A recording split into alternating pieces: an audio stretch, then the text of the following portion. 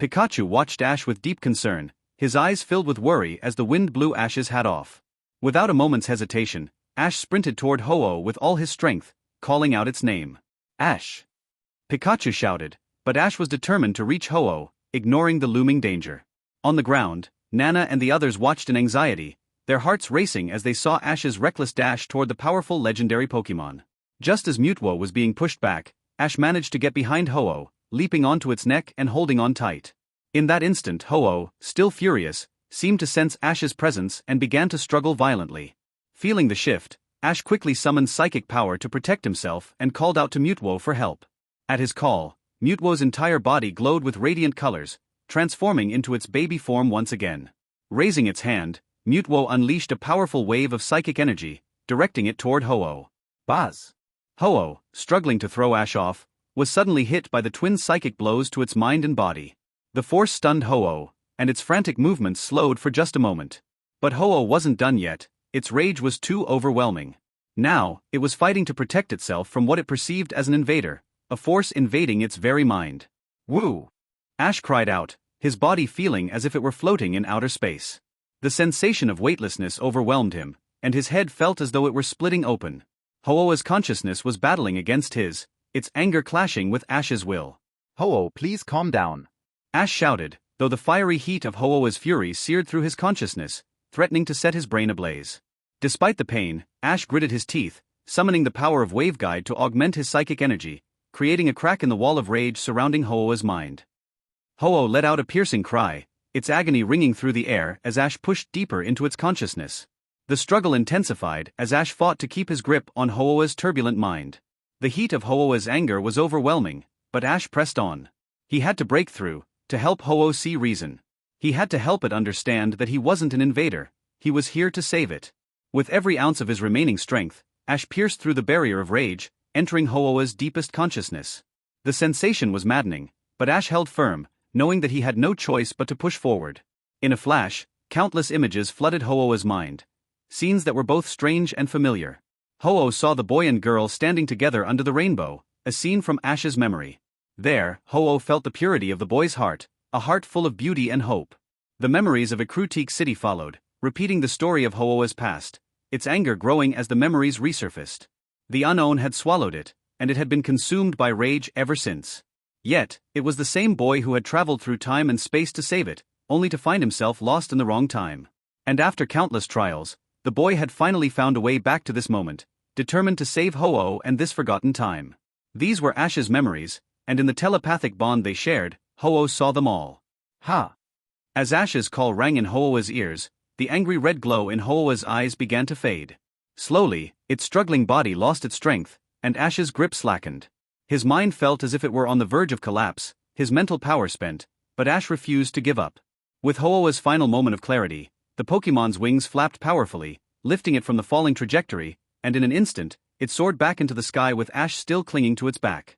Everyone watched in stunned silence as Ho-Oh shot up into the air, its wings shimmering with vibrant colors. Boom!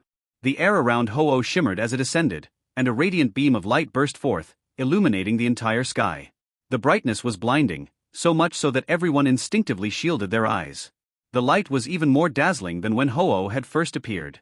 As the light began to fade, two long silver feathers emerged, trailing like ribbons in the wind. The light slowly receded, and the figure of Ho-Oh became clearer. Its dual wing beat unfurled, revealing golden wings larger and more majestic than before. Its aura was now more sacred, far stronger than the weakened form it had been in earlier. Is this Ho-Oh's self-healing ability? Someone muttered in awe, but they realized it wasn't mere recovery. It was rebirth. Am I really trying to control such an existence? The city lord, who had been standing in shock, finally spoke, laughing bitterly at himself. He knew that even if he had the power to leave, there was no way he could face Ho-Oh's might. The sight of Ho-Oh reborn in such glory left everyone speechless, and even the city lord realized just how small he was in the presence of such an extraordinary force. A long mournful howl echoed through the air as Ho-Oh slowly turned its head, its eyes softening with gentleness. Its body shimmered with radiant, colorful light, casting a mesmerizing glow. In the next moment, the flames of the burning bell tower became clearer, gradually vanishing until they were nothing but a faint memory. Ho-Oh then closed its eyes, and from its forehead, 3 beams of light shot out, flying toward the remnants of the burnt tower. Boom!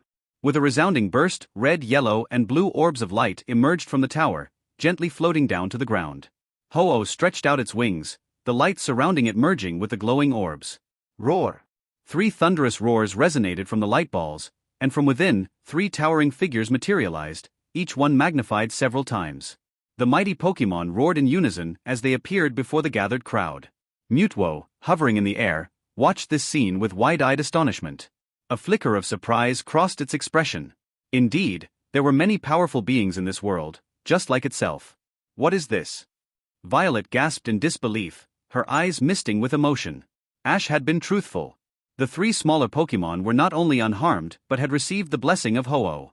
At that moment, Morty and Violet realized that the 3 sacred beasts, who would later be renowned throughout the Johto region, had just come into existence. Meanwhile, Nana's expression was a mixture of awe and wonder.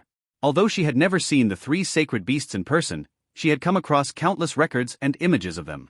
These were the very legendary Pokémon she had read about, resurrected by the Wind King. She had always known they were brought back by Ho-Oh, but witnessing the process firsthand was beyond her imagination. Ho-Oh then extinguished the remaining flames surrounding it and turned its head, its eyes full of tenderness. A gentle light surrounded Ash, as the powerful Pokémon protected him.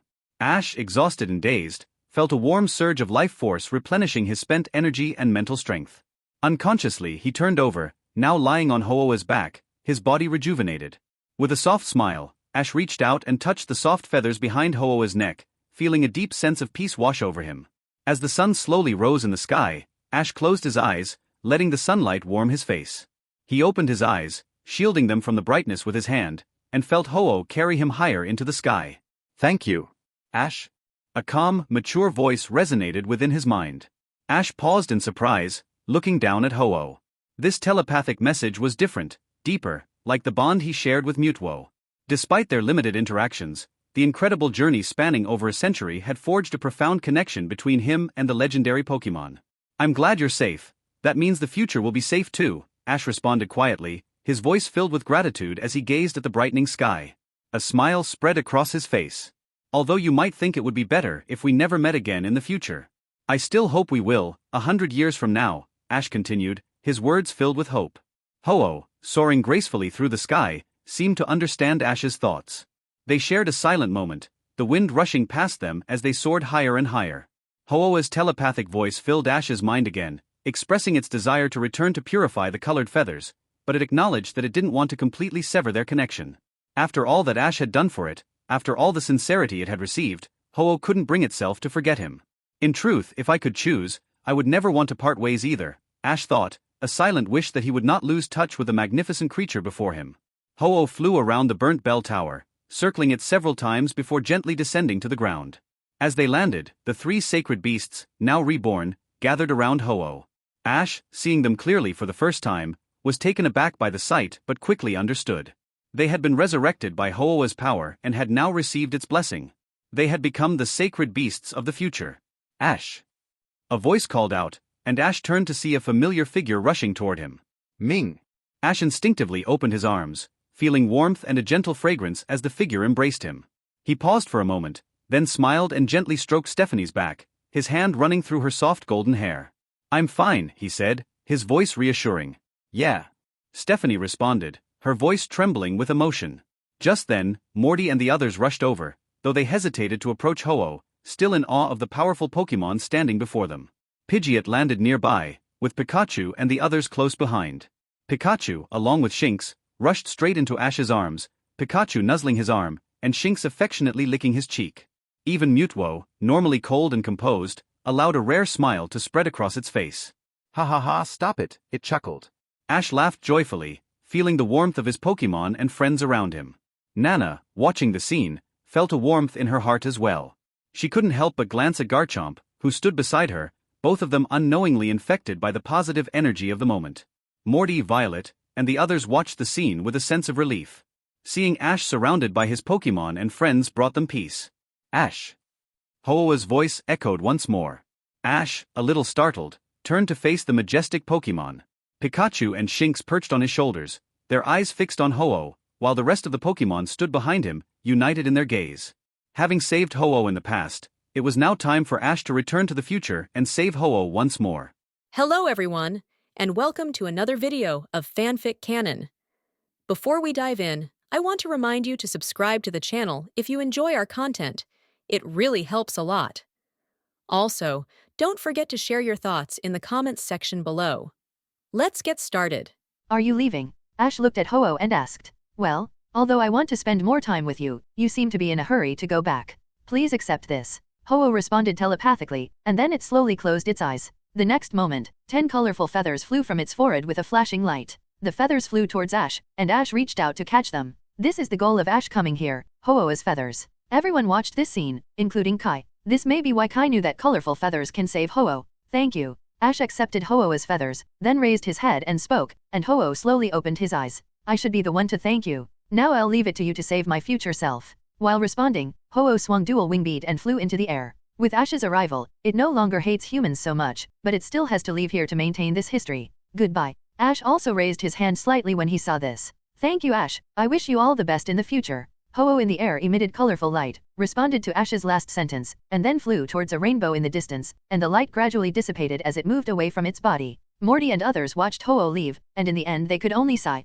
This may be the best ending. This generation is destined to bear the loss of Ho-Oh's country, but they can leave hope for the future. Ash held the colorful feather in his hand and unconsciously tightened it a little. In this way, the future world will be saved. Roar! At this time, the three holy beasts came to Violet at the same time. They were reborn and received instructions from Ho-Oh. Next, they had their own responsibilities and had to leave. Are you leaving too? Violet walked up and hugged their heads with open arms, inevitably a little sad. Roar! The three holy beasts responded at the same time, and finally Violet hugged them for a long time, and then slowly pushed them back. Go, do what you should do. Roar! The three holy beasts responded. Jada, after hearing the voice, and then took a deep look at Ash, and then jumped onto the roof next to them, and then disappeared in front of everyone. Ash and Nana watched the three holy beasts leave, and Ash took out the Pokeball to collect all the Pokémon. Everyone, it's time for us to say goodbye. After getting Ho-Oh's feather, Ash couldn't wait to go back to the future. This was also the agreement between him and Ho-Oh to save it more than 100 years later. Are you in such a hurry? Morty asked reluctantly.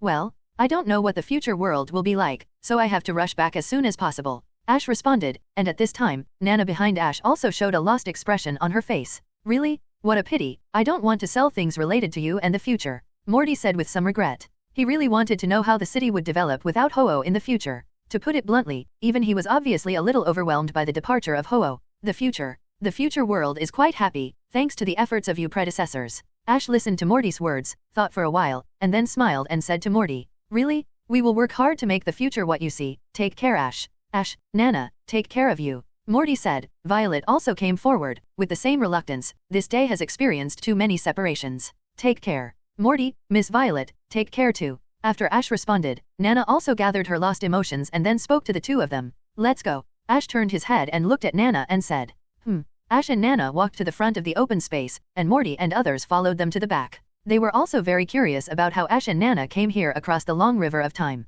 I want to witness this moment with my own eyes. Standing in the open space, Nana also took back the Gar comp. Ash took out the diamond from his backpack, and then slowly closed his eyes while holding the jade. Dialga, please come here. Ash closed his eyes and injected power into the diamond. The next moment, in the surprised eyes of everyone, the diamond emitted a dazzling light. Morty and others didn't know what was going on, and then suddenly heard a roar from somewhere. Roar? Under the surprised eyes of everyone, soaring in the sky in front of Ash and Nana emitted a blue light, then this light opened 10 huge energy channels. Roar? Everyone realized that the sound came from the gap, and then a huge figure flew out of the gap, and the strong momentum and oppression made Morty and the others were extremely surprised. To them, Ho-Oh has always been a godlike existence, so naturally in their eyes, Ho-Oh is the strongest. However, the amazing momentum and oppression of this Pokemon in front of them made them feel in their hearts that this is definitely a powerful existence that is not inferior to Ho-Oh. Dialga descended and slowly landed on the ground. Ash also opened his eyes and looked at the Dialga in front of him. Dialga, please send us back to the Shenchi region. Ash glanced at the Dialga in front of him. Everything was solved. The first thing to do was to send Nana back to the Sinnoh region, and then let Nana take the diamond back. The rest was the end and starting point of this trip, Ekrutique City more than 100 years ago, but this section of the road did not need to use the diamond carving, so Nana could directly send the things back. Roar? Dialga nodded slightly, then turned around and motioned the two to get on its back. Ash and Nana looked at each other, then climbed onto the back of Dialga at the same time, and then the two turned around again and looked at Morty and others. Goodbye. Thank you for your care. The two said goodbye one after another, and under the reluctant gaze of Morty and others, Dialga rose into the air. Soon, he was wrapped in blue light and formed a protective shield, and rushed directly into the time tunnel in the air. As the time tunnel disappeared, he completely left this era. What a magical boy. Looking at this scene, Miyamoto came from behind Morty and others and exclaimed, "Yes, thanks to them, this place was saved. We can't let them down." Morty also looked at soaring in the sky and spoke seriously. "Yes, that's right." In this way, Ash left this era, but the life of this era did not continue. Although they lost Ho-Oh, they got the future scene that Ash described to them. Everyone united as one, and even without the protection of Ho-Oh, they had to work hard to create a better environment for future generations. Morty began to lead the family to punish the soldiers of the City Lord's mansion, and directly overthrew the rule of the City Lord, transforming the entire Ekritique city into the first city without the rule of the City Lord's mansion. Violet continued the work of the witch, and used the power of the family to continue to guide the development of the city. After seeing the power of the future technology Pokeball, Miyamoto also saw the power of Ash and Nana to travel through time and space. He made a rather bold decision, hoping to create a Pokeball, and embarked on a journey to find materials. Although he finally succeeded, it was a long time later. A warrior with the power of Wave Guide, after a strange encounter, created a Pokeball specifically for Wave Guide warriors. If Ash knew, he would be very surprised. It turned out that the true origin of the GS Ball was actually related to him. Akai and others no longer worked as hunters, but settled down in Ekritique City, and used their own skills to ingrain in the city. They even set up a martial arts and archery performance troupe. With the income from performances in various places in the city, they no longer had to hunt all day. Sinnoh Region. On the other side, Ash and Nana finally returned to Sinnoh Region under the leadership of Dialga. The two did not know that the Sinnoh Region had completely exploded at this time, and the Diamond Jade was snatched. What is even more explosive is that the granddaughter of Sinnoh Region's most authoritative archaeologist Zilan Professor has fallen unknown because of looking for King Kong Jade. Dialga did not come to Spear Pillar, because Nana could not leave. When you stumbling, it is inevitable that you can feel sad. Looking at Nana silently, Ash finally spoke. "Nana, I should go." Well, listening to Ash, Nana trembled slightly, and then nodded. "Nana, actually, I am very happy that I can come here this time, so that I can meet you. I am really happy." Looking at Nana, who was low in emotion, Ash also said unconsciously. In terms of, Nana's pupil shrank, and the lost face was unconsciously smiled. "Ash meets?" Nana felt very moved in her heart, her eyes were reddish, but her face still had a sweet smile on her face, and raised her head slightly. "Goodbye in the future, Nana. I will travel to Sinnoh Region for a long time. You are going to see my future self." Nana listened, wiped the tears from her eyes, and reached out to take the diamond. "Yes, it's not a permanent separation, we can still see each other in the future. But, in the future, you may not recognize me." Nana took the diamond, regained her usual cheerfulness, and said playfully. Because it was only a short time for Ash, but it was 8 years for her. 8 years is enough for a girl to grow into a graceful lady, but Ash will not change much because of time. Ash was also slightly stunned after hearing the voice, and thought to himself that if there was no way to meet again in the future, he would be very regretful. "Hehe, I'm kidding, I will definitely recognize you, Ash." Looking at Ash's appearance, Nana felt that Ash was quite cute, and then smiled and replied. Ash was also amused by Nana's cute appearance, and then seemed to think of something. "By the way, this is for you," Ash said, taking out a colorful feather from his pocket. Because Nana was holding the diamond in both hands, Ash personally stuffed it into her pocket. "Isn't this Ho-Oh's feather? Don't you need it?" Nana was slightly stunned. Ash had shown her this Ho-Oh feather before, and he said he would go to Ho-Oh to purify it. "Ho-Oh gave me another one, I think it should be enough. When I traveled through time just now, I also found that this one has regained its light." As the grudge of the Wind King disappeared, the colorful feather that Ash had been carrying had been affected by self-purify. They were about to part, and Ash didn't know how to express his gratitude to Nana. Of course, he also had his own little thoughts. Considering that he might not be able to recognize it in the future, but as long as he could see the colorful feather, he would definitely be able to recognize it. With such a little thought, Ash also gave the colorful feather to her. Nana looked down at the pendant. She was smart and knew that Ash gave her the colored feather in the hope that he could recognize her in the crowd. Her eyes turned red unconsciously. She thought that when she got home, she would immediately make this colored feather into a feather pendant and wear it, so that when Ash came to Sinnoh Region in the future, he would be able to see her first. Then, "I'm leaving." Ash saw that Nana's emotions seemed to be out of control. Although he was reluctant, it was time to say goodbye. "Ash." Nana's voice suddenly sounded when Ash just turned around. Ash turned around and wanted to ask, but just as he opened his mouth, he felt a faint fragrance of a girl. Then 270 felt a softness and warmth on his lips, which made Ash stunned. "Pika? Meow?" Pikachu and Shinx both widened their eyes unconsciously when they saw this. Pikachu even pulled down his ears to try to cover his eyes, but couldn't help but turn away a little to peek. When Shinx saw this, his eyes began to turn red. He lowered his head with a feeling of loss. The next moment, tears fell in the air. He turned around and shouted and ran out. Nana was soon found holding the diamond, and then she was quickly taken to the museum in Eterna City. The police then took a statement from Nana, and she naturally concealed the time travel, including the things from finding the 3 sacred mushrooms to meeting Dialga. However, these were not worth caring about for Nana, as her heart had already become empty because of Ash's departure. Dialga, please ask you for the last time, take me back to Ekrotique City 8 years later, please. Nana also said that she took it back from him. She said she didn't know the other party's name and didn't say Ash's name. The diamond stone was returned to him on his own initiative. Hearing Nana's response, although there are still many mysteries, because the police themselves have not grasped any clues, and Ash can be said to have completely disappeared in this time, they can't find him even if they want to. Dialga responded, then took off with Ash and rushed towards the time tunnel, and Nana saw this, pursed her lips and turned around without watching Ash leave. Roar? Huh? After returning to the museum, Professor Mustard soon arrived at the museum and asked about Nana's situation with concern. Ash, in the future I will definitely become the best female trainer and wait for you at the top of the Sinnoh region. Pikachu was stunned for a moment when he saw this, and then he shouted quickly. Ash and Nana also reacted after hearing the sound. The two turned their backs to each other, but they had the same idea in their hearts. See you in the future, Ash. It should be like me, it can't bear to leave you, Ash. Nana's tone was a little stumbling, and she pursed her lips and spoke. Nana heard the movement and knew Ash had already left, and the tears that had been held back for a long time finally burst out and slid down her cheeks, but she soon showed a strong expression again, and then wiped the tears from the corners of her eyes. He looked deeply at the beautiful blonde Stephanie, and without saying anything more, he looked at Dialga. I know, you too, Shinx. Ash glanced at the direction where Shinx left and found that it had run away. So what Nana said has undoubtedly become the most credible testimony. When asked about what Rourke had mentioned before, the diamond stone was taken away by a teenager. After the transcript was completed, the rest of the work was handed over to Professor Mustard Orchid, while she herself rested on the grass outside the museum and stared blankly at the colorful feathers Ash gave her. Actually, as a Pokémon, Shinx is more lonely. Seeing Ash and Nana parting, Vincent thought that he couldn't leave with Ash, so he ran away and fell asleep. Actually, it is different from Nana. Nana belongs to this history, but as a Pokémon, Shinx will not have much impact even if it disappears in this history. But it doesn't know it, so it is worried that it will be reluctant to leave Ash, so it ran away. Forget it, if we are destined, we will definitely see each other again. Feeling the wave of Shinx running farther and farther, Ash didn't chase. Yeah. Nana also nodded slightly. To her, Ash's words were also said to her. Then I'm really leaving. Ash looked at Nana and felt a little embarrassed. He rarely felt his cheeks getting hot. It seemed that he hadn't felt this feeling for a long time. Well, take care of yourself and don't be like that just now. I will live well in your future, but I don't want my future to be without you, Ash. Nana also nodded, and then reminded Ash said, you should also protect yourself when you fight for your life in the future.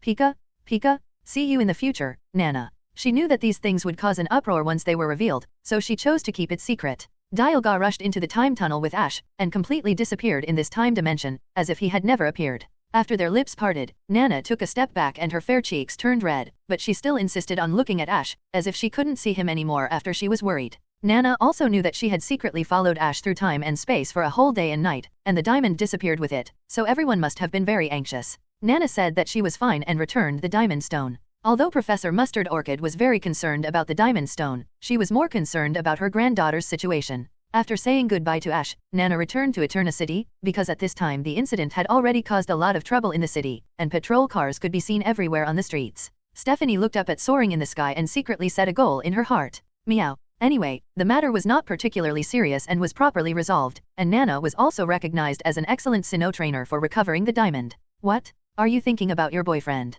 After an unknown amount of time, a voice suddenly sounded in her ear. Nana looked up and was startled when she saw it was her grandmother. Then she realized what she had just said and was slightly stunned. Her cheeks instantly turned red. No, there is no such thing as a boyfriend. After all, she was just a child, and in panic, all her thoughts were written on her face, and she couldn't hide them at all. She stammered and retorted, while clumsily putting the colorful feather into her pocket. Because her parents were busy with work, it can be said that Nana was brought up by her grandmother. As Nana's relative and elder, Professor Mustard Orchid could detect her granddaughter's thoughts at a glance. You've helped her cover up, and you still say it's not a boyfriend. Professor Mustard Orchid had a completely different attitude towards her granddaughter than towards others. Seeing her granddaughter's shy appearance, she couldn't help but tease. She knew her granddaughter very well. She has few friends since she was a child. In fact, it is because she has been taking care of her granddaughter since she was a child, and she has been in the laboratory most of the time. Her granddaughter only sees archaeologists and rarely plays with other children. As a result, her personality has never been used to getting along with others. At this age, she has not made many friends. When she was taking the statement just now, although Nana had hidden it very well and there were basically no obvious loopholes in her statement, she could still say that her granddaughter was deliberately hiding something. I just, Nana was not surprised to be detected by her closest grandmother, but she was a little embarrassed. Tell me, what happened? Professor Mustard Orchid also sat next to Nana and asked. She felt that the matter was definitely not as simple as she had just told the police. Oh, so the boy who made you lose your mind is called Ash. Hearing Nana's response, Professor Mustard Orchid began to tease again, with a kind smile on his face. Looking at her granddaughter's appearance, Professor Mustard Orchid couldn't help but sigh secretly that her granddaughter had grown up after this incident. Now for Professor Mustard Orchid, the only question is why a boy from 8 years in the future knows these things? But after all, she was not an old father, so she didn't feel uncomfortable at all. On the contrary, she really wanted to meet this outstanding young man who made her granddaughter lose her appetite. And Ash really took her to find the 3 sacred mushrooms, and assisted their power to find the place where space and time were born. Originally, he was still in the mood of teasing his granddaughter, but after listening to all the wonderful experiences described by his granddaughter, Professor Mustard Orchid's face gradually showed deep shock and joy. You have to know that Mt. Coronet is a huge mountain that almost crosses the entire Sinnoh region. According to Ash, the danger there might be much higher than the one more than 100 years ago, and Ash faced it alone these 10 times. Okay, I won't tease you anymore. What happened? Even after listening to the granddaughter's verbal description, they still didn't know the exact location of the gun column door on Mt. Coronet because of the power of the 3 sacred mushrooms. What was joyful was that the granddaughter confirmed that the legends of Sinnoh were real, and also confirmed for her that both the diamond jade in the museum and the white jade currently in her Celestic Town laboratory possessed mysterious powers.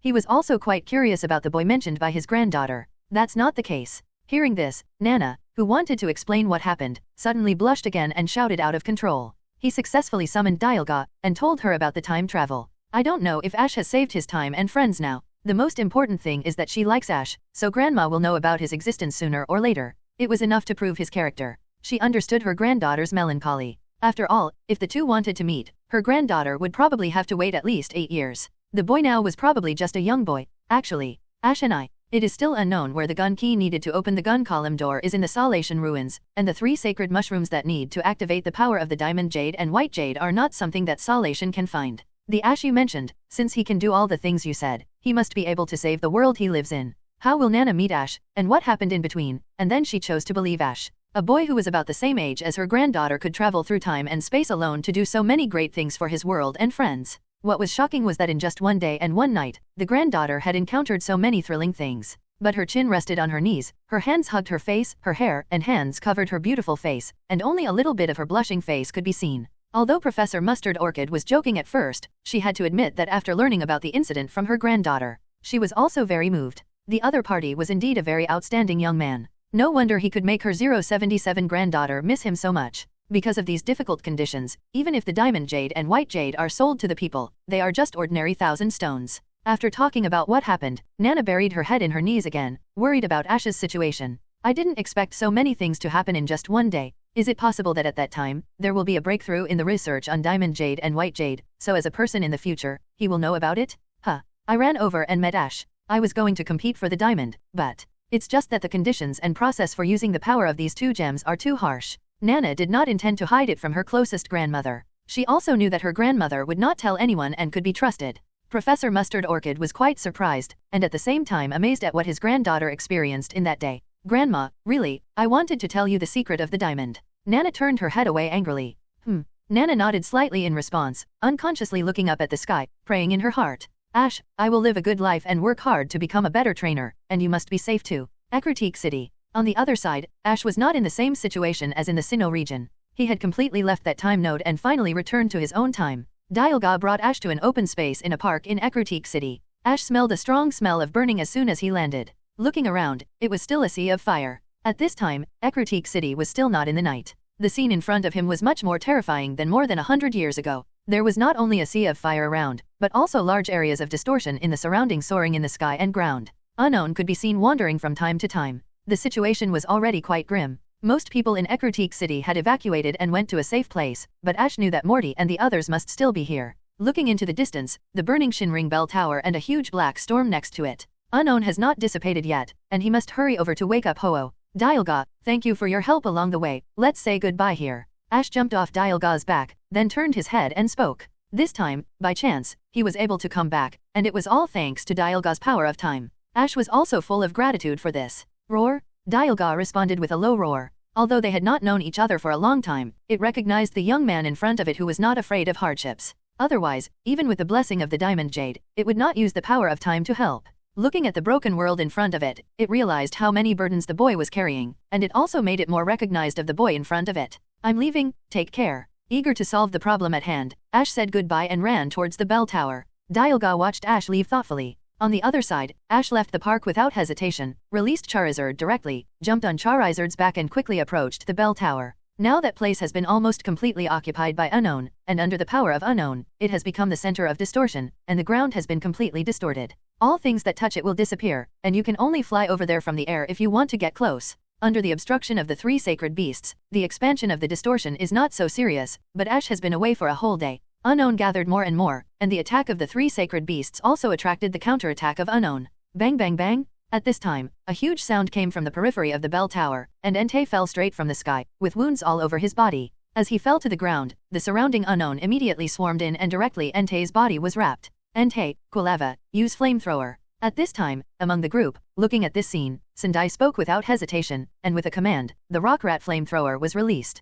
It hit the Unknown on Entei, but these Unknown were like indestructible cockroaches, and they only scattered slightly for a moment after being hit. After the attack dispersed, they continued to move towards Entei, and soon wrapped Entei into a big black ball. And Suicune and Thunder King had already fallen before Entei fell. While blocking the distortion, fighting against the Unknown, and protecting everyone, even the 3 holy beasts, their strength had long been exhausted. At this time, facing the siege of the Unknown, they couldn't even muster the strength to resist. You have to know that the legendary Pokémon have always been known for their strong physical strength and abnormal recovery ability, but under the continuous high-intensity fierce battle, the 3 holy beasts finally couldn't stand it. Damn it! Looking at this scene, Morty couldn't help but clench his fists, his face full of fatigue. Ho. The Pokémon of the people next to him were also exhausted and panting, including their trainer partners. After continuous high-intensity battles, everyone was exhausted, even Serena, and all the main Pokémon of Mickey's sisters were almost defeated in order to stop Unknown. Only Morty and Sunday were still barely holding on, but most of their Pokémon were also defeated. On Morty's side,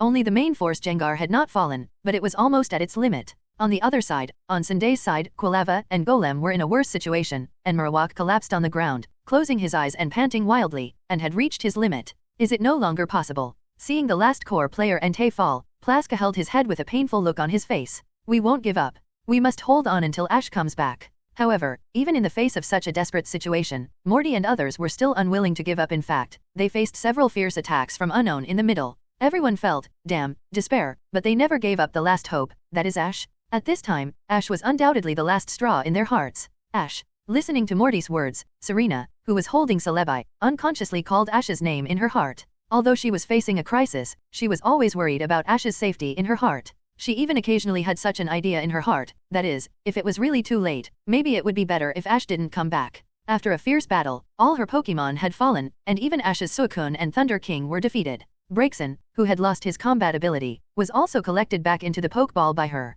Now he could only hold his wounds that had not yet recovered. Celebi, praying that everyone can withstand the Unknown's attack. After Entei fell, a large number of Unknown also locked on Morty and Sunday's Pokémon again, and rushed over in a swarm. Morty and Sunday's faces changed drastically when they saw this. They were able to hold on before thanks to the 3 sacred beasts attracting a lot of firepower, but at this moment, the Unknown attack of this scale made their scalps numb just by looking at it. Hey! At the critical moment, a low hum sounded, and the next moment, a huge blue psychic barrier opened around everyone. The Unknowns hit them and were directly bounced off by the psychic barrier. A figure floated in front of everyone, looking at the surrounding Unknown with cold eyes. Swinging its long tail, standing proudly in the sky, Sunday and Serena opened their eyes unconsciously. What is this Pokémon? Mewtwo. The others listened to the voices of Serena and Sunday, and looked at the powerful figure floating in the air in confusion. This was a Pokémon they had never seen before. Its powerful aura was suffocating, and it easily blocked so many Unknown attacks. Among the crowd, only Sally and Sunday knew about Mewtwo. Mewtwo came to Serena, who was holding Celebi, with a teleport and took a deep look at it.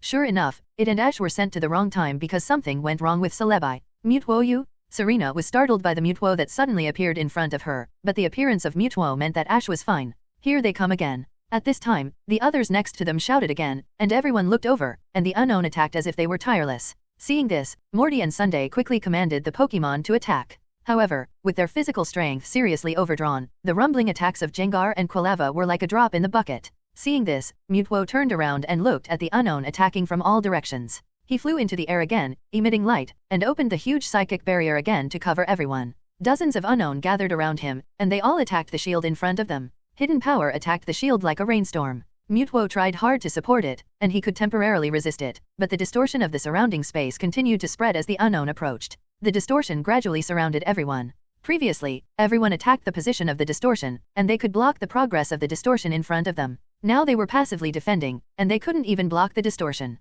Damn it, what should I do? Knowing that blindly defending was definitely not a wise move, Morty was very anxious. Charizard, Flamethrower, Pikachu, Thunderbolt. The shield vibrated, and at this moment, a familiar voice came over, and a flame and a lightning struck at the same time. Ash clenched his fists when he saw this. If you want to get in, you must rush to the end at once and keep fighting, or if you are entangled by them, no matter how powerful you are, you can't compete with them. As long as you're okay. Serena's eyes were slightly red. As long as Ash was okay, she didn't care about other things. Well, sorry, something unexpected happened and kept you waiting for a long time. Ash opened his eyes, and a powerful psychic light burst out from his eyes, forming a psychic barrier, wrapping himself up. Serena ran forward excitedly, followed by Sunday. Everyone was a little surprised to see Ash appear, but at the same time, they were lucky to finally hold on until Ash came back. Ash blamed himself for watching everyone tired, but he didn't realize that if Ho-Oh hadn't used his power to help him recover his spiritual strength more than 100 years ago, it's hard to say whether he can still stand here now. It's okay, protect yourself and wait for me to come back.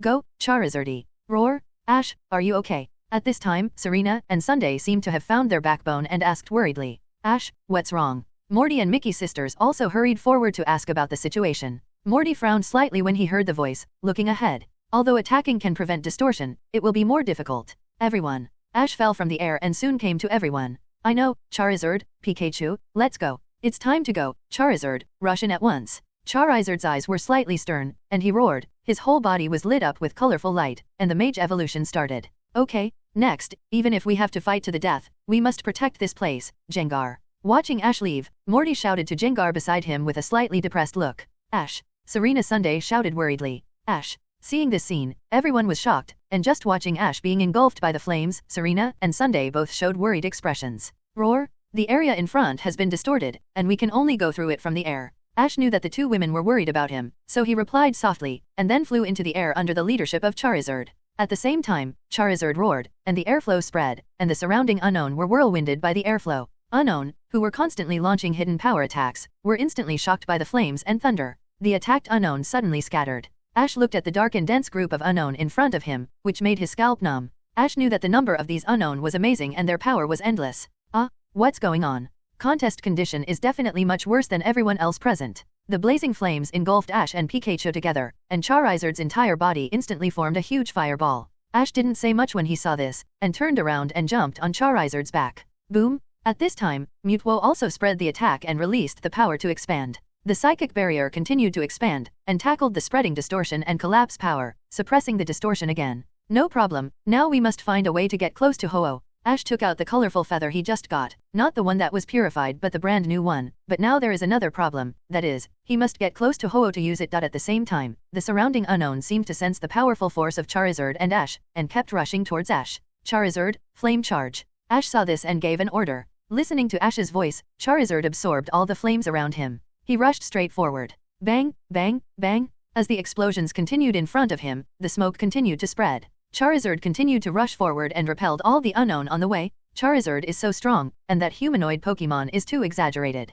It blocked nearly 80% of the Unknown attacks with its own strength. Mickey, the eldest sister, looked at this scene and said with surprise and excitement. Serena and Sunday seemed quite calm, but they were still more worried about Ash's safety. As for the strength of Pokemon, they had long been accustomed to it. In the air, Charizard took Ash through the smoke and continued to rush towards the dark storm in front. Go ahead, Charizard uses Flamethrower, Pikachu uses Thunder. When they arrived in front of the storm, Ash gave a decisive order, and Pikachu jumped directly from Ash's shoulder. Pikachu, roar! The two Pokemon launched an attack in coordination, and lightning and fire fell almost at the same time, hitting the outer circle of the Unknown storm. Bang bang bang! With a loud bang, countless Unknown figures were blown out of the smoke in the explosion. However, before the smoke dissipated, many Unknown around rushed towards the direction of the smoke again. At the moment when the smoke dissipated, the gap that was blown open was filled again, and the storm continued to rotate without any flaws. Still not working. Ash frowned as he looked at this scene. Unknown itself is very weak, but when there are too many of them, they will become a mega big trouble.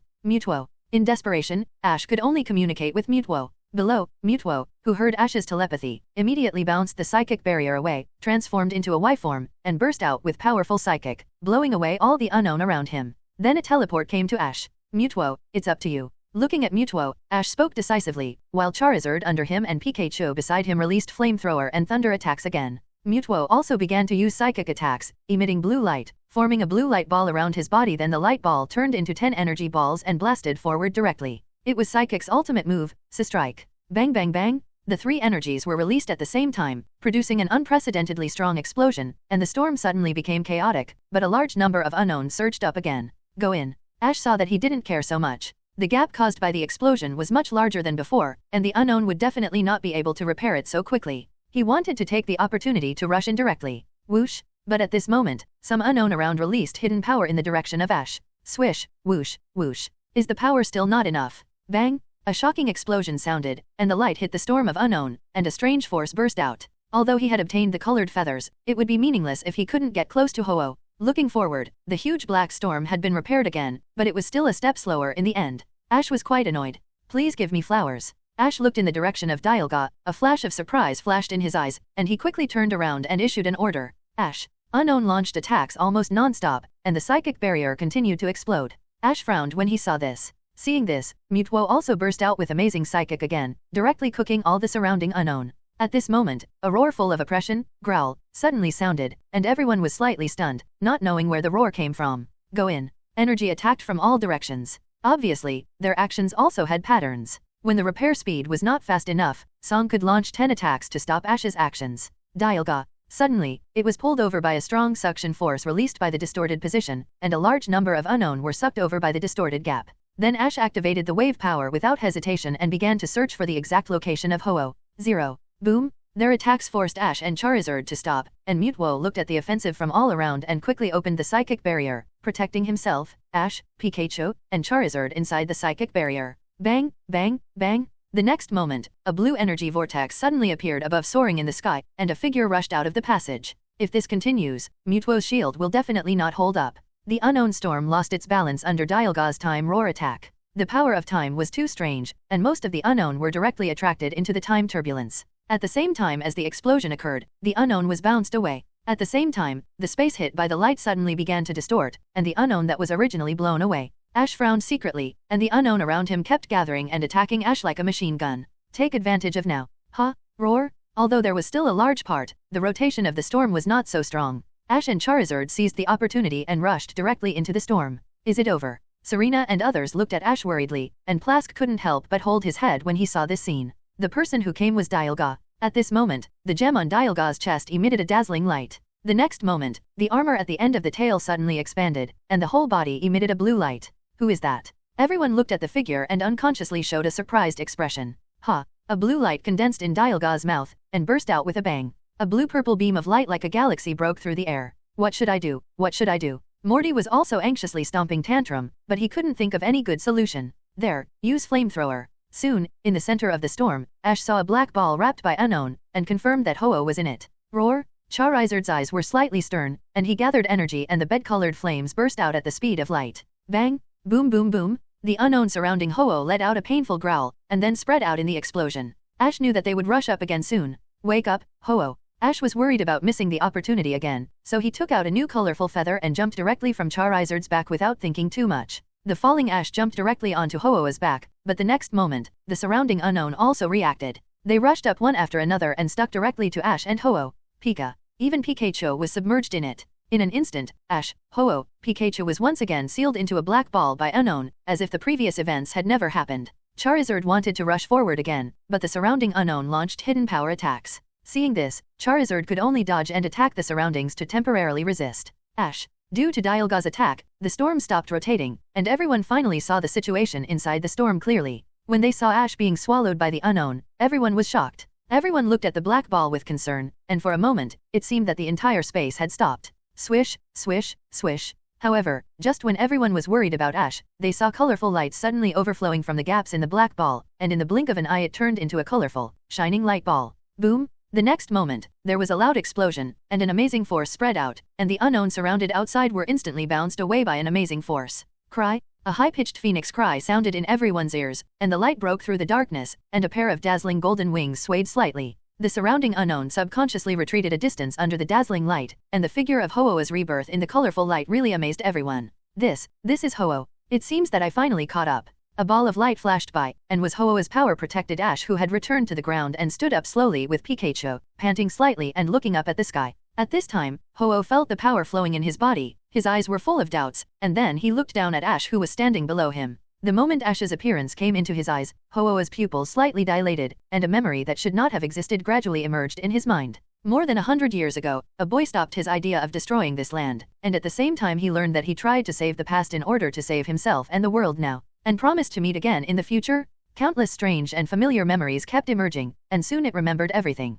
Little, Ash, and Pikachu. Because Ash traveled through time and space to change history, the current Ho-Oh did not have many memories of Ash. At most, they had met once in Pallet Town, the starting point of Ash's journey. However, at the moment of contact, the power of the colorful feathers awakened Ho-Oh and also made him Ho-Oh awakened the memory of more than 100 years ago. Originally, Ho-Oh's memory of more than 100 years ago was the shameless betrayal of humans. He left the temple in anger after burning the entire bell-shaped wall. But after Ash appeared, the trajectory of all memories changed. For Ash in front of him, it can be said that it was both strange and extremely familiar. Did you finally remember it? Ash looked at Ho-Oh in front of him and spoke at the same time, looking at Ho-Oh in the air. Pikachu? Pikachu also greeted Ho-Oh in the air, and Ho-Oh looked at Ash, and his originally confused eyes gradually became smelling salts. Yes, I have remembered everything. Ho-Oh slowly raised his head, and all his memories emerged. Although Ash appeared more than 100 years ago, it was because the current humans made mistakes that he went to more than 100 years ago to make changes. However, when it met a human like Ash, all its hatred disappeared in an instant.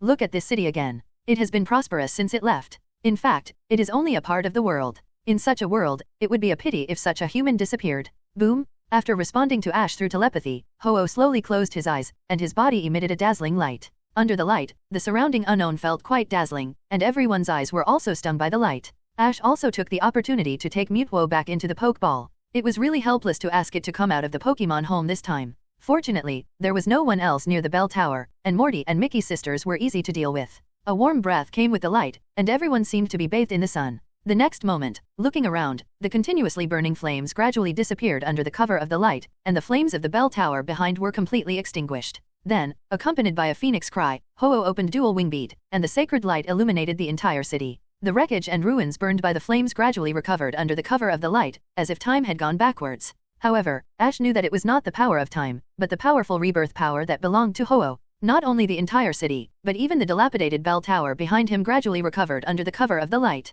After the city gradually recovered, the light on Ho-Oh gradually dimmed, the sacred light dissipated, and the color of Ho-Oh's feathers also became a little dimmer. It can be seen that this miraculous rebirth power also consumed it greatly, making it impossible for it to continue to maintain that form. This is really amazing. Mickey and her sisters opened their eyes wide as they looked at the situation around them. Is this the power of Ho-Oh? They have never really seen it before, and they feel it is really amazing. As the city was repaired, the sun gradually rose in the sky, and the long darkness finally saw the light of day. As the city was repaired, the sun gradually rose in the sky, and the long darkness finally passed. As the city was repaired, Ho-Oh calmed down, and the distortion of the surrounding space finally stopped, and the distorted places gradually disappeared. Mimi. With everything back to normal, Unknown finally stopped running wild, flying freely in the air, as if celebrating that everything could return to normal. After a while, groups of 2 or 3 opened passages and gradually left.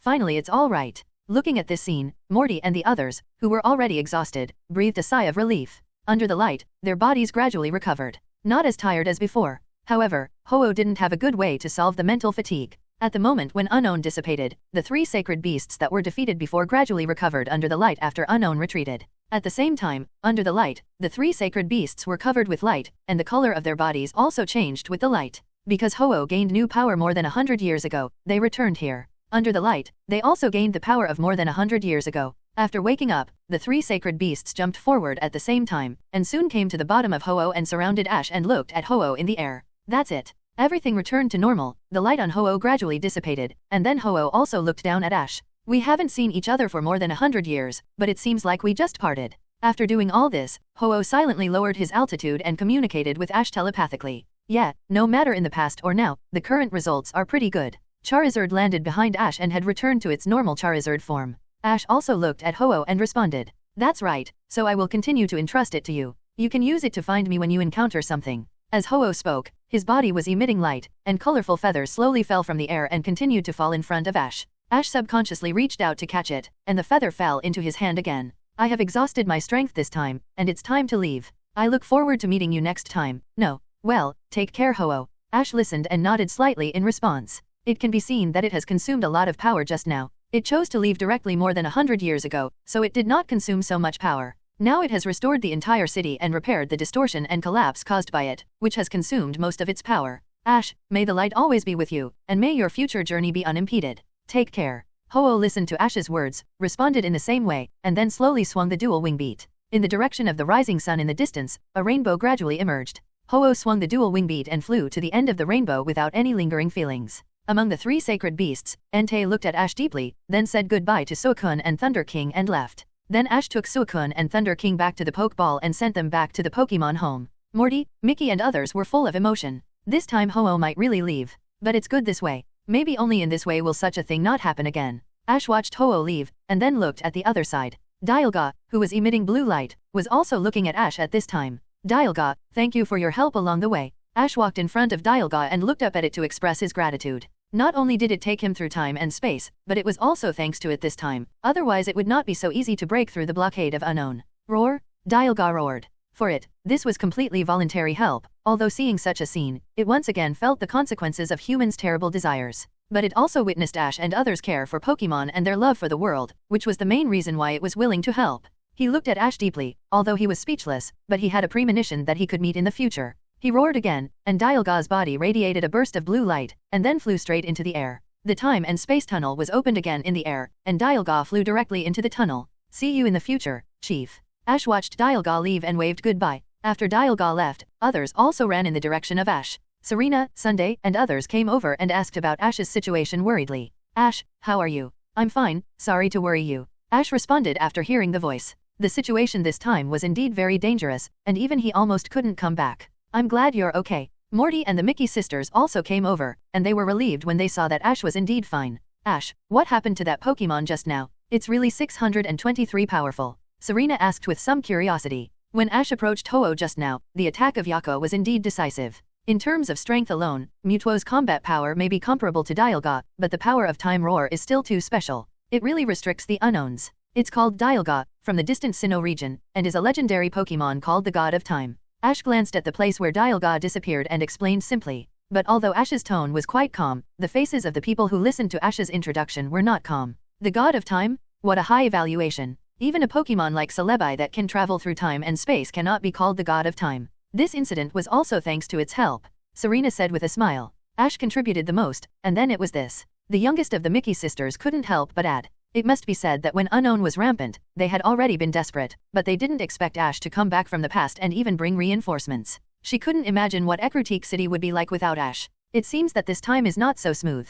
Mickey sisters all laughed happily, but the eldest sister with keen intuition felt something unusual about the appearance of Dialga. It is obvious that they traveled to the Johto region more than 100 years ago, but legendary Pokémon from other regions appeared. Yeah, this is a long story. Ash did not intend to hide it, there was nothing to hide about this matter, and they had all seen Dialga. In this case, let's go back to the Pokémon Center first, the Pokémon are already quite tired. Morty, who heard this, also spoke at the same time. With the help of Ho-Oh, their physical strength was almost restored, but most of the Pokémon had lost their combat ability. Fortunately, the city was restored to its original state under the power of Ho-Oh, otherwise, the entire city was damaged like this, and it would be difficult for various facilities to recover for a while. That's right. After hearing Morty's words, everyone also focused on the Pokémon. Soon, everyone went to the Pokémon Center, which was already crowded. Ash mentioned what happened to him, and everyone looked at him in surprise. Ash, Celebi is not here now. Morty also stood up at this time and bowed slightly to everyone with a formal look. Although Celebi's injuries have recovered under the light of Ho-Oh, it seems that he has not been able to wake up due to excessive consumption, so Ash temporarily handed it over to Nurse Joy for care. He encountered similar things, and met the ancestors of Morty and others, and told everyone little by little. It must be that time, Celebi was attacked. What happened later? Anyway, whether in the past or now, Ash and everyone, I want to thank you for your help on behalf of Ecruteak City. You know, there are so many adventurers and trainers in the world, and many people will never have such a wonderful journey in their entire lives. It makes people sigh and yearn for it, especially for Morty and Mickey sisters who are the guardians of the family. It is a pity that they can't experience it in person. Of course, Ash also talked about Nana, but everyone didn't think much about it, just thought she was Ash's most reliable partner in this trip. Although the truth is right in front of us, it is still surprising after hearing it. What? Ash, do you mean that you didn't get to the world more than 100 years ago at the beginning? Well, when I entered the time crack, I suddenly felt a vibration, and then I lost consciousness when I woke up. I found that I was in the wrong time node. Moreover, because the Pokémon Center was the only building that remained intact during the fire, many people fled to the Pokémon Center for refuge, turning it into a shelter, so it is not overcrowded until now. At that time, everyone was just like now, trying their best to protect this city. Ash also responded with a smile. One is Dialga, which you just saw, and the other is called Palkia, which is called the god of space. Actually, I was a little overwhelmed when I knew I went to the wrong time, but later, I didn't give up hope after I learned that it was in the Sinnoh region. Even Sunday, Serena, Mickey, and other Stephanie's sisters have no care for their image. After a meal of wolfing down, everyone talked about this incident. They were the people who stayed here, and they saw clearly at that time that Celebi was attacked by Unknown almost when he sent Ash away. It should be this reason that caused Ash to go to the wrong time. Nurse Joy and Shinsi were both busy as many people and Pokemon were injured in this incident. Although they are not the same person and live in different times, as the ancestors of these people, Morty and others in that era are doing the same thing. Ash nodded slightly. When he found that he was in the wrong time, he also guessed that it was very likely that something happened to Celebi. Ash looked at the surprised people and nodded slightly, and everyone didn't expect that after his reminder. After careful recollection, they immediately understood what was going on. I once heard about the historical legend of the Sinnoh region by chance. It is said that there are two Pokemon in the God Realm region that can control time and space respectively. Seeing this, Morty also opened his mouth and continued to ask, and it was obvious that everyone was very curious Ash's wonderful journey through time and space. Ash described his experience, looking for the Diamond Jade and the 3 sacred mushrooms, traveling through time again, and then returning to Ecruteak City just over 100 years later. Mickey and Zuki also smiled and said, although it is not strange to travel back to more than 100 years ago. Yes, especially Ash also met our ancestors. If you think about it carefully, it is a very wonderful thing. Well, I really thought so at that time. Everyone came to the restaurant and had a big meal. Since that night, they have been fighting and have not had time to eat. They have been starving. We too. Mickey's sisters including Plaska also stood up and bowed solemnly to Ash and others. Plaska is still thanking Ash told him about his ancestors. It turned out that his ancestors were hunters and not from the circus. Hearing that his ancestors also joined the action to save Ho-Oh, he was very proud. After Ash and others arrived at the Pokémon Center, the Pokémon were handed over to Nurse Joy for care. I know that as long as I can find the God of Time, there will be a chance, so the Ecruteak City Police immediately sent people to help, and also contacted the surrounding cities or Nurse Joy in the Wild Pokémon Center to help.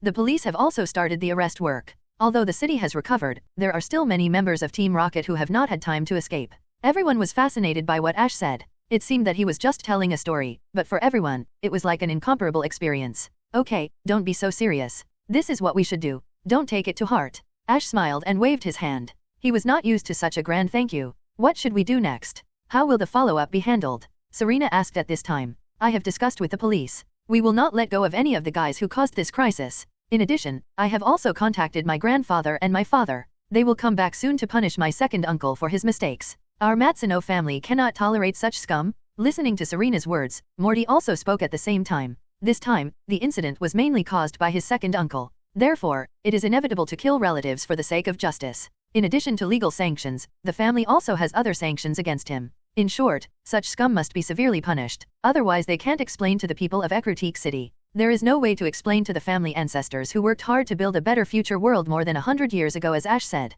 Everyone also knows that although Morty's second uncle deserves the punishment, for Morty, after all, 990 is still a family member, and his mood must be very heavy, so he didn't say much. After chatting, everyone went back to their rooms to rest. Although their physical strength was restored, their mental fatigue was still quite obvious. After checking in, everyone who returned to the room fell asleep almost immediately. Pikachu, Charizard and other Pokemon followed Ash to run back and forth between the two worlds, which was very exhausting, so they fell asleep when they returned to the Pokemon home. Ash, Serena, and Sunday slept in a big bed. He rarely did anything bad. He hugged his two girlfriends and fell asleep early. I haven't slept so comfortably for a long time. After sleeping for a whole day, Ash stretched and slept with yawn. After everyone woke up, they made an appointment to have dinner together. Morty and Mickey's sisters also rushed over. There were not so many people in the Pokémon Center anymore, because Nurse Joy from other places came to help, and the work progress was visibly much faster. Everyone took their respective CJDD, Pokemon, and Pikachu, who had slept for a night in the Pokemon home, also recovered his vitality.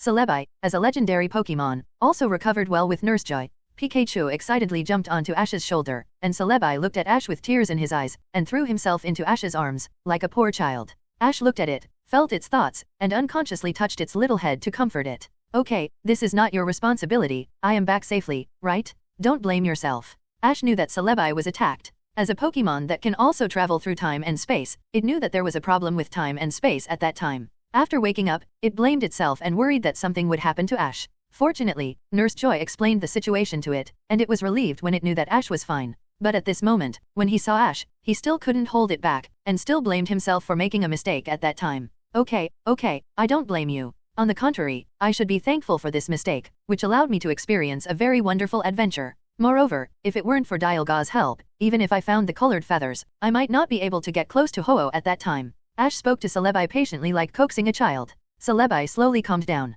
In fact, Ash also wanted to say in his heart that when he met Nana again, he was even a little glad that he made a mistake in crossing. After getting the Pokémon back, the group went to the restaurant for dinner. While eating, Morty and Ash and others talked about the subsequent events. The casualties in this Ho-Oh incident were not large. After the police were dispatched, they also arrested hundreds of Team Rocket members, including the executive members of Team Rocket. Among them, Proton, Yusheng, and Takemura were all arrested, Archer and Ariana successfully escaped, and Petrol disappeared. As for Jesse and James, they had sneaked away long ago. Although they were not very strong, they had the ability to judge the situation. Besides, they did not participate in the action against Ho-Oh at the beginning. It can be said that this action caused a great blow to Team Rocket. In the past, when Team Rocket was arrested in Johto region, they were often bailed out through various methods. But this time the situation was completely different. It almost caused the destruction of the entire city. The nature was so bad that even Johto Region Alliance directly sent Elite Four. Not only in Ekritique City, many regions are searching for members of Team Rocket on a large scale, and these guys who were arrested are difficult to rescue at least for this period of time.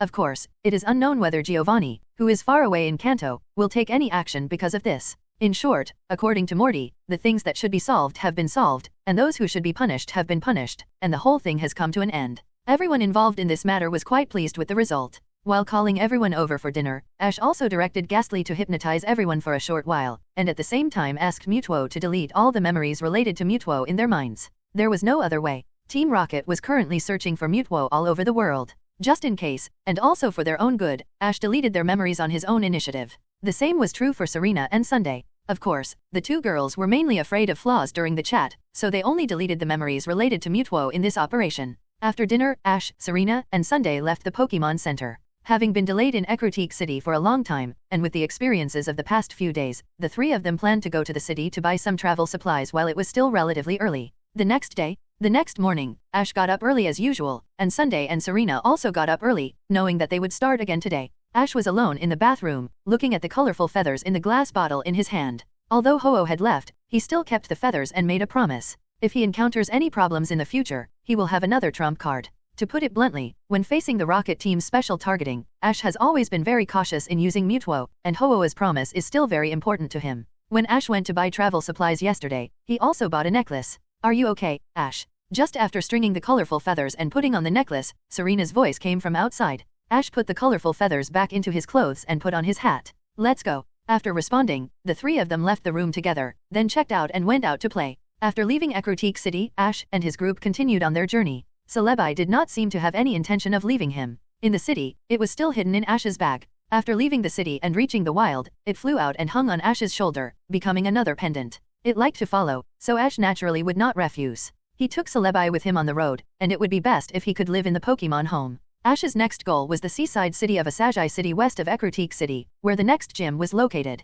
Although they only stayed in Ekritique City for a few days, it seemed that Ash and his group had stayed there for a long time, probably because they had experienced too many things. Speaking of which, I'm still a little confused. Walking on the road, Serena couldn't help but speak. Although she had often fought with Team Rocket before, it was the first time she had fought on such a large scale. Yes, fortunately, all the problems were solved in the end. Sunday also responded with a smile. Roar? While the three were chatting, suddenly, a roar came from the surrounding mountains and forests. The three were slightly stunned after hearing the sound. Some Pokémon in the surrounding forests were startled by the roar and looked around subconsciously. What is this sound? Serena listened and hugged Tijipai with a worried look on her face. Ash looked around and then noticed that a figure gradually walked up the cliff not far away. Looking at the figure that appeared, Ash paused slightly, and the figure on the cliff also looked down at Ash and the others. Is that Entei? Following Ash's gaze, Sunday and Serena also found the figure on the cliff, which was Entei who had left with Ho-Oh before. Roar? They also know that it was Ash who successfully stopped Ho-Oh's anger that allowed them to be reborn.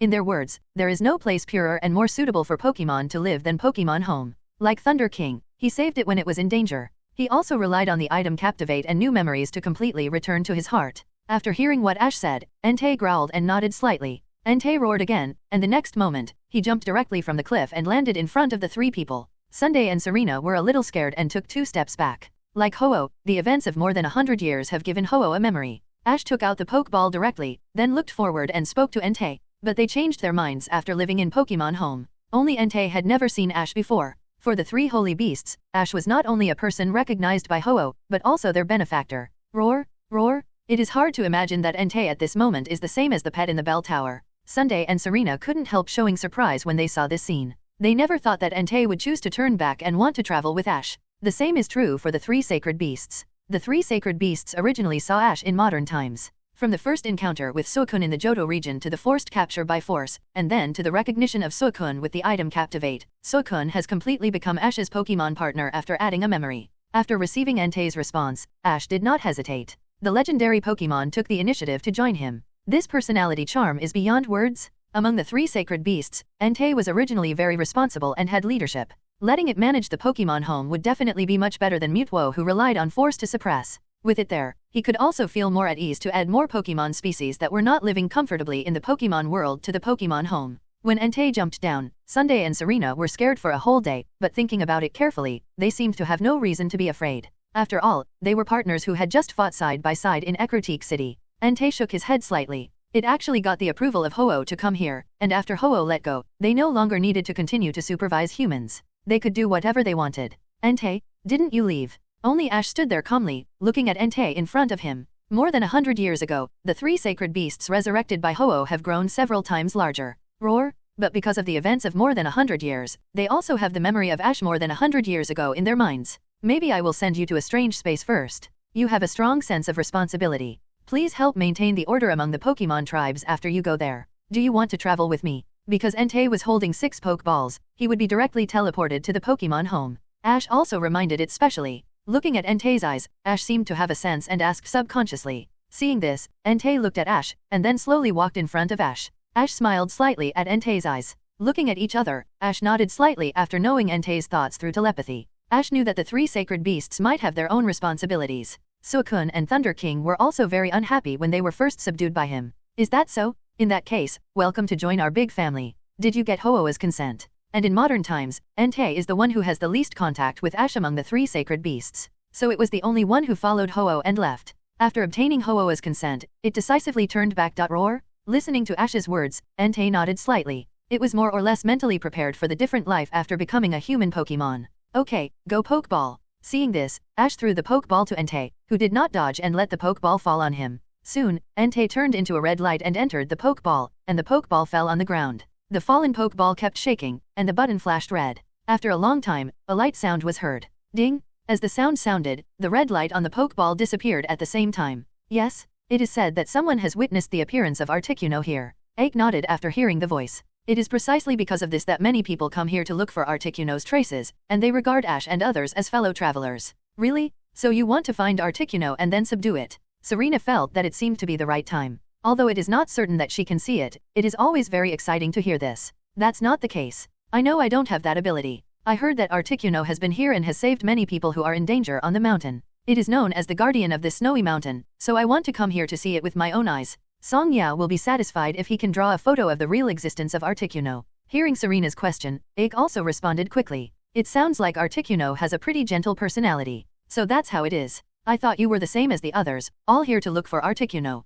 My name is Ake. The boy took the initiative to introduce himself. Ash looked around. It would take at least a day to get over a snowy mountain of this size. You mean, Articuno lives on this mountain? Hearing this, Serena couldn't help but speak. The legendary Pokemon she had encountered so far seemed to have bad tempers, and every time they appeared, they were accompanied by a lot of trouble, so she was still a little scared of legendary Pokemon. What they saw was a little boy standing right behind them. A boy who looked about the same age as them, with a professional camera on his chest that looked expensive. Rabbi? Sendai couldn't help but speak when he saw this. The three of them continued to walk forward and soon came to the foot of the snowy mountain. They all looked up at the peak in front of them. It seems a bit cold. Walking on the road, a cold wind suddenly blew over. Serena shrank unconsciously, feeling a little chill. Look ahead. Listening to Serena's words, Ash pointed to the distance ahead, only to see dark clouds gathering in the distance ahead. The weather was quite gloomy, and at the same time a high mountain stood in front of him. The towering peak seemed to penetrate soaring in the sky, and the entire mountain was covered with white snow. It's a snowy mountain. Looking at the high mountain in front, Serena couldn't help but speak. No wonder she felt cold. It turned out that there was a big snowy mountain in front.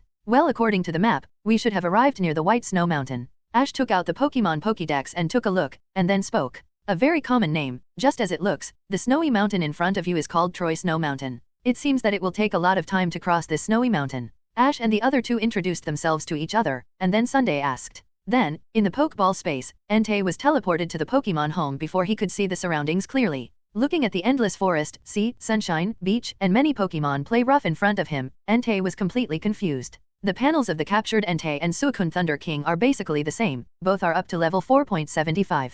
Ash smiled and responded. He had seen too many legendary beasts, so he was not like in the anime, where he saw the legendary bird and rushed up all at once. In the end, Celebi did not express his thoughts and chose to continue to follow Ash. Pikachu and Celebi celebrated at the same time, and Sunday and Serena also came forward to congratulate Ash. But she still seemed very excited. Ike scratched his head a little embarrassedly after hearing this, and replied, "Okay, Entei is captured." Ash, who has captured all the 3 sacred beasts, is in a very good mood, and the group continues to set off. Seeing this, Ash walked up and glared at the Pokeball on the ground. "We can't get through today. Let's find a place to stay nearby." On the other side, seeing the picture of Entei being captured, Celebi also showed a very tangled expression on his face. Serena also asked, unlike Ash, although she accompanied Ash and saw many legendary Pokemon, including Zapdos, one of the 3 legendary birds, which also became Ash's Pokemon. It would be quite troublesome to camp outdoors in a place like a snowy mountain at night, so Ash was not in a hurry at all and wanted to find a place to stay first. "Huh? So you guys are not here to look for Articuno?" Hearing Sunday's question, Ike was slightly stunned. He just saw Ash and the others looking around, and thought they were looking for Articuno? Pikachu 547 Pika? "We are just passing by here, and want to find a place to stay." It just wanted to follow Ash all the time, but when it saw that Entei had been received in the Pokeball, it hesitated a little. It thought that if it was also received in the Pokeball all day like Entei, it would definitely be very uncomfortable. It still wanted to follow Ash? "Who are you? Are you also here to find Articuno? What do you mean by Articuno? It seems to be higher when we go in." At this time, a voice sounded from behind the 3 of them. Hearing the voice, everyone was slightly stunned and then turned around. But there is no way to deal with this, because humans always hope to capture legendary Pokemon because they are very rare. It is precisely because of this that the legendary Pokemon are quite repulsive to humans and appear less and less in front of humans, which is why they are quite rare. And because they are rare, humans are more eager to get them, which can be regarded as a vicious cycle. The time is not good, and the weather looks bad. It is better not to go up the mountain today. Looking at the situation in front of him, Ash couldn't help but speak. Although the weather in the snowy mountains is changeable, it can be seen with the naked eye that the weather is not right now. "That's right, Ash, you are going up the mountain tomorrow. Can I go with you?" Ike nodded slightly after hearing the voice. He also knew that the environment of the snowy mountains was bad and the weather was changeable. His goal would be to train a lot more trouble. It seems that Ash and his friends are all traveling trainers. It should be much more convenient to follow them. If it's on the way, of course it's no problem. Ash didn't refuse, he just brought one more person. "Great, thank you." Hearing Ash 29's agreement, Ike also responded happily, and then the 4 of them moved forward together. Soon they arrived at the foot of the mountain and found a wooden building with a Pokemon Center pattern on it. "Great, it's the Pokemon Center. Let's go quickly, I'm almost dying." After seeing the building, Serena rubbed her hands and exhaled a breath of hot air, finally finding a warmer place. "If it's cold, just put on your cotton jacket." Ash looked at Serena's cool outfit and felt a little helpless. It would be strange if she wasn't cold in this casual outfit. "Anyway, we're almost there." Serena stuck out her tongue at Ash, then pulled up Sunday and ran forward quickly, with Ash and Ike following closely behind. Soon, they arrived in front of the Pokemon Center, where a wooden sign was erected outside with some ministers written on it. "White Snow Mountain Pokemon Center, the last rest stop before climbing the mountain." The introduction on the wooden sign is simple and clear, saying that this is the last resting place before climbing the mountain. Once you get on the mountain, there will be no other place for you to rest. And if you want to climb the dangerous and steep snow mountain, you need to save enough physical strength, so a sign is specially erected to remind everyone. That means there will be no other resting place after this place. Listening to Ash reading the words on the sign, Sunday said, "Well, let's rest here first." Ash also nodded slightly, and then spoke decisively. "The weather at this time is indeed not very good, and it will soon be night. At night, the weather is even worse, and it is easier to encounter danger." "Okay." The 3 nodded at the same time after hearing the voice, and then walked into the Pokemon Center together. After entering the Pokemon Center, I immediately felt a warmth, which was completely different from the temperature outside. At this time, there were also many people in the center, and everyone gathered in 2s and 3s to discuss something. There are more people than expected. I thought that there wouldn't be too many people in a Pokemon Center like this. Serena looked inside the Pokemon Center and couldn't help but speak. "Every year, many people come here to look for Articuno." Ike also explained at the same time, because he often comes here. After listening to Ike's words, everyone understood. It was no longer new to them, but for ordinary trainers, being able to see the 10 faces of Articuno was a dream come true. The four of them checked in. Although the Pokémon had not consumed anything yet, Sunday and Serena still handed the Pokémon to Nurse Joy to check the health and contest condition. Ash also handed Pikachu and Celebi to the other party. Then everyone went to the restaurant to have dinner together, and the Pokémon almost recovered. Okay, Ash, your Pokémon have recovered. Arriving at the front desk, Nurse Joy placed the Pokeball, Pikachu, and Celebi on the front desk table. Thank you. Ash thanked him, and then Pikachu and Celebi also jumped onto Ash's shoulders at the same time. Whoosh whoosh. It's snowing so heavily. Ash just took back the Pokémon and turned around. Serena, Sunday, and others who had already put away the Pokeball looked out the window. At this time, the wind was howling and heavy snow was falling. Yes, fortunately we didn't go up the mountain at this time. Ake nodded slightly after hearing the voice.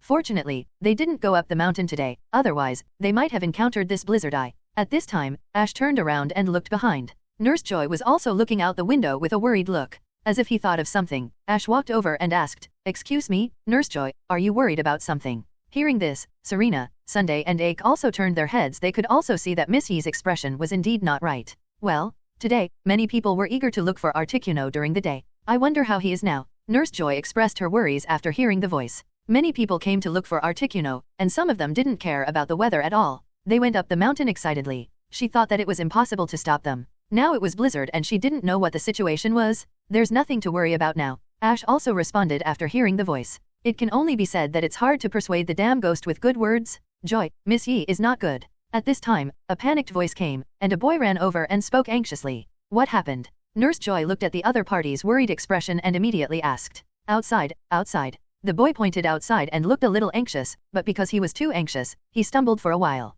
Hearing this, Nurse Joy ran out quickly, and Ash and others followed him. Nurse Joy ran to the door and opened it. The cold wind kept pouring in. She saw several figures lying on the sunny side. Their bodies seemed to have been frozen. Nurse Joy was also shocked when she saw this scene. Ash and the others who rushed over were also slightly stunned when they saw the figures in the snow. Serena and Sunday were also surprised. Team Rocket? How could it be them? They never thought that Team Rocket would appear in this way this time. Looks like some of them are already frozen, alas. Sunday looked at the two pets and spoke seriously. Although they are a group of annoying guys, I still hope they can be good people in their next life. Serena listened and analyzed while touching her chin. Then bury them. Ache immediately suggested when he saw this. A hole, well, at least check them out. You can't just say that others are dead without even looking at them. At this moment, James, with a pale face, raised his head with difficulty, his teeth chattering and stammering. Resurrection. Serena was shocked and screamed. I told you, we are not dead yet. Hearing Serena's scream, Jessie also raised her head. It has to be said that they are really lucky. No wonder in the original plot, they were able to run back safely after being hit by high intensity again and again. Nurse Joy saw this and quickly stepped forward to help Jessie up. After all, there were several lives at stake. In the end, Ash and the others looked at each other and brought James and Meowth in. Soon, Nurse Joy found a blanket for them to cover, and prepared some hot soup and food. The trio finally recovered. Achu, really, you just want to cause trouble for others. Serena stood aside, looking at James and others who kept sneezing and looked pale, and couldn't help complaining. After all, when they were in Ecruteak City, they had just encountered a big trouble because of the Rocket Team, and almost made Ash lost in the future forever. Although she also knew that this matter had nothing to do with the trio, she couldn't help but get angry when she thought of the identity of the other party's Rocket Team members. What are you talking about? It's not us who begged you to save us. Listening to Serena's words, Jessie was still as ungrateful as ever, forgetting that she was under someone else's roof at the moment. Jessie, calm down. James was more sensible, knowing that he was the one being taken care of, and that they had no ability to fight at all. Because of the Ecruteak City incident, the Johto Region Alliance was still angry, and their actions against Team Rocket were quite frequent. Ash also pulled Serena, who wanted to refute, and Sunday, who was ready to help. After all, this was not a place for quarrels. Did you come down from the mountain? Did you see anyone else? Nurse Joy came forward and asked. No, we were all dizzy from the cold, so how could we care about others? Jessie turned her head to the side and responded unhappily. Listening to Jessie's words, Nurse Joy was also a little helpless, but looking at the situation of the three of them, she was even more worried about what happened to those people in Kyushin. Articuno. The three members of Team Rocket looked at each other and spoke blankly, looking at Ake who was jumping with excitement. Trigger the plot mission, find Ake, help him take a photo of Articuno. At this time, the excited Ake turned around and ran out of the Pokémon Center. Nurse Joy reacted and tried to stop him. Hey, did you all hear it? Don't worry, Nurse Joy, we will bring Ake back. Nurse Joy was about to speak, but Ash interrupted her, and then the three of them followed him out.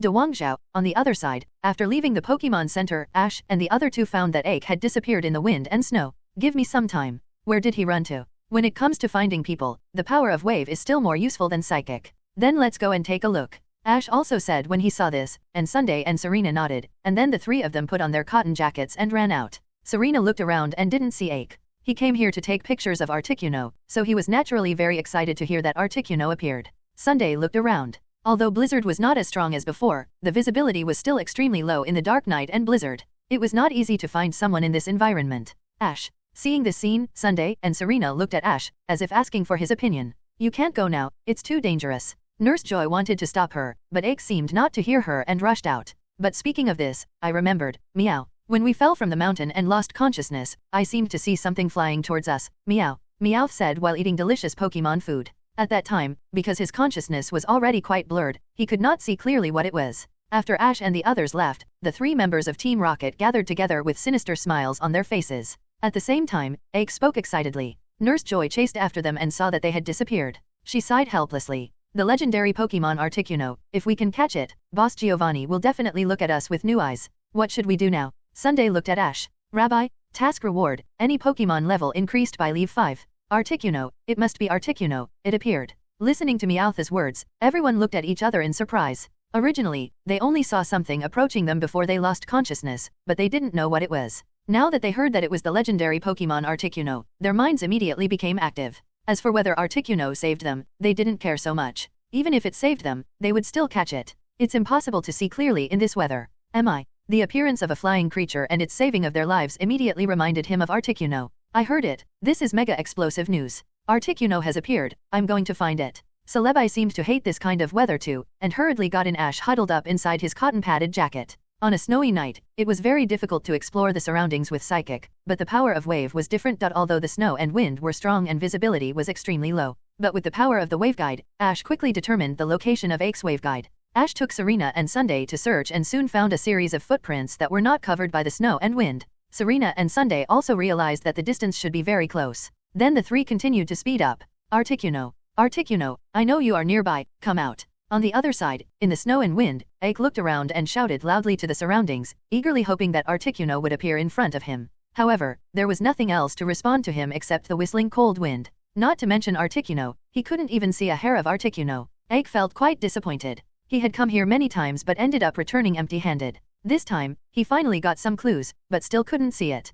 Boom boom, At this moment, Ache, who was looking around, suddenly felt his feet slip, and he subconsciously let out a miserable growl, and then his body fell uncontrollably. Ache was panicked, turned around and raised his hands in panic, and then grabbed the ground behind him. The ice and snow fell all around, and Ache reacted and subconsciously looked down, only to see that there was a bottomless abyss below. Help, 26 lives. Ache's pupils contracted violently, and he was terrified and shouted hurriedly, but there was only the sound of whistling wind everywhere in this place. Ash, who was looking for a kinch in the wind and snow, subconsciously stopped. Ash, what's wrong with you? His condition seems to be a bit bad. Ash seemed to have noticed the abnormal fluctuations in the waveguide in Ache's body, and felt that he was in danger, and responded. Then, without waiting for the two women to speak, Ash grabbed their hands and directly cast Psychic to speed up. On the other side, Ake was holding the edge of the cliff with his arms. He was a little desperate at this time. The cold weather made his hands completely numb. Although he tried hard to support himself, his strength was gradually fading. Cry? At this moment, a cry came from the top of the cliff on the other side. The sound echoed between the cliffs. Ake, who heard Joyin, was slightly stunned. What is this? Ake was surprised and turned to look over. He saw a vague figure approaching quickly in the ice and snow. Over there. At the same time, Ash and the other two also rushed over. Ash looked carefully and soon found Ake hanging on the cliff. Cry? When the three were about to go over to rescue, they suddenly heard a sharp roar. What is that? When they heard the sound, they soon saw the real owner. A figure was approaching Ake from the other side of the mountain at a very fast speed. And Ash and the others didn't have time to think about it. They hurried forward and reached out to grab Ake's hand at the moment when Ake couldn't support his strength. Ash. Feeling his hand being grabbed, Ake looked up and saw Ash, Serena, and Sunday come up first. With the help of Psychic, Ash easily pulled Todd up. Cry? Just as Ake was rescued, the three heard the previous growl again. The four turned their heads back at the same time. Powder snow is not a strong move, but it can easily put rival into a frozen contest condition. And no matter how low the power is, it cannot be underestimated in this environment. It was Articuno that Ake had dreamed of seeing. At this time, Ake looked at the sky in surprise and said. Charizard opened his mouth and a blazing flamethrower came out. Roar, bang, Ash. Avoiding the flames, Articuno instantly launched a counterattack, and the dual wing beat suddenly swung, and the wind and snow gathered around, forming pieces of ice crystals. As Articuno's dual wing beat was played, a cold current blew away all the condensed ice crystals. Articuno, nice to meet you. Roar. Compared to other legendary Pokémon, the 3 sacred birds can be seen in every region, and should be a relatively common legendary Pokémon. It's really Articuno, it really appeared. Todd was indescribably excited at this time. Ash took out Charizard's Pokeball from his pocket and shouted with a smile, why not say hello with a battle? Swoosh, swoosh, swoosh. As a divine bird, Charizard's behavior at this moment was undoubtedly taunting it, and its competitive spirit, which had no intention of fighting, was also activated. Ash looked at this move with a stern look. The figure in the snow flew into the air, and at this time, it was looking down at Ash and the others from a distance. Charizard roared, and his whole body lit up with colorful light under the attack of powder snow, and he started to Mage Evolve directly. Ash and the other 2 had already seen the 3 sacred birds, and even the more rare and noble Ho-Oh. Ash even had a little Lugia. The cold wind mixed with ice crystals came, and the big beat-up hit Charizard directly. The ice crystals whipped Charizard's body like raindrops along with the airflow. It's Articuno's powder snow. Ash originally planned to leave this task to Hone, Battle Frontier to challenge Articuno, but now that he met him, he would not be polite. Ake looked at Ash in surprise. He didn't expect Ash to challenge the legendary Articuno. The figure in the air gradually emerged in the snow, with blue hair all over its body, and a long feather like a ribbon normal at the tail, and a pair of huge dual wing beats. The next moment, Charizard, in a new posture, released strong heat all over his body. Because it is a fire Pokémon, Charizard itself has a lot of resistance to ice attacks. Serena and Sunday were much calmer. They knew that Ash would not miss such a good opportunity. The fire illuminated the night sky and blasted towards Articuno. Roar! Feeling Charizard's fighting spirit, Articuno also narrowed his eyes and looked at Charizard. Charizard still had a series of tasks to become a god. The first step was to challenge a legendary Pokémon and defeat it. But it was obvious that this Articuno was not the one they had encountered before. Feeling the strong aura of Articuno, Charizard's eyes condensed and he roared at it. Cry! However, Ash had obviously thought it over. At this time, after the Mage evolution, it rushed out to meet the attack of powder snow. With a flash of light, Charizard appeared in front of him. Sitsize. Cold ice crystals fell on Charizard's body, and under the influence of high temperature, the ice crystals instantly turned into strong steam. Articuno looked down at the mist below with sharp eyes, and the next moment, a flame burst out from the steam, and Charizard rushed towards it with flames burning all over his body. Screech! Articuno looked at Charizard rushing from below, and calmly blocked in front of him with dual wing beat. Just as Charizard rushed over, a light suddenly flashed in front of Articuno, and then a dark red protective shield was formed. Bang! Charizard's flame charge hit the protective shield, and a strong airflow instantly broke out in the wind and snow, disturbing the surrounding wind and snow. The next moment, there was another loud noise, and Charizard was directly bounced away a distance by the power of the protective shield. Half reflection. Ash frowned slightly at Articuno's trick, then walked forward, and Charizard flew over his head sky. Be careful, Charizard, the opponent is not a normal rival either. Ash knew that Charizard was very motivated at the moment, and he was also very excited to take down Articuno, but the battle had to be slow, and he must not rush. After all, although Charizard had the attribute advantage, Articuno also had the advantage of the terrain. Charizard's sunshine ability could not affect Articuno in this snowy mountain, and even the increase it could bring to the fire Pokémon was negligible. Cry! With a loud cry, Articuno flapped the dual wing beat fiercely, blowing up the ice Dendemil storm and sweeping towards Charizard. Blizzard attacked, and the biting cold wind mixed with Iciris pressed over with amazing momentum. Heat wave, spray it out. Here, Ash was not afraid at all, and calmly gave the order. Charizard also began to flap his wings to blow up the hot gale. Under the attack of ice and fire, a large amount of water vapor was generated, and the mist spread out in large quantities, and Articuno and Charizard were both shrouded in it. Sorry, Articuno. At this time, a blue light flashed across Ash's eyes, and he raised his eyebrows and said, Next, I will play my role as a trainer. After he finished speaking, he directly shared the perception ability with Charizard in the air through telepathy, and then easily locked on Articuno's position through the power of Waveguide. Roar! After clearly seeing the position of Articuno, Charizard in the mist ignited with blazing flames all over his body and rushed towards Articuno at a high speed. Bang bang bang! For a while, the flames in the mist shot up to the sky, shining brightly. This is too exciting. Ake, who had been obsessed with taking pictures of Articuno before, finally put down the camera temporarily with the appearance of thick fog. Charizard, come on. Serena was also waving her hands to cheer Charizard on. Accompanied by a loud cry, Articuno, with some scars on his body, flew out of the mist and rose rapidly. Charizard followed closely behind, opened his mouth and spit out a flame at Articuno, chasing him closely. After receiving the dual support of Ash's Psychic and Waveguide, Charizard was fighting Articuno as if he was using the perspective of the Japanese Empire. In the sky, after a rapid rise and then circling to avoid Charizard's fire attack, Articuno opened his mouth and began to accumulate ice energy. Feeling the rapid drop in the temperature around him, Ash frowned and quickly gave orders through telepathy. Charizard, use smokescreen. Just when Articuno was about to lock on, Charizard opened his mouth and spit out a thicker white smoke than before. At this moment, Articuno lost its location information, and the sheer cold that was accumulating didn't know which direction to attack. At this time, a light flashed in Ash's eyes. Roar! Charizard, who was in the smokescreen, roared loudly, and his whole body was wrapped in blazing flames. This red light was quite dazzling in the white smokescreen. Cry! Articuno also launched an attack without hesitation, and the sheer cold, which had accumulated a beam of pure blue light, blasted directly in the direction of the red light. The ice blue energy easily penetrated the smokescreen and directly hit Charizard, whose body was not flashing red. Bang! With a muffled sound, the hit Charizard immediately turned into a wisp of white smoke and dissipated in the air. Is this substitute? When seeing this scene, Sunday's eyes flashed with surprise. She originally thought that Charizard was in danger, but it seemed that the red light in the smokescreen was just a trick. It was just to make it easier for Charizard to use substitute to avoid Articuno's ultimate attack. Whoosh! Boom! The next moment, Charizard, who was burning with blazing flames, swooped down from the sky above Articuno's head and hit the defenseless Articuno hard. Articuno, Ake, who was standing on the edge of the cliff, had a slightly changed expression and the shutter of the camera in his hand was constantly pressed. It was his greatest luck to meet Articuno today, but the battle between Ash and Articuno was also a pleasant surprise for him. 0. He didn't expect Ash to be so powerful, and Charizard, who was commanding, could actually suppress Articuno, but it was precisely because of this that he gave him several very good photos. The Articuno hit by flame charge screamed and fell directly to the snow on the opposite mountaintop. The contest condition was already quite bad. Ding! The strongest Charizard training manual worker. First round mission completed. Command Charizard to successfully defeat the legendary Pokémon Articuno. Reward Charizard perfectly integrated Mega Evolution emblem, and can freely switch between the two evolution forms X and Y in the future in battle. Next, the second round of missions will be launched. Defeat 3 world-famous Charizard trainers. Task reward, abnormal physical strength and recovery ability of the first level God level. Listening to the system prompts that kept ringing in his mind, Ash didn't have time to sigh. Roar! Charizard's roar came from the front, and then it degenerated back to its normal form, with dazzling light flashing on both shoulders. When the light faded, Ash could clearly see the graphic words X and Y. It seems to be an ability related to switching Mega Evolution forms? Charizard, that's enough, stop it now. Seeing Charizard, who had just acquired a new ability, was about to go up and pick a fight with Articuno, Buzzy quickly spoke up to stop him. The main purpose of his fighting Articuno was to help Charizard complete the task. Since the goal had been achieved, there was no point in fighting anymore. Articuno took a deep look at Charizard, whose momentum had become stronger, and slowly swung dual wing beat to fly into the sky, his figure gradually disappearing in the wind and snow.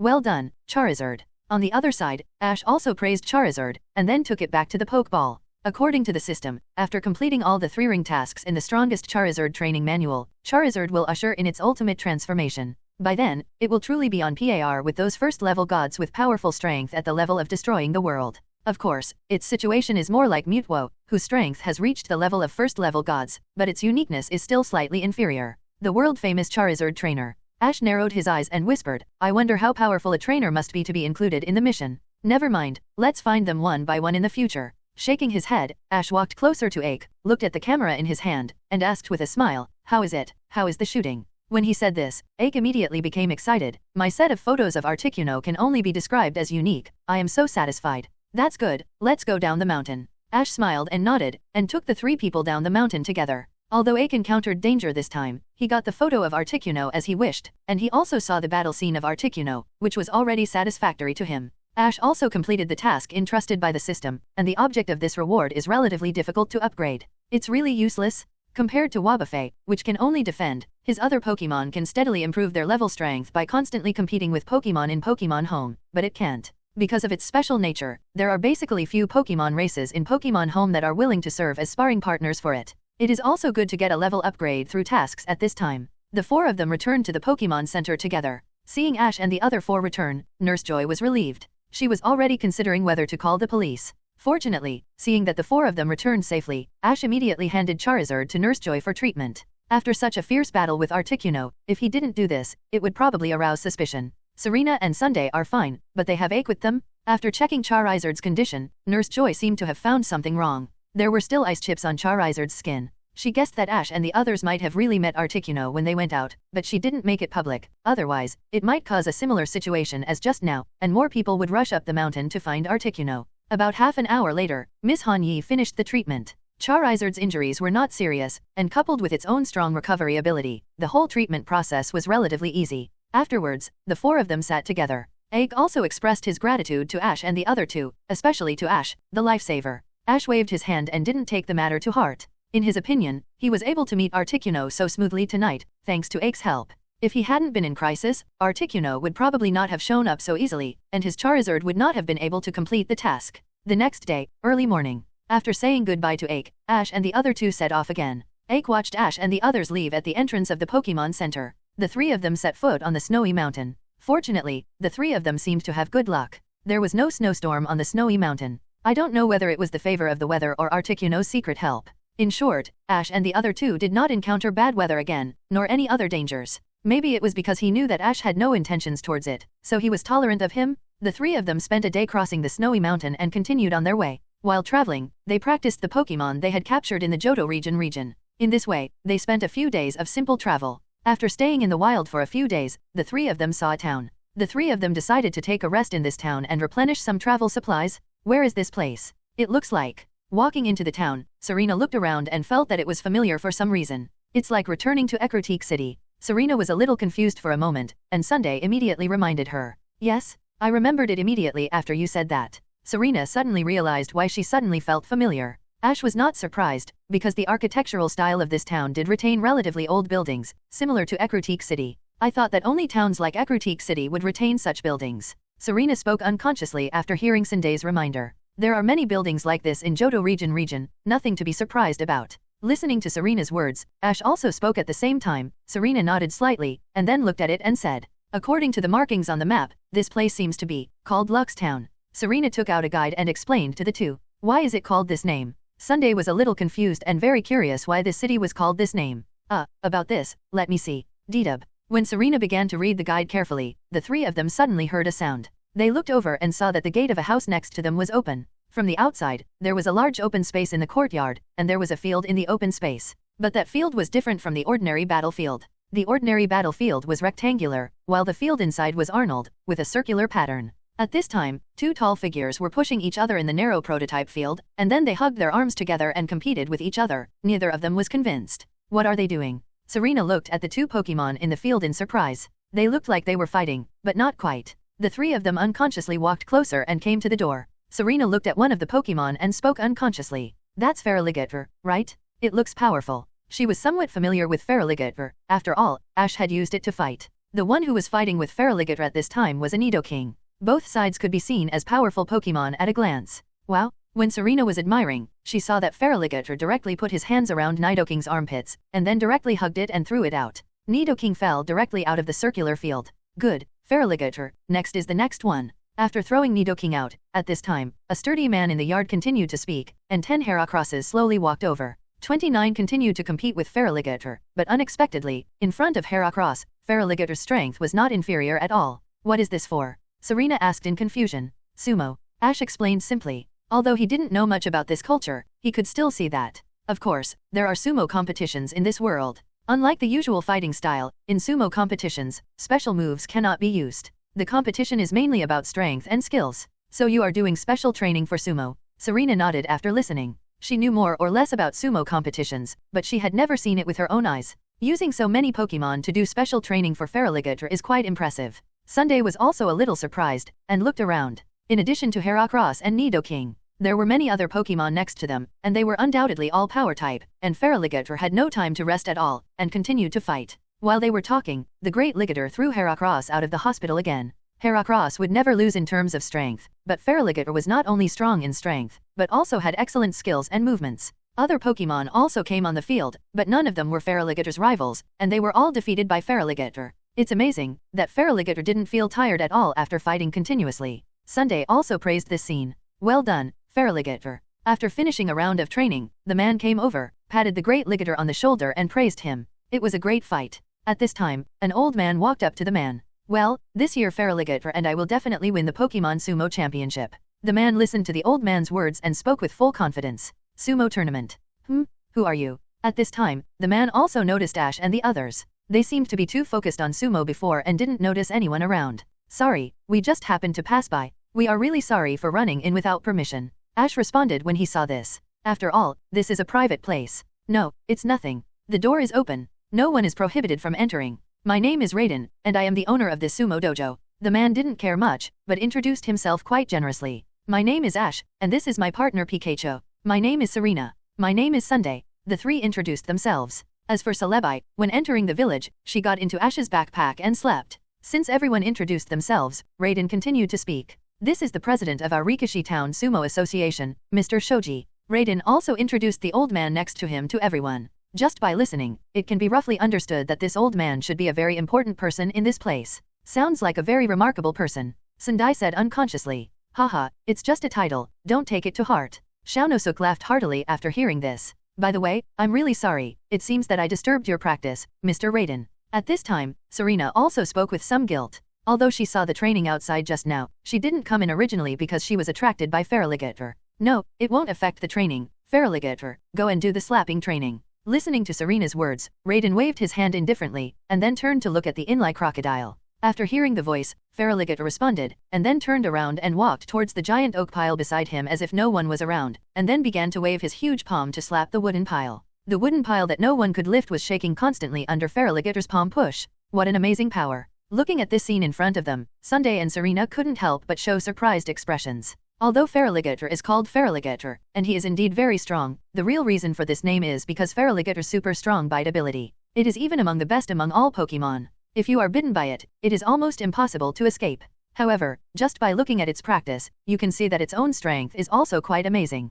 Hehe, Feraligatr is warming up before the game. You are very lucky. Today is the day of the Pokemon Sumo tournament. At this time, Zyazisuk also spoke at the same time. As the president of the Sumo Association, he is naturally the organizer and judge of today's competition, and Raiden is also one of the three voters he sees the most. Is the Sumo tournament different from a normal battle? Although Serena has seen it on TV, it seems that it is just two Pokemon wrestling against each other. The Sumo tournament is a competition that only compares the physical strength and skills of Pokemon. No special moves can be used during the competition, including fighting-type special moves. Zyazisuk briefly explained it to the few people. I see, the physical fitness requirements for Pokemon should be very high. Serena understood the rules a little bit and nodded slightly. Yes, because it is only a competition of strength, the physical strength requirements will be higher. Zyazisuk nodded slightly. And Ash watched from the side, but did not say anything. This is indeed a sport that competes in physical fitness. But according to his own experience, in the sumo competition of humans in the previous life, it seems that it is not just about strength and skills.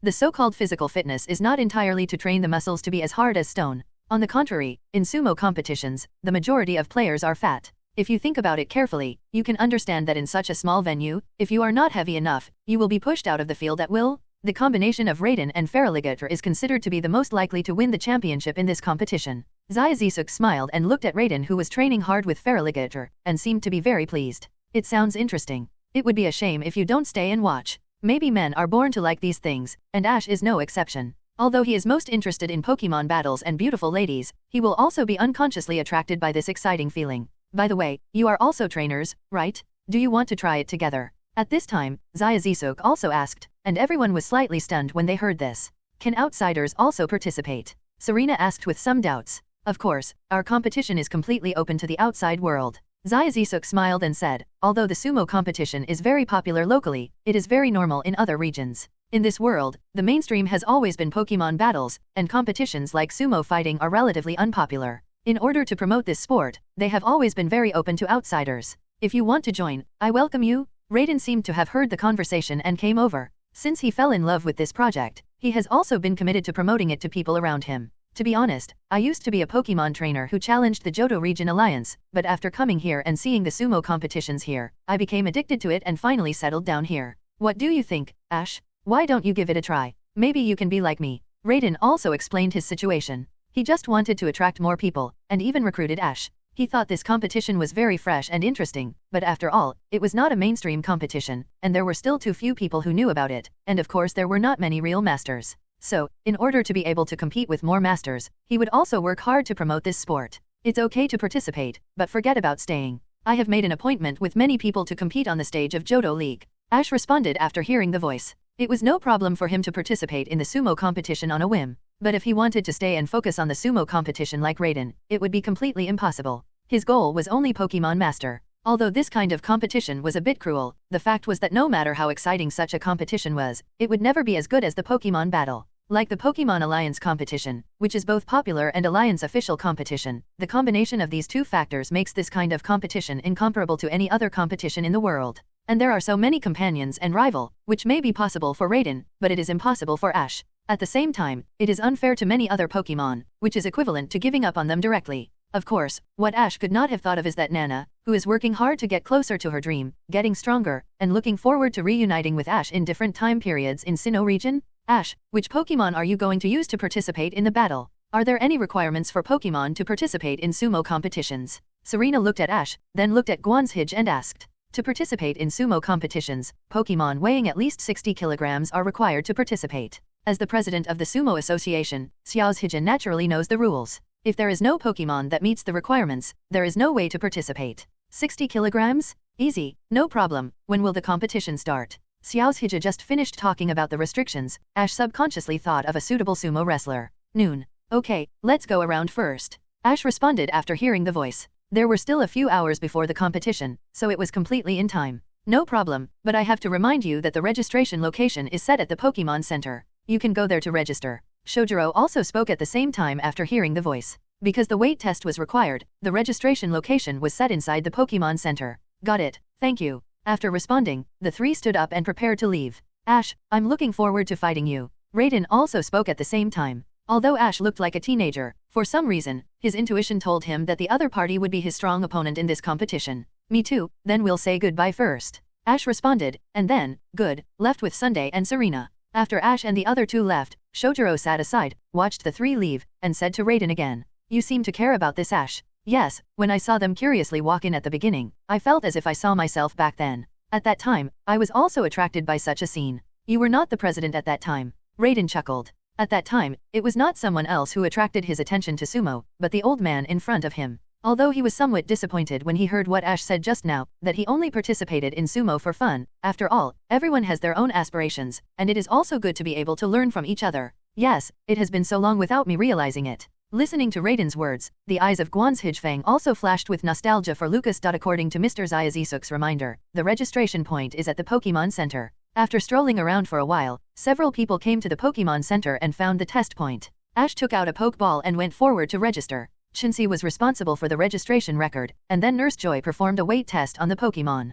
After Ash registered, he began to queue up. It seemed that because of some delay, he was at the back of the line, and no one came to register later. After waiting for about 15 minutes, it was finally Ash's turn. Nurse Joy also looked at the list of the hand ministers. Is it Ash next? Please let your participating Pokémon come on the scale. Nurse Joy pointed to the scale next to Ash and said, Okay. Ash nodded slightly when he saw this, and then threw the Pokeball without hesitation. A red light flashed, and then a huge figure appeared on the scale. The scale that was originally large enough for a person to stand on now looked quite small against the background of the Dao Guang group. Before the light completely faded, a loud noise was heard. Serena and Sunday were startled and looked in the direction of the scale. Ha-hoo-hoo. Originally sleeping soundly, Snorlax suddenly stood up from the squashed scale, walked forward and hugged Ash like a fat man from a few acres of farm. Living in Pokémon home for a long time, Snorlax eats the best quality, natural fruits every day, and occasionally has energy cubes fed by Ash, and the quality of life is simply too good. He knew that Snorlax had these minor problems. Although they were not a big problem, they could still easily cause confusion, so he had to make an appointment with it in advance.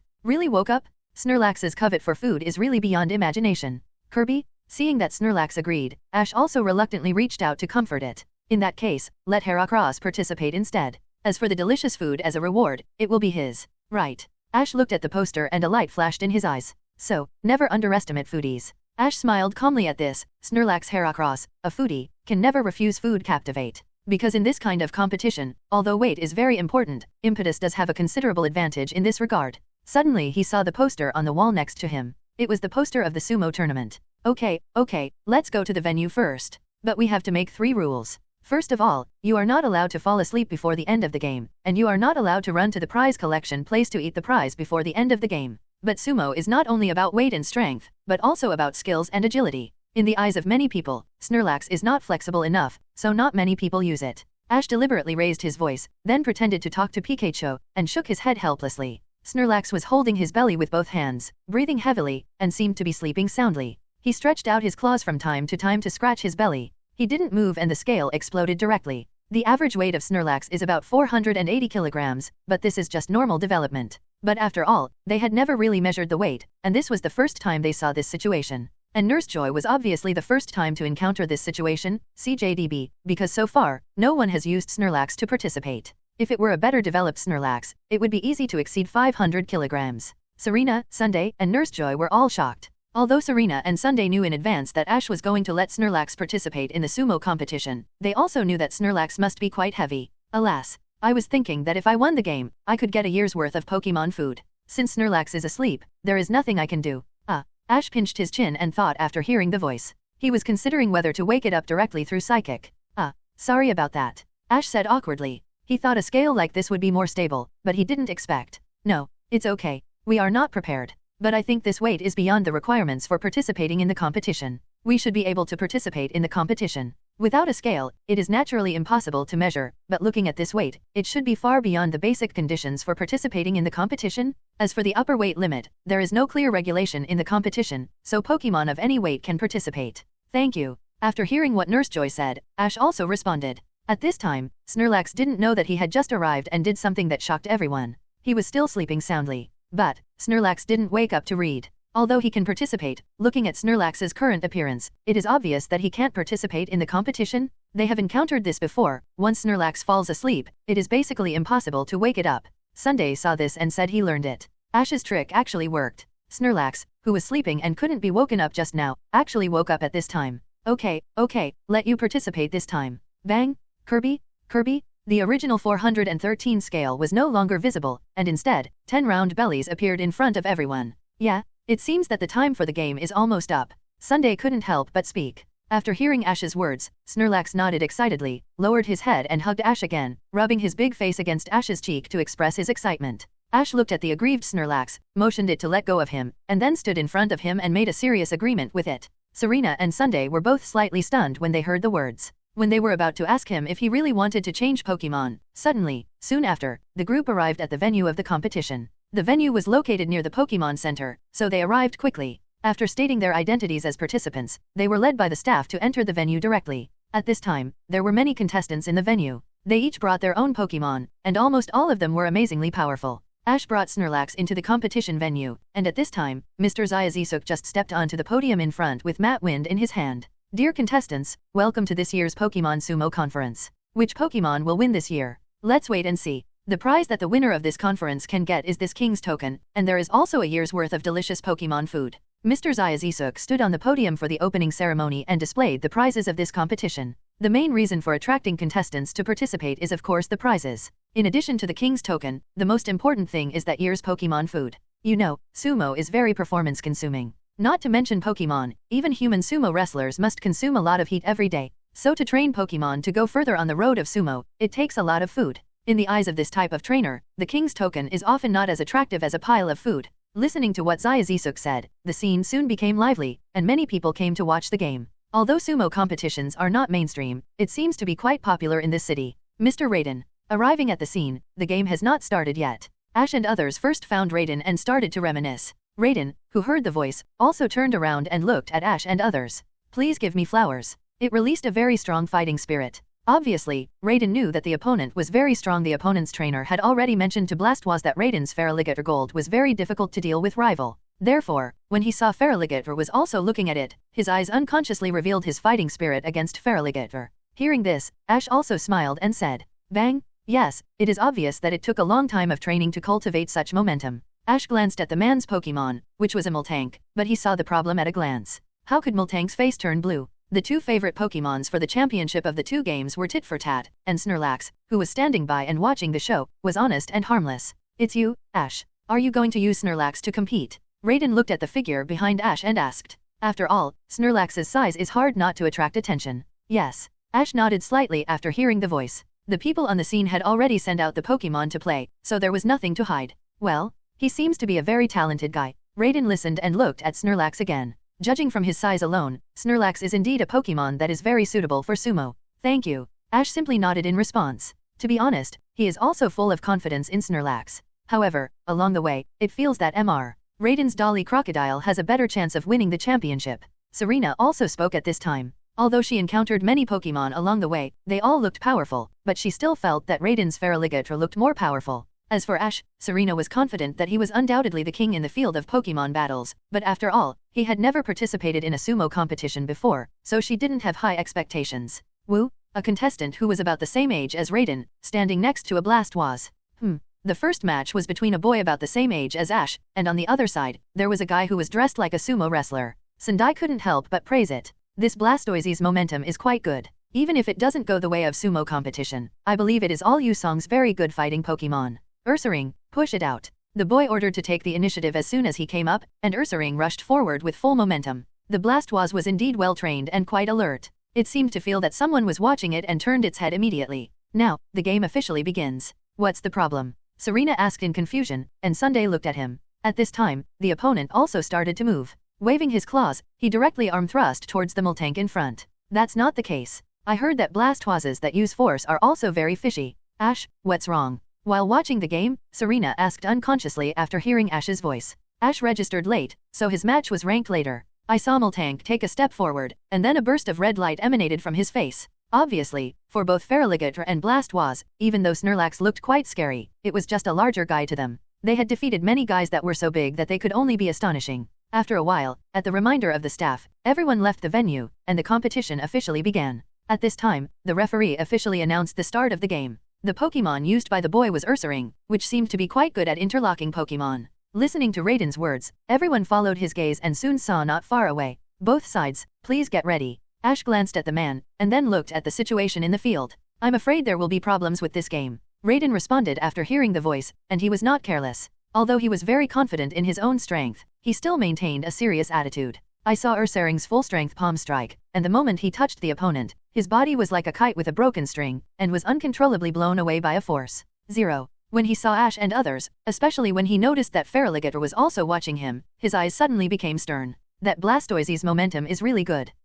Many people saw this scene, and all of them showed surprised expressions on their faces. Ursaring screamed, was directly bounced out and fell to the ground. Because of the excessive force, the rebound force was even more terrifying, and Ursaring could not stand up all of a sudden. The winner is decided. The referee saw this scene and spoke at the same time, without noticing anything unusual. After all, in the eyes of ordinary people, Ursaring is inferior to others. It took the initiative to attack Moltank, and then was knocked to the ground by others. Okay, win. Seeing this scene, the trainer on the side of Moltank also shouted excitedly, and at this time Serena and Sunday who were watching the game outside showed surprised expressions. What happened just now? 350. It looked incredible just now. Although Moltank is a heavyweight Pokemon, it is not so heavy that Ursaring can't push it at all. Reverse punch special move. Ash looked at the field and said lightly. The situation just now was too obvious, because he himself had Wobbuffet, which was also very good at punch special moves. And if it was his Wobbuffet, the effect would definitely be more explosive. Reverse punch special move? You mean that Moltank just used the reverse punch special move?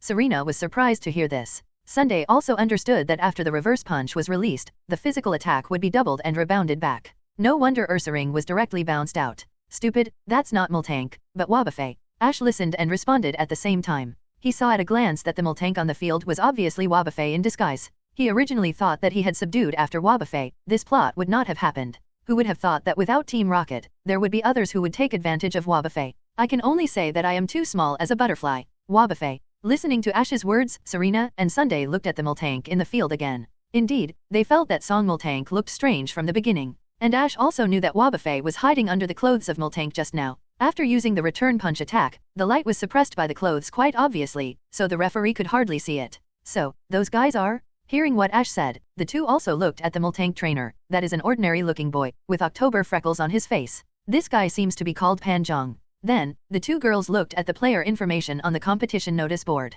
Next, we invite. After the referee announced the result of the game, he immediately prepared to let the next player go on stage. At this time, a figure suddenly came. Wait a minute, I want to raise an objection to this game. A figure came out. It was Mr. Xiaoshij, the president of the Sumo Competition Association. AK. The referee looked at the president, suddenly stepped down in person, and immediately asked with some confusion. The victory or defeat of the previous game is invalid, and now this Moltank has lost the qualification to compete. Xiaoshij spoke without hesitation, looking in the direction of Moltank and re-announced the result of the game. Hearing this, the scene immediately boiled up. Although they were surprised that Lanben Ursaring had made a move before, they were inexplicably bounced out, but at first they thought it was probably just because the other Moltank was trained too well. After recovering from the surprise, I thought the game was over, but when I saw the president personally come out to announce the result of the game was invalid, and directly announced that Moltank, who had just won, was disqualified from the game. This situation was quite rare. What? What are you talking about, old man? Hearing this, Pan Zhang on the opposite side suddenly got angry.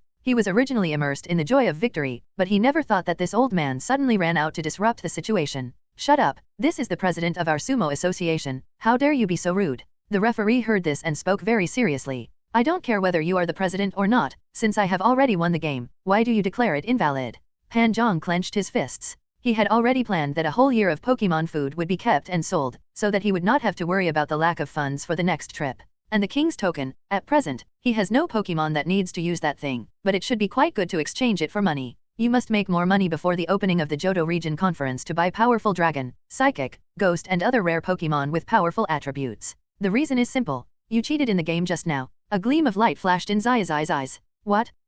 Are you kidding? I won the game fair and square by legitimate means. Hearing this, Pan Zhang felt a little guilty, but he still forced himself to cheer up and not let his momentum fall behind. Although I am old, my eyes are not blind. Just now, your Multank used the return punch trick, right?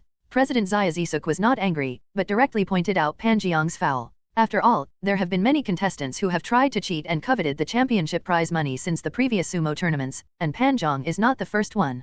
Pan Jiang's momentum immediately waned when Xia Zisuk pointed out his cheating methods. According to the rules of the competition, no special moves can be used in sumo competitions, so you broke the rules. Before switching to sumo competitions, Xiao Zhija was also a trainer who had participated in the Johto Region conference. He also liked to watch the Pokemon vs 5.6 battle, and he easily saw the problem. Next, Zhejiang was undoubtedly cleared out by the security personnel on the scene. And just when he was sent out, the 3 members of the Rocket team happened to be sitting in the audience eating melons. James touched his chin and frowned. Well, how should I put it? This guy's plan is still interesting, but it's a pity that this old man is too cunning. Ha ha ha. Jessie next to him also laughed disdainfully. Tisk, it's still too cowardly. If it were us, we should have just attacked and snatched all the Pokemon food and the king's token at this time. That's it, Meow, Jessie is right. Meowth pushed the snacks and melon seeds cart to the side and said in agreement. After this little farce, the game soon resumed. The other players' games started one by one. Although they were not as exciting and varied as the special moves of Pokemon battles, the pure power and skill confrontation was also quite interesting. Raiden and Feraligatr successfully advanced, and the trainer with Blastoise also advanced easily. After watching several games, it was finally Ash's turn to play. He brought Pikachu to the field. In the first game, Snorlax's rival was a fast-swimming frog, and the opponent was a boy about the same age as Ash. Rival is a fast-swimming frog? The fast-swimming frog is a Pokemon with muscles all over its body and a very strong physical fitness. Sunday looked at Snorlax's rival in the field and smiled. She actually captured a fast-swimming frog herself and is currently raising it in the breeder curry of the Kanto family. So she knew the fast-swimming frog quite well. It was full of muscles. According to data analysis, the body fat content of the fast-swimming frog was almost 0.29. In a pure strength match, I wonder if Snorlax can handle it. Ready, start. Go fast-swimming frog, use all your strength, and push it out in one breath. The referee's voice had just sounded, and the opponent's trainer decisively issued an order. After hearing the voice, the fast-swimming frog immediately rushed towards Snorlax with full momentum. Ash looked at the fast-swimming frog rushing up from the opposite side, but didn't care much, just watched without saying a word.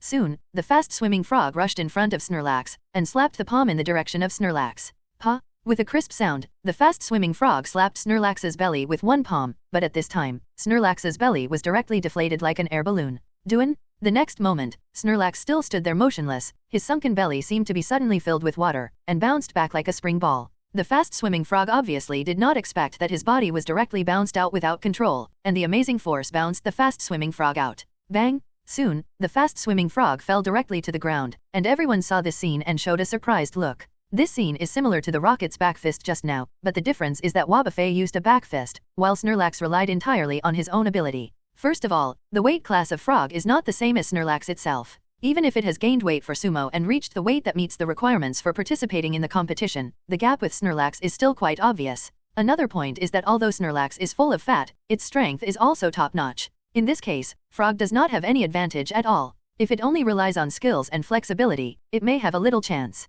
Unfortunately, if it fights head-on, it can only be said to be seeking death. The trainer on the opposite side hurriedly ran to his frog, but this time he fell hard, but it was not as if he was hit by a punch and went to fight. It's just that it's different from fighting against ordinary Pokemon. Mikey, ordinary in Pokemon battles, even if you leave the field, you are not considered a failure as long as you can come back. However, sumo matches are different. In many cases, the winner is decided in a split second. Even if you just leave the field a little bit, you will be considered a loser. Just now, he did this and directly bounced the fast-swimming frog out. The referee was also a little stunned at this time. After all, he had the situation in the previous round, so this time, he subconsciously looked at the position of President Xiaozisuk. There must not be another misjudgment, and the previous situation must not happen again. Although President Xiaozisuk came out in time to announce the result, the player in the previous game could not continue to participate in the battle because of Wabaface cheating the opponent's Ursaring. Therefore, even if there is no problem with the final judgment, the player who was cheated cannot continue the game. The winner is decided, the winner is Snorlax. It seems that muscles are still inferior to fat. Hihi, with Snorlax's fat, it will definitely not lose to any Pokemon in terms of strength. Raiden, who was watching the game from the sidelines, also had a slightly condensed expression at this time, and truly regarded Ash's Snorlax as a strong opponent worth studying. I didn't expect Snorlax to win so easily. The game continued. Feraligatr and Blastoise won consecutive victories and soon advanced to the semifinals. Sure enough, the Pokemon cultivated by 540 Ash are not simple. Feraligatr also responded. After watching Snorlax's battle, he did not dare to underestimate Snorlax. It can only be said that the hungry Snorlax is the most terrifying. He knew that the more this happened, the more seriously Snorlax would take the Sumo match, which was also his little thought. In this way, Snorlax easily advanced to the semifinals, and soon there were only 4 participating players left on the scene. Wow, okay, the game is not over yet, bear with it for a while. In this regard, the organizer also has to compensate the contestant to a certain extent. Sunday, who was watching the game from the sidelines, originally thought that the fast-swimming frog would be a very powerful rival. Even if Snorlax could win, it would take some time. Who would have thought it would win so easily? Snorlax also responded, but this guy really couldn't change his nature as a foodie. When talking to them, his eyes occasionally stole a glance at the Jinkong food placed in the prizes. Ash's Snorlax is unexpectedly strong. Pika? I originally thought that he participated in the sumo competition with a recreational mentality, and he was still aiming to win the championship. Ash smiled and patted its soft belly gently. Serena looked at this scene and said with a smile. Now she finally understood why Ash chose Snorlax to participate in the sumo competition. Well done, Snorlax. Although Ash also won, Tailwind was going smoothly, but the scene was somewhat funny. Rivals Pokemon basically took the initiative to attack, but each time they were bounced away by Snorlax's weight and body. Seeing this, Ash walked up to Snorlax and asked. After a long silence, after seeing that Xiaozisuk did not make any reaction, the referee, who was sure that there was no problem with the match, slowly raised his hand to announce the result. Feraligatr, it seems that in addition to that Blastoise, we have another rival. Kirby? Sumo tournament venue. The contest category of the remaining 4 people began on the big screen. The 4 people stood in front of the big screen with their own Pokemon and watched the contest category situation. Soon, as the avatars flashed, the contest category battle was quickly frozen. Okay, the next 2 sides are Feraligatr versus Blastoise, Snorlax versus the schedule. The contest category was confirmed, and the host immediately announced the list. As soon as the match list came out, everyone's attention was on Feraligatr and Blastoise. Because before Ash appeared, Feraligatr and Blastoise were both favorites to win the championship. Now the 2 favorites to win the championship face off, which is naturally worth looking forward to. Ash, let's meet. Although Rival is also a player being watched, Raiden is obviously still very confident. Now he is more looking forward to fighting with Ash. Okay. Ash nodded slightly, and then he was the first to leave the field. The first game was a confrontation between Feraligatr and Blastoise. Ready, go. Go Feraligatr, push it out in one breath. Knock it down, Blastoise. Both sides gave orders at the same time, and the 2 Pokemon rushed forward, each raising their hands. The next moment, both sides arrived at the field and clasped their hands together. Feraligatr and Blastoise held each other's hands tightly, and then pushed forward at the same time. Their strength was almost equal, and both sides gritted their teeth and refused to give in. What a tense battle. Ash, which side do you think will win? Serena was also a little excited when watching this scene. Although she was more familiar with Mr. Raiden, the opponent's strength should not be underestimated. It's hard to say, it depends on how good Mr. Raiden's command ability is. Ash looked at the field and spoke unconsciously.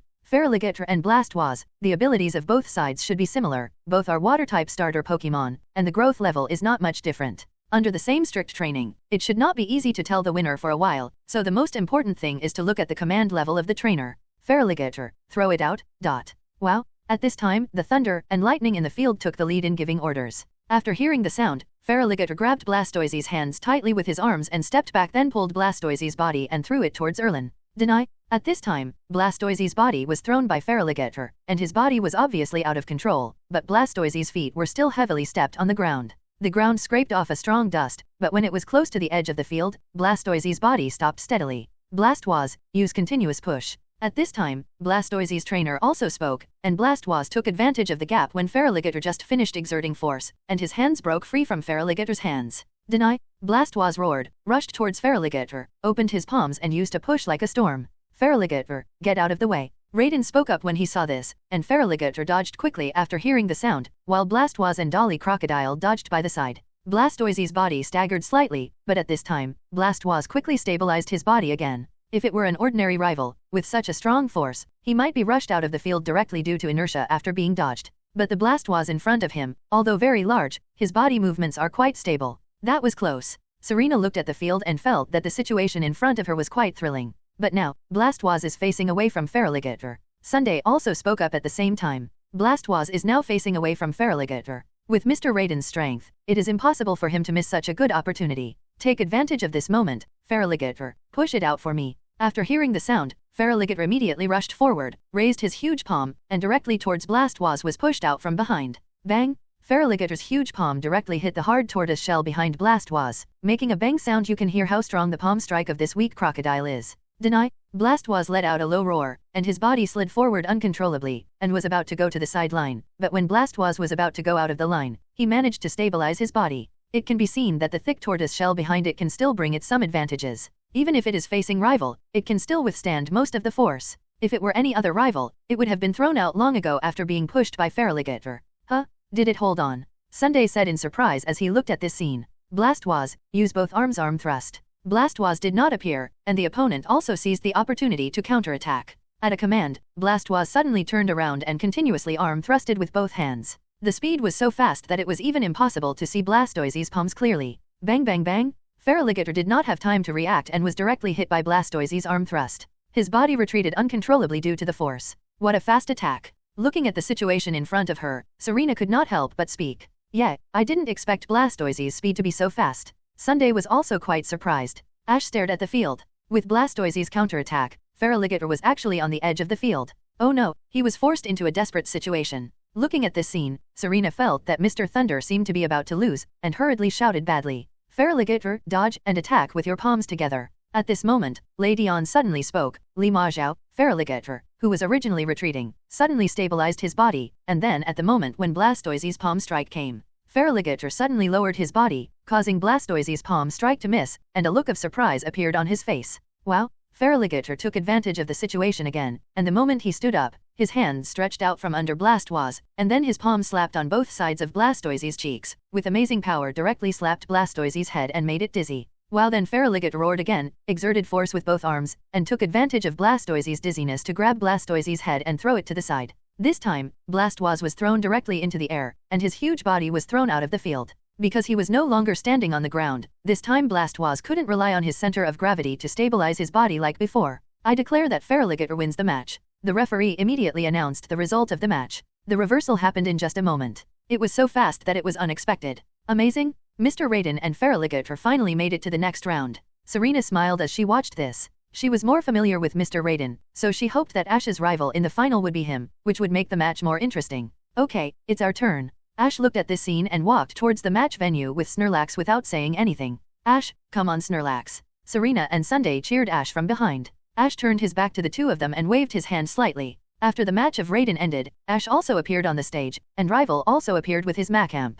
Soon the two of them were in position on both sides of the battlefield. Sumo tournament, second match of the semi-finals, Snorlax vs Macamp. As the referee's voice sounded, Snorlax and Macamp also entered the battlefield. Ash looked at Rival in front of him. Macamp is the final evolution of Machop. No matter Machop, Machoke, or Macamp, they are all the Pokemon types that muscle men love the most. The power is amazing, especially Macamp.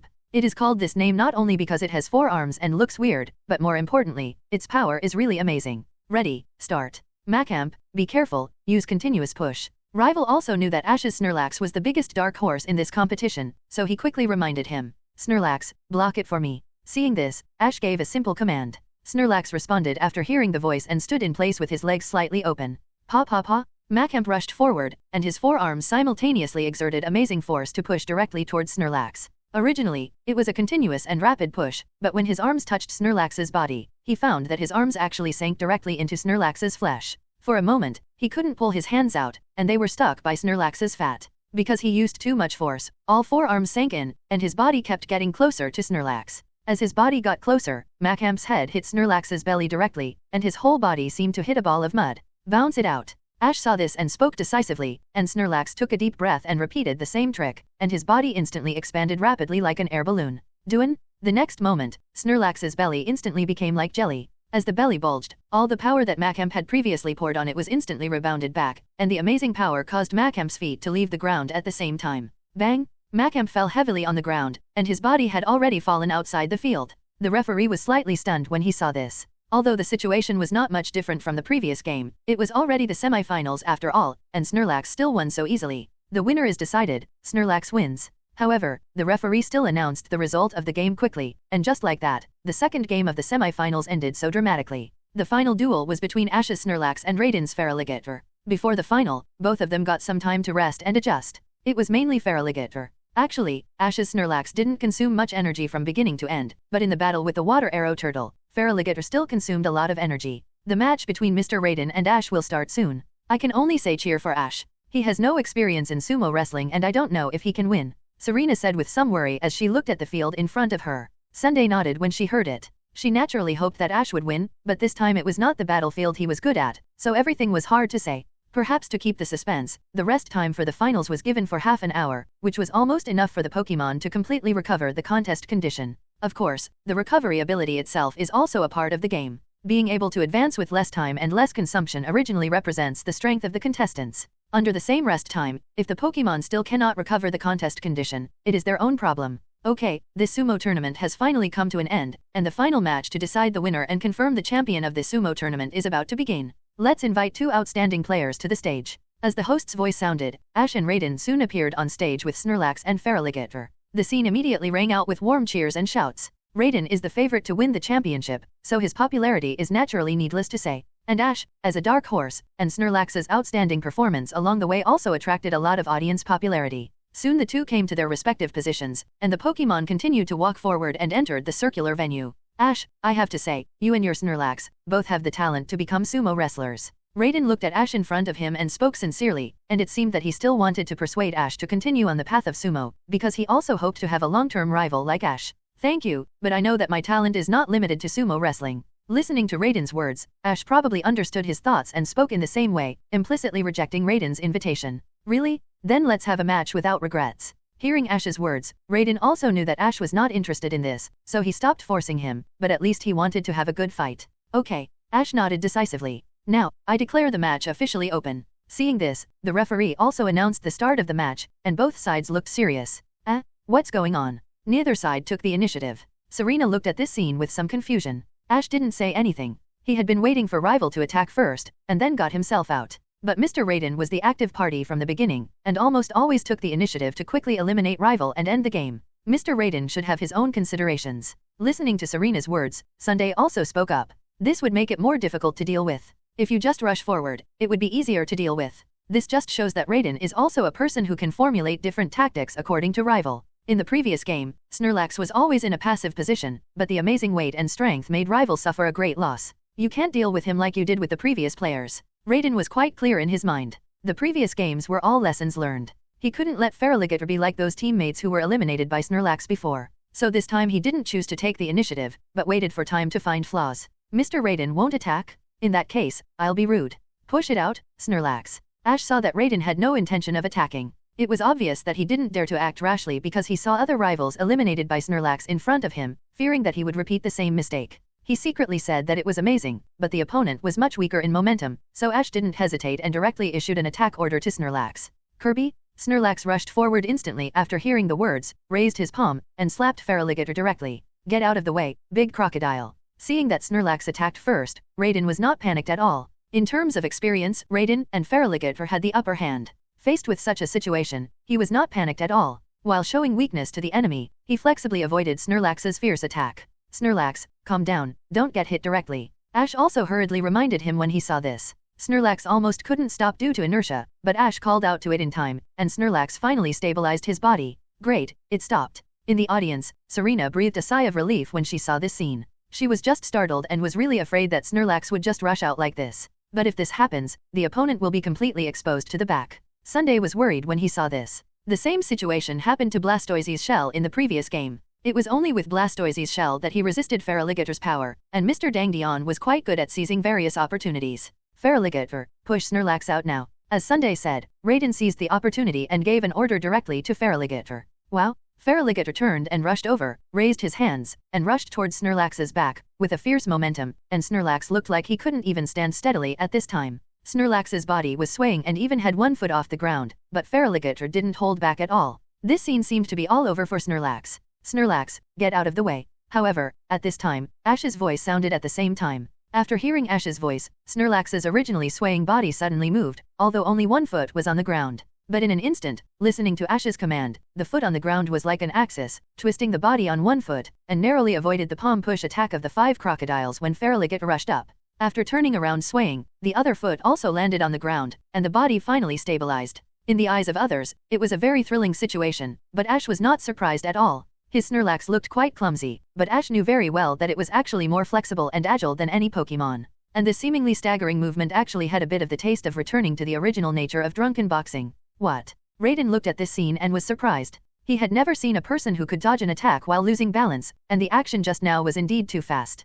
Although it is big, my Snorlax is not bulky at all, Ash said confidently while looking at the Snorlax in front of him. Please give me flowers. If we compare speed, we will never lose, because the crocodile used continuous push attacks. Listening to Ash's words, Raiden also became motivated and waved his hand to give orders. When Snorlax just stood firm, Feraligatr rushed up again. Snorlax's agility is only relative to many Pokémon. Those who don't believe in Snorlax's agility will be shocked. Rival, whose moves are not top-notch, will also be amazed. But no matter how fast Snorlax moves, it can never compare to some Pokémon that are known for their speed. Although Feraligatr is not a top-level speed Pokémon, its moves are beyond the reach of ordinary Pokémon. The next moment, Feraligatr's hands came like a hurricane, hitting Snorlax's belly. Pa pa pa, wow! Feraligatr screamed, and the fierce attack continued. In another match, Snorlax was pushed by Feraligatr, and his body began to retreat uncontrollably. Feraligatr's push frequency is too high. Sunday, who was watching the game, couldn't help but show a surprised look. In the previous battle, other rivals were almost touching Snorlax was bounced away uncontrollably. But at this time, Raiden's Feraligatr was able to push Snorlax, and not only that, because the speed of the palm was too fast, Feraligatr's hands were retracted before being wrapped by Snorlax's fat. So the soft fat that had always been able to bring great convenience to Snorlax was now useless. Seeing Snorlax's body getting closer and closer to the edge, Serena also shouted worriedly, "Come on Snorlax. Come on Ash." At the critical moment, Serena naturally stood on Ash's side, and so did Today. Seeing that Snorlax was only a foot away from the sideline at this time, Raiden looked a little stern. Now, let's decide the outcome. Feraligatr, aim at Snorlax's chin and use palm push. Looking at Snorlax's position, Raiden, who felt that the time had come, gave an order and prepared to end Snorlax's melon. Wow! Hearing this, Feraligatr lowered his posture and raised his palm. This attack can make Snorlax lose balance. Falling backwards, Snorlax's body naturally went out of bounds. I'm going to fall, what should I do? Seeing this scene, Serena unconsciously clenched her fists. Although he hadn't been pushed down yet, Snorlax subconsciously leaned his head back and his whole body tilted up. Ash, this victory belongs to me. Raiden looked at this scene and waved his hands heavily. That's not necessarily true, Snorlax, open your mouth and start absorbing air with all your strength. But at this time, Ash also spoke at the same time, and there was no lie in this situation. Kirby? After hearing the sound, Snorlax roared and opened his mouth at the same time. Only 207 saw a large amount of air being sucked into Snorlax's body as Snorlax opened his mouth. What? Raiden obviously had never encountered such a situation before. As Snorlax inhaled more and more air, his body suddenly expanded like an air balloon. Feraligatr's palm was about to push Snorlax's chin, but he suddenly felt something pressing against it. He lowered his head in surprise. He found that his body was pressed against Snorlax's abdomen at this time, and as Snorlax inhaled air, its abdomen was still changing. Bang! As the abdomen continued to swell, Feraligatr had no time to react. With a bang, Feraligatr was directly bounced out by Snorlax's belly. How is it possible? There is such a counterattack. Raiden looked at this scene, his eyes full of disbelief. He had never encountered it before. My Snorlax can do it. Ash looked at Raiden's surprised expression and responded proudly. In this way, Feraligatr's offensive was resolved by Snorlax in a peculiar way. Although it was not directly ejected like other Pokémon before, it also made all the previous advantages go to waste. Now both sides are back to the same starting line. Seeing such a wonderful game, there was warm cheering at the scene, because this final was really wonderful. And Zayazisuk was also surprised to see the field. When he was young, he was also a sumo trainer. Now he is the president of the Sumo Association, but he has never seen such a counterattack. However, this method is not a foul, because Snorlax did not use any tricks. It's really amazing. Let's decide the winner, Feraligatr. After being surprised, Raiden was even more amazed and admired Ash, but he did not choose to admit defeat. Instead, he gave an order and Feraligatr decisively rushed up. That's what I meant, go. Ash also gave an order at the same time, and Snorlax rushed out immediately after hearing the sound. Feraligatr, grab it. Kirby? The force of Snorlax's landing was so amazing that the ground was shaking, creating an effect similar to earthquake. Ash's eyes were slightly cold. The over-the-shoulder throw technique is also a lever principle of using the small to win the big, using itself as a fulcrum to lift Snorlax up. Kirby? Feraligatr was worthy of Snorlax's 5.8, but he was too strong and had enough practical experience. He avoided several attacks in a row, and this time it was considered a solid hit. Feraligatr then lowered his body and passed under Snorlax's armpit. The next moment, he raised his hands and grabbed one of Snorlax's arms. Seeing that Snorlax was about to be thrown out, Ash shouted decisively, "Snorlax, use your weight." Ash seized this opportunity, and Snorlax instantly rushed forward and raised his right hand. It's actually an over-the-shoulder throw. Snorlax's palm was still on Feraligatr's face, looking down at the feet of both parties. At this time, Feraligatr had already stepped 1 foot outside the field.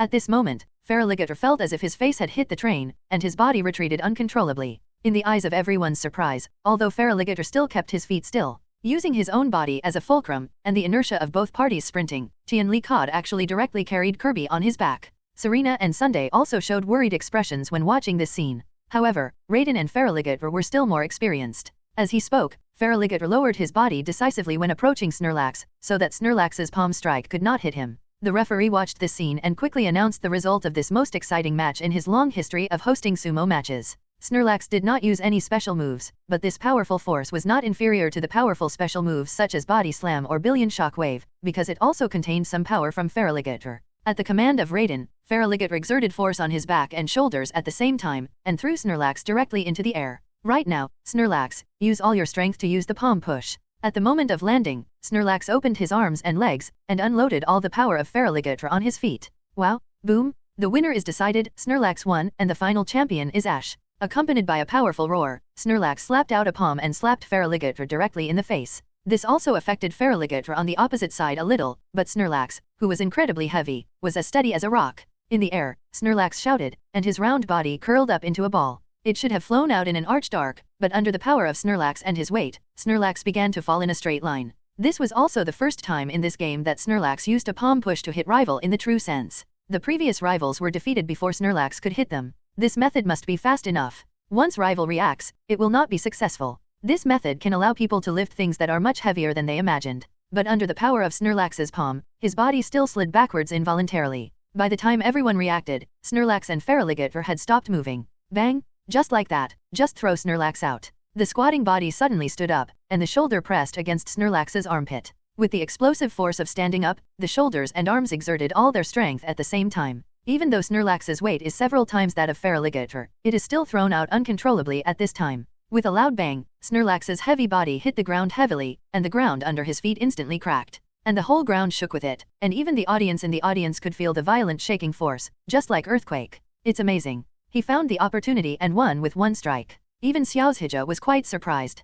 Feraligatr's previous continuous attacks failed to knock Snorlax out. As a result, Snorlax only hit once and successfully eliminated Feraligatr. It should be said that Ash and Snorlax are really talented in this area, but it's a pity that Ash is not interested in this. Great, Kirby won. Serena looked at the field and was very happy to see Ash and Snorlax win the championship in their first competition. Sure enough, as long as Ash participates in the competition, there are very few failures. Sunday also said with a smile, "You lost, Feraligatr, you have performed very well." Even though he lost the game, Raiden didn't seem to be very disappointed and still maintained a very positive attitude. Wow, Feraligatr's expression was similar. They were convinced of the victory or defeat of this game. Then the two looked at Ash and Snorlax on the opposite side at the same time. "You did a great job, Snorlax. I knew you'd be fine." Ash was also beside Snorlax, reaching out and gently patting its belly. 29. At this time, Xiaozisuk also followed in, and then the other contestants basically gathered around, watching Xiaozisuk walk up with the winner's prize. "Ash, congratulations on your victory with Snorlax, becoming the champion of this sumo tournament.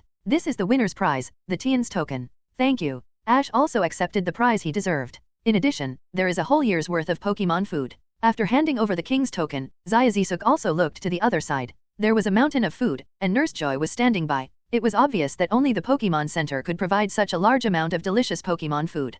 Kirby? However, the Snorlax next to Ash couldn't help it anymore. After a series of games, it consumed a lot. Ash smiled helplessly and stopped trying to stop it. After all, the game was over, and he should have been unable to help it. It was already amazing that he could restrain himself. Let it go now. Ah. Nurse Joy was also startled by the sudden rush of Snorlax, and then she realized that its target was food. Snorlax picked up the big plate and poured all the food in it into his mouth. He was not satisfied yet, so he grabbed the boxes that had not been opened yet. One by one, he skillfully opened the boxes and poured all the food in them into his mouth. His mouth was like a bottomless pit. The mountain of food that had been piled up was gone.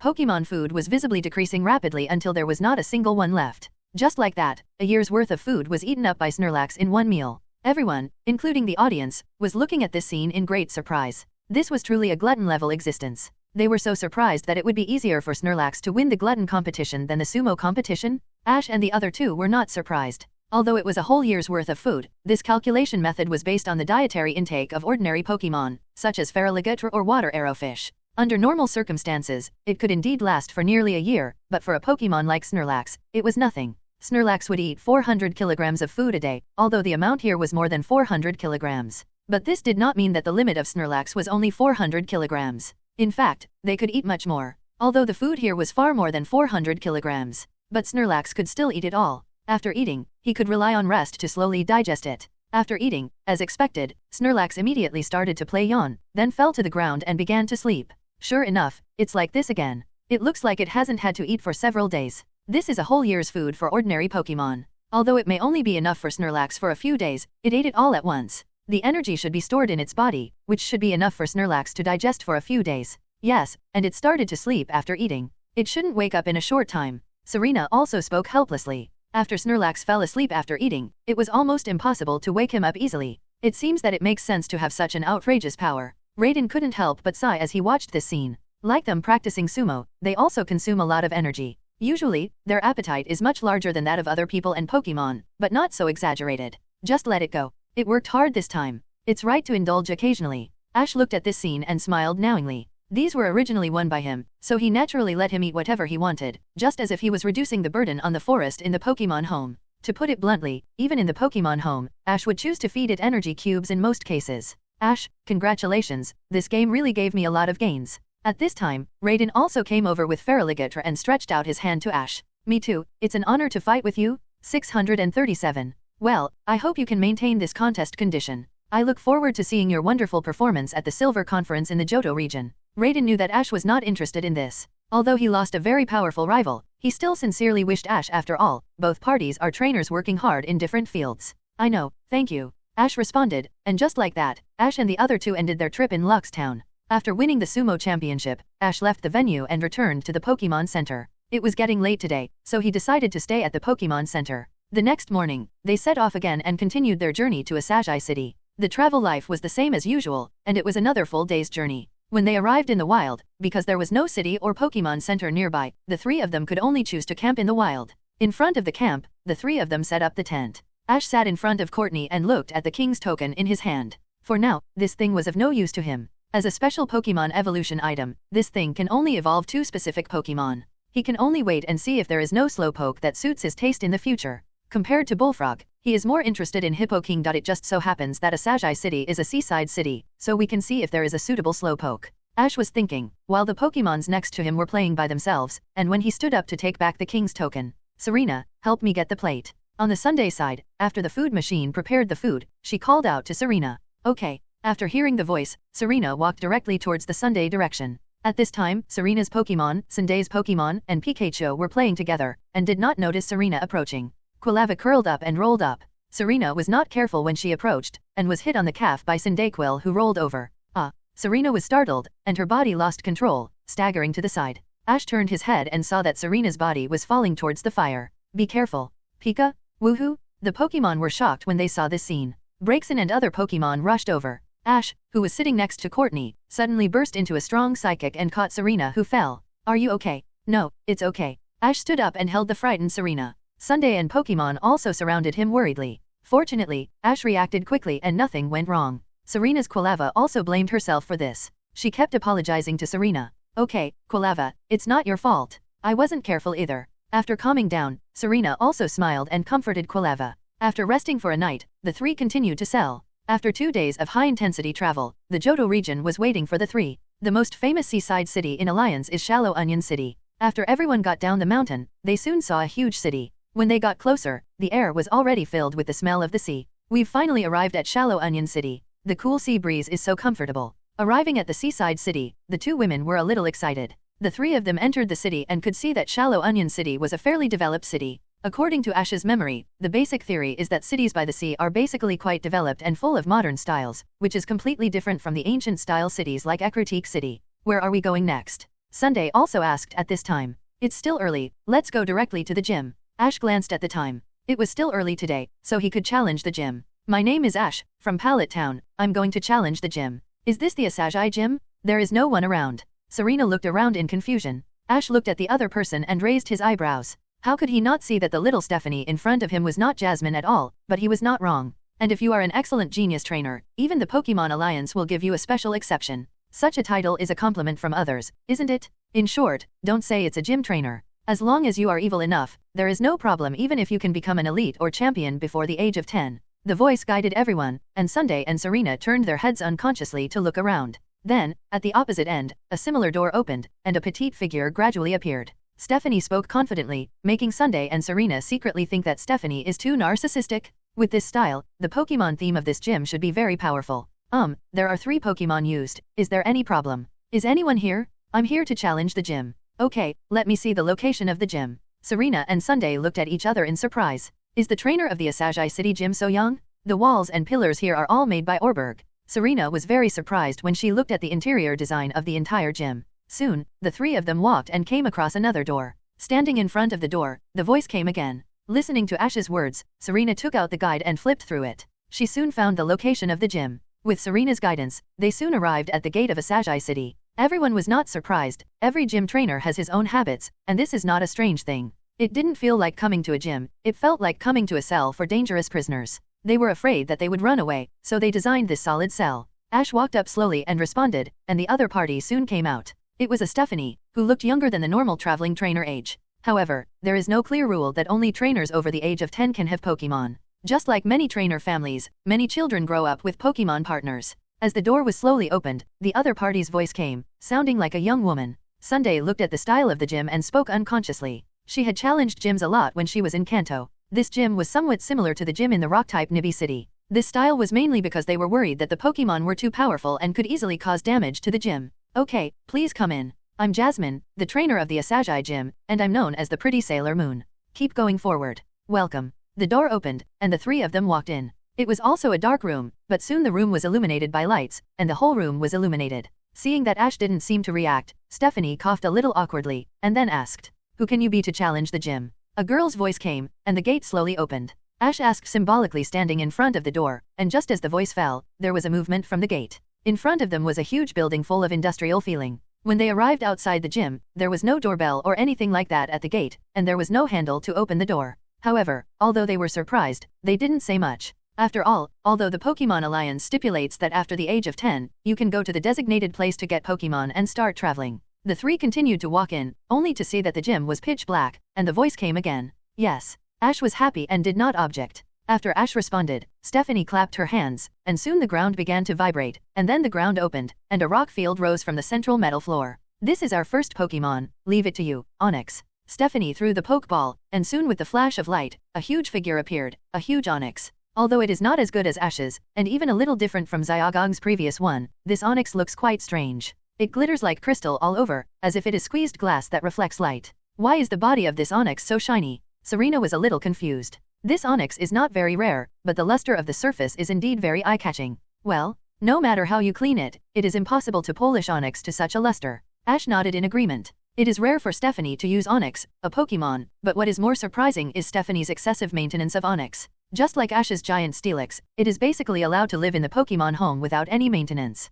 Okay, it's your turn to send out your Pokemon next. Stephanie looked at her Onyx and seemed very satisfied, and then spoke to Ash confidently. Then I won't be polite, go ahead Kartana. Ash didn't waste any words and threw the Pokeball directly. With a bang when the Pokeball landed, Kartana appeared directly in the field. Compared with Onyx, its body was quite petite. Send out Kartana right away. Serena and Sunday were a little surprised. They hadn't seen Ash's Pokemon very often, but they had long been accustomed to him winning, and didn't worry too much about Kartana's debut. In fact, after such a long time in the Pokemon home, the level of Sakurai Sword was not slow. With the rewards Ash gets from completing missions from time to time, its strength has already entered the elite level. What kind of Pokemon is this? How come I haven't seen it before? Stephanie was stunned when she saw Kartana, who she had never seen before, but soon convinced herself. I don't even know it, it must not be famous, it's probably just an ordinary Pokémon from a remote region. Onyx, go. Hearing this, Onyx accelerated and rushed towards Kartana. Kartana, get out of the way. Ash spoke calmly, and Kartana jumped back a distance after hearing this, causing the opposite Onyx to hit the ground head-on.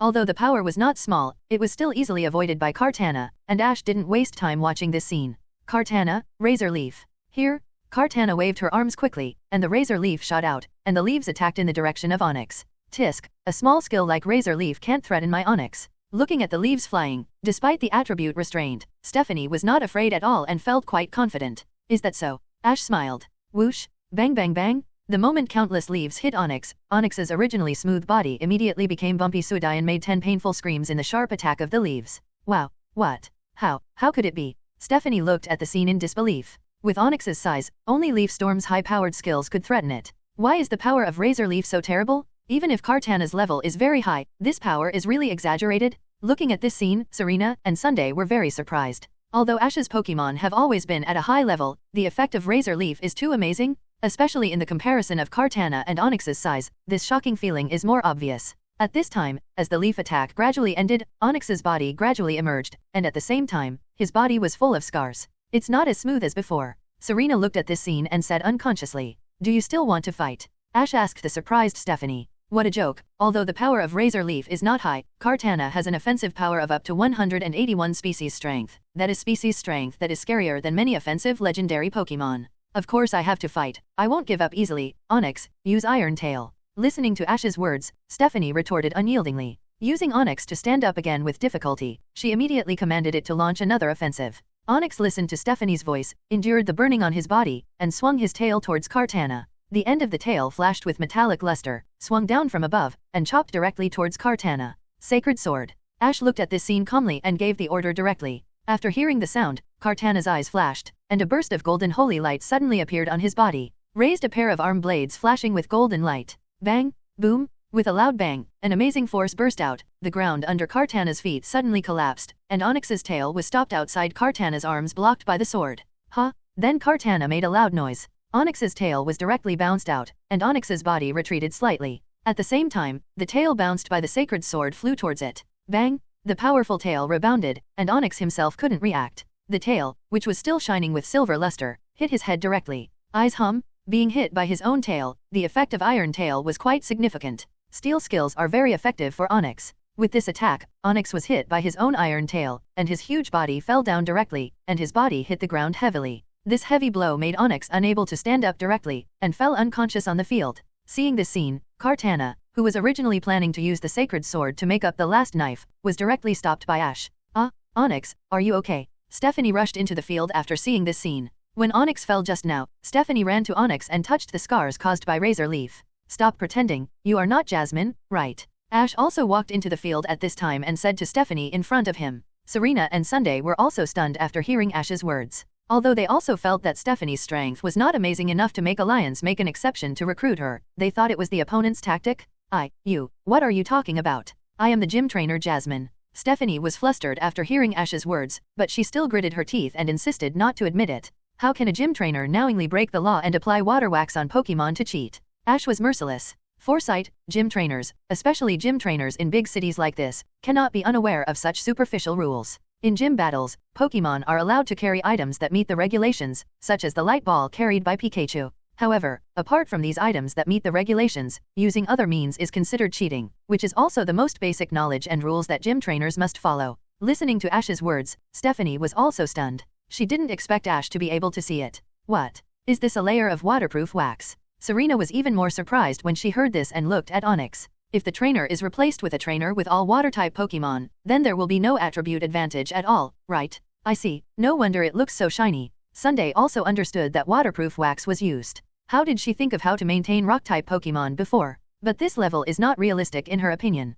Waterproof wax is used because you are afraid of encountering water-type Pokémon, but unfortunately, this kind of thing can only be waterproof, and it is not very useful for other attribute restraints. Ash said calmly. Even if this is the case, what basis do you have to say that I am not Jasmine? Stephanie seemed to want to struggle. Because, you don't even know basic common sense. No matter when, the gym trainer, as the home team, will let the rival attack first. Your behavior just now is completely the performance of an amateur. Ash has challenged so many gyms, and it is not only the gym's courtesy to the challenger, but also the alliance's rules for the gym. Stephanie obviously did not expect that she would reveal her flaws for this reason. Thinking carefully, it seems that Jasmine did this when fighting with others in the past.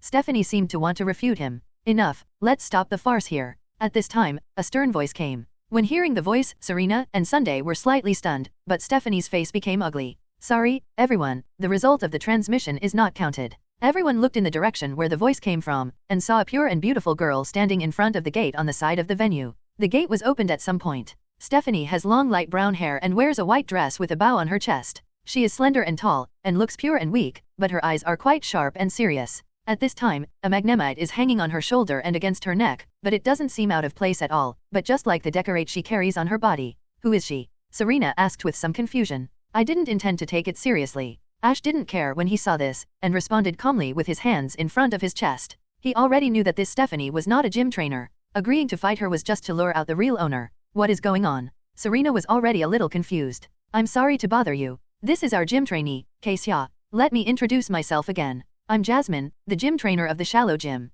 Jasmine walked over and looked at Xia sternly. The latter knew that he had done something wrong and lowered his head unconsciously. At the same time, Jasmine looked at Ash and responded with an apologetic look on her face. Sally and Sunday were obviously a little surprised to hear the identity of the visitor. Now the truth is out. The Stephanie in front of them, named Xia, is just pretending to be a gym trainer. I know. Ash is very clear about Jasmine's self-introduction. As early as when he came in, Ash knew that Stephanie was not a man. Jasmine seemed a little confused after listening to Ash's words, and then she quickly figured it out. It seems that the other party is very clear about the situation of the shallow gym. He already knew about himself, so he was able to distinguish it. And from the beginning, he could see that Onyx was coated with waterproof wax, which showed that he was not an ordinary person. Xia, your behavior just now is a foul. Why don't you come over and apologize? After thinking it through, Jasmine turned around and looked at Xia behind her and said, 0. Although she has a good temper, this kind of group relationship is related to the reputation of the entire Shallow Onion Gym. If people knew that the people in the Shallow Onion Gym used such means, it would definitely have a considerable impact on the gym after it was spread out. If the other party didn't see through it, it would be fine. Then she would take care of Xia's face and not expose the matter, and criticize and educate her privately. But the other party had seen through her little trick right from the beginning, so there was no way, and she could only apologize to the other party in person. But I remember you said before that we should talk to Pokemon properly and understand their abilities, so I thought of removing Onyx's weaknesses. Xia felt very wronged, but she also knew that she had made a mistake, and she lowered her head and played with her fingers unconsciously. Alas, you still haven't figured anything out. Ali sighed unconsciously after hearing this. There were originally no interns in her gym, only Xia, and she didn't want to accept her at first, but she accepted her because Stephanie insisted. In fact, it's not that she hates accepting interns, but she is simply not good at teaching in this area, so she doesn't worry about delaying other people's children. Just like now, listening to Xia's words, she knew that Xia had misunderstood her meaning, but she didn't know how to explain it to her. In addition, she has been upset recently, with a lot of thoughts, and she didn't know what to say for a while. I'm sorry. Xia listened to Jasmine's words and felt that she didn't understand Jasmine's teachings and spoke with a little self-blame. I think what Ms. Jasmine meant is that to understand their abilities and remove the weaknesses of Pokemon, you need to train Pokemon to overcome them, not by other means. Looking at the master and apprentice, to put it bluntly, one is not used to teaching, and the other is because the master is not used to it, which leads to misunderstanding of the master's intentions. Ash subconsciously resolved the embarrassment. Is that so? Xia was slightly stunned when she heard Ash's words, and then opened her eyes wide and looked up. And Jasmine looked at Ash with a little surprise. She didn't expect that this boy could see her thoughts at a glance. But why did she feel that it was so easy for the other party to explain it? But she obviously had the same idea but couldn't say it. Anyway, she was still very grateful that Ash could help her explain it, which not only maintained her dignity as a teacher in front of Xia, but also made Xia understand her intentions at once. That's it, you have to remember it well. If this happens again, I can't let you stay in the gym anymore. After this, Jasmine also spoke sternly. If this kind of thing happened to a petty trainer, it would be very troublesome to report it.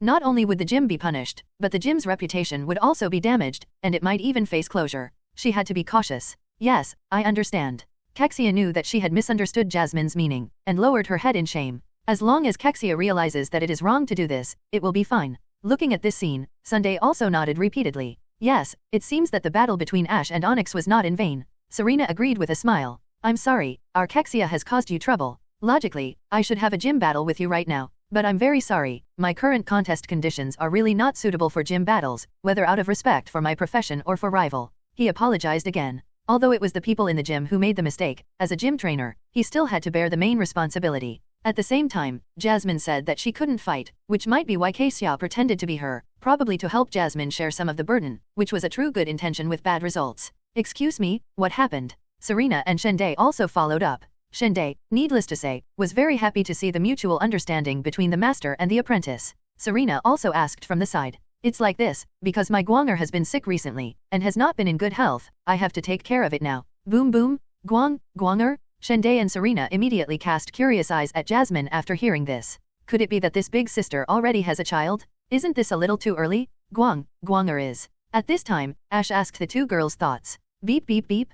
Hello, this is Jasmine. Okay, I know, I'll come right over. At this time, Jasmine's cell phone suddenly rang, and after answering the call, a hurried look appeared on her face. Sorry, I have to leave first. After Jasmine answered the phone, she responded anxiously, and then left in a hurry, leaving Ash and the others in the gym with confused faces. DV. Sunday and Serena's eyes flashed, watching Jasmine leave in a hurry, and they seemed to have seen a new world in their hearts. Miss Jasmine is so anxious? Is it really? Yeah, I think it's possible. Serena nodded to agree with Sunday's opinion. Well, Ash is really sorry. At this time, Ben came over and bowed deeply to Ash. Although he did something wrong, he was still very polite to express his apology. Nothing, didn't Jasmine say it just now? Since there is something wrong, there is nothing we can do. Ash didn't care too much when he heard it. Although they were not very old, Xia was younger, but Ash was an adult after all. What's the point of harping on such a small matter? And from Xia's humble attitude, it is obvious that he is not a naughty child, he just wants to show himself in front of Jasmine. Because I really admire Miss Jasmine, I begged her reluctantly, and she accepted me as her apprentice, but I failed her expectations. Xia lowered his head and spoke with some worry. He had made mistakes before, but Jasmine did not say that he could not stay in the gym in the future. So, this time might be really serious, he was a little worried that Jasmine would drive her away. It's nothing, just don't do this kind of thing again. Miss Jasmine seems to be in a bad mood recently, so it's inevitable that she will be a little impulsive. Ash actually just heard what Jasmine said, and he knew what was going on, so he also knew how Jasmine felt at the moment. Well, thank you Ash. Hearing Ash say this, Xia felt much better in her heart. She knew that if she wanted Jasmine not to be angry, she must first get the forgiveness of the challenger. Even though she still lost miserably at Ash's hands, even if she did this, she lowered her head unconsciously when she thought of this. What's wrong with you? Looking at Xia's appearance, Ash asked unconsciously. Nothing, just thinking that I didn't lose after doing such a thing. Hearing this, Sunday and Serena looked at each other unconsciously. At first, when they thought Xia was a gym trainer, this matter was another matter. Knowing that she was just a 0.1 intern, it was natural to know that she couldn't even be called a professional Pokémon trainer, so how could she pose the slightest threat to Ash? No matter how many means there are, or how dominant the attribute is, if she is not, the top trainers are basically not qualified to fight with Ash. It has nothing to do with whether to do this kind of thing, just like you apply waterproof wax on Onyx, but water is only the biggest weakness of Onyx. Excellent trainers have various ways to win. For example, when you face Jasmine, are you sure you can win by this method? Ash smiled and said. Hearing this, Xia was slightly stunned. She really hadn't thought about it this way. Now think about it carefully. If she does this, can she become Jasmine's rival? It shouldn't be possible. Let me tell you this. I foresighted your little tricks from the beginning, so I sent Kartana to fight. Let me introduce you. Kartana has the dual attributes of grass and steel. Take the waterproof wax you applied for example. When it encounters my Kartana, which mainly restrains grass and steel, what should you do? Even if it is a water type that is beneficial to you, if it uses a fighting or ice type trick, how should you deal with it? Ash patiently explained to Xia that this method can only prevent one of them at most. You can't always use black technology, and now she knows that it is a foul. And let's not talk about encountering these. Just now, when encountering Ash's fire-type Pokémon, it was completely overwhelmed. But what should we do? You are still young, and you still have a lot of time to hone your skills. Communicate more with Pokémon. As long as you practice and train slowly, those weaknesses will be overcome sooner or later. You must be good at using Pokémon's own advantages to create a better fighting environment for it. As for how to do it specifically, you have to ask your master Jasmine. Ash didn't say much. After all, Ben was not his apprentice, so it would be better for him not to take over the master's role. Xia listened to Ash's words and thought about it. Thinking about it carefully, she was indeed very anxious. By the way, I forgot to ask Jasmine when she can accept the challenge. Do you know where she went? At this time, Ash also remembered that he didn't have time to ask Jasmine when she would have time to accept the challenge. I know, I'll take you there. After hearing Ash's words, Xia came back to her senses from her wandering thoughts and quickly responded. Okay, thank you. Just like that, everyone followed Xia out of the gym and walked towards the seaside under Xia's leadership. When approaching the seaside, you can see two towering lighthouses standing on the seaside pier from a distance. One of them looks quite old and has a very old-fashioned architectural style. The other lighthouse in front looks more modern and should have been built in modern times. It should be a little higher. What is that? Lighthouse? Why are there two? Sunday and Serena were very surprised. It was obviously a new and old lighthouse. But when a new lighthouse was built, shouldn't the old one be demolished directly? Two lighthouses like this are not only unsightly but also very annoying. To get to the new lighthouse, you have to go around it. Master Jasmine should be in the lighthouse in front. When he came here, Kay pointed directly at the old lighthouse in front and said, "In this place." Serena was a little confused. Why did she come to this place? Jasmine said earlier that Guanger was not in good health. Shouldn't he stay in the hospital if he was not in good health? Walking up the stairs and looking around, Serena couldn't help but say. Kexia was still a little hesitant standing behind everyone. It was obvious that she was still a little embarrassed to see Jasmine. An Ampharos was lying in front of the device, looking lifeless. After noticing the arrival of Ash and others, it seemed that it didn't want to move. "What do you want to see me for?" Soon, several people came to the top of the tower. After arriving at the top of the tower, they found a figure lying in front of a strange device in the hall on the top of the tower. "Well, that. You go up first. I'll wait for you here. It looks like it doesn't have much energy." Ash, who has some experience in breeder, also saw the contest condition of Ampharos at the moment. "They are the trainers who just came to my gym to challenge me. This is my grandfather Myron." "Okay, then thank you." That's Ampharos. "Jasmine, who are they?" the old man asked. "Excuse me." Seeing this, the three of them walked up the stairs and climbed to the top of the tower. Although Jasmine looked quite gentle, she was also quite strong when she was angry. Basically, most gym trainers were like this. So the Guanger that Miss Jasmine is talking about is Ampharos. "My name is Ash." At this time, Jasmine also asked the three about the purpose of coming here. Although it is not prohibited to enter and exit this place, few people come here. Jasmine 473 introduced them after hearing the voice, and then introduced the elders around him to Ash and the other two. Serena and Sunday suddenly realized that it was Ampharos that they were talking about. After all, Jasmine called him by a nickname, which is indeed easy to be misunderstood. Thinking of this, the two girls' gossipy and excited expressions suddenly waned a lot. After all this time, it turned out to be her Pokémon Ampharos. They analyzed it for nothing. "Hello, my name is Serena." Just at this time, a voice came, and soon two figures came. One was Jasmine, and the other was an old man who looked very energetic. The expression between his eyebrows was somewhat similar to Jasmine. "I'm sorry, because Guanger's body's contest condition has not recovered yet, so at this stage, I may not be able to adjust the contest condition," Jasmine said after hearing the voice, while looking at Ampharos behind her worriedly. "It's okay, this is not a restricted area." Jasmine waved her hand nonchalantly.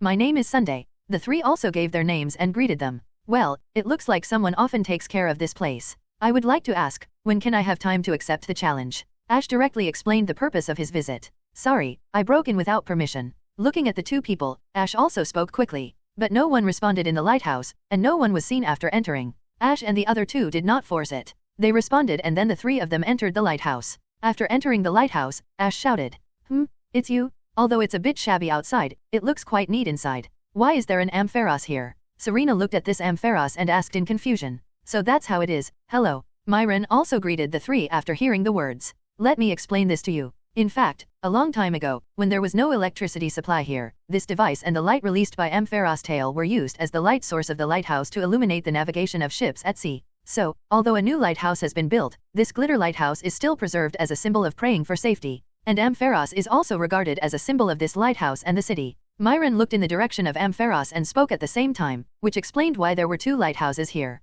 "I see. But recently, Ampharos's electricity began to become unsmooth, and the light of the tail also weakened." Jasmine walked towards Ampharos worriedly, and then stroked its body. And Ampharos seemed to hope that he could recover quickly, and kept trying to make his tail glow. "Although we took turns to massage Ampharos, it still didn't work." Myron continued to speak. "Why not send it to the Pokémon Center for treatment?" Ash was very surprised, because in his impression, the Pokémon Center was basically omnipotent. As long as the Pokémon didn't die, no matter how serious the injury was, it could basically be cured. We also asked Nurse Joy to come for a diagnosis. Although it can be treated, the medicine required is very rare. There is no such medicine in this place. So I have asked Kianwood City. The pharmacy in Kianwood City is helping to mix the secret recipe in their store, and they just called to say that the medicine has been prepared. Myron explained that although the Pokémon Center can see the problem, it also needs medicine to treat the disease. The medicine needed to treat Ampharos is a medicine on the ancient prescription, and the Pokémon Center just doesn't have such a medicine. So that's it. I wanted to ask Koshao to get it, but I didn't expect it to turn out like this now.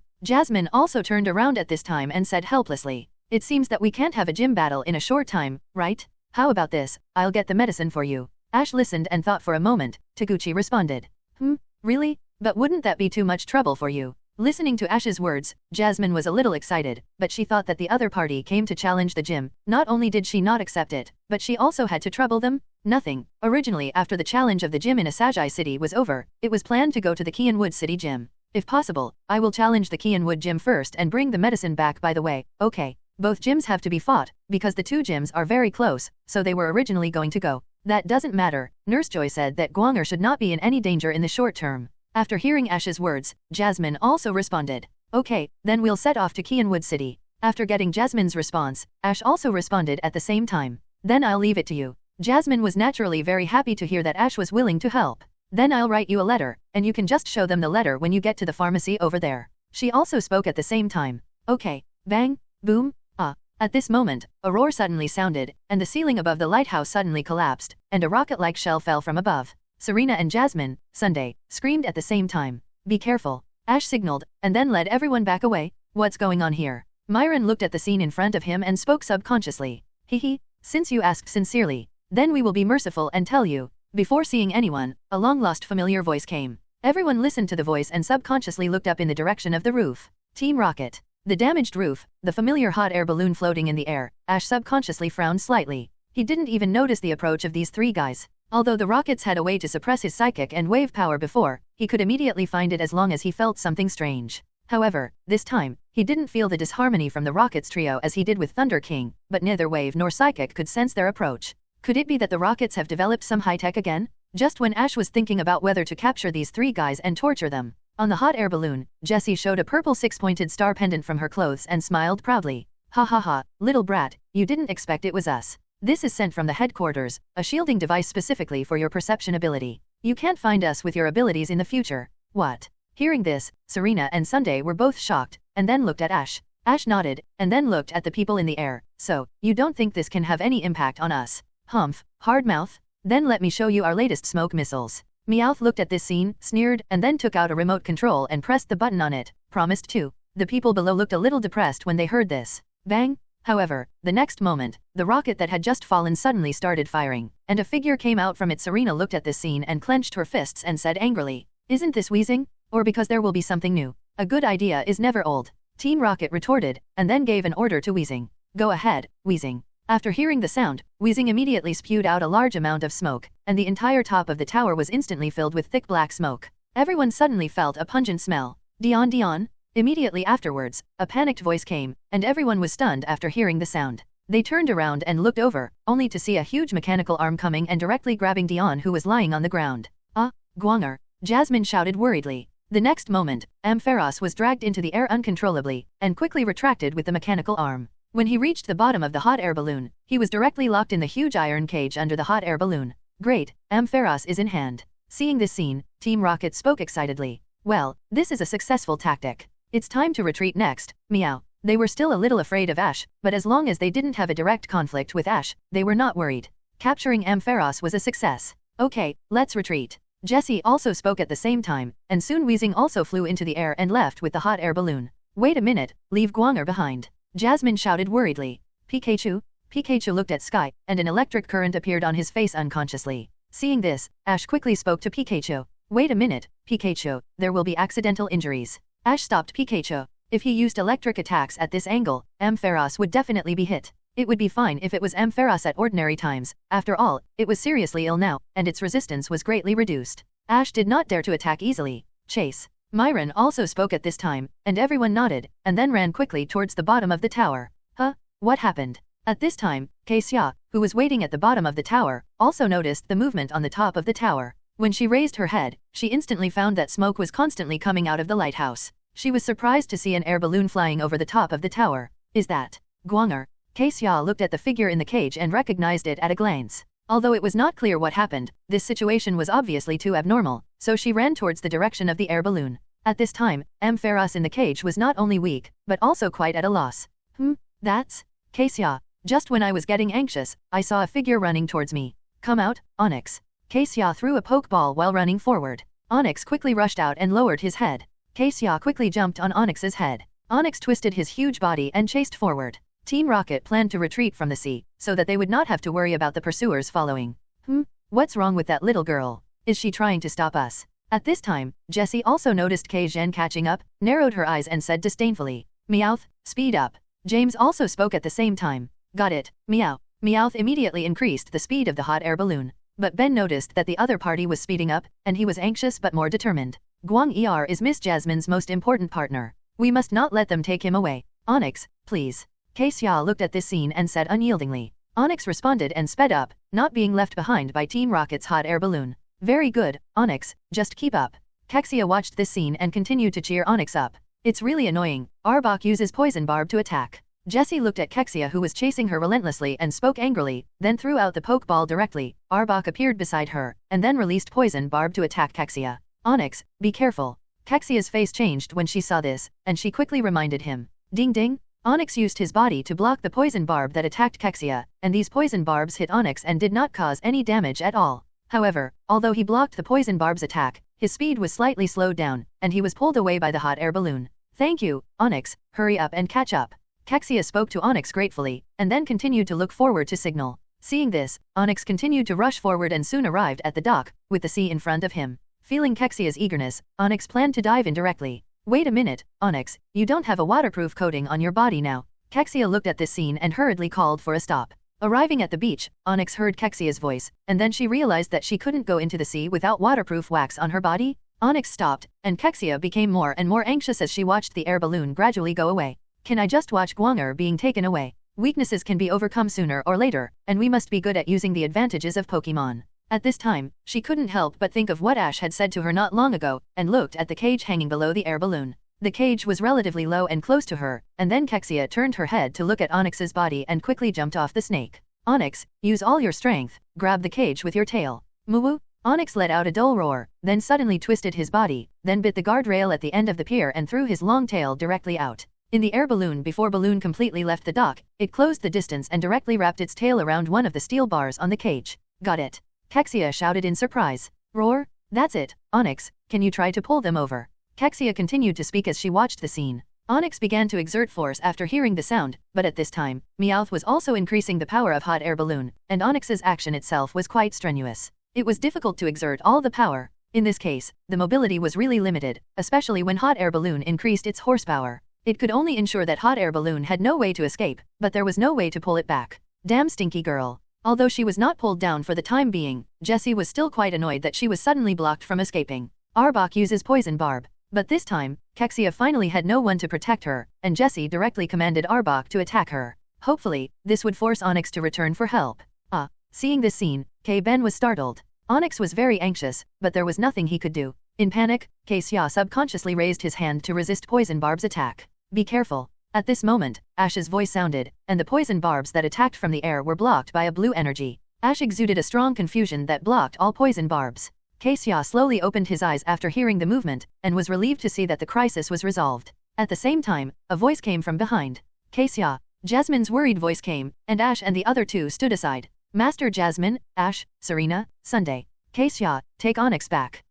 Okay, I know. Although Kexia didn't know what Ash was going to do, he still took out the Pokeball according to Ash's instructions and took Onyx back directly. The cage broke free instantly, and the Rockets were overjoyed when they saw this. However, before they could be happy for long, Ash had already thrown out the two Pokeballs in his hand. They are Melodic and Pidgeot respectively. Pidgeot Steel Wing plus Quick Attack. Pidgeot? Pidgeot turned into a stream of light and flew straight to the cage under Team Rocket's hot air balloon. Swish! Steel Wing swept past, accurately separating the iron cage and hot air balloon, and then fell from the air. What? Team Rocket's eyes widened instantly. Damn. Seeing this scene, Jasmine and Myron were shocked. Ampharos was sick, and if he touched the water again, the situation would definitely deteriorate rapidly. Melodic, use surf. As the voice sounded, Melodic, who had just dived into the water, rushed out of the sea with a blue light, and a huge wave rose from the sea. Melodic stepped on the huge waves and rushed towards the direction where the cage fell below. At the moment the cage fell into the sea, it came over on the wind and waves. Waving his thick tail, he suddenly propped up the iron cage, watching Melodic's amazing strength catch the iron cage directly and floated above the water. Pidgeot, bring Ampharos back. Pidgeot? At this time, Pidgeot swooped down, grabbed the iron cage with a pair of huge claws, turned around and flew towards the dock. Pidgeot is so strong. Kexia exclaimed unconsciously as she watched Pidgeot easily catch such a large iron cage. And the size of this Pidgeot is really terrifying.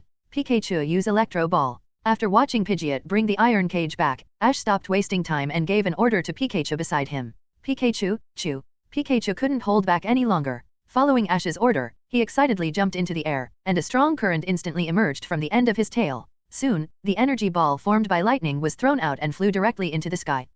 Team Rocket screamed unconsciously when they saw this scene. They were too flustered to take any measures. The electro ball attacked and hit the hot air balloon directly, causing an amazing explosion. Boom! We didn't plan to catch Pikachu this time. It seems that we can't let Pikachu go in the future. Fortunately, this time we can help Professor test the practicality of the hidden device, so it's not a complete failure. What a disgusting feeling, meow. As the explosion occurred, the group was directly blown to the far end of the sea and turned into meteors in the sky. After Team Rocket was blown away, Pidgeot successfully returned to the dock with the cage and landed smoothly from the air. Melodic also swam over from the beach. Well done, Pidgeot and Melodic. Ash praised the two Pokemon and put them into the Pokeball. Guanger. Jasmine immediately stepped forward worriedly upon seeing this. Ash's eyes flashed with a blue light, and the door lock on the iron cage was twisted by Psychic. With a bang, the iron cage was opened directly. It's just a little help, don't take it to heart. I think the person who should be thanked is Xuan. Jasmine stepped forward, hugged Ampharos who was placed on the ground, and finally felt relieved. After a moment, she stood up again. Kick out? When did I say I would kick you out? I just said that if you make the same mistake again, you can't stay in the gym. I didn't say I would kick you out now. Jasmine also responded after hearing this, and her tone was quite guilty. As a master, because of Guanger's matter during this period, she not only neglected Keixia's teachings, but also neglected the management of the gym. Ash not only agreed to help her get medicine in Qianwood City, but also helped her save her Ampharos. She was very grateful in her heart. Please give me flowers. I thought to myself, it seems that my explanation is still too careless. No wonder Keixia misunderstood my teachings. It seems that I need to work harder in the future. Yes, but I understood it too late. I have been kicked out by the master. Keixia listened, but her mood did not improve. She still spoke first. Ash waved his hand slightly, and then looked at Keixia who was bowing his head. Yeah, that's true, Keixia. Thank you so much this time. It seems that you have understood what I meant and can truly understand Onyx's heart. Jasmine was slightly stunned when she heard Kexia's words. She didn't mean to kick her out from the beginning, but she must also let her remember the lesson deeply to avoid making the same mistake in the future. I don't know how she understood that I was going to kick her out this time. After hearing Ash's words, Kexia was slightly stunned, and then raised her head and looked at Ash in surprise. No, it's okay. Kexia also waved his hand and responded quickly. So, I can continue to stay in the gym. Kexia's eyes began to light up again when he heard this. Don't worry, Miss Jasmine. Ampharos is fine. Serena looked at Ampharos and comforted him at the same time. That's great. Jasmine also knew that it was Kexia who bought time, otherwise, Guanger might have been taken away by them. Of course, I'm sorry that I haven't fulfilled my responsibilities as a master because of Guanger's matter during this period. Ash, thank you so much. Doduo beep. At this moment, a sound of a ship sailing out was heard. Hearing the sound, Myron also spoke at the same time. The fixed-point ship to Qianwood City is about to depart. Because it is a fixed-point ship, the time is basically fixed. Now is the last one. If you miss it, you have to wait until tomorrow. By the way, can Kexia ask you to go to Qianwood City to get the medicine back? Hearing the sound, Jasmine also asked. Although she had asked Ash before, since Kexia was fine, Jasmine decided not to trouble outsiders. After all, Ash and the others had just helped save her Guanger, and she didn't want to cause trouble to others all the time. Sure, leave it to me. This incident gave Kexia a great confidence. Now she feels that she can stand on her own. Then I'll trouble you. In that case, I don't think Ampharos will recover that quickly, so I'll go challenge Qianwood Gym first. Although I don't need to help get the medicine, it will take some time for Kexia to go back and forth and Ampharos to recover. As for Ash, it's also very convenient to take the boat back and forth, so it's better to challenge the Shinrui Gym first and come back later. Is that so? Then I wish you all the best. Ash, wait until Guanger recovers, and then we'll have a serious contest. Jasmine also responded decisively after hearing the voice. She was also ready to accept Ash's challenge. From all her previous performances, she was sure that Ash was definitely a very tough rival. No problem. Then let's set off quickly. At this time, Kexia looked at the ship that was about to set off and said, okay, let's go. Ash also called Sunday and Serena, and the group boarded the ship to Qianwood City together. From Asagi City to Qianwood City, the whole way was the sea, but it took several hours. When they arrived at Qianwood City, it was already night. After getting off the boat, Ash and the other two separated from Kexia, because Kexia was more anxious, and Jasmine was also worried. They took the last boat, but after arriving in Qianwood City, there would be another return boat, so Kexia was in a hurry and needed to go to the pharmacy as soon as possible to get medicine and catch the return boat. As for Ash and the others, because of Kexia, they didn't need to rush. Because it was already night, they didn't challenge the gym. And this day was already quite tiring. They didn't have a good rest in Asajai City before the rocket team happened. In addition to the previous rush, the three of them didn't have a good rest. In order to maintain a good contest condition, the three decided to go to the Pokémon Center to have a good rest for a night. The next day, after resting for a night at the Pokémon Center in Qianwood City, they were refreshed and had breakfast early the next morning. Okay, let's go. The next target is naturally Qianwood Gym in Qianwood City. After leaving the Pokémon Center, Serena looked at the map and confirmed the location of Qianwood Gym, and then the three of them set off towards Qianwood Gym. According to the instructions on the map, walk along the coast outside the Pokémon Center and you will reach Qianwood Gym. What kind of gym will Qianwood Gym be? In this seaside island city, is it a water-type gym? Serena asked as she walked on the road. No, Qianwood City is a fighting-type gym. Ash had long known about the situation of the gym. Although Asajai City and Qianwood City are both seaside cities, they are not water-type gyms. That's it, Machoke. This time, it's your turn to attack and I'll defend.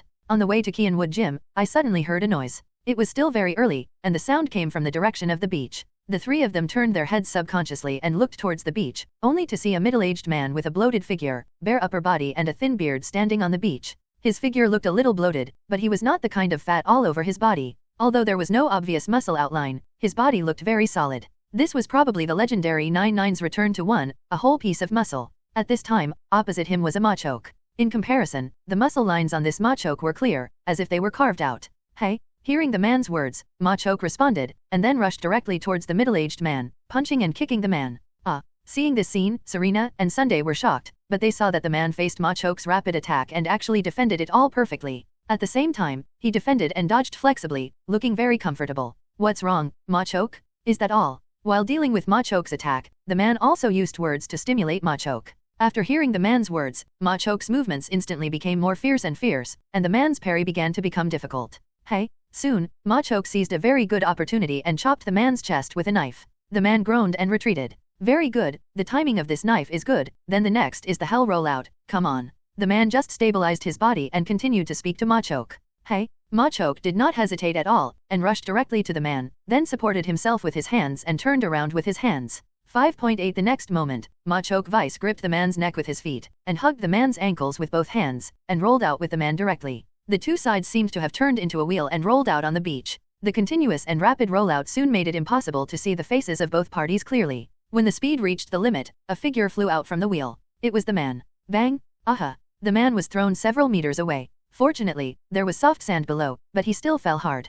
This attack is very, very amazing. Even after falling to the ground, the man still stood up, exclaimed, and then knelt on the ground again. Are you okay? Seeing this, Ash and the other two walked over. While speaking, Ash did not forget to look at Machoke. It seems a bit too much to directly use your body to receive Machoke's hell rollout. Walking in front of the man, Sunday spoke unconsciously. Hell rollout is one of the ultimate moves of fighting Pokemon. Needless to say, it is powerful. Many Pokemon can't bear it, let alone ordinary humans. Ash stood behind and watched Ash's situation, but he was not too worried. Although it was very dangerous just now, the man looked very embarrassed when he landed. In fact, the protective action was quite in place. It was the same when he was hit by the hand knife. It looked more like a flaw deliberately exposed to see if Machoke could detect it, or to test the power level of the matter. Among the trainers he knew before, except for Bruno from the Elite Four, it was rare to see someone fight Pokemon like this. At this time, the man knelt on the ground with his head down, his body trembling slightly. The two women who saw this scene were a little surprised.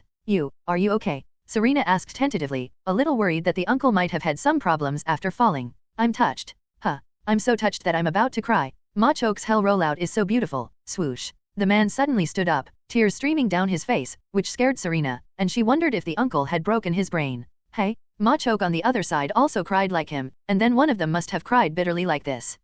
The three of them couldn't help but sweat on their foreheads when they saw this scene. Alas, I think we should just ignore them. Serena couldn't help but shake her head and sigh when she saw this scene. She was really confused. Wait, the boy in the hat, let me ask you, what's your name? At this moment, the man suddenly let go of his hand, turned around and put his hands on his chest, and his expression suddenly changed to be quite serious. Yes. The students also responded. Huff, but if you beg for mercy directly at this level, it would be too unbecoming. And soon he was overtaken by Ash. Not only was he overtaken by Ash, but he was even slowly overtaken by Serena and Sunday who were chasing him, and fell to the back. But uncle, don't you see that you look more outrageous than us? I don't know if it was because of the injury from the fight with Machoke just now, or because of his body shape that he ran so slowly. By the way, uncle, why did you bring us here? At this time, Sunday also looked at the man and asked. When these people came to the door, they bowed enthusiastically and said when they saw the man. But seeing that Ash had already caught up with Pikachu, the two looked at each other or just run forward with this one. In that case, then show your momentum and keep up with me.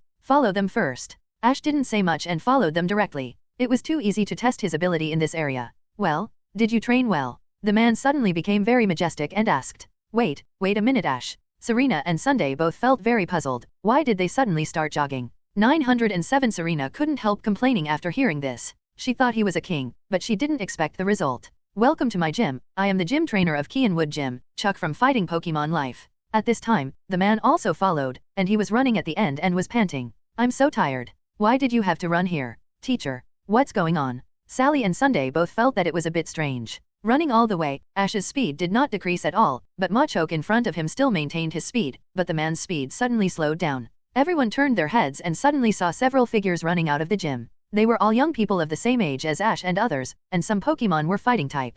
And these are nothing to Mega Rookie Ash. Although he doesn't have such exquisite fighting skills, his physical fitness will never lose to any adult.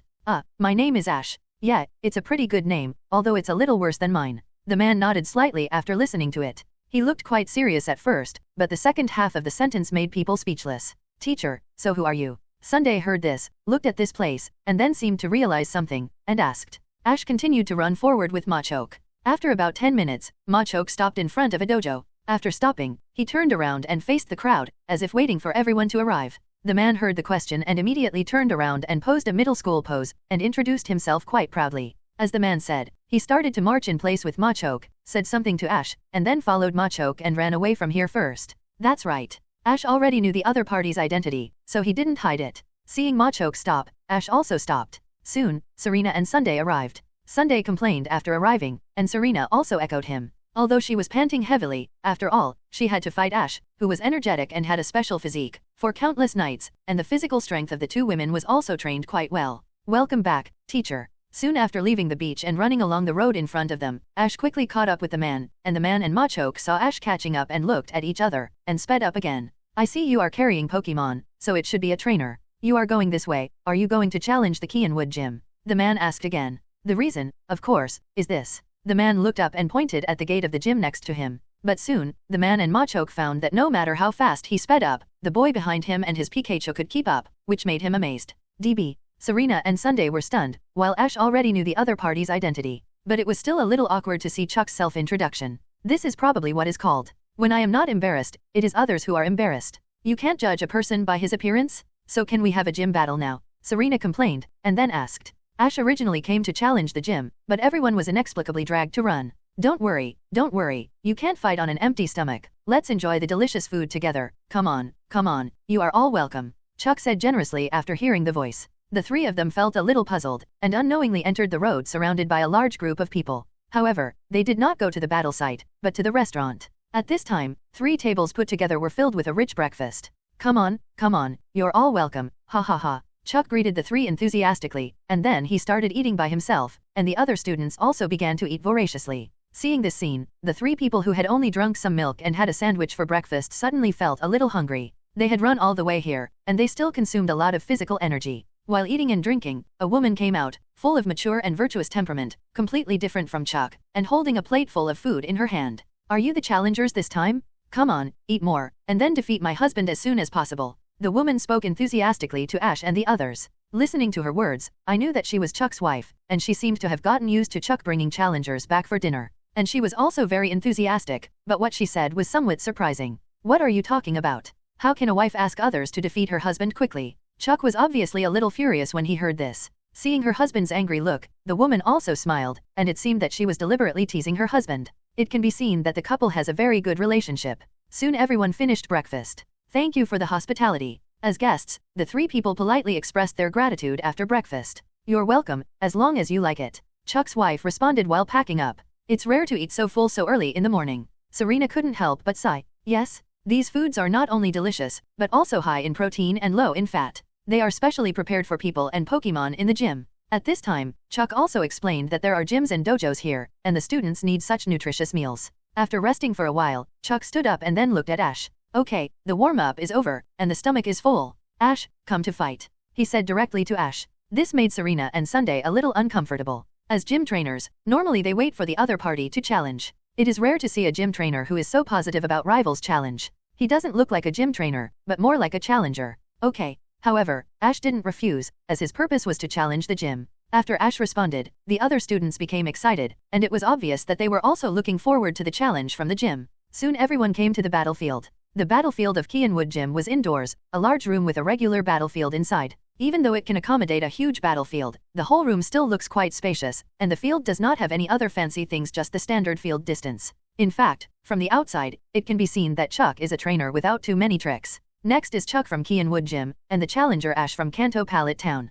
The gym challenge with badges as rewards officially begins. 2 Pokemon can be used. It ends when all Pokemon of either side lose their combat ability. Are both sides ready? The referee is Chuck's student, who directly begins to announce the rules of the game, while other students kneel down at the side of the field to watch the game in anticipation. I have no problem. Ash pressed the brim of his hat and then responded. Very good, this is the momentum. My first Pokemon is this guy. Let's go on stage, Frog. Chuck threw out the Pokeball, and the first Pokemon he sent out was a level 40 Frog. Mr. Chuck's first the Pokemon is Frog, and it is also a water-type Pokemon that is good at fighting. Serena commented with a smile. Frog, this should be your first official gym battle, so it's you, Kartana. Ash looked at Frog in the field, took out his Pokeball, and threw it out with a smile. Huh? With a light shout, a figure landed in the field, the light dissipated, and the figure of Paper Sword appeared on the field. This Pokemon is... Chuck looked at Ash's Kartana with a surprised look. Not only him, but his students were also extremely surprised. What kind of Pokemon is this? I don't think I've ever seen it before. They were all quite puzzled, but they recovered quickly. No matter what, it must be a very strong Pokemon. After all, their teacher would not bring back any challenger of the king to eat. At least it had to be a trainer that he was very optimistic about. Seeing the Kartana sent out by Ash, which they had never seen before, everyone was very surprised and were discussing what kind of attribute this Pokemon had and what kind of ability it had. Chuck also raised his eyebrows slightly and looked at Ash curiously, but because he was in the battle, he didn't ask too much. Chuck, my Pokemon is called Kartana, which has the dual attributes of steel and grass. You have to be careful. Here, Ash also said it directly without any care. He told Chuck openly that his Kartana had an attribute advantage over his Frog. Interesting. Looking at the confident Ash, Chuck smiled and said, in that case, please attack. As the gym leader, he also let Ash attack first. Kartana, use Air Cutter. Ash was not polite and launched an attack directly. As a challenger, he had the right to attack first.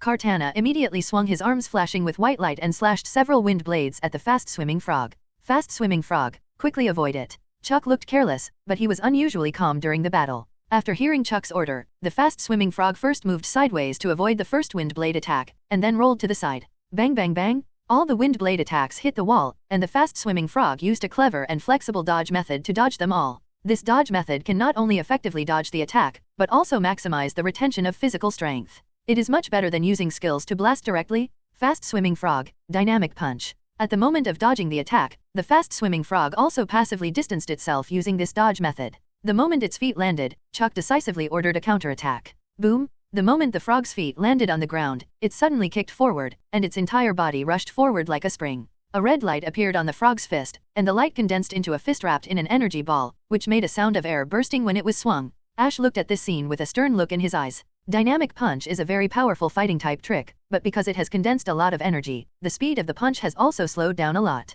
But Chuck used the Frog to roll to avoid the attack, and then used the explosive force generated in an instant to catapult forward to speed up the sprint speed, instantly shorten the distance, and increase the hit rate of Dynamic Punch. At the same time, Kartana, who had no speed to begin with, could only fight head-on and had no time to dodge. Kartana, use Brick Break. If you can't dodge, then fight head-on. Ash quickly analyzed and gave Kartana a direct order. Huh? After hearing the sound, Kartana's long sword-like arm flashed with dazzling white light, raised high, and then broke off the fight. Bang! Boom! The fists of both sides collided, and waves of air spread out. Everyone on the sidelines subconsciously stretched out their hands to resist the airflow in front of them. As the fists of both sides collided, the fast-swimming Frog suddenly exerted force, and both sides were bounced back by the huge force and retreated a distance. The fast-swimming Frog was slightly inferior. Even if the power of assist sprinted and increased a lot of power, and Kartana was just hastily resisting this duel, Ash and Kartana still had the upper hand. Awesome. This scene also surprised Chuck. Fast-swimming Frog, use Hydro Pump. Melee combat was fruitless, and it didn't look like he could gain an advantage, so he immediately changed his tactics. He planned to suppress Kartana with firepower with the Hydro Pump attack. With a loud bang, the energy of the Hydro Pump instantly hit Kartana, and the impact of the Hydro Pump temporarily suppressed Kartana. Although Kartana is not afraid of water, it does not mean that it can be completely immune to water-based skill attacks. Despite its resistance, it can still be injured. Moreover, even if the power of water type is ignored, the powerful impact force generated by Hydro Pump itself is still amazing. Great! It seems that the Master is already stable in this round. Looking at the situation in front of them, the students of Qianwood Gym next to them also became excited. However, Ash still looked normal. Under the suppression of Hydro Pump, Kartana, who retreated, stood firmly on the spot with his feet, and crossed his pair of blade arms across his chest, quickly stabilizing his body. Under the attack of Hydro Pump, its arms flashed white light and began to move forward against Hydro Pump. Seeing this scene, everyone in Qianwood Gym was extremely surprised, while Serena and Sunday smiled at each other. They had known that this would be the result. How could Hydro Pump have no effect? The students present were very surprised. Even if it was a Pokémon with both steel and grass attributes, the powerful impact force of Hydro Pump was no joke. The students were talking in disbelief. At this time, looking at the scene happening in front of them, they had to re-examine the challenger in front of them. Chuck's expression also became serious. Facing such a rival and such a Pokémon, he dared not be careless at all. Kartana, Sacred Sword. Bang bang bang! As the voice fell, the white light turned golden in an instant, and two blade lights were pulled out to directly cut the Hydro Pump in the middle. Kartana shouted softly, and then rushed forward directly, waving the sacred sword flashing with golden light. Before everyone could react, Kartana used the sacred sword to instantly break through the suppression of the Hydro Pump and hit the frog at the same time. The frog that was hit by the attack screamed, and its body was instantly knocked out. It was hit by the sacred sword attack from the front, and it was not easy at all. Frog! Chuck shouted worriedly, and the frog fell to the ground at the same time. Kartana, use Brick Break attack. Seeing the fast-swimming frog fall to the ground, Ash chose to pursue the victory. Kartana heard the sound and splashed high. The blades of both arms flashed, and the two swords slashed directly at the fast-swimming frog. Bang! Boom! The heavy force fell, and the whole venue shook slightly in an instant. At the same time, the smoke spread with a strong airflow, and everyone focused on the field. As the smoke gradually dissipated, Kartana was seen standing not far away in the center of the field, and on the ground in front of it. A cross-shaped stagger deep pit appeared, and cracks spread around. The fast-swimming frog was falling in the deep pit, and his eyes showed ripples and lost the ability to fight. The fast-swimming frog can't fight. Kartana wins. The referee watching the game outside the field saw this and raised his hand to announce the result. Too amazing, this is also. The students next to him couldn't help but speak. They were studying in the dojo, and Chuck often taught them to be good at observing the opponent's flaws and then kill them with one blow. As for Ash, Kartana obviously did all these, seized the opportunity to counterattack, and with the subsequent pursuit, successfully defeated rival several including directly deciding the winner. Awesome, really awesome Ash, fighting with you makes my blood boil. Chuck looked at his defeated fast-swimming frog. Not only did he not feel the slightest bit of loss, but he became excited. Thank you for your compliment. Ash also smiled and responded. Okay, the next one I'm going to play is this guy. Go ahead Machoke, this is going to be an exciting fight. Chuck said excitedly, because there are only 2 Pokémon in this battle, so Machoke is Chuck's last Pokémon. As for Ash, both Pokémon are still able to fight, and he did not choose to replace Kartana, but continued to use it to fight. Hey! Machoke also entered the field very excitedly, and the 2 Pokémon confronted each other. Both sides belonged to the close combat fighting type of Pokémon. In places like Qianwood Gym, I like to see such battles the most. Machoke is teacher's most powerful Pokémon. Machoke should have the advantage in strength. It should be no problem. The students outside the field couldn't help but say as they looked at the field. No, it's hard to say. Ash's Kartana is strong enough to cut Hydro Pump head-on, so Machoke may not be able to gain an advantage. Because of the result of the previous match, Ash's Kartana is a very scary existence in the field of close combat, which means that this battle is also very difficult for Machoke, and it is hard to say whether it can win. At this time, no one dares to underestimate Ash. It's time to go up, Machoke, use bulk up. At the beginning, Chuck gave the order directly. Machoke decisively took the bulk up posture after hearing the sound, and the body instantly emitted a red light, and the muscles on the body seemed to jump. The next moment, the red light entered Machoke's body, and the muscles all over his body were suddenly full of explosiveness. Kartana, use Brick Break attack. Ash looked at this scene with a stern look in his eyes, and then decisively gave the order, not wanting to give Machoke another chance to enhance the contest condition. Machoke, use the hand knife. Facing Kartana's frontal attack, Chuck did not hesitate and also commanded Machoke to confront head-on. Bang! In the battlefield, the 2 sides approached each other, and with a huge bang, Kartana's left arm blocked Machoke's hand knife attack, and the right nose flashing white hit Machoke's side face. Hey! Machoke screamed in pain. The next moment, both sides were bounced away by their own power. Machoke's cheeks were slightly red, and Shi Yujian's left arm was trembling slightly. What? Even with the bulk-up blessing, Machoke still fell in the collision with Kartana's attack. This result surprised Chuck and the students watching the battle nearby. Ash curled his lips. After all, Kartana's ability Beast Boost was not a joke. Beast Boost, an ability unique to the Ultimate Beast. After defeating the opponent's Pokémon, the ability will be greatly improved. The high physical attack resistance of the steel type, coupled with the increase of the beast boost ability, made Kartana easily suppress Machoke in this confrontation. Machoke, use Brick Break. Ha, Chuck attacked again. Bulk Up is a trick that increases both attack and defense power. The 10 hits just now were not enough to pose a big threat to Machoke.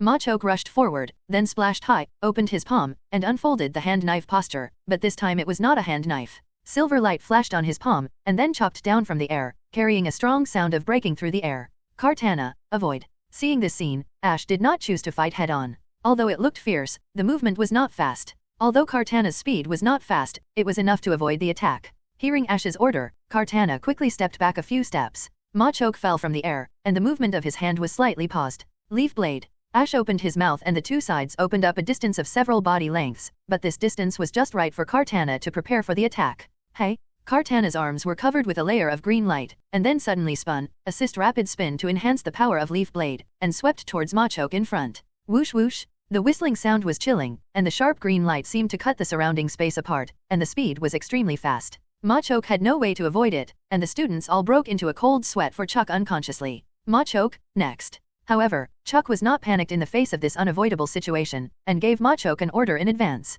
After hearing the sound, Machoke opened his hands, and when Kartana's attack came like a spinning top, rapid spin attacked, his eyes flashed with a gleam, and he stretched out his hands forcefully, enduring the severe pain and grabbing Kartana's arms. Please give me flowers, 0. Drink? Machoke shouted loudly. This bold method requires a very abnormal insight, just like a human trying to catch the fan blades in rapid spin. It is extremely difficult. If you can stop the opponent's rotation momentum, you can dissolve the power to the greatest extent. However, it is too difficult to do so. Even Ash on the opposite side did not expect Machoke to dare to take the risk. This time Machoke is really quick-eyed and quick-handed. If there is a little mistake, the result will be very different. 0. Got it. Serena and Sunday, who were watching the game, opened their eyes unconsciously at this scene, and Ash also frowned slightly. Okay, just use Vital Throw and throw Kartana out. Chuck will never miss the good opportunity that Machoke has carefully created. Machoke firmly grasped Kartana's arms, retreated, and then let go of his left arm. Drink? Machoke shouted loudly, then turned around and held Kartana's right arm with both hands on his shoulders. With an over-the-shoulder throw, Kartana was thrown out directly. Because Kartana was too light, Machoke's attack this time was also tilted downwards, so it was directly hit hard on the ground. Machoke, use Hell Rollout to give it the final blow. And Chuck continued to chase, and at this time Kartana fell to the ground. It was the best time to use Hell Rollout. Hey! Machoke rushed forward, and then splashed high at Kartana, blocking any possible angle of escape and grabbing Kartana. Then Machoke's muscles bulged, releasing powerful power, and directly led Kartana to roll out. Great, it's the rhythm of Hell Rollout that is beneficial to the Master. No one can escape from Master Machoke's Hell Rollout. Looking at this scene, Chuck's apprentices were all excited and dancing. As long as they were caught by Machoke's Hell Rollout, basically no Pokemon could escape. At least so far they haven't seen it. The power of that Hell Rollout is extraordinary. Serena and Sunday spoke at the same time as they watched this scene. They had seen it before, and Kartana was not a strong Pokemon, so it would be difficult for her to resist it. Ash looked at the situation in the field without panic, and a gleam of light flashed in his pupils. Seeing that the speed of the rollout was getting faster and faster, Ash suddenly spoke. Use Sacred Sword, Kartana. Ash's voice sounded, and Kartana was suppressed by Machoke's power in the rollout, and her body could not move. It's useless, this trick will block Kartana's movements, and the Sacred Sword can't hit Machoke. Chuck also spoke decisively after hearing Ash's voice. Who said to hit Machoke? Ash also responded at the same time. Chuck was slightly stunned when he heard his words, and he didn't know what Ash's purpose was. Hey, 6, 7, 7. At this time, Kartana listened to Ash's order and immediately used Sacred Sword, his arms flashing with golden light, and subconsciously wanted to open his arms. It's just that the body can't move yet, but although the whole body is controlled, at least it can still be done by slightly raising the hand. Hell Rollout is just the two sides sticking to the ground back and forth, and the moment the Sacred Sword is used, Machoke just leaves the ground, and at the same time, the direction of Kartana is pressed towards the ground. Bang! Because Kartana tried to raise her arms after using the Sacred Sword, the next moment, when Kartana's body fell, her arms shining with golden light just touched the ground, and a loud noise was heard instantly. Originally, the two Pokemon hugged each other, and naturally rolled out like tires, and Kartana's Sacred Sword hit the ground. It's like a car is driving at high speed, and suddenly a stone is pressed on the flat ground, or it rushes over the speed bump without slowing down. For a moment, both sides were bounced into the air at the same time, and everyone saw this scene, and they all showed surprised expressions. At this time, the two Pokemon still did not stop spinning in the air, still hugging each other, and Chuck also recovered from his surprise. It's useless. You can't break free from my Machoke even if you do this. Machoke still tightly bound Kartana. Chuck was quite confident in Machoke's strength. Even if he temporarily left the ground, the power and speed of the rotation would be reduced, and the power of the hell roll would be reduced. But as long as Kartana couldn't break free, nothing would change. Both parties fell from the air. Machoke quickly exerted force in the air to control Kartana's body, preventing Kartana from breaking free and controlling it below. In this way, once it fell, Kartana's body would land first. It was just a small trick of fighting, and it was used here to create the visual sense of seismic toss. Danger. Serena, who was watching the fight, couldn't help but shout. Kartana, use Leaf Blade. Just when the two forces touched the ground, Ash suddenly spoke. Kartana stretched out his arms with a green glow and stretched them out from the gap between Machoke's arms. On the body tackle ground, the whole body rotated with Macamp. Although Machoke controlled Kartana's body, it could not completely restrict its arms.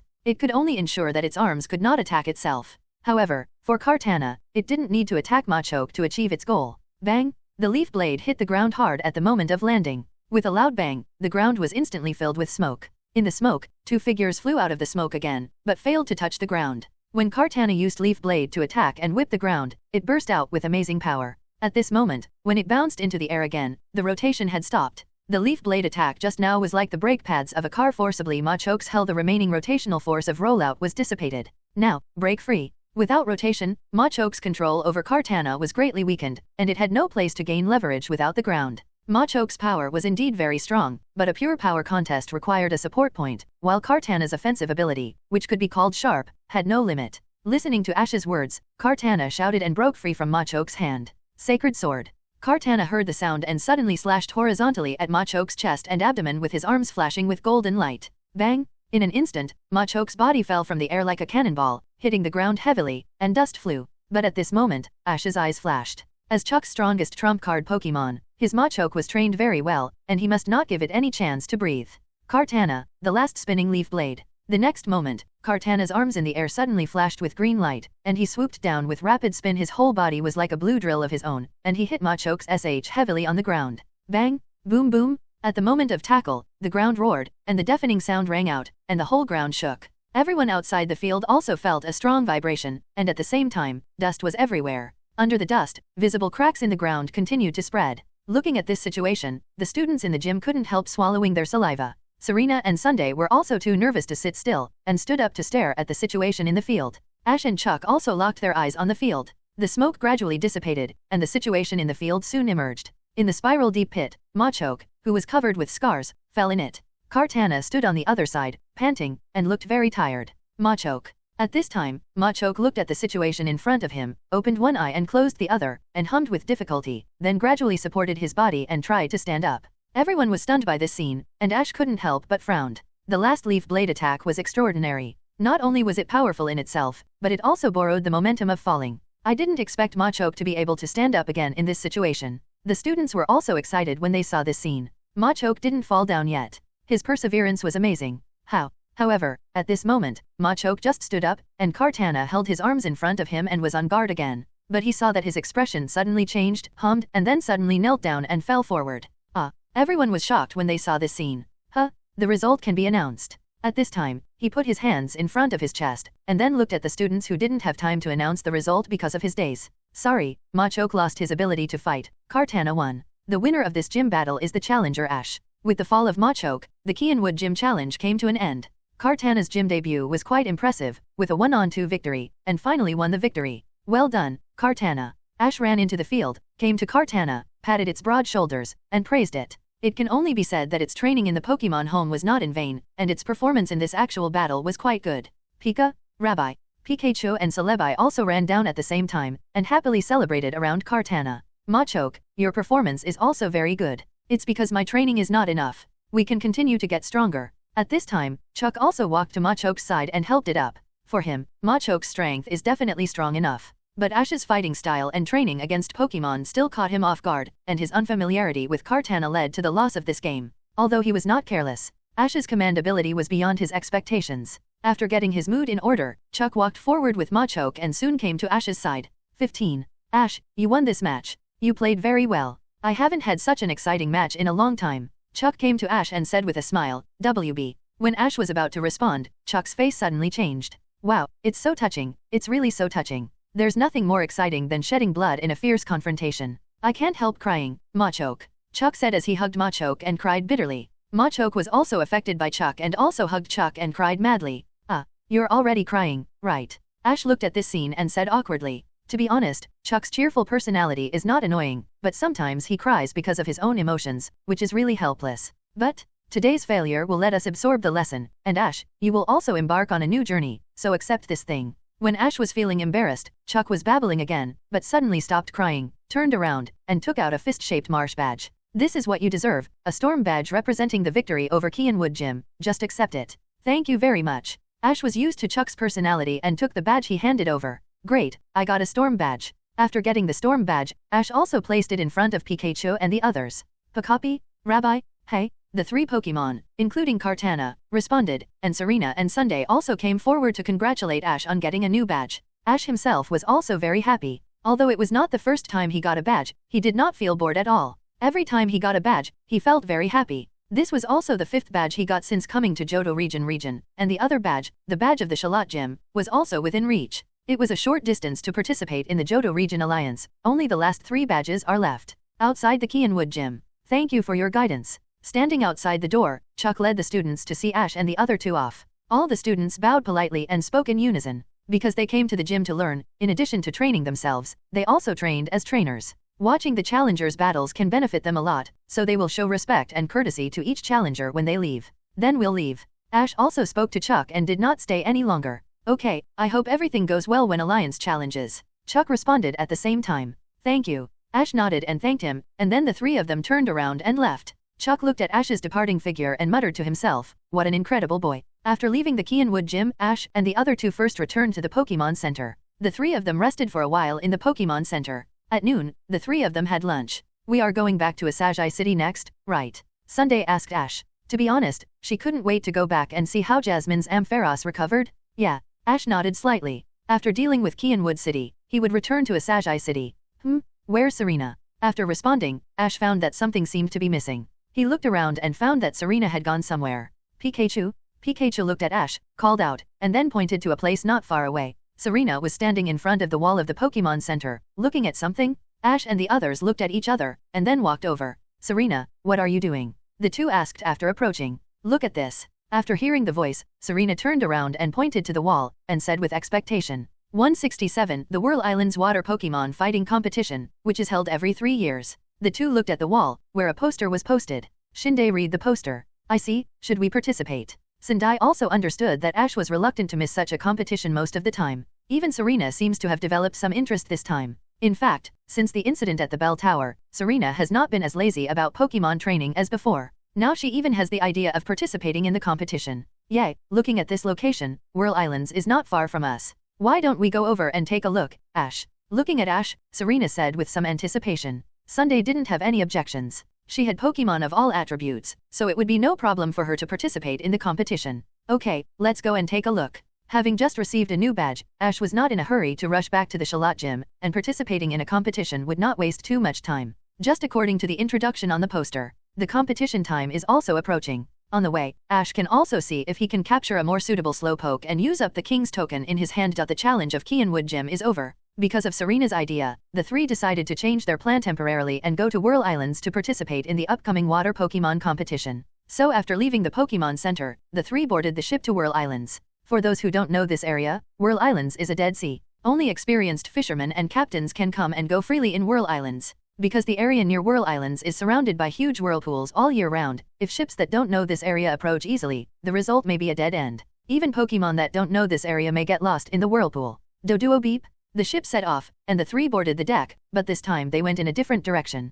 Serena was still quite excited to be able to participate in this competition, and she was also very active in the training of Pokemon. It's rare to see you looking forward to a game so much. Sunday couldn't help but say when he saw this scene. That's right. This is a great opportunity. Occasionally participating in such activities can also improve your combat skills, so that you won't be a drag on your team in the future. And in a place like Whirl Islands, you will definitely encounter rare water Pokemon. Slowpoke, which Ash cares about, should also be able to make some progress. Serena responded with a smile, and she had already begun to imagine that everyone could capture rare water Pokemon. Arbok, Poison Barb. In fact, the entire Whirl Islands, there are more than 4 islands in the islands, but because the other islands are relatively small compared to these 4 islands, and there is even a possibility that they will be swept away by the whirlpool, they are not suitable for living. The main body is determined to be the 4 major islands. What about the other 2 islands? Serena listened and continued to ask. She was full of curiosity about this place. The other 2 islands are Huanjun Island and Union Island. In the middle of each island, there is a whirlpool that never stops all year round.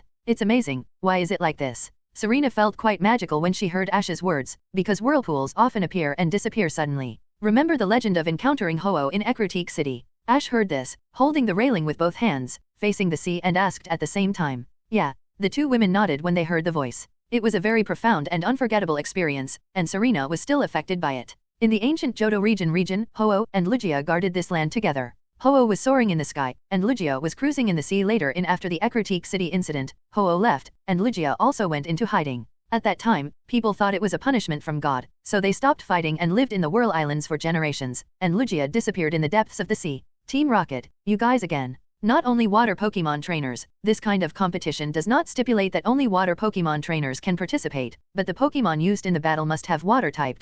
James said proudly. At this time, Pikachu was caught by Victreeble's Vine Whip, and quickly threw Pikachu into the insulating glass cover held on Meowth's head. The glass cover closed and Pikachu was directly locked in it.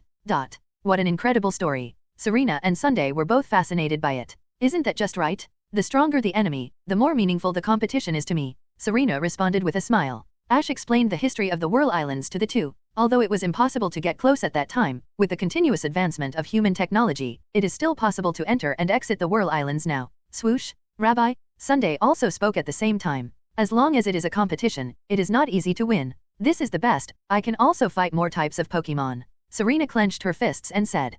Pika? From the promotional poster just now, the main body of Whirl Islands is 4 islands, and each island can sign up, but the closest to us is Kinjian Island. But it's a rather ironic story. Ash smiled faintly after hearing it. But there should be a lot of trainers participating in this kind of competition, and the attributes are limited to water. It may not be that easy to win the competition. Celebi sat on Ash's shoulder, nodding his head continuously, as if he was deeply touched. In fact, he knew all these things, and even experienced some of them personally, so he understood Ash's feelings very well. Ash reacted and wanted to use Psychic to save Pikachu immediately. Pika? The 2 looked at each other. It was rare to see Serena so motivated, and the 2 did not say anything more. So you can sign up at Kinjian Island first, and the venue will be Xian Island. After listening to Serena's words, Ash explained briefly. A familiar laugh came, and everyone turned to look behind them. Several familiar figures stood behind them. They were the Rockets. Under rage, lightning was summoned, and the entire island was slashed. Since then, the Whirl Islands have been torn apart and became the Whirl Islands today. Hehe, this time in order to catch Pikachu, we even gave up the opening remarks, and the operation was a complete success. Pikachu. In order to prevent people from getting close to this place, a whirlpool was created near the island to keep people away. Seeing this scene, Serena and Sunday's expressions suddenly became serious. Pikachu immediately released the discharge force, but in a blink of an eye, the current was completely absorbed by the glass cover. At this moment, Pikachu suddenly screamed, and Ash was slightly stunned, and then Pikachu was caught by a force. Finally, Lugia came to this island, but when she came to this island, she was already quite disappointed with humans. When she entered the island, she found that there were still humans fighting here. Ha ha ha, caught Pikachu. The Rocket's reaction was not slow at all, and several waves of poison barb attacked Ash's direction. De Qianzhao, Ash was forced to use Psychic to block the poison barb attacking him and the 2 girls around him. But where should we go to sign up?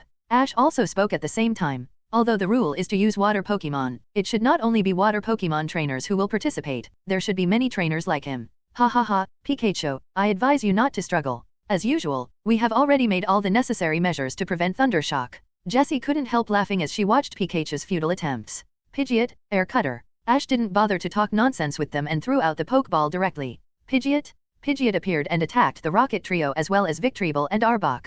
The Wind Blade quickly attacked the Rocket team. Arbok, use Air Cutter. Jessie seemed to have been prepared. The Rocket team obviously made a careful plan. After Arbok received the order, he immediately spit out a large amount of poisonous mist. As the purple poisonous mist spread, everyone's sight was soon blocked. Just when the sight of the 3 was blocked, a voice suddenly came from behind. We'll take Pikachu away, ha ha ha. The 3 of them turned around at the same time after hearing the voice, and saw that Team Rocket had already reached the water at some point, and was riding a lifeboat, which was obviously prepared in advance. Standing in front of the guardrail, watching Team Rocket gradually go away on the lifeboat, Sunday and Serena both showed panic. When Ash was about to command Pidgeot to chase after them by flapping his wings to fan away the poisonous fog drifting towards them, his face suddenly changed, as if he noticed something was wrong. 830. The lifeboat moved quickly, and Jessie looked at Ash and others with pride, while feeling the amazing speed of the lifeboat and was quite satisfied with its performance. Very good, that's it, just keep this speed, James.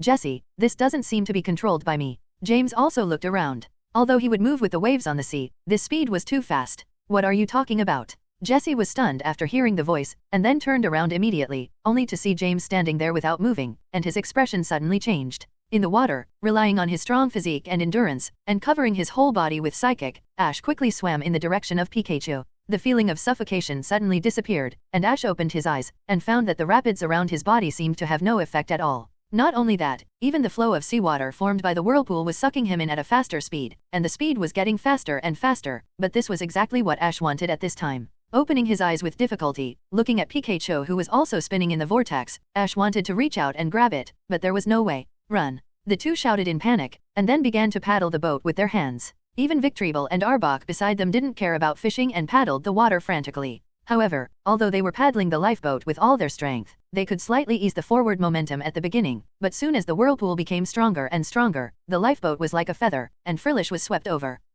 It's over. The two screamed. Danger. Serena on the ship shouted worriedly after seeing Pikachu being pulled over by the whirlpool. Ash frowned and quickly took off his backpack and coat. Before Serena and Sunday could react, he stepped on the guardrail and jumped out. Hey, Ash. Seeing this scene, the two and Pidgeot were shocked, but before they could stop him, Ash had already jumped into the water. Pikachu on the Rocket team also showed a worried look when watching this scene, but was more moved. At this time, Ash is the only one who would come to save it regardless of everything. Ash smiled at Pikachu, and was not in a hurry to open the lid for the time being, preparing to leave the seabed first. However, on the other side, Team Rocket and Pikachu were still one step faster, and the lifeboat was directly sucked into the whirlpool, and the entire lifeboat suddenly lost its balance. Woo! Ash seemed to be in calm water at this time, without any discomfort. Without caring about other things, Ash quickly held the glass cover of Pikachu in his arms. Seeing this, Team Rocket could only hold on to the lifeboat to avoid falling into the sea, and Meowth, who was holding the cover that imprisoned Pikachu, also lost his balance and subconsciously let go.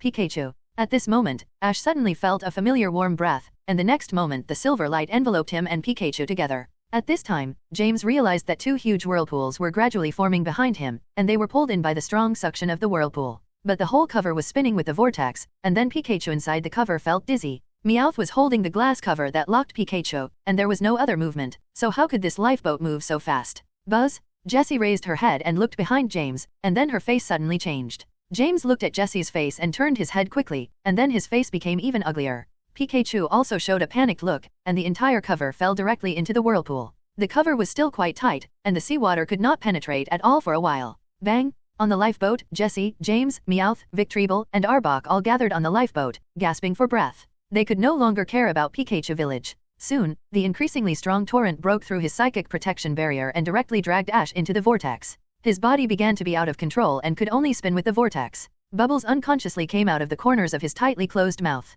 He could see the direction of the vortex, and his body was quickly pulled over. And at the moment when the black shadow passed by, the whirlpools on the sea surface suddenly calmed down. At this moment, an ethereal and melodious voice sounded in the depths of the dark sea, and Ash was slightly stunned.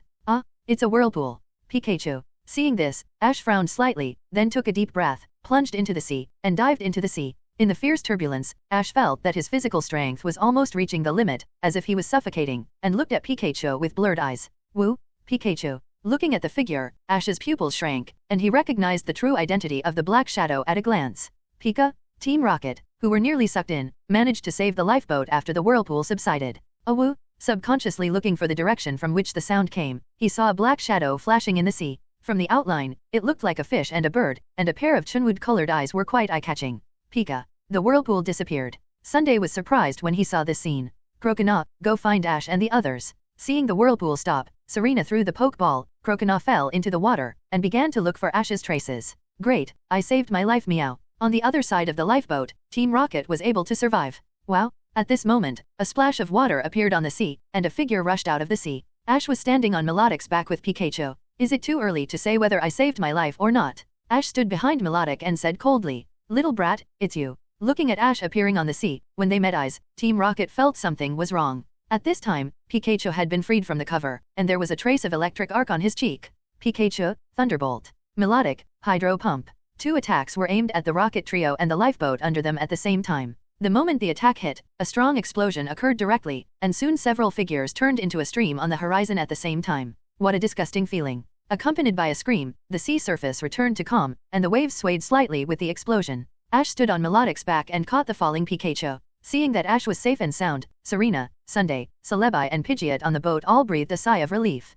After knocking the rocket team away, Ash looked at the sea water around him, but found nothing. He was confused. Although the situation just now was quite critical, he should not have seen it wrong. That figure was clearly Ash. The ship is about to leave. When he was confused, Serena's voice suddenly came, interrupting his thoughts. He looked up and saw that the ship was still moving, and the city power had already pulled away for a distance. Here it comes. Come back to his senses from his thoughts, Ash responded, and was about to let when Melodic caught up. Buzz! A roaring engine sounded, and a medium-sized yacht was seen coming from not far away. Are you okay? At this time, a figure stood on the yacht, holding a strange-looking pink Pokémon. When he saw someone on the sea, he asked, and when he got closer and saw the person on the sea clearly, he suddenly showed a surprised look. Ah, it's you, Ash. The person on the yacht asked in surprise when he saw Ash. And Ash also recognized the person on the yacht at this time. Professor Elm. Ash, what's wrong with you? The person who came was Professor Elm. Ash didn't expect Professor Elm to appear in such a place, and he was holding a Corsola in his arms at this time. Serena and Sunday also looked at this side in surprise.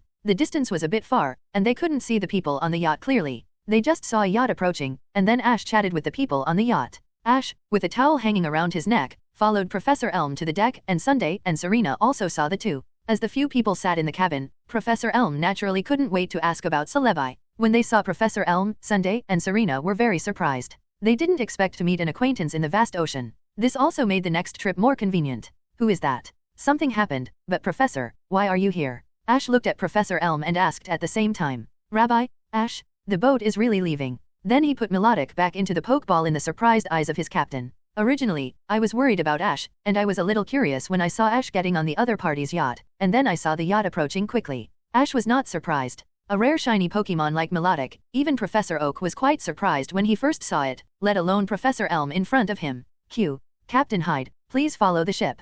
Professor Elm also realized that Ash was still on the water at this time, and hurriedly invited Ash to get on the boat. Oh, I just happened to go to Kinjian Island for something. Well, your Melodic is really beautiful. At this time, Serena's voice came again, and the voice was getting farther and farther away. Serena could only raise her voice.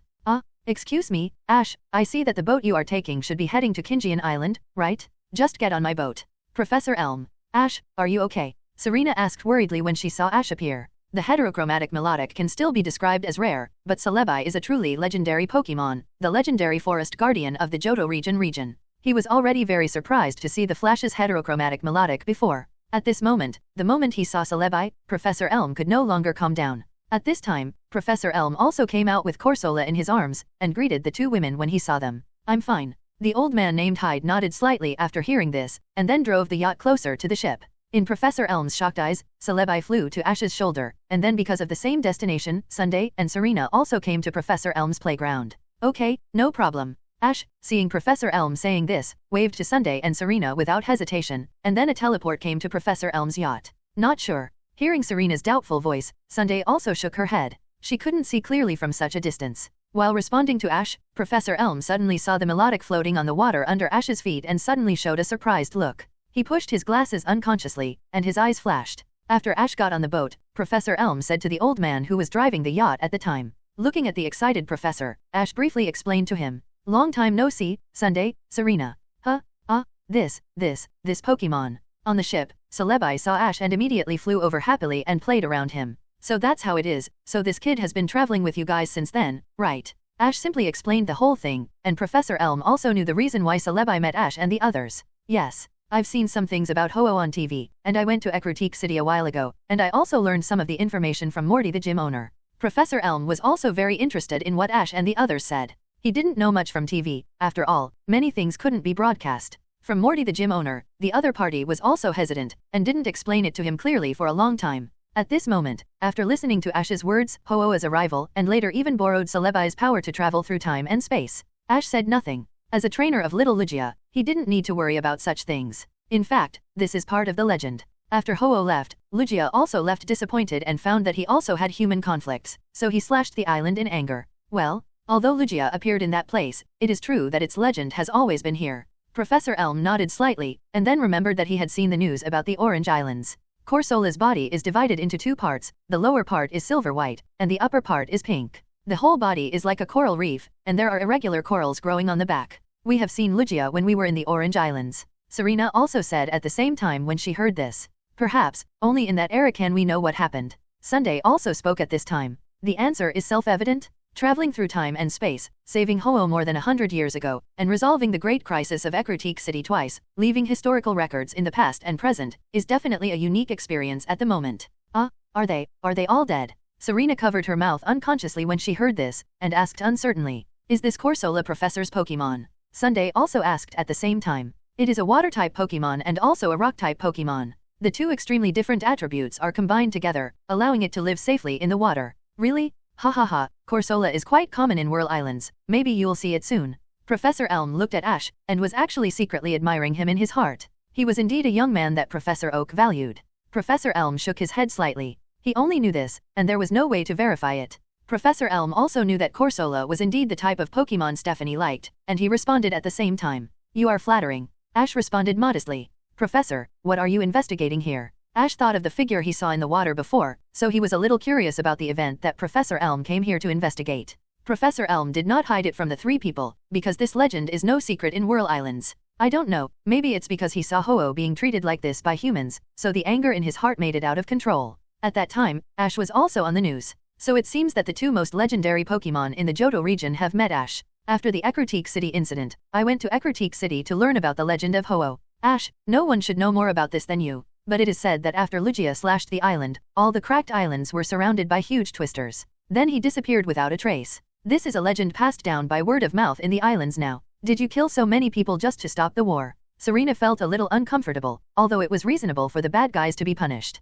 And Pokémon, like Ho-Oh at that time, planned to destroy the bell tower directly under Rage. A fire would inevitably burn some people to death, but are those guys who coveted the main force of the Phoenix and helped the evil really worth pitying? It's amazing. 120. Some people can't see the full picture of Celebi in their whole life, but you can meet it with just a simple lunch. This is probably fate. Professor Elm sighed. Although he devoted himself to the work he liked, his work like this didn't have much chance to experience the wonderful adventures of Ash and others. Speaking of fate, why did Professor Elm appear here? Serena asked curiously at this time. This place is not close to your town. Actually, I came here to investigate the legend of Whirl Islands. Professor Elm said, holding a cup of hot milk. Coral? At this time, Corsola, who was held by Professor Elm before, suddenly jumped onto Professor Elm's thigh, raised his little feet and hummed. Do you want to drink it too? Okay, I'll give it to you. Professor Elm saw this and spoke lovingly, and then handed the cup to Corsola. Is this Corsola? So cute. Stephanie and her friends all like cute Pokémon, and Serena is no exception. In fact, she just noticed the sun coral following Professor Elm. So cute, I also want to capture one. Serena said excitedly. There are many people who hurt and kill Pokémon among humans, but most of the time they are done in dark places and unknown to people. Yes, I came to Whirl Islands for investigation and captured it here. Professor Elm also responded, because in this kind of ground investigation, water-type Pokémon is indispensable. Professor Elm shook his head slightly. He couldn't judge such things, and that's why he came to investigate. After learning about the legend of Ho-Oh, I couldn't calm down, so I came to Whirl Islands to investigate the legend of Lugia, the sea god who is as famous as the Ho-Oh legend.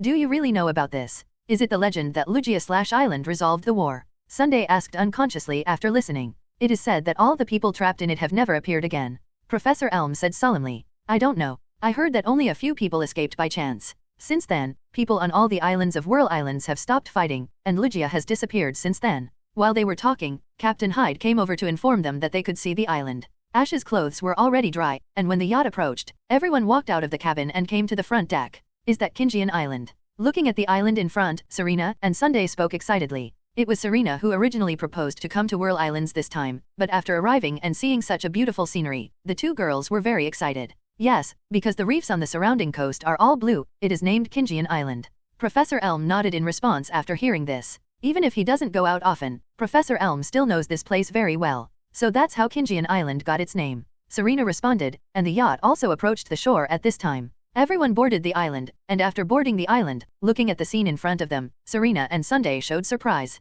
It's so lively, it's like some kind of celebration. The city here on Kinjian Island is called Kyuga City. For Whirl Islands, the upcoming competition is very important. It is said that it is dedicated to the god of the sea. It is also an annual event for the residents of Whirl Islands. Although the competition has not officially started yet, they will still start in advance celebrate. Professor Elm came to the group and explained the situation. It seems that we have come to the right place this time. The two girls were even more excited after hearing this. It must be very interesting to have a competition to participate in and such a lively event. If you want to participate in the competition, you should go and sign up first. Ash also said after hearing this. If you want to sign up, you should go to the Pokémon Center first. Okay, Serena responded happily, and then the group came to the Pokémon Center together. When they arrived at the Pokémon Center, they found that the Pokémon Center was already overcrowded, and there was still a queue at the front desk. It can be seen that most people are here to sign up. There are more people than expected. Sunday looked around and said, "Look, there are so many water Pokémon." At this time, Serena also pointed to one side. A wall on the side of the Pokémon Center was made of glass. This glass door could just see outside. There was a huge swimming pool over there, and the swimming pool was connected to the sea outside, so there was no need to change the water frequently. At this time, there were many water Pokémon in it. Pokémons were swimming in the water, and many trainers were standing in front of the glass door to watch. Such a scene is really rare. Ash sighed when he saw it. There were so many different water Pokémons. It was indeed a spectacular scene. Those should be contestants. Because the Whirl Islands competition is to be held in the sea here, people from other places want to let their Pokémon adapt to the sea water here in advance. At this time, Professor Elm also came over. He just wanted his Corsola to swim here. So that's the case. Then, I also want my Pokémon to adapt here. Serena smiled. The registration speed was very fast, and it was Ash and others' turn soon. Hello, is there anything I can help you with? We want to sign up for the Whirl Islands competition. Nurse Joy was in charge of the registration. Ash explained his situation. Okay, I'll log in your information now. Nurse Joy nodded slightly after hearing this. Sunday, why don't you join us? At this time, Ash also looked at Sunday and asked. Since we're here, we have to find something to do. Serena also agreed after hearing this. Sunday saw that Ash was trying to persuade her, so she nodded and agreed. After all, it was not a formal competition. Since she was here, she might as well treat it as a vacation. Besides, as a Pokémon trainer with comprehensive attributes, she had no shortage of water-type Pokémon. Moreover, when she first arrived in Johto Region, Ash had secured the Johto Region's 3 starter Pokémon for her and Serena. Now, her little saw has evolved into Feraligatr, which is much higher than Serena's Croconaw. Hehe, even if I meet Ash, Sunday, you too, I will not admit defeat. Looking at Ash and Sunday, Serena clenched her fists and encouraged herself confidently, but of course she was still a little timid in her heart. After all, Ash and Sunday are both trainers who specialize in Pokémon battles. If we meet in the competition, I won't show mercy. Ash replied with a smile after hearing Serena's words. He is like this, he will go all out whether in bed or on the battlefield. Serena should know this very well. If you want to participate in the competition, please accept this. Nurse Joy smiled at the two of them, then gestured, and Shinsi next to them came up and handed a book to the 3 of them. Guidebook. After Ash took it, Serena and Sunday also came over to take a look. Well, this is the Whirl Islands competition rules guide. If you want to participate in the competition, you must keep it well. Nurse Joy reminded, and then began to help the 3 people register their information, and soon registered the detailed information of the 3 people. Okay, then wait to win the championship. Serena looked at this scene and confidently clenched her fist to cheer herself up. Let's let the Pokémon get used to this place first. Sunday also gave his own idea. Yes, Ash, let's go together. Well, you go first, I'm still a little heavy. Ash responded after hearing the voice, and Serena and Sunday didn't ask any more questions, and followed Professor Elm to the swimming pool outside. After watching the 2 women walk out, Ash sat in the corner of the Pokémon Center hall and slowly closed his eyes. Through the power of Waveguide, he communicated with the little Lugia who had lived in the Pokémon home for a long time. He had no chance along the way before, and this was the right time to find it to confirm his guess. And the moment the Waveguide was connected, before Ash could speak, the little Lugia started to shout. Mom, why do I smell its scent? Ash's eyes suddenly flashed with a gleam of light, and it was indeed the Lugia that saved him at sea just now. When Ash was about to ask something, at this moment, a panicked voice suddenly came from outside. Many people in the Pokémon Center were attracted by the voice. Ash, who was awakened, also interrupted the Waveguide connection and looked over. Just in time, he saw the swimming pool outside the glass. The surrounding trainers exclaimed in surprise. Pikachu and Celebi were surprised when they saw this. Ash also pushed the door and ran out. Everyone. Ash came outside and ran to Serena and others. Ash. Seeing Ash's arrival, Serena and Sunday seemed to have found the backbone. At this time, before Ash asked, a familiar voice came from the air. Ha ha ha, this time it's a big harvest. Ash looked up and saw the familiar Meowth hot air balloon. Looking at this scene, Ash couldn't help but frowned. These guys came back so fast this time. Not only did they come back, but this time the hot air balloon was also equipped with a conspicuous thruster. Pikachu? Pikachu saw this scene, and immediately warned Growl, staring coldly at Team Rocket in the air. Hearing Pikachu's voice, Team Rocket also subconsciously looked down, and happened to see Ash and others in the crowd. They were just beaten out by Ash a few hours ago, and now they are still a little psychologically traumatized. It's the little devil and Pikachu. Meow. What should we do, Jessie? Should we take Pikachu down together? Looking at the situation in front of him, James asked uncertainly. I remember that if we go over there, there will be a large group of whirlpools, and we can't get through at all. What's going on? But it is certain that the abnormality that appeared at this time is very likely related to this sound. What is the sound just now? The yacht is still far away, but everyone is also quite shocked when watching this scene. It can only be said that Ash left a deep impression on them. Very good, fly in that direction. Jessie's eyes lit up when she saw this, and then she said decisively to Meowth. Although they did not lose the target directly, the other party was flying in the sky after all, and the yacht was not a speedboat after all, so it was still difficult to catch up for a while. Got it, Meow. Meowth also understood what she meant, and immediately controlled the hot air balloon to change direction and flew towards the direction of the whirlpool.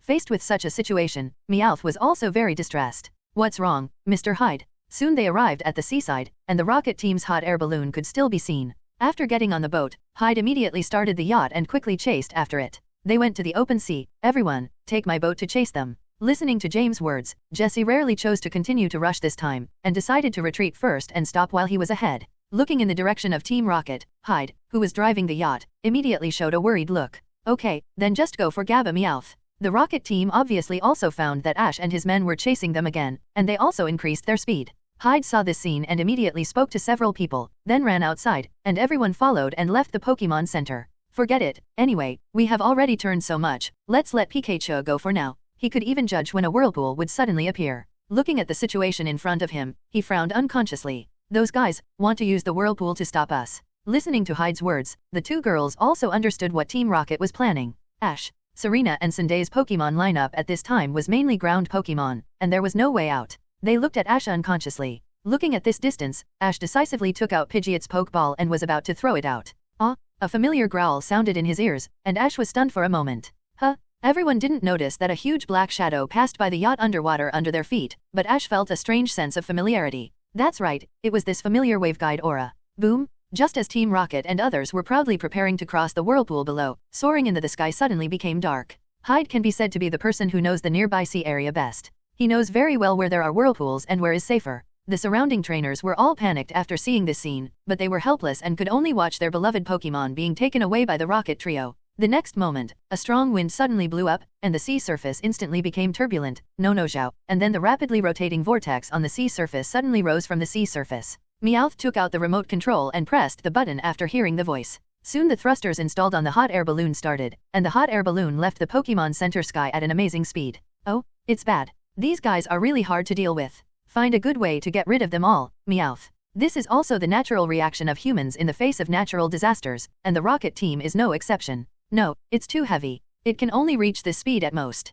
Meowth responded quickly after hearing the voice. After all, after catching so many Pokémon, the booster horsepower was strong, but it always had a limit. Several vortices simultaneously rolled up a large amount of sea water and continued to rise, quickly forming several powerful waterspouts, directly blocking the way of the rocket team's hot air balloon. Looking at the sea surface where James pointed, he found that several whirlpools on the sea surface were swirling violently. Look over there. At this time, James suddenly spoke, and Wazazhong turned his head to look over after hearing the voice. Although he was still running in front, he still couldn't get rid of the yacht, so he angrily instructed Meowth. Looking at the sudden natural disaster in front of them, the three members of the rocket team immediately showed a panic expression. In fact, he certainly wanted to take down the powerful Pikachu, but according to past experience, the end of greed is often needless to say. The careful Professor Elm remembered the strange growl just now. This sound seemed to be right next to his ear, but it seemed to come from the depths of the deep sea. What is this? Pidgeot, air cutter. Ash watched this scene, but did not sigh, but threw the Pokeball decisively. Pidgeot appeared, listened to Ash's command, and swung dual wing beat quickly, and the wind blade compressed into a sharp blade shot towards the direction of the hot air balloon. Bang! With his sharp eyes, Pidgeot swung the wind blade and accurately hit the rope under the hot air balloon from a distance of hundreds of meters. The rope was cut instantly, and all the Pokémon fell from the air at the same time, and fell into the water with a splash. After falling into the water, these water Pokémon were immediately full of strength like fish in water, and in addition, the big net in the water obviously had some slack space. They immediately broke free from it. How could this happen? The faces of the rocket team suddenly became ugly. They thought they would succeed this time? Great. Serena looked at this scene and spoke excitedly. Look. Sunday pointed to the front and spoke suddenly. Everyone looked up and saw that the water tornadoes blocking Team Rocket had originally formed a natural barrier, but now all of them were moving, as if they had their own consciousness. Boom! The next moment, several water tornadoes completely surrounded Team Rocket's hot air balloon, as if forming a water cage to trap 690 and the others in it. After confirming that the captured Pokémon were safe, several water tornadoes attacked in the direction of hot air balloon. What should I do? What the hell is this? The 3 members of Team Rocket could only hug each other and scream, and they didn't know what they had done to anger the heavens and the people. These water tornadoes were strange and just followed them. Boom! As the water tornadoes approached, Team Rocket's hot air balloon was crushed to pieces in an instant, and then Jessie and the others were uncontrollably swept into the water tornado. Several waterspouts merged together to form an even more amazing torrent tornado, rushing straight into the sky and tearing the sky apart. On the entire sea surface, a strange scene of heaven and earth connected was formed, and it seemed as if soaring in the sky had opened its mouth and was constantly absorbing seawater. This scene lasted for a long time before it gradually subsided. The dark clouds in soaring in the sky gradually dissipated, the sun shone on the sea again, and the waves gradually calmed down. The water Pokémon that had been caught by the rocket team before emerged from the water one after another, the huge waterspout disappeared, the seawater sprayed in the air, and the sun shone again. A rainbow appeared in the sky. The extremely terrible weather came and went quickly, and everything seemed to have happened as if nothing had happened, but those wonderful craftsmen just now were indeed unforgettable to everyone. What happened just now? Sunday's beautiful face was still full of disbelief. I'm not sure. It doesn't look like normal weather. I've lived here for decades, and I've never seen such terrible weather. Hyde was also deeply moved standing on the bow. It was ridiculous that he claimed to be very familiar with this sea area, but he still greatly underestimated the terrifying power of nature. If he encountered the kind of weather just now, he and his yacht would definitely be smashed to pieces. That voice just now, there is no mistake, it must be it, it must be it. Professor Elm suddenly became excited. If he didn't hear it wrong just now, he had this kind of power to destroy the world and could not see any trace. He had every reason to believe that this was the answer he came to Whirl Islands to find. Everyone else was a little confused when listening to Professor Elm's words, but Ash was the only one who knew what he meant. After all, if the power just now was not natural weather, then there must be only one explanation. Through the conversation with little Lugia just now, and the waterspout that was only targeting Team Rocket at the moment, Ash believed that his judgment would not be wrong. At this time, Serena, Sunday's Pokémon, and Professor Elm's Corsola all swam back. Serena and Sunday quickly fished them all out, and Serena hugged her Croconaw with a smile on her face. It's great that everyone is okay. Buzz buzz buzz. At this time, there was a burst of engine sound behind them, and everyone turned around and saw a speedboat approaching them quickly. A closer look showed that it was Officer Jenny, and it was obvious that the people on Kinjian Island had called the police. After Officer Jenny's speedboat approached, she asked about the situation, and then noticed the Pokémon that were captured around. After thanking Ash and others, everyone took their own Pokémon returned to Kinjian Island. After returning to Kinjian Island, the captured Pokémon were reunited with their trainers. Officer Jenny counted them and fortunately, there was no missing Pokémon. After all, they were all water-type Pokémon of the trainers who signed up for the Whirl Islands competition, so there was no need to worry about this. After expressing gratitude to Ash and others again, the trainers also left with their Pokémon. After Ash and others had nothing to do, they packed up and planned to go out again. Professor, we are going to leave, what about you? After packing up, Ash greeted Professor Elm. Me? I want to stay in Kinjian Island for a while. After hearing the voice, Professor Elm glanced in the direction of the sea. Ash could see that Professor Elm obviously hoped to stay and see if he could find any traces of Lugia. Then I wish you good luck. Ash also responded after hearing the voice. He couldn't say, Lugia might follow him? I also wish you Whirl Islands competition and gym challenge will be successful. Professor Elm smiled. He was also surprised and delighted to meet Ash and others this time. Ash learned a lot here. However, he also knew that these children were different from him. They would not stay in one place for too long. Then we will say goodbye, Professor. Take care of yourself. Thank you for your care, King. Serena and Sunday also said goodbye to Professor Elm one after another. Then, under his eyes, Ash and the other two boarded the ship to the next island. Goodbye, everyone. Standing on the dock, Professor Elm waved to everyone, and after watching Ash and the others' ship leave, they turned around and left the dock. Ash and the other two went to the venue of the Whirl Islands competition. Pidgeot, Air Cutter. Ash watched this scene, but did not sigh, but threw the Pokeball decisively. Pidgeot appeared, listened to Ash's command, and swung dual wing beat quickly, and the wind blade compressed into a sharp blade shot towards the direction of the hot air balloon. Bang! With his sharp eyes, Pidgeot swung the wind blade and accurately hit the rope under the hot air balloon from a distance of hundreds of meters. The rope was cut instantly, and all the Pokémon fell from the air at the same time, and fell into the water with a splash. After falling into the water, these water Pokémon were immediately full of strength like fish in water, and in addition, the big net in the water obviously had some slack space. They immediately broke free from it. How could this happen? The faces of the rocket team suddenly became ugly. They thought they would succeed this time? Great. Serena looked at this scene and spoke excitedly. Look. Sunday pointed to the front and spoke suddenly. Everyone looked up and saw that the water tornadoes blocking Team Rocket had originally formed a natural barrier, but now all of them were moving, as if they had their own consciousness. Boom! The next moment, several water tornadoes completely surrounded Team Rocket's hot air balloon, as if forming a water cage to trap 690 and the others in it.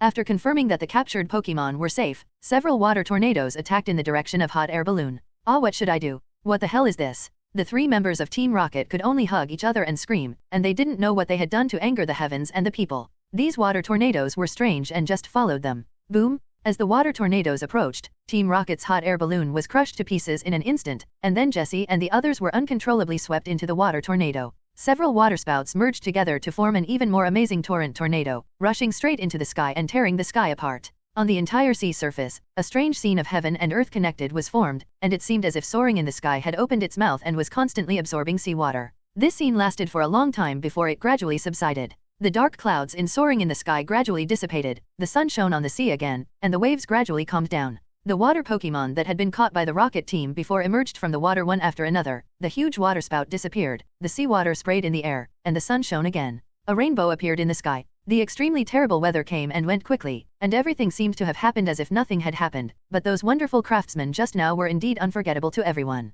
What happened just now? Sunday's beautiful face was still full of disbelief. I'm not sure. It doesn't look like normal weather. I've lived here for decades, and I've never seen such terrible weather. Hyde was also deeply moved standing on the bow. It was ridiculous that he claimed to be very familiar with this sea area, but he still greatly underestimated the terrifying power of nature. If he encountered the kind of weather just now, he and his yacht would definitely be smashed to pieces. That voice just now, there is no mistake, it must be it, it must be it. Professor Elm suddenly became excited. If he didn't hear it wrong just now, he had this kind of power to destroy the world and could not see any trace. He had every reason to believe that this was the answer he came to Whirl Islands to find. Everyone else was a little confused when listening to Professor Elm's words, but Ash was the only one who knew what he meant. After all, if the power just now was not natural weather, then there must be only one explanation. Through the conversation with little Lugia just now, and the waterspout that was only targeting Team Rocket at the moment, Ash believed that his judgment would not be wrong. At this time, Serena, Sunday's Pokémon, and Professor Elm's Corsola all swam back. Serena and Sunday quickly fished them all out, and Serena hugged her Croconaw with a smile on her face.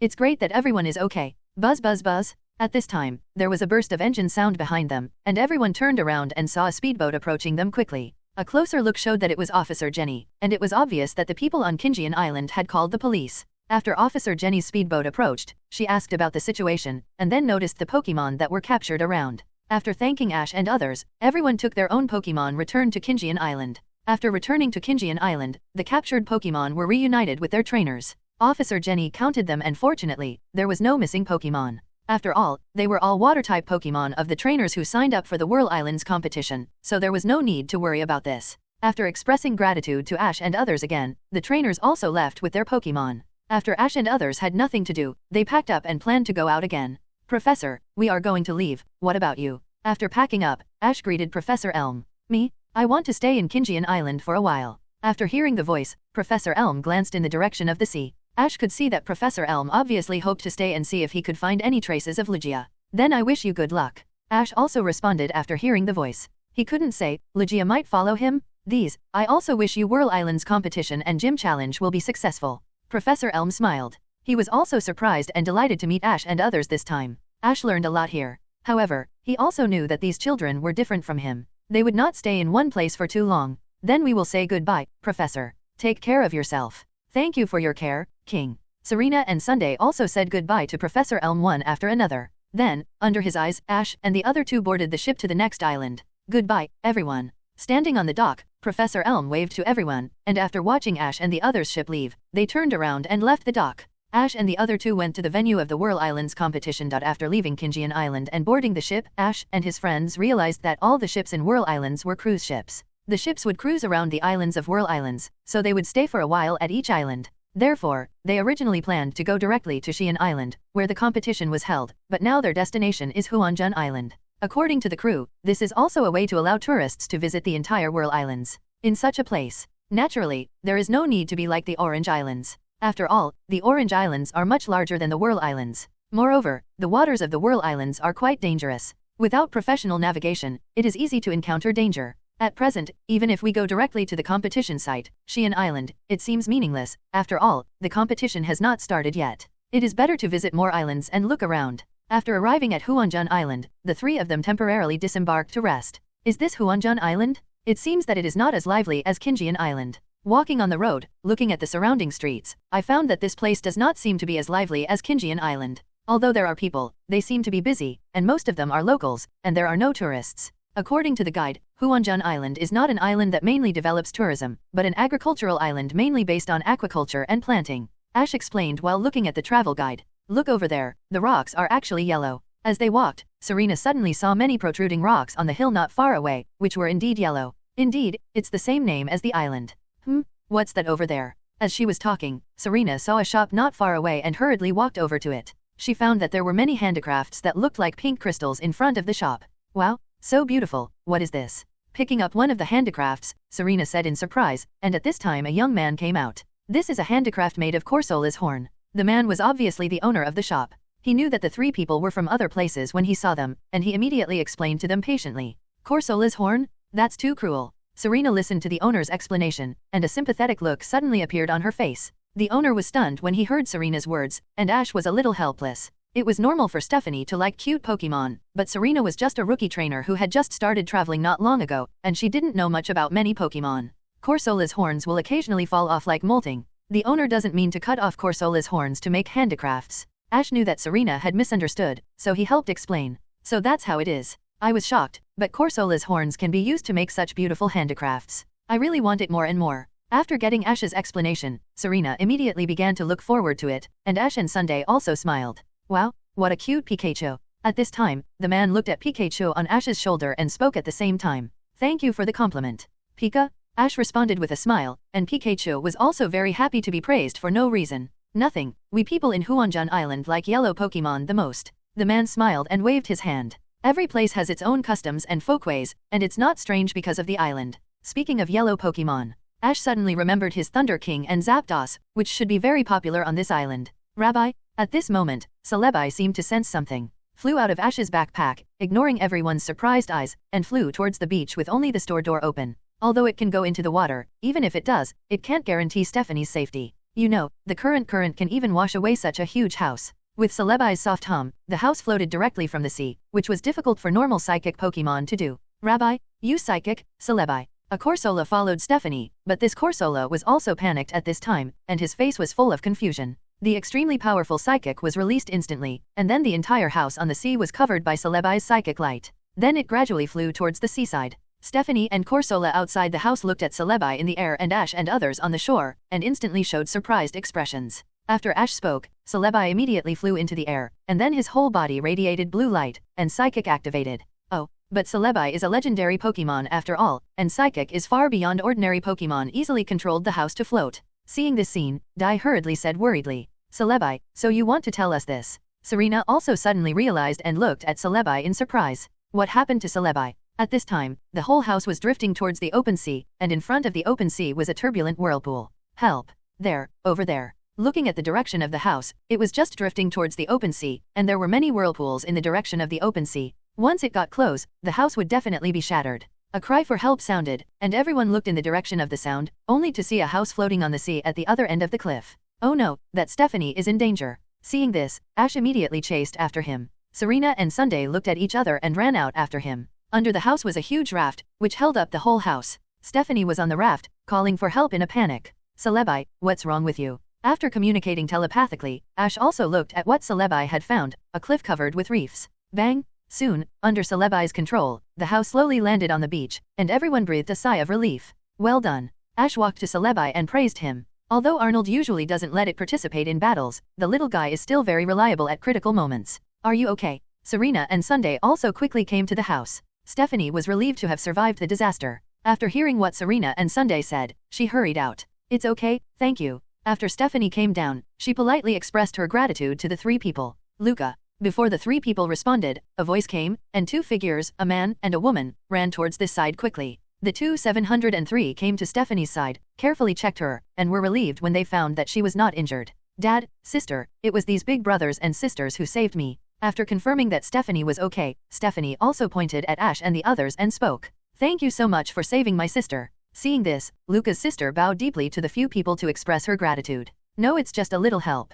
Ash waved his hand, indicating that it was not a big deal. Then Serena also asked curiously, why is your house drifting on the sea? Ash looked at the house behind and asked. In fact, our family lives on the Corsola's nest. Listening to Serena's question, Stephanie explained. Corsola's nest. Hearing this, Sunday and Serena also showed a puzzled look. Yes, on this Huanjun island, there are actually many people who have this habit. Because my father is a coral craftsman, living on the Corsola's nest and raising it can also make it more convenient to collect coral horns. Luca's sister explained, and Corsola's nest is normally on the seashore, so the house is naturally built on the seashore. I see, it's written in the guidebook. Ash also remembered at this time that the guidebook did introduce it. Coral? While they were talking, the Corsola that had just drifted away with Luca suddenly jumped up excitedly. This Corsola looks so lively. Serena liked Corsola to begin with, and she liked this Corsola even more when she saw how lively it was. It's because of this child. Luca's sister looked at this Corsola with a headache. Excuse me, what's wrong with this Corsola? Serena asked curiously. To be honest, this child is not the Corsola we raised.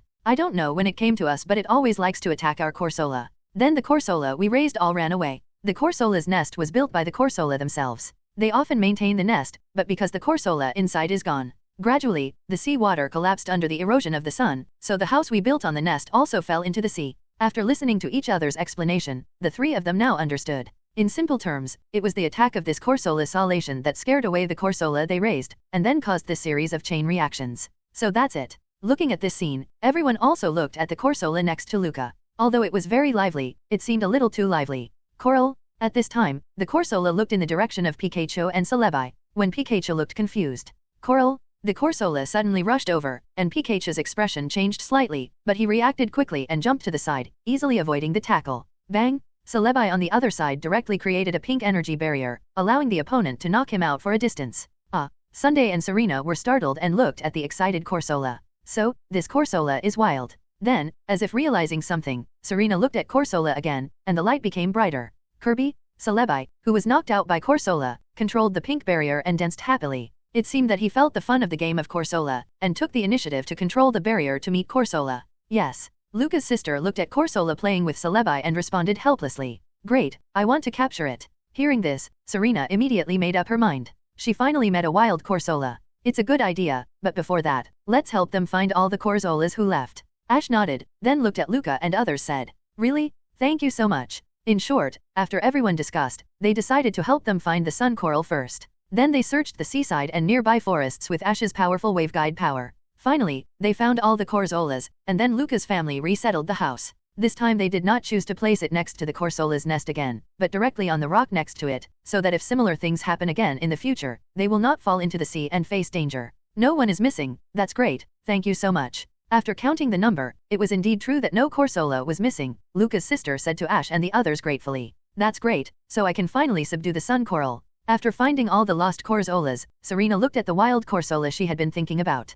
Seeing the excited Serena, everyone smiled. They were all looking forward to the battle between Serena and Corsola. Whoosh whoosh whoosh. At this moment, a series of air-breaking sounds were heard, followed by several ropes dropping from the sky at the same time. Be careful, Ash subconsciously warned when he heard the sound. But it was too late at this time. All the ropes fell down and were directly wrapped around the corners of the Corsola below. All the Corsola were soon hoisted into the air. What's going on? Luca's sister asked subconsciously when she saw this scene. Haha, since you asked sincerely. Then we will be merciful and tell you. A very familiar voice soon came from the sky. When Ash and the other two heard this voice, they immediately knew what happened. Damn it, don't come out to make trouble at every critical moment. I want to subdue this Corsola. Serena clenched her fists and shouted when she saw Corsola being caught. She had finally waited for the opportunity to subdue Corsola, but these guys came out to make trouble again. What a joke, I have to rely on these Corsola's coral horns to make beautiful accessories to become the queen. A little girl like you is not worthy of Corsola. Jessie looked at this scene and spoke proudly. When she came to this island, she fell in love with the exquisite decorative items on the island at first sight. Unfortunately, they were all penniless. The funds for the next few months had been overdrawn, and they had to work to earn enough funds for the operation. Originally, they planned to steal, but they were almost caught by the other party's security personnel, so they could only find a way to catch Corsola and process it by themselves. In this way, they can get exquisite accessories and earn more funds for the operation. What did you say?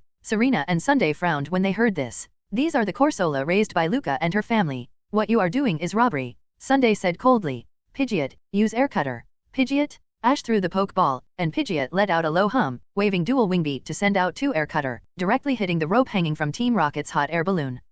Just like that, the hot air balloon flew away, but the cockpit fell directly to the ground. Bang bang bang! At the same time, the Corsolas also fell to the beach, and were not seriously injured. Great, watch me. Croconaw, use claws to attack. Serena also threw the Pokeball decisively when she saw this. Croconaw rushed to the front quickly, waving its claws with cold light flashing, tearing the rope net into pieces. Well done, Croconaw. Serena smiled and gave Croconaw a thumbs up. Damn it, they actually did such a thing. On the rocket side, the 3 members of the team climbed out of the completely scrapped hot air balloon in a mess, with sand on their faces. I think the queen doesn't fit your image, or the clown is more suitable for you. Ash also came from behind at this time, looking at the people lying on the ground and said, "What are you talking about, little brat? In this case, we have to rely on our strength snatch. Go, Arbok." Wheezing, Victreebel, oops, Victreebel, I said it's not here, the enemy is on the other side. The 2 were angry and prepared to fight head-on. 3 Pokémon rushed over at the same time with Ash and others. Pikachu, Thunderbolt. Pidgeot, use Hurricane. Croconaw, use Water Gun attack. Ash commanded the 2 Pokémon, and Serena commanded her Croconaw to attack at the same time. Bang, bang, bang. Serena, you have to be careful, the power of this Corsola can't be underestimated. Serena couldn't wait any longer, so she encouraged Croconaw and then looked at Corsola. Da-da-da. Luca's family came forward again to thank Ash and the other 2, and these things were just a piece of cake for the 3 of them, and the 3 of them responded politely. Coral. Seeing that the situation is almost done, Ash gave an order, and Pikachu's cheeks were jumping with arcs. The dazzling golden spark went straight to the rocket team, and at the same time hit the core mechanical part of the Air Balloon 583 control panel behind them, causing an explosion directly, and a strong energy burst out immediately. All the Corsolas shouted in unison, and then the spikes on their backs all shone with silver light.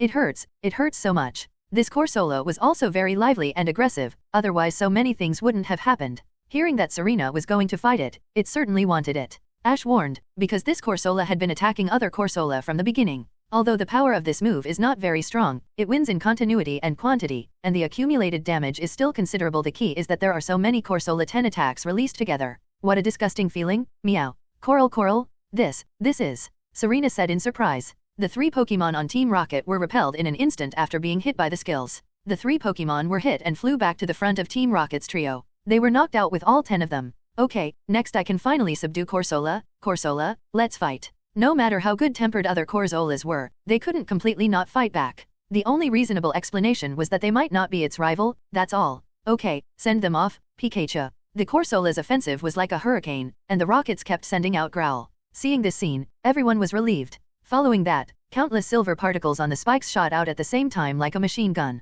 In this way, the rocket team trio became aerialists without suspense, crossing the sky. Then, led by the wild Corsola, the other Corsolas also rushed over and lined up in front of Ash. Coral, Pika, boom, my queen dream. This is Corsola's skill spike cannon. Ash also explained when he saw this. Hey, is it leading its companions to fight together? I really like it more and more. Serena said happily as she watched this scene. Okay, I'll be careful. Serena nodded slightly, her expression became cautious. She had thought about it for so long, and she must not be careless this time. Serena, just command boldly. At this time, Sunday was also cheering her on. Leave it to you, Croconaw. Serena sent out Croconaw. At present, among the Pokémon in her hands, Croconaw is well cultivated. As for her strongest Pokémon Braixen, it is too passive against the water and rock type Corsola. Wow, Croconaw's personality is also quite lively, similar to Corsola.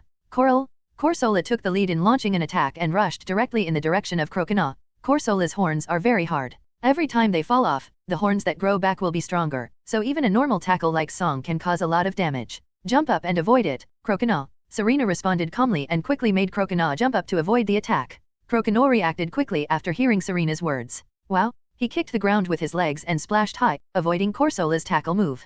Croconaw, water gun attack. Wow. Croconaw jumped into the air with his cheeks puffed up, and then spit out a fierce water gun attack from his mouth, attacking Corsola directly below. Bang! The water gun hit Corsola hard.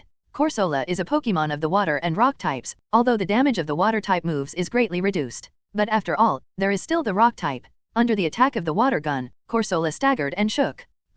But soon Corsola stabilized his body, used the coral horn to resist the water gun attack, shouted, and rushed into the air. Croconaw, bang! In midair, Croconaw swung its claws and collided violently with Corsola's horn, and a strong wind spread out. Croconaw was knocked back a distance in the air, but still landed steadily on the ground after a somersault. Corsola also fell to the ground quickly and continued to hit him. Croconaw dodged sideways and used Ice Fang. Serena shouted hurriedly when she saw this. Wow! Croconaw, who had just landed on the ground, looked at Corsola rushing towards him and quickly turned sideways to avoid its tackle. Finally, he used his legs to attack and smack down the empty Corsola. He opened his mouth wide, and the Ice Fang flashing with blue light bit directly on Corsola's body. Bang! At this time, Corsola directly let out a painful howl, and the severe cold eroded his body, making it slow to react. Then Croconaw shook his body and threw it out directly. Corsola screamed, fell from the air, and plunged into the sand. Well done, Croconaw. Seeing this scene, Serena was about to take out the Pokeball to capture Corsola.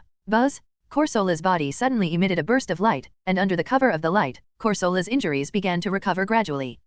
Is this recover? Serena, don't panic, recover can't be fully recovered, you have to attack it continuously so that it has no chance to use recover. Ash looked at this scene and immediately reminded. I know, Croconaw, use water gun. Wow, Coral? On this side, after Corsola recovered, he watched Croconaw's water gun attack coming, and the spikes on his back also emitted light, and then the fine bullets on the spikes were also shot out. Bang bang bang! The two energies collided and exploded instantly, and a thick smoke suddenly filled the middle. Croconaw jumped up and used water gun. Seeing that the side in front of him was blocked, Serena could only jump Croconaw again. Hearing this, Croconaw used his strength to splash, and found Corsola's pink upper body in the smoke, and immediately used water gun in Corsola's direction. However, when the water gun was about to hit, Corsola's body flashed with an orange light and directly pushed forward. Bang! Croconaw's water gun hit but was directly rebounded by this force. Bang! The rebounded water gun hit Croconaw instead. Croconaw fell from the air after being hit. Serena's expression changed slightly when she saw this.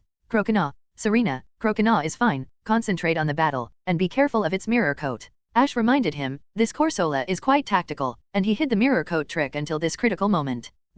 In that case, let's decide the outcome in close combat, Croconaw, crunch. Croconaw rolled in the air upon hearing this, and after landing, it rushed out of its mouth wide open and tried to dodge Corsola again. The last Ice Fang. After Croconaw bit Corsola, a brilliant blue light began to shine on its fangs, and the power of ice spread to Corsola's body, making it shiver with cold. Bang! Then Croconaw's upper and lower jaws bit again, and a violent explosion occurred. Boom! Corsola was blown away directly, crashed into the reef on the beach behind, and then fell on the sand and did not move. Serena, now. Ash immediately reminded him when he saw this. This Corsola can use recover, and we must seize the opportunity as soon as possible. If it has a chance to breathe, it will use recover to recover from its injuries. I know, go to my Pokeball, Qian Zayahao. Serena listened and quickly took out the Pokeball, imitating Ash's usual way of catching a Pokeball. Pokemon's aura was healed. Bang! Corsola was hit directly and accurately. With a bang, Corsola turned into a red light and was collected into the Pokeball. Then the Pokeball began to shake violently. Serena also clenched her fists and watched the Pokeball shaking on the beach nervously. Ash and Sunday naturally hoped that she could successfully capture Corsola. Ding! Long! After a while, the red light on the Pokeball went out, and then a sound made the trainer feel relieved. Successful, great, I captured Corsola. Serena looked at this scene and ran forward excitedly, picked up the Pokeball, and then mimicked Ash's celebrate action. Wow! Croconaw also cheered on the side. Watching Serena successfully conquer Corsola, Ash and Sunday looked at each other and walked forward.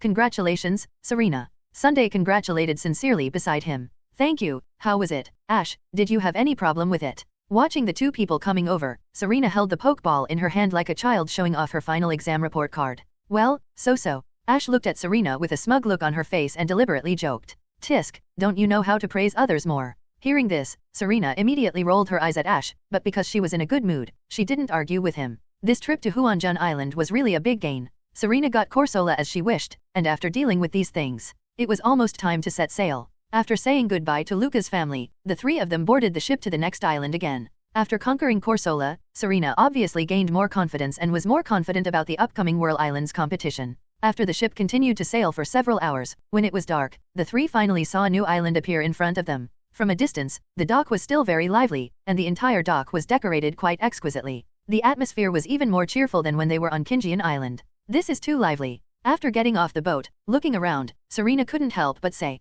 after all, it is once every 3 years, and Xian Island happens to be the venue, so it is normal for it to be lively here. Sunday also said as he looked around. Although it was already night, the entire dock seemed to be no different from that during the day. The island was as its name suggests, and the reefs beside the island were red, which looked quite special, but also quite in line with the festive and lively atmosphere now. Although Whirl Islands is quite famous in the local area, he doesn't think it is a formal competition. And because there is no threshold, it is possible to meet many players in the preliminaries. Similarly, if you accidentally meet a few powerful trainers, ordinary contestants can only consider themselves unlucky. The three of them finished dinner while chatting, and then stayed at the Pokémon Center. After arriving at Akagawa Island and spending the first night, the three of them left the Pokémon Center the next day, although the competition has not started yet. However, the entire Akagawa Island is already quite lively. The three of them also took it as a holiday to relax. They walked around the island and experienced the local customs and characteristics of the island. After a day of relaxation, they also took the Pokémon to play well, relaxed their bodies and minds, and recharged their energy just waiting for the official opening of the Whirl Islands competition tomorrow.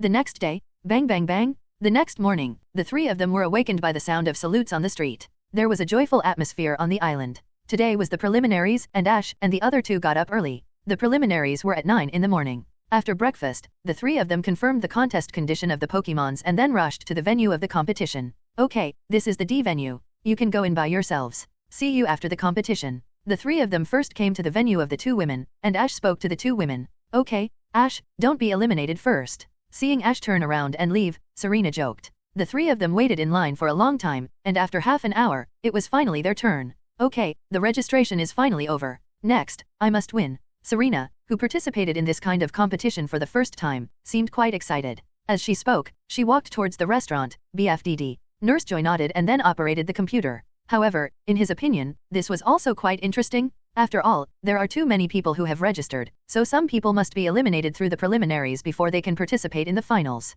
The number of preliminaries also depends on the number of participants in each game. Ash smiled as he listened. Serena's passion for Pokémon battles was growing. Nurse Joy explained the rules to the three people while operating. After the operation was completed, she took out a drawing and handed it to the two people. Nurse Joy opened her mouth while typing on the computer and signaled the next contestant. You're welcome. I wish you good results. I'm Sunday, from Saffron City. It was a completely different path from the Triple Crown satellite tournament, similar to the contest that she was passionate about in the original plot. Ash said to the two women, and the two women nodded, and then went to the Pokémon Center together. I don't know what kind of rival I will encounter. Sunday also said with some curiosity. Let's go to the Pokémon Center first. My name is Serena, from Bonneville Town in Kalos. I'm Ash from Pallet Town. Okay, I'll wait for your good news. The preliminaries should be easier. Nurse Joy, we want to register. Ash also came to Venue A and watched several matches on the big screen in the lounge. The levels of the matches were uneven. Okay, thank you Nurse Joy. The three took the venue map and thanked him. Okay, please tell me your name and place of birth. Looking at the three people, Ms. Han Yi asked gently. If you want to participate in the Whirl Islands competition, you must first pass the preliminaries. Judging from the number of contestants this year, if you want to advance to the top 64, you must defeat 2 preliminaries. Tisk, don't underestimate me, I will definitely win for you. Serena snorted as she listened to Ash's words. Ash waved to the two women and then walked into the venue alone. No matter how interesting the contest was, it was definitely not as intense and exciting as the Pokémon battles. After Ash left, the two women walked into the venue together. In fact, Serena was just joking when she said that just now. On the contrary, Ash should be the least likely to be eliminated among the three of them. Ash looked calm. He had too much experience in participating in competitions, so he was quite calm about this situation. After a while, the three came to the Pokémon Center, and saw that the Pokémon Center was lined up at this time, and it seemed obvious that they were all players who participated in the competition. I was going to say that to you. The preliminaries will be held at the same time in 16 venues. Okay, the registration has been completed. This is the map of the venue. Ash is in Venue A, Serena and Sunday are in Venue D, and the competition will be held the day after tomorrow.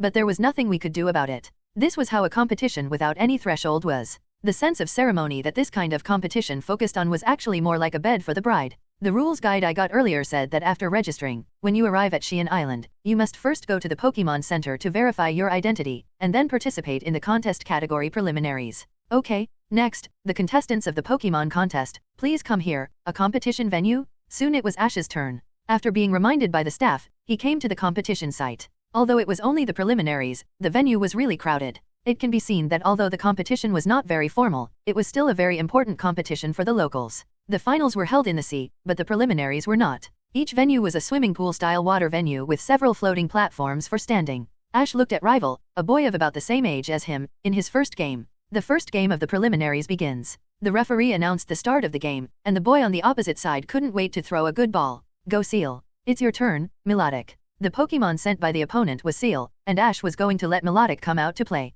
This Melodic. The flash-colored Melodic attracted the attention of many viewers as soon as he appeared. Seal, use the East Beam. As soon as the opponent came up, there were not many tricks, and he directly used the Ice Beam attack. The small horn on Seal's head instantly released a green light towards Melodic, and the cold air swept across the venue, freezing the sleep into an ice path. Melodic, dodge, and use Dragon Tail. Ash waved his hand slightly, and Melodic dived into the water and dodged the Ice Beam attack. The water surface where he was before was directly frozen, but its power was not enough to freeze the entire pool, so Melodic easily dodged it. Woo, splash. Accompanied by a soft hum, Melodic's voice sounded, and Melodic rushed out of the water and appeared right in front of Seal. The green dragon tail smashed straight at it. Bang! Dragon tail hit Seal's body, and amazing power suddenly burst out, the water exploded, and Seal screamed and flew out. As a non-water skill, Dragon Tail had a good effect on Seal, not to mention that the level gap between the two sides was also very large, so Seal flew out the moment he was hit. Bang! Splash! Seal fell into the pool, and under the huge force, the water flow in the venue surged instantly, and huge water splashed in the air, like rain falling after a long time. It calmed down slightly. Sea Lion?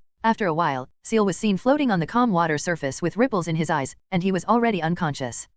Rival couldn't help but open his eyes wide when he saw this scene. Obviously, he didn't expect to meet such a powerful rival in the preliminaries. He shouted worriedly, and then took out the Pokeball and took back Seal directly. Melodic won, and the winner of the first game is Ash. After seeing this, the referee was surprised and quickly announced the result of the game. In this way, Ash won the first game without any waves. Ash went back to the lounge to rest for a while. After about 20 minutes, the staff came again to remind him that the second game was about to start. Ash returned to the field and continued to send Melodic to fight. It had almost no consumption in the last game, so there was no problem in playing in the game continuously. In the second game, Rival used the Pokemon Shelter, and also launched a rush attack right away. Shelter, use Water Gun. Water Pulse. Facing the opponent's Water Gun, Ash used Water Pulse, and Melodic condensed a blue water ball in his mouth and released it forward, and the energy of both sides collided. Melodic's water ball was like a cannonball. Normal hit the opponent's Water Gun and pushed the energy of the Water Gun away. After suppressing the power of the Water Gun, it directly blasted in the direction of Shelter.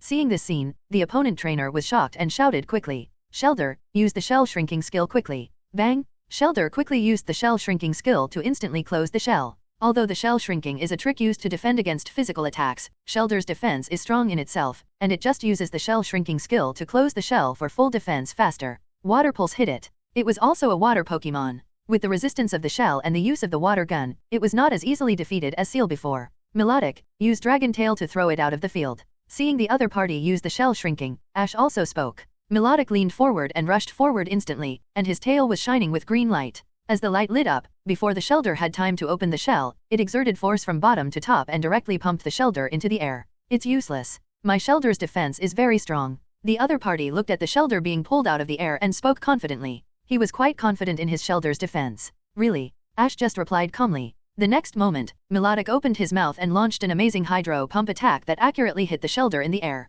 The amazing thrust directly blasted it out of the field and hit it heavily against the wall at the side of the field. Boom! In the smoke, Shelter, whose shell had cracks on it, fell straight onto the field and lost his ability to fight. Big, Shelter can't fight. Melodic wins. Congratulations to Ash for advancing to the main competition. The referee raised his hand and signaled that Ash won 2 games in a row and advanced directly to the main competition. Thank you for your hard work, Ness. Ash praised Melodic, who swam to his side. Woo! Melodic was also very excited. Compared to Ash, such a game was too easy. It was not an exaggeration to say that it was a dimensionality reduction attack. After the results of the game came out, Ash took back Melodic and left Venue A. When he arrived at Venue D, he found that the Generations and Serena had not come out yet. Seeing this, Ash walked in directly, entered the venue, walked around, and then quickly found the location of Sunday. Sunday. Ash, have you finished the competition? Did you advance? Sunday was a little surprised when he saw Ash. He didn't expect it to be so fast, but it was normal for Ash. He just looked at the field and saw a few strong players, but the majority were still low level. They lost very quickly when they met Ash. Of course, what about you? Ash responded, and then looked at the field, where 2 trainers were collecting their Pokemon. We just won the first game, and the second game will come soon. As for my game, it will be a little later. Sunday responded after hearing the voice. Ash was very fast, and Serena was not too slow either, and they won the first game easily. Soon, amid the cheers of the audience, the 2 players of the new game came on the field, one of which was Serena. Serena, who came on the field, also habitually glanced at the audience, and soon noticed the familiar figure sitting next to Sunday, and was slightly stunned. It can be seen that she was also quite surprised that Ash's game ended so quickly, and it was impossible to think that Ash was eliminated. Seeing Ash appear with -0, Serena also cheered up and told herself not to lose the game. The Pokemon used by Serena in the second game rival was a Seeking, which is considered a more difficult guy among ordinary water Pokemon. In this game, Serena directly sent out the Sun Corsola that she had just captured not long ago. At the beginning of the game, Serena launched a fierce attack, but the opponent's Pokemon was Seeking after all, so it didn't collapse at the first touch. As for Serena, because it had just been captured not long ago, the 2 sides did not have enough tacit understanding, and slowly fell into a stalemate at the beginning, and even rival seized several opportunities to counterattack. Fortunately, Serena was calm enough and adjusted quickly. She thought of Corsola's advantages and took the opportunity to use Recover to recover her physical strength and launched a counterattack while Rival was at a loss. Tackle and Spike Cannon hit Rival continuously, and finally defeated Rival without any danger. In this way, Serena also won 2 games and successfully advanced to the main competition of the Whirl Islands competition. Ash, how are you doing? Not long after the game, Serena ran out excitedly after the game, and then asked with concern. Of course there is no problem. Ash smiled and replied after hearing the voice. Great. Serena nodded excitedly after hearing what Ash said. Both of them advanced successfully, but the preliminaries will continue for a while. The three of them waited in the competition venue. After Sunday successfully obtained the qualification for advancement, the three of them walked out of the venue. The three of them wandered around the island with nothing to do. So beautiful. Ash's eyes also flashed with bursts of light. Welcome to the Whirl Islands competition held every 3 years. After returning to the Pokémon Center, I saw the news of the main competition. There will be a day of rest tomorrow, and the competition will start the day after tomorrow. Serena is also looking forward to it. The outside of the pendant is transparent like glass, but the inside seems to be filled with blue liquid. It is not a glass decorate, but real water drops flowing inside. All the contestants got up early and then arrived at the Whirl Islands competition site at the specified time. Sea heroes will be blessed by the Sea Soul and granted the power to communicate with the Sea God. Then I wish you all here to get the blessing of the Sea Soul 5.5. Many people couldn't help but exclaimed when they saw it. The huge building in front of them had 3 doors open. As the boat entered the venue, the audience around immediately cheered warmly. As the host introduced, a woman with long light purple hair walked to the front of the high platform, wearing a blue dress with 10 fist-sized blue scepters in her hands. Ash, Serena, Sunday, and other trainers were on the boats one by one, and soon saw a huge building in front of them. This tradition has not disappeared until now, but is continued by the sea priest, Miss Maya, who abides by the ancient tradition. The host also took over Maya's words at this time and continued to explain the rules of the competition. Priest Maya raised the scepter in her hand, and the gem on it emitted a strange light. There was sea water on all 4 sides, with only a few floating blocks on the water. At the same time, there were 4 stone pillars carved with ancient totems erected on the venue. This was the venue for the Whirl Islands competition. By the way, Ash, after the finals, there will be more and more powerful rivals, and it will definitely be more interesting. The 3 doors faced the estuary, allowing the sea water to pour in, and everyone entered the building together with the sea water. The much-anticipated finals are about to begin, and at this time, the excellent trainers from all over the world are the trainers who have passed the preliminaries and aim to become sea warriors. The next morning, the sound of fireworks resounded in the sky of Akagi Island, and the lively atmosphere enveloped the entire island. The preliminaries lasted for 2 days, and Ash and the other 2 also played on the island for 2 days.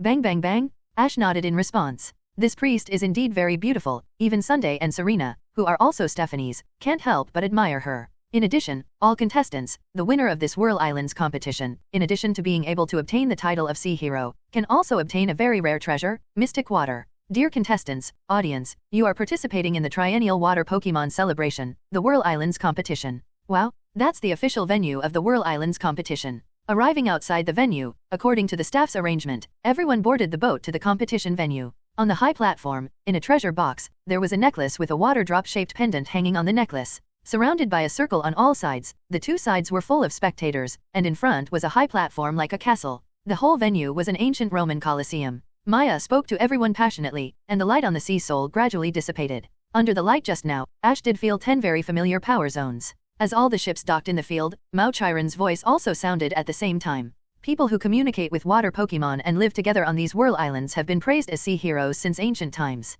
Since ancient times, Whirl Islands has had an independent civilization and culture, worshipping water Pokémon and coexisting with them until now. Yeah, it should be. So beautiful, is that a gem? It looks like real water. Serena couldn't help but admire it. It's not an ordinary decorative item, Mystic Water, a Pokémon attribute power-enhancing item that can increase the power of the Pokémon's water-type special moves. Ash also explained to Serena after hearing this, he also got several Mystic Waters that are better than this, but this kind of item has always been hard to come by on the market, and it has great captivating power for water-type trainers. It's really good, if I can get it, I'll give it to Lan. Serena said with a smile after hearing this. After the opening ceremony, the boat took everyone into the passage around the venue, and soon the competition officially began. Following the list arranged by the conference, the contestants came on stage one after another, and they all showed their skills on this field. Although they were all water-type Pokémon, the battle was also extremely fierce, and the level of the battle was much higher than that in the preliminaries. After watching a few games, Ash also received a notice from the staff 19. Ash, after this match, it's your turn.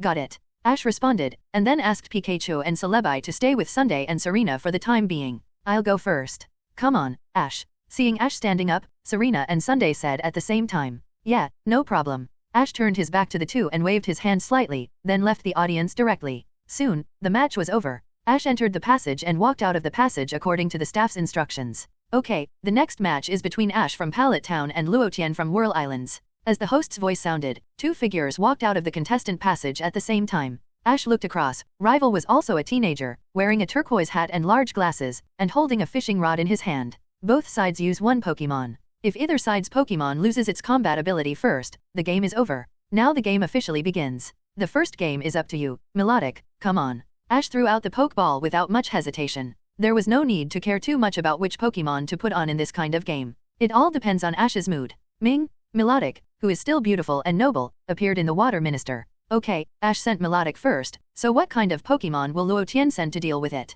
Luotian, the player on the opposite side, took out his fishing rod after watching this scene. Looking closely, there was a Pokeball hanging on the end of his fishing rod. And it was not a normal Pokeball, but a dive ball. But it was not surprising that a trainer who looked like a water Pokémon specialist had such a Pokeball. Melodic? Then we'll be on it too. Luotian shouted, then threw out his fishing rod, and his dive ball was thrown directly into the water, as if he was fishing. This guy is quite creative. Serena couldn't help but say, bang! A sound rang out in the water, and as the light flashed, a figure appeared on the sea surface. The whole body was aqua blue, and the body was like a silkworm pupa, revealing a fierce face, and a long cylindrical mouth. The top of the head was like a coral horn, and the dorsal fin on the back was similar to a wing. Luotian's Pokémon is Kingdra, who will win. Kingdra? This rival is not easy to deal with, but Ash's Melodic is the most powerful. Listening to the discussion of the audience nearby, Sunday curled his lips and said, at this time, with the appearance of Kingdra, the audience in the audience seats near where Sunday and Serena were standing basically believed that Luotian would win. Ash was a little surprised that the first rival was Kingdra.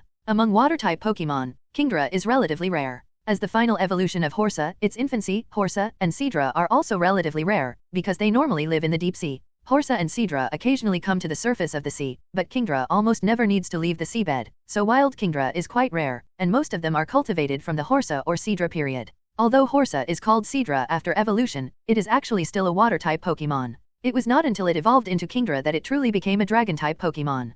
Kingdra is inconvenient to move on land, and Melodic has little combat power on land, but Kingdra still has one more dragon type than Melodic. Serena and Sunday also know that Kingdra is very powerful. After all, it is a dragon-type Pokémon. This is a powerful attribute recognized by the world of the elite. Except for a few attributes that can extremely restrain it, it is basically absolutely strong. I'm going to go. Kingdra used Twister. At this time, Luotian gave an order, and Kingdra in the field suddenly raised his head 730 after hearing the sound, and then his body spun rapidly like a gyroscope. Soon, rapid spin made Melodic unable to see Kingdra's figure at all, and then a white airflow rolled up around its body. The power of Twister was not too strong at first, but after integrating the power of the water flow, the power became quite amazing.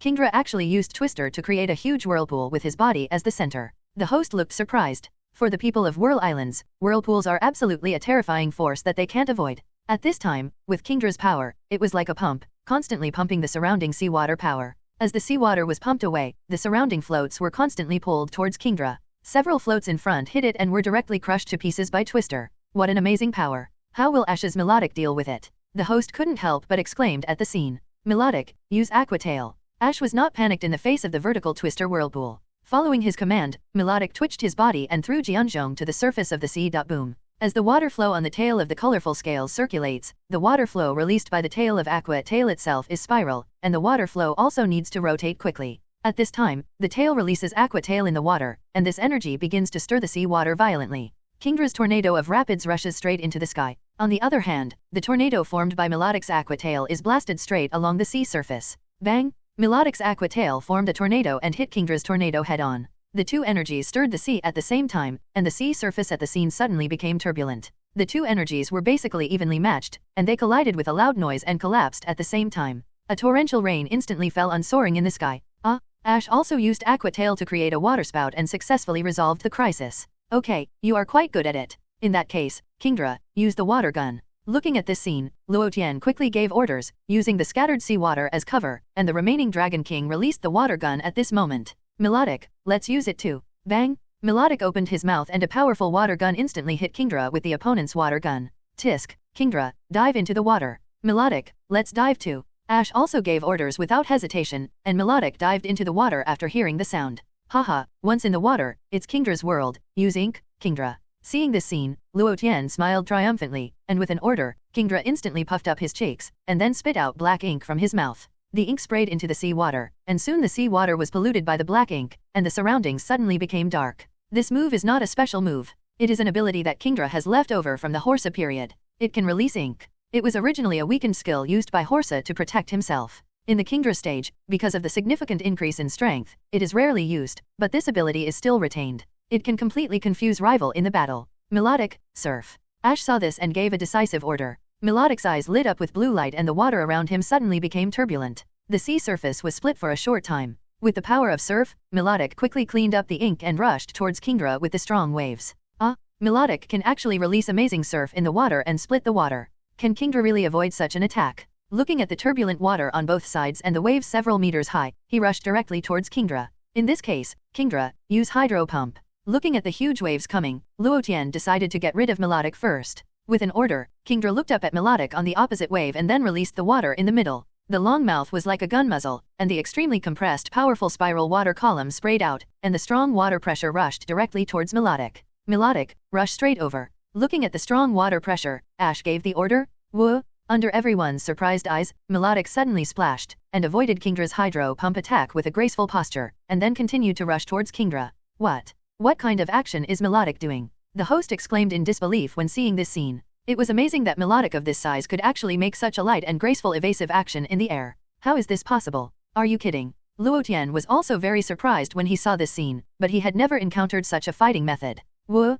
Melodic approached Kingdra, and from top to bottom, a dragon tail flashing with green light hit it heavily. Boom! The amazing force hit Kingdra, and then Kingdra's body flew out directly, hit a stone pillar, and then bounced off the stone pillar and fell into the sea. Kingdra! Luotian shouted when he saw this, but there was no reaction on the sea surface. After a while, a figure slowly surfaced. It was Kingdra, but at this time, it was already in the contest condition with its belly facing up and unconscious. Kingdra has lost its ability to fight, so the winner of this match is Ash. The referee saw this and quickly raised the flag in his hand and announced the result of this match. Wow! The scene immediately rang with warm cheers and applause, and the opponent took back Kingdra a little disappointed. Well done, Melodic. Woohoo! After receiving Ash's praise, Melodic also smiled happily. After winning the match, Ash was in a good mood and left the venue with the applause of the audience. Afterwards, Ash returned to the stands. Because there were a total of 64 players, a total of 32 matches had to be played. Unlike the preliminaries, there were more than a dozen venues that could play at the same time, so the progress of the finals was much slower. One day, in order to maintain the heat of the game, it was divided into 3 days. After Ash's game, the follow-up will depend on the games of other players, and Serena and Sunday's games are scheduled for tomorrow. After watching the game, the 3 of them left the venue together and returned to Pokémon. I didn't expect Melodic to be able to do such a powerful evasive move. Ash, you are so amazing. In the Pokémon Center, Serena looked at Ash, the king, with admiration. She knew that he would definitely win, but she didn't expect that Melodic under his command could win so brilliantly. What a visual impact. It has nothing to do with me. It's all the result of Melodic's own efforts. Ash smiled and shook his head. He was not modest about this. To be honest, since he captured Flash Phoebus and let it evolve into Melodic, it didn't fight too many times. Especially in the later period of the Kanto trip, it was basically a nobody. There was no way. Ash had too many excellent Pokémon in his hands. It was impossible for him to pay attention to every one of them. Melodic, for example, usually lived in the Pokémon home, then quietly trained and improved himself, quietly waiting for Ash's call, and then made a big splash. It must be said that Ash himself was quite surprised at Melodic's growth during this period. The next day, the game continued. Ash, who was not playing, watched the game in the audience. Pikachu, Celebi, and Serena's Braixen stood on the guardrail in front to cheer for Serena and Eve. Although Braixen was Serena's trump card Pokémon and it was not far from evolving again, as a fire-type Pokémon, this game naturally had nothing to do with it. Soon it was Serena's turn to appear. Rival was an old man who used Quillfish, and the Vanguard elite sent by Serena was a Sen, a Pokémon that is both a water type and a rock type. In that case, Quillfish uses the water gun attack. At the old man's command, Quillfish used the water gun attack directly. Ash also understood his intention. After all, although Corsola was also a water-type Pokémon, it had a rock type. Compared to other traditional water-type Pokémon, the damage caused by water-type special attacks is greater than that of other Pokémon. I knew this would happen. Corsola uses Mirror Coat. Serena looked at the scene in front of her but did not panic. She had expected that the opponent would definitely use water-type skills to attack. Coral, listening to Serena's order, Corsola's body radiated orange light, and the water gun attacked and hit Corsola's body. Bang! The next moment, the orange light flashed, and the energy of the water gun was directly rebounded by the power of the mirror coat, and the speed and power were instantly doubled. Bang! The rebounded special move hit Quillfish. Although it was a water-type special move, under the enhancement of mirror coat, even if the water-type special move had resistance, it was still seriously injured by this attack. Quillfish's body retreated backwards along the water surface, and it stopped directly by hitting a floating platform. Corsola used mirror coat. Quillfish suffered a lot of damage, but still managed to hold on. I didn't expect there was this trick. Ying. The old man on the opposite side was also a little surprised. He didn't expect Serena's Corsola to have such a trick as Mirror Coat. Take advantage of the victory, Corsola uses Spike Cannon, Psi. Seeing the opponent being blown away by the attack of Mirror Coat, Serena also launched a fierce attack. Corsola released Spike Cannon instantly after hearing the sound, and the old man on the other side did not sit still and wait for death. Quillfish uses Pin Missile. Quillfish suddenly closed his mouth after hearing the sound, and saw that the body covered with spikes continued to expand like an air balloon. After Quillfish expanded rapidly, bursts of green light suddenly emerged from the dark spikes on its back, and then bursts of energy were released from the spikes. Bang, bang, bang. The special moves of both sides collided in the air, and the messy attacks continued to explode. The whole venue seemed to be setting off fireworks in the air. Boom! What? Cheetan Needlefish is stuck. Serena needs to calm down now. Just when everyone thought that Quillfish was better, they suddenly found that several pink corals around Quillfish's body were stuck. The situation doesn't look good. However, at this time, a figure slowly emerged from the water, and everyone looked and saw Quillfish first. Bang bang bang! How could this happen? The old man himself did not expect that the attack he launched would turn out like this. Coral? As Corsola fell into the water, the old man on the opposite side immediately gave an order, and Quillfish rushed out instantly after hearing the sound. The coral horn behind Corsola just stuck Quillfish in it. At this time, Quillfish left the water, and its body was stuck again, and it could not move instantly. Now, Corsola, Spike Cannon. Corsola's body retreated backwards and was attacked continuously. Corsola's body was also seriously injured. Faced with such a situation, Serena had no other choice but to react temporarily and use the messy coral horns on Corsola's body to resist the attack. Quillfish rushed out quickly, then splashed from the water and crashed into Corsola's direction, trying to use jumping to increase the power of tackle. Take advantage of this moment, Quillfish, use takedown attack. Bang! After a while, Quillfish floated up and had lost its fighting ability. At the same time, below Quillfish, Corsola also surfaced, and everyone finally saw the situation clearly.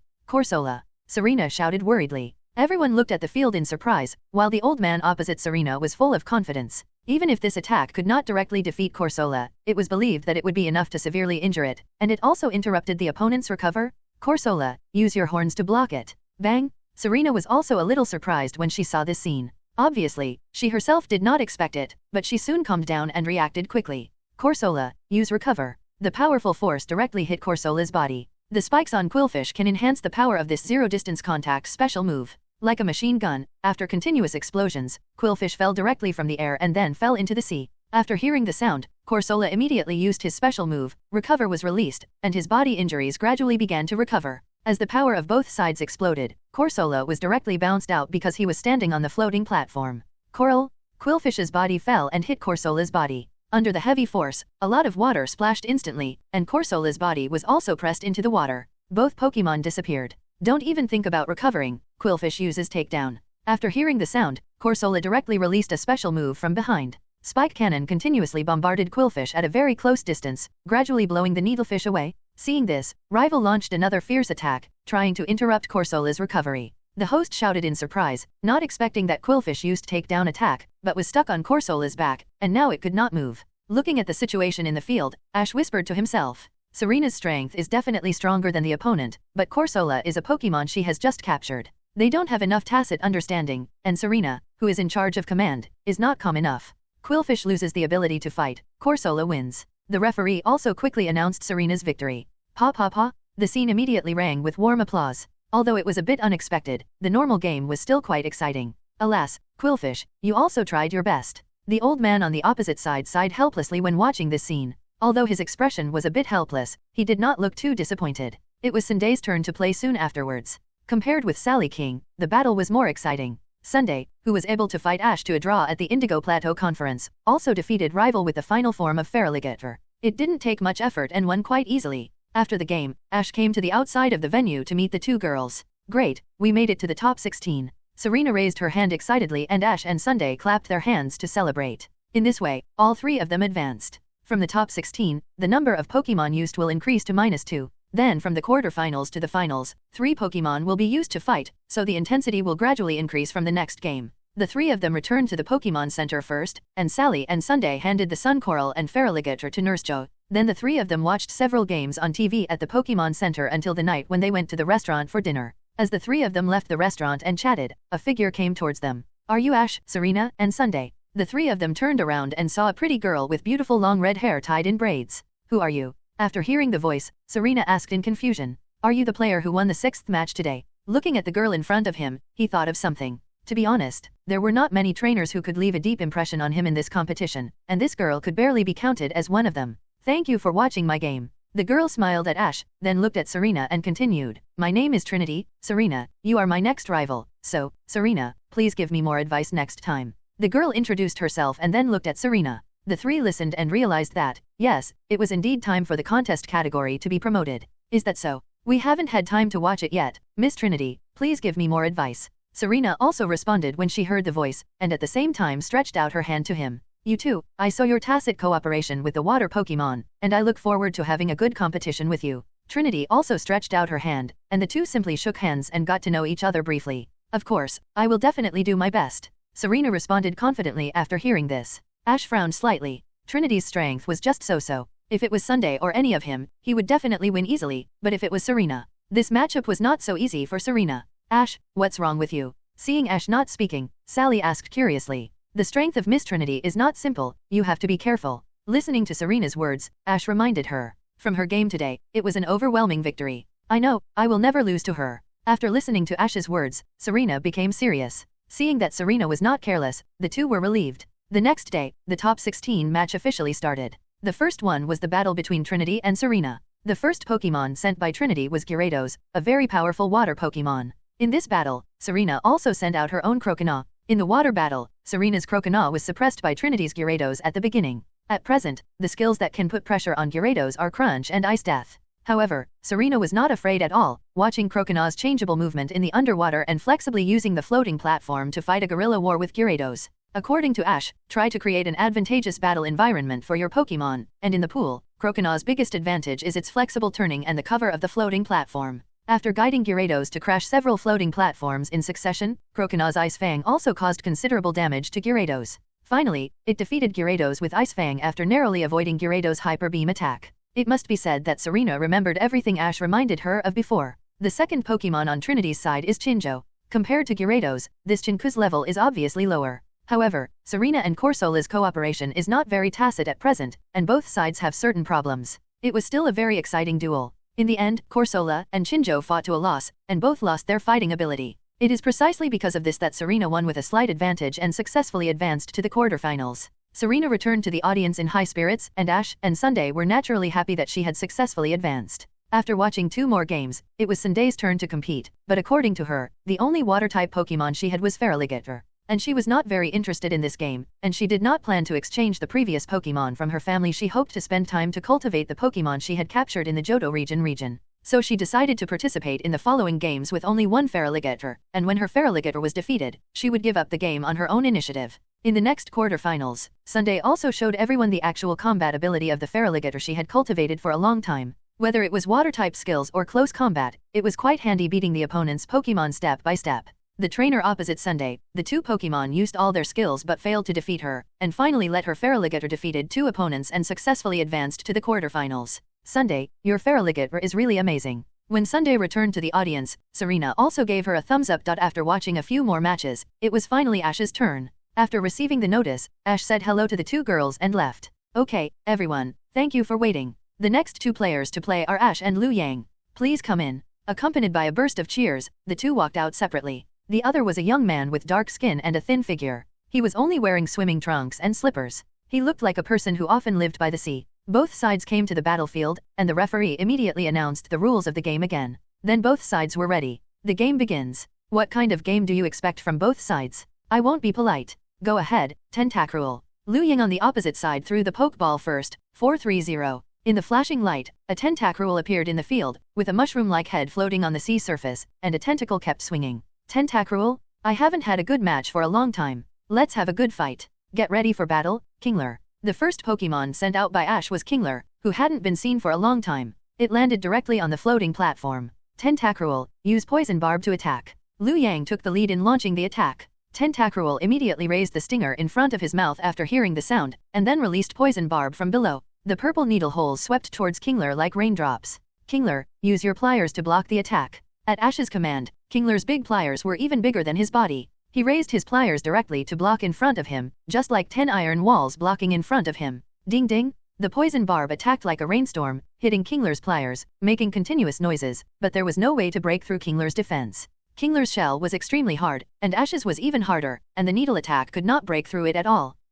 Kingler's big claws are amazingly defensive. Tentacruel's poison barb can't hurt him at all. Host saw this and spoke quickly. Liu Yang on the opposite side also unconsciously showed a surprised look. In an instant, Kingler's body was wrapped like a mummy. Although Kingler's body was strong enough and those tentacles would not cause much damage after tightening, it seemed that he could not move. As long as we can deal with that huge claw, there will be no problem. Tentacruel uses the claw to hold it tightly. As the air cannon was released, the entire sea surface in front seemed to be slashed. Bang! DAF? Don't even think about it. Tentacruel is using tentacles to grab it. After hearing the sound, Tentacruel immediately threw out all his tentacles, and several of them entangled Kingler's claws together. At the same time, some of them grabbed the body of the crab and the 10th song's small claws. A blue light flashed on the giant claws, and then Kingler directly dropped the heavy giant claws. A loud bang exploded throughout the field, and at the moment when the crab fist hit the sea surface, an amazing force instantly erupted. Ash chuckled at the host's voice, and then directed Kingler in the field to take action. After catching Kingler, Liu Yang quickly spoke up and seized the opportunity to launch an attack. The opposing players looked at this scene and showed surprised expressions unconsciously, and were shocked by the situation in front of them. Looking at the situation in front of him, Liu Yang also spoke at the same time. Tentacruel was originally suppressed by the waves and was heading towards it went in the direction of Kingler, and opened its eyes with difficulty after hearing the sound. What is this? Bang! The host was shocked and spoke quickly. This scene was too shocking to him. If he was not in the game, he would have thought he had encountered a whirlpool outside the island. Then, as the whirlpools hit back and forth, Tentacruel was knocked out of the sea and pushed by a wave towards the giant claw crab. Kingler jumped into the water and then swung his huge claws. When he used the claws as paddles, he gained a lot of power and quickly approached Tentacruel. Very good, you can't run away now, the stinging jellyfish uses poison. Humph. Kingler's claws are not just for defense. The crab uses the crab punch. With the spreading power, the entire sea surface was stirred up, and huge whirlpools formed around the entire venue. Ash looked at Tentacruel being hit by the waves and spoke decisively. After Kingler blocked the attack of Poison Barb, he made a low hum, and the next moment he suddenly raised his giant claws. The sea water surged instantly, and at the same time as the crab fist hit the sea surface, a powerful air cannon was formed, which was fired directly from the middle of Kingler's claws. Liu Yang also saw that Ash's Kingler's big claw was also quite troublesome, so if he wanted to defeat Kingler, he had to limit the claw first. Faced with such an ultra-long range distance, no one understood why Ash asked Kingler to use a close-range trick like the crab punch, but the next moment, the previous blow had already injured it, but it was not completely knocked down. It moved with difficulty after hearing the sound, threw out its tentacles, tied them to the stone pillar beside it, and then pulled its body out of the waves. In addition to the sea surface in front being slashed by the air cannon, the amazing power of the crab fist also spread out waves of power around the sea surface. The moment the air cannon slashed the water surface and hit Tentacruel, Tentacruel instantly let out a scream and his body started to chase uncontrollably. He was swept to the underwater by the whirlpool, and several whirlpools around him formed waterspouts at the bottom of the water. Tentacruel was ejected back and forth between several whirlpools.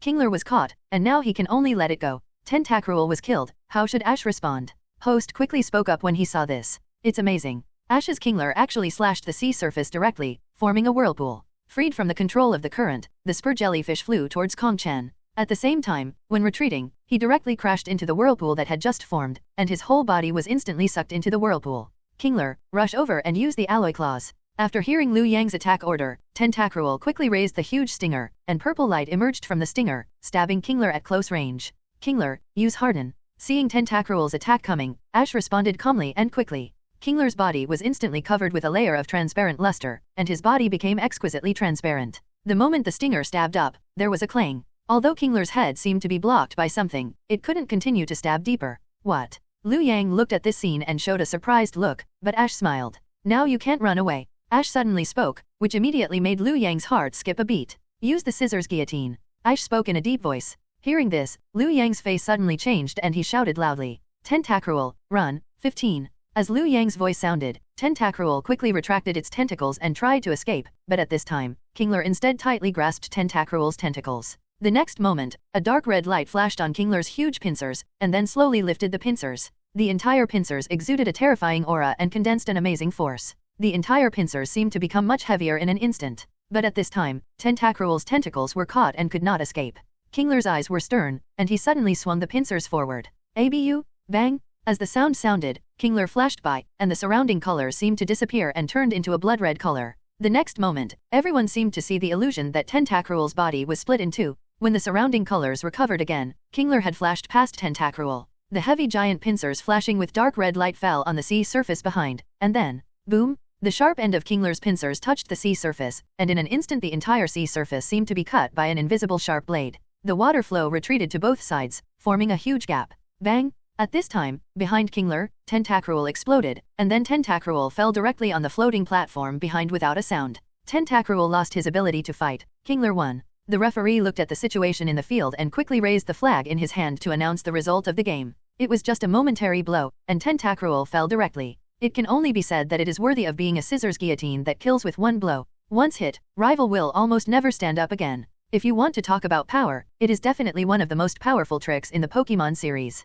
In the game, there is a power to force rival into a near-death contest condition, but in reality, considering various factors, the difficulty of success is extremely low. Of course, in the game, the conditions for use are also harsh, with only a 30% hit rate. Judging from the situation just performed, if Tentacruel had not come to the door himself, such a move would be easily avoided by any Pokémon. The power of the guillotine is too terrifying. Tentacruel was defeated in one hit. Liu Yang must be extra careful next time. Host looked at the sea in the field and spoke unconsciously. The referee had already announced the end of the game. At this time, the sea surface that was slashed gradually returned to peace. The sea water on both sides collided with each other, making a loud noise, and the waves continued to surge. Rival also retracted its stinger water area at this time. It's really difficult, but you will definitely not be able to beat me next time. Liu Yang looked at the turbulent waves in the field, took out another Pokeball, and then threw it directly into the field. Bang! With a sound, the Pokeball opened, and the light gathered but did not fall into the water, but floated on the sea surface. Then the light faded away, and only a silhouette was seen, floating on the sea like a kite.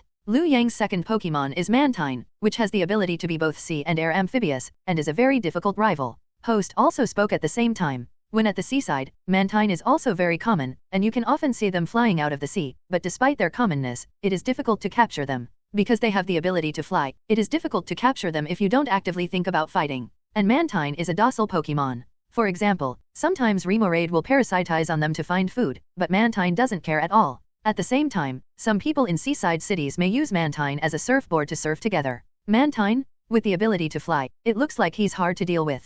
Serena in the audience looked at the scene and spoke unconsciously. Sunday next to him was quite calm. To be honest, Mantine's flying ability was just so-so, not flexible enough, and sometimes he might even become a target. 560. Mantine, use Water Pulse. At this time, Liu Ying had already launched an attack. Mantine opened his mouth in the air after hearing the sound, and water vapor condensed in his mouth to form a blue water ball. Boom! The water ball burst out with a bang and shot directly in the direction of the giant crab. Kingler enters the water. Ash's reaction was also very fast. Kingler jumped into the water after hearing the sound. Water Pulse attacked and directly smashed the floating platform. But Kingler had already hidden in the sea to avoid the attack. Mantine was flying in the air and did not enter the water. At this time, Liu Ying had already remembered the lesson. Kingler was in the sea, so he didn't dare to approach easily. Although Mantine was familiar with water, if he rushed down without finding the other party, and was hit by Kingler's scissors guillotine again, the consequences would be disastrous.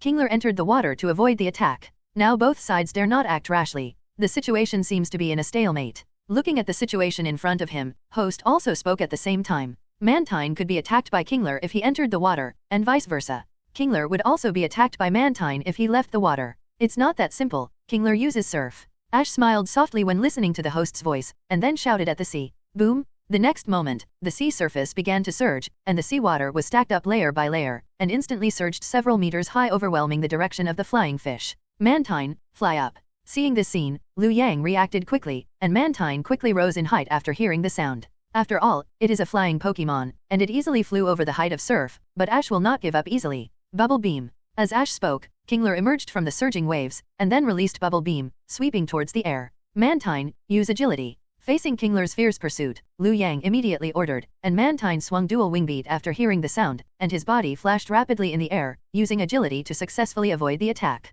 Jump onto the stone pillar. Surf and Bubble Beam both failed to hit. Ash gave the order decisively, and Kingler quickly landed on top of a stone pillar. The entire stone pillar was very narrow, and after Kingler went up, there was no extra space, and it could be said that there was no place to avoid the attack. But Ash knew very well that one was in the sea and the other was in the air, and neither side could do anything to the other, so the best way now was to lure the other side to fight. In this place, I don't think you can escape. Mantine, use Air Cutting. Liu Yang also looked a little stern when he saw this, and then he gave an order. Mantine closed his eyes, and the air around him condensed, and then formed an energy ball and threw it towards Kingler. Seeing the attack coming, Kingler subconsciously raised his big claws to try to resist, and when the air cutting hit, there was a bang in an instant. Bang! There was an explosion on the stone pillar, and smoke filled the air instantly. Although the claws were used to resist the attack, the body of the self-claw crab also retreated uncontrollably. Standing on the stone pillar, there was only a small area of space, and as I retreated, the giant claw crab's body fell directly from the air. Mantine uses stunt actor. At the moment Kingler fell from the sky, Liu Yang took advantage of the opportunity to chase him.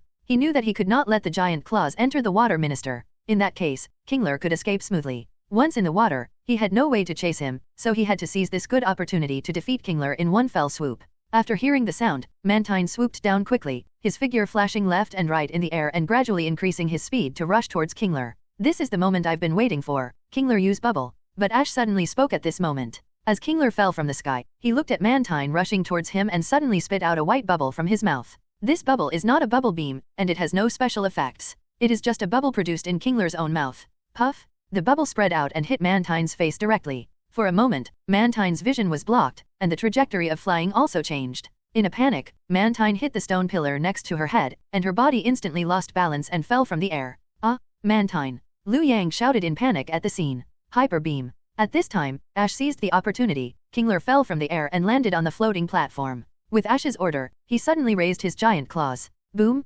Accompanied by a loud bang, golden energy surged out of Kingler's claws. Mantine, whose body was unbalanced and whose vision was blocked, had no ability to dodge. Bang bang! At the moment the energy hit, Mantine screamed, and at the same time, the energy of Hyper Beam also exploded strongly, and smoke spread. After a while, Mantine was seen falling with smoke all over her body. Splash! With a splash, Mantine fell into the sea, and a wave was raised on the sea surface. Liu Yang shouted Mantine's name. After a while, Mantine's figure slowly floated up, but at this time, Mantine has turned over, belly facing up. Mantine lost his ability to fight. Kingler won. The referee raised the flag and announced the result of the game. The whole venue was boiling instantly, with applause and cheers. It's really amazing. Ash defeated Liu Yang's 2 Pokémon with only 1 Pokémon. It seems that this Whirl Islands competition has finally reached its peak. The host spoke excitedly, but without exaggeration, because the finals are coming soon. Whether it was Sunday before or Ash at this time, they defeated rival with overwhelming strength. At present, the strength of the players is becoming more and more obvious. Although the opponent was still a little disappointed, there was nothing they could do when they met rival like Ash. After a conversation between the two sides, they ended the game with warm cheers on the spot. In this way, Ash and the other 2 successfully advanced. After Ash left the venue, he met up with Serena and Sunday. Back at the Pokémon Center, the 3 handed over the Pokémon they had played today to Nurse Joy for treatment. As the competition got closer to the finals, Ash and the other 2 performed better and better. When they arrived at the Pokémon Center, they met many people. They were very enthusiastic about the 3 of them. It can be seen that the Whirl Islands competition is indeed very important to the locals, so Ash and the other 2 who performed well will be treated so enthusiastically. With such enthusiasm, the 3 continue to compete. First, Serena defeated rival with great momentum. Ash unexpectedly faced Sunday. There were no big surprises in this game. As Pokémon trainers with all attributes, Ash's water Pokémon strength was obviously much higher than Sunday. The battle between Feraligatr and Melodic also ended in failure, so Sunday chose to admit defeat. Next, the 2 did not encounter the difficult rival, and both of them successfully advanced to the finals. The final match was naturally between Ash and Serena. Soon it was the day of the finals. Both of them got up early, but they were speechless. Ash was fine, he was used to it. But Serena seemed a little nervous, so she didn't know what to say. Sunday could naturally feel the atmosphere between the 2, but after all, it was a competition between Ash and Serena, so she couldn't say anything. So, after breakfast, the 2 entered the venue and went to their respective lounges. Bang, bang, bang. Around the venue, the sound of salutes continued, indicating that the Whirl Islands competition had come to an end, and on the day of the finals, according to the rules, Miss Maya, as a priest, needed to make a speech. The entire venue was already full, and although the competition had not yet begun, it was already full of lively atmosphere. Ahem. Dear audience, thank you for coming to the scene. At the same time, I also feel that all the audience who have been paying attention to this game have finally come to an end after several days of fierce competition. Today, the last 2 contestants will decide the final victory here. Who is the brave sea hero? The dust will be settled today. Let us enjoy this most exciting duel together. As Maya's voice fell, the atmosphere of the entire venue was pushed to the climax. Okay, thank you Miss Maya for an exciting speech. Then today's final officially begins. Now let's invite the 2 contestants to come on stage. As the host's voice sounded, the referees took their positions at the same time. Soon, Ash and Serena walked out of the passages on both sides. Warm cheers suddenly rang out at the scene. In the past few days of competition, Ash and Serena, and even the eliminated Sunday, have gained considerable popularity locally. At this time, the 2 walked to the battlefield ground, and the 2 sides looked at each other. Ash looked calm and composed. Serena took a deep breath and then smiled. Ash, we haven't competed in a formal competition yet. Serena looked up at Ash. Although he had a smile on his face, his eyes were more serious than ever before. Serena recalled that a long time had passed without her realizing it. Yes, but if you want to win the championship, it depends on how much you have improved. Ash smiled after hearing this.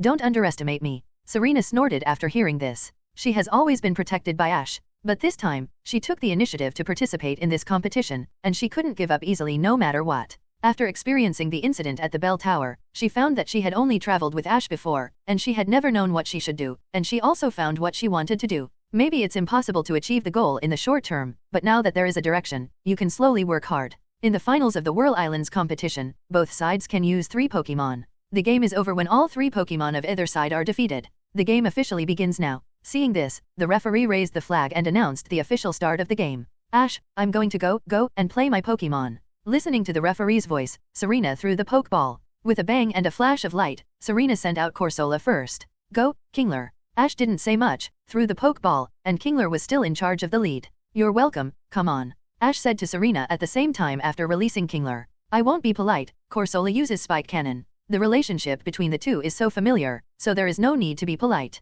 With Serena's order, Corsola immediately launched an offensive, and Spike Cannon exploded quickly. Swoosh, swoosh, swoosh. The white coral spikes shot out at high speed and headed directly towards Kingler, like a rainstorm. Kingler used the Crab Punch. Facing Corsola's ultimate move, Ash was not in a hurry and directly asked Kingler, BFCH, to take action. Kingler suddenly raised his hand after hearing the sound, and the blue light on the big claw flashed. Bang! The big claw fell, and the amazing force suddenly hit the sea surface, and the entire sea surface shook again, just like the previous game. Kingler's Crab Punch was still amazing, and immediately caused the sea to surge. Then, in the gap of the claws, the force of the Crab Punch was transformed into an air cannon and shot out again. This amazing power burst out head-on, and the two sides' special moves collided. The air cannon formed by the Crab Fist was like a steel bullet, constantly repelling the attack of the Spike Cannon.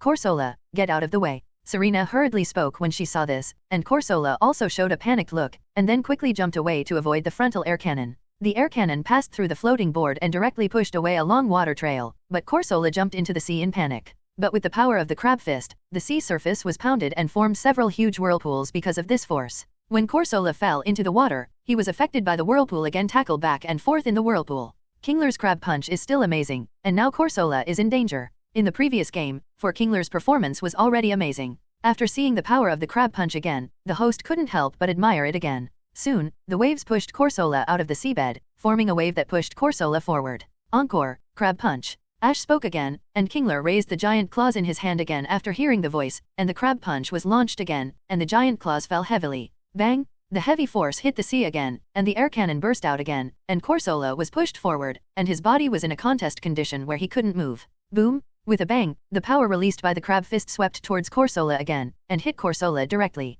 Corsola was hit and his body penetrated the waves and was knocked out. Flying away by the Crab Fist, Corsola fell on the floating platform, biting his teeth with difficulty, and it seemed that he was already seriously injured.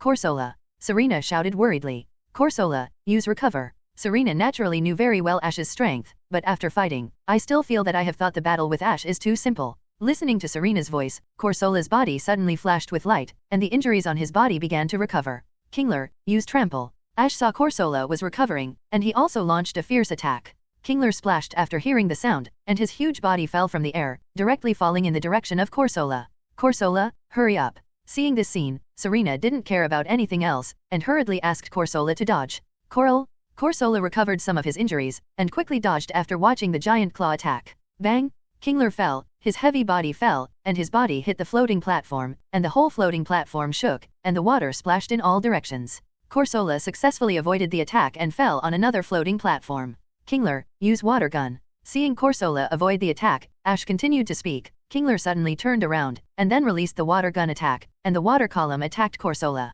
Corsola, mirror coat. Serena reacted quickly to the water gun's attack. Corsola suddenly flashed orange light. After the water gun hit the mirror coat, it was instantly blocked by the mirror coat. Bang! The water gun returned in vain. Kingler used his big claws to block it. Under the push of the double-strength water gun, the claw crab retreated uncontrollably. Corsola, use tackle now. As Kingler was pushed back by the rebounding water gun, Serena gave an order and Corsola rushed forward quickly, using all his strength to hit forward.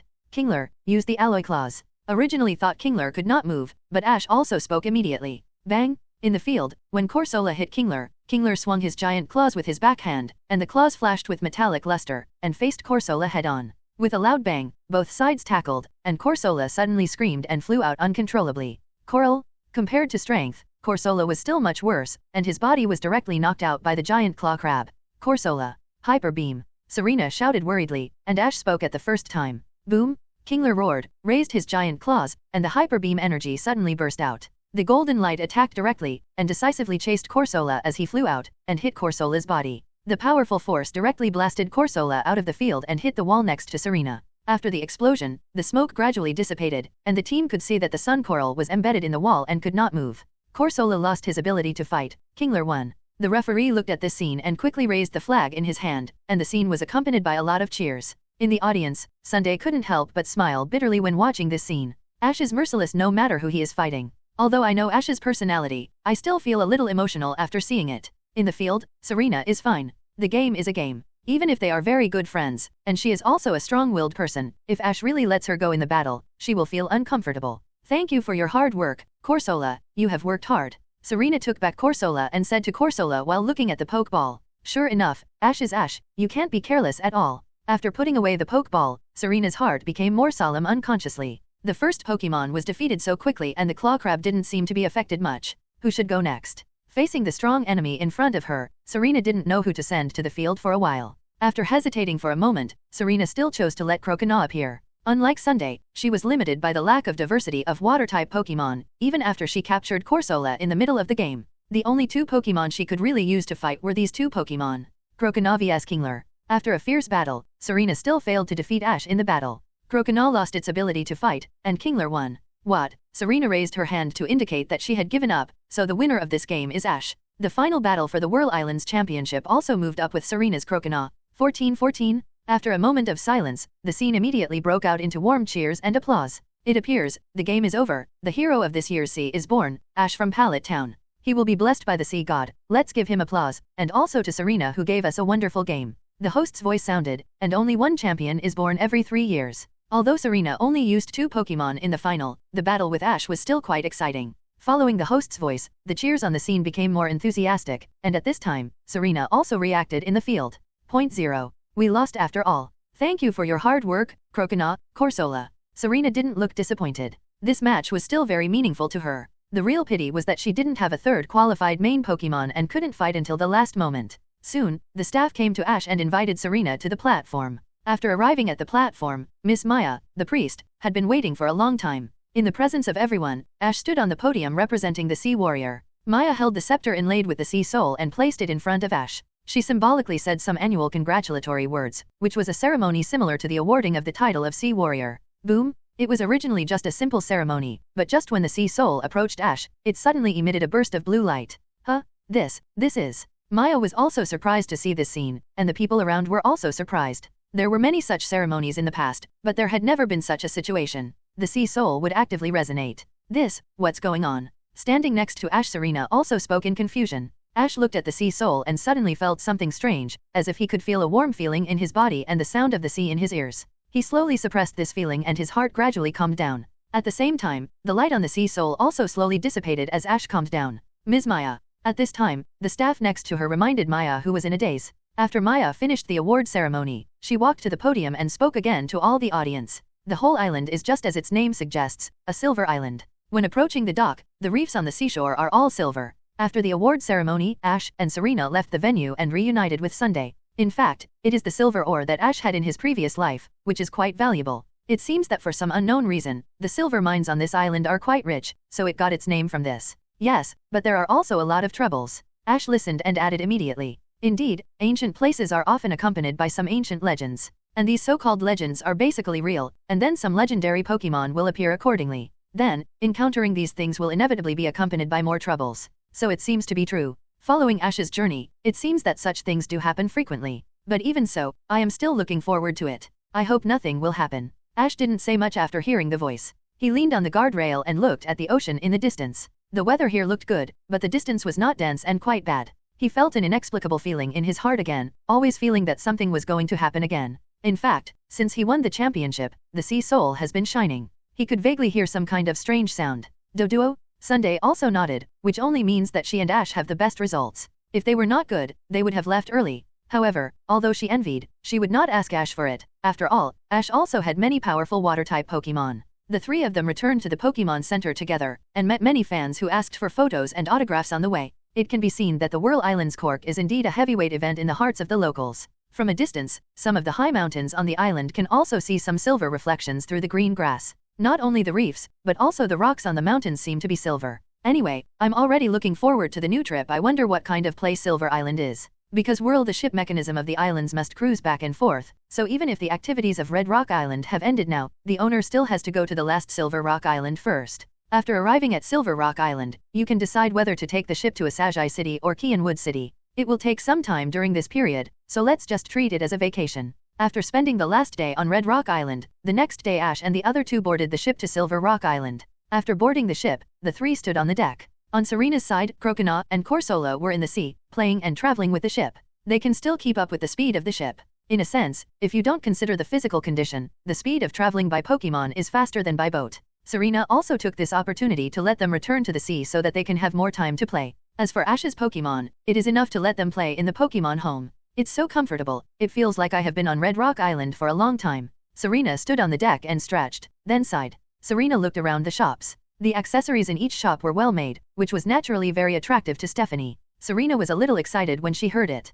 According to past experience, when you go to an ancient and mysterious city, you will often encounter some rare and mysterious Pokémon. Maya recovered and realized that she had lost her composure, and quickly apologized. Wow, the accessories here are so beautiful. Ash took the award, and Serena looked at him with some envy. After all, this item that increases the power of water-type Pokémon, her Croconaw and Corsola can use it. But she still didn't ask the question in her heart abruptly. Maybe the other party didn't know the reason. Thank you. Is that so? It feels like every time I come to such a place, I will encounter some mysterious Pokémon.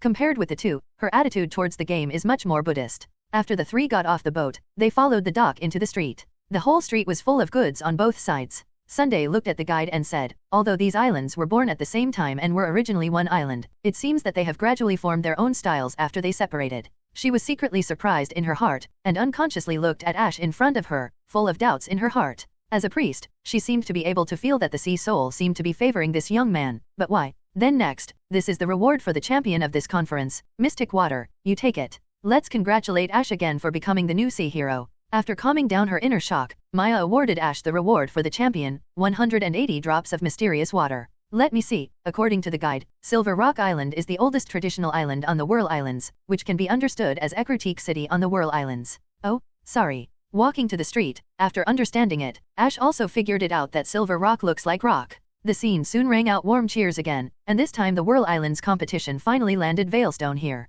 Well, Yi has been playing until the last moment. Selling unique handicrafts on the island, some accessories and handicrafts made of silver rock, and of course some snack bars. The three of them felt a little unnatural along the way, but fortunately they were able to return to the Pokémon Center smoothly in the end. And the title of Sea Hero is not just a title for them. After a leisurely time on the boat, the ship finally arrived at the last island of Whirl Islands, Silver Rock Island. You three are obviously discerning tourists. Do you want to buy some souvenirs? I have a silver wing brooch that can bring happiness. It is made of 100% pure silver rock. As Serena was talking, a figure suddenly appeared and blocked the way of the three. Serena and Sunday were both startled, looking at the middle-aged man in front of them with a shiny slicked-back hair, a slicked-back face, a pair of conspicuous red sunglasses, and a small mustache that was almost as big as his eyebrows. No, thank you. Ash responded calmly. Generally speaking, if you want to buy things in this place, you can't say that the famous old store is definitely reliable, but this one that suddenly appeared is definitely not reliable. Moreover, Ash was quite confident in his ability to judge people.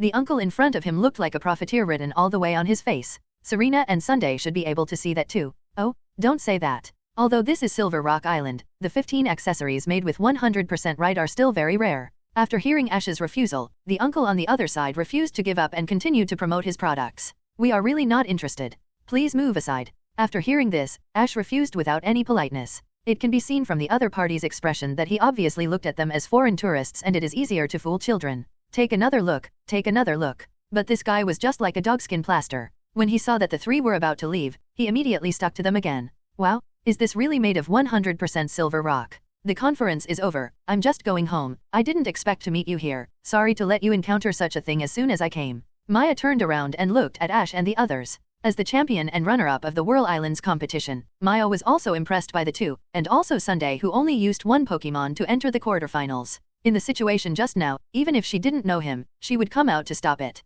It's nothing, anyway, we didn't lose anything. Ash shrugged. They didn't fall for it just now, so they didn't care much. There are many places with profiteers and scammers everywhere, and this reason will not affect their impression of Whirl Islands. So Miss Maya's home is on Silver Rock Island. Yes? I didn't expect it to be such a coincidence. Maya also responded with a smile. In fact, both parties didn't know that they were actually on the same ship, but they didn't meet on the ship. By the way, since you are here at Silver Rock Island, why don't I take you for a tour? The three of them thought that if they could have a local to lead them, the travel experience would be much better. Click. Follow him, it's a grand event, don't let him tarnish the reputation of my Whirl Islands again. At this moment, a surprised female voice came, and everyone turned their heads to look. A voice came over and came to the uncle, looking at the accessories placed in his box. Ah, she is not that one. Maya waved her hand and responded. Okay, no problem, for this one, the price. The man saw someone was attracted, and a cunning look suddenly appeared on his face. Ah, you, what are you doing? At this time, Maya no longer pretended, and her whole body exuded a strong momentum.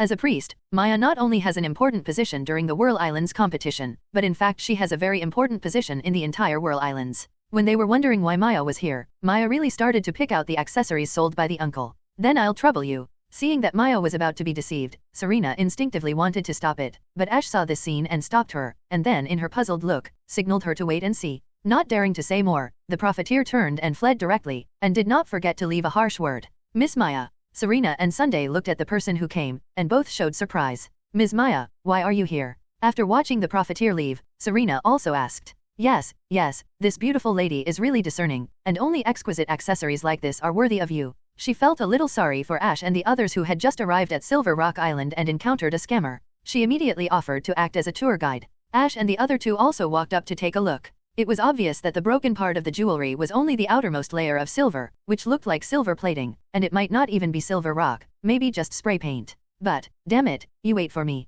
The woman in front of them was Maya, the priest who participated in the competition when she participated in the competition on Xuan Island. It's okay. After the Whirl Islands competition is over, I have nothing to do. Just let me do my best to be a good host. Seeing this, Maya turned around and signaled the several people dressed as bodyguards behind her to nod, and then immediately chased after him. After all, he is the sea priest of the Whirl Islands generation, and he also has a strong Hideki field that ordinary people do not have. The profiteer uncle opposite him immediately looked very ugly, but Maya took half of the jewelry and turned the broken part to the uncle, who was speechless when he saw this scene. Is this a 100% silver rock jewelry? The middle-aged uncle saw this scene and shouted angrily. Is this okay? Serena asked with some doubts after hearing the voice. At this time, Maya had already selected the jewelry, and after a while, she picked one up at random. In this way, after the three of them arrived at Silver Rock Island, they began to tour the entire island under the personal guidance of the priest Maya. They walked around for more than an hour without realizing it, appreciating the scenery of Silver Island. So she also has the responsibility to prevent such a liar from affecting the reputation of Whirl Islands. The middle-aged man spoke excitedly, as if he saw the white silver, but just when he was about to say the price, he saw Maya holding the jewelry. She gently exerted force with both hands, and it was directly broken into two halves. I'll take this one. Further ahead is the Silver Wing Bay, which is said to be the bay where you can see the sea god. After visiting some famous shops on the island, Maya took these people to the seaside, which was a little far from the pier. When they got closer, they could already see silver reefs of various shapes. The shape of the entire bay was formed by reefs, like silver wings. The scenery here is so beautiful. Serena looked at the scenery of the bay and couldn't help but sighed. Bang! When everyone was enjoying the scenery of the bay, suddenly, a loud noise attracted everyone's attention. Huh? What's the sound? Several people on Serena's side were startled by the sudden sound. Look over there. Sunday suddenly pointed to the other side of the bay, and a puff of smoke floated out from behind a few rocks in the distance. What happened over there? Serena looked at the direction of the smoke and spoke at the same time. Looking at the situation over there, although she didn't know what was going on, Maya frowned and immediately ran over there. Ms. Maya.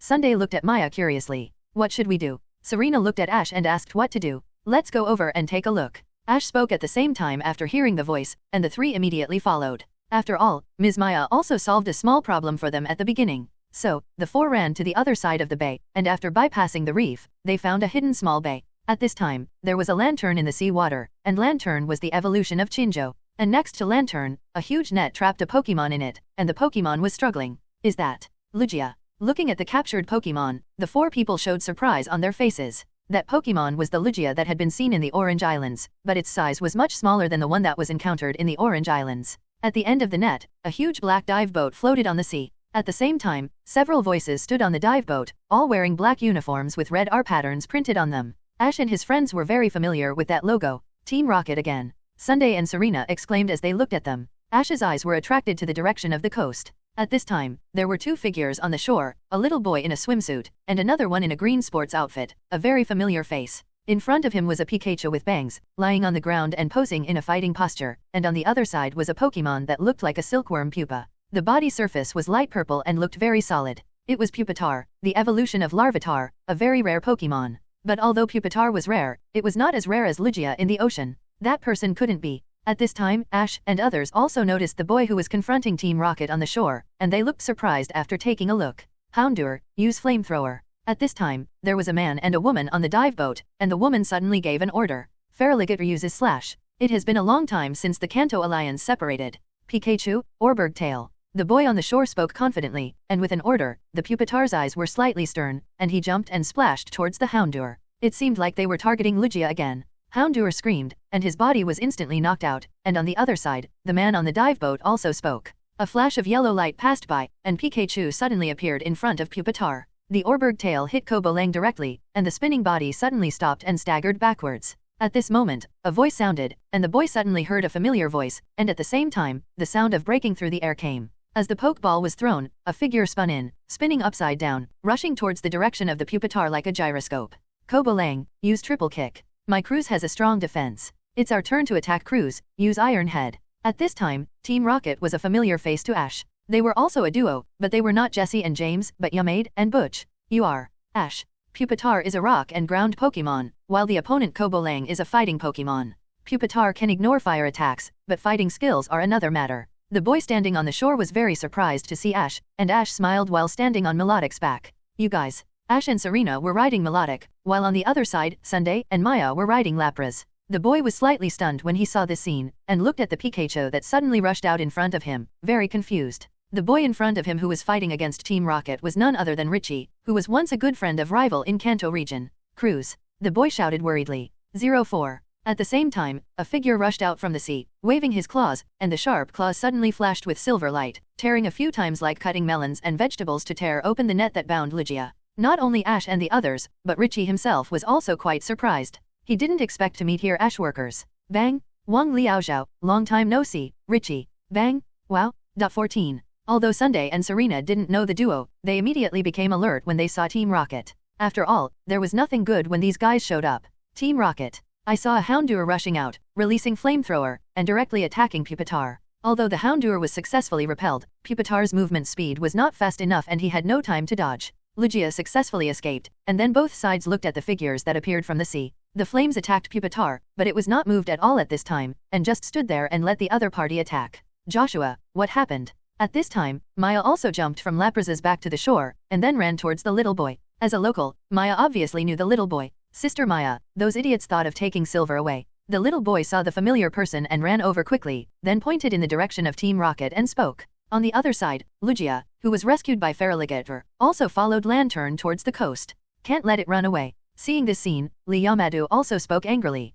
Pikachu, Volt Tackle. Ash listened to the other party's voice and was too lazy to waste time with them. Pika? With an order, Pikachu flashed with dazzling golden spark all over his body, and directly knocked Coplan out. Melodic, Hydro Pump. Without any politeness, Ash lowered his head and spoke to Melodic, who groaned, and the water element energy in his mouth quickly condensed. Boom 933. With a roar, the accumulated Hydro Pump shot out and hit another Pokemon Houndour directly. At the same time, Coplan, who was knocked away by Pikachu, was flashing with spark all over his body and fell to the ground of the dive boat at the same time as Houndour, who was knocked away by Hydro Pump. It's too late to play, do you still want to continue fighting? Ash said coldly standing on Melodic's back. Tisk, damn it, let's evacuate for now. Yamada gritted his teeth when he saw this, but looking at the situation in front of him, he had lost a good opportunity to capture Lugia, so he had no choice but to retreat temporarily. The two quickly got into the dive boat, and soon the dive boat sank into the water. Ash didn't catch up when he saw this, and there was no point in catching these two. Watching them leave, everyone breathed a sigh of relief, and Ash and others also landed on the shore, and Richie ran over immediately.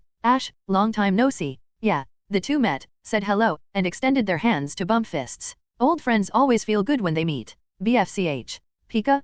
Pikachu? Pikachu and Richie's Pikachu ran also greeted each other. The relationship between the two owners is very good, and the two Pokémon are of the same species. Thanks to you this time, Ash. After greeting, Richie immediately thanked Ash for his previous help. If Ash and others hadn't arrived in time, it would not have been so easy for him to rescue Lugia. No, I just happened to pass by, don't take it to heart. The two are old friends, so Ash didn't take it to heart and waved his hand slightly. Buzz? At this time, a burst of engines sounded, and a speedboat was seen driving towards this side quickly, and soon the speedboat stopped at the coast. A girl about the same age as Maya jumped off the speedboat, came to the beach, and ran to Xiu's side. Sister. Joshua ran over and hugged Stephanie. Maya came over when she saw this. Luca. Maya, why are you here? Stephanie, who was called Luca, was a little surprised when she saw Maya. It was obvious that the two knew each other. She also knew that Maya should be very busy during this period. I just came back and happened to be nearby with a few friends. Maya looked at Ash and responded. Is that so? Joshua, are you okay? Luca nodded slightly, then looked at the little boy Joshua and asked with concern.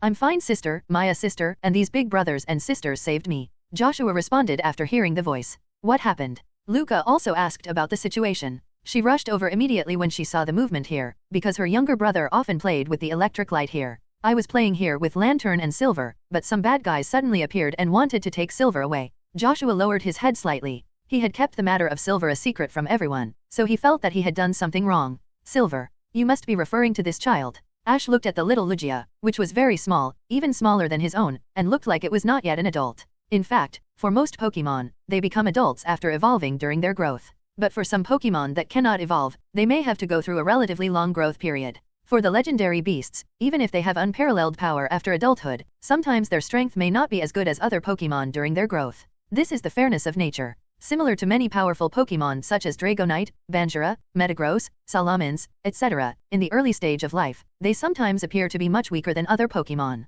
Is this the legendary Lugia? Sunday and Serena stared at the little Lugia in surprise. I didn't expect that they really encountered such a mysterious Pokémon. But as Ash said, seeing this kind of Pokémon is often accompanied by various troubles. It's the same, but the size is much different. Ash nodded slightly. Not only the size, but also being caught by a net, the difference in strength is quite obvious. Well, it seems that it should not be an adult yet. Richie nodded. It actually heard the legend of this place and then came here. As a result, it happened to encounter such a thing, and then it helped. At this stage, it should still be with its parents. Ash unconsciously walked to the beach and slowly stretched out his hand to comfort it through the power of Waveguide, but this little Lugia saw when it came to Ash, it was not afraid, but rather quite excited, because it felt an extremely familiar breath from Ash. It took the initiative to move its head closer, as if accepting the caress of its parents, and Ash could also feel its relaxation. Ash could more or less guess the reason. The little Lugia entrusted to him by Lugia's mother was probably closely related to the little Lugia in front of him. Joshua was also very surprised, because he had known Lugia for a while since he was very young, and knew that it was very afraid of seeing humans.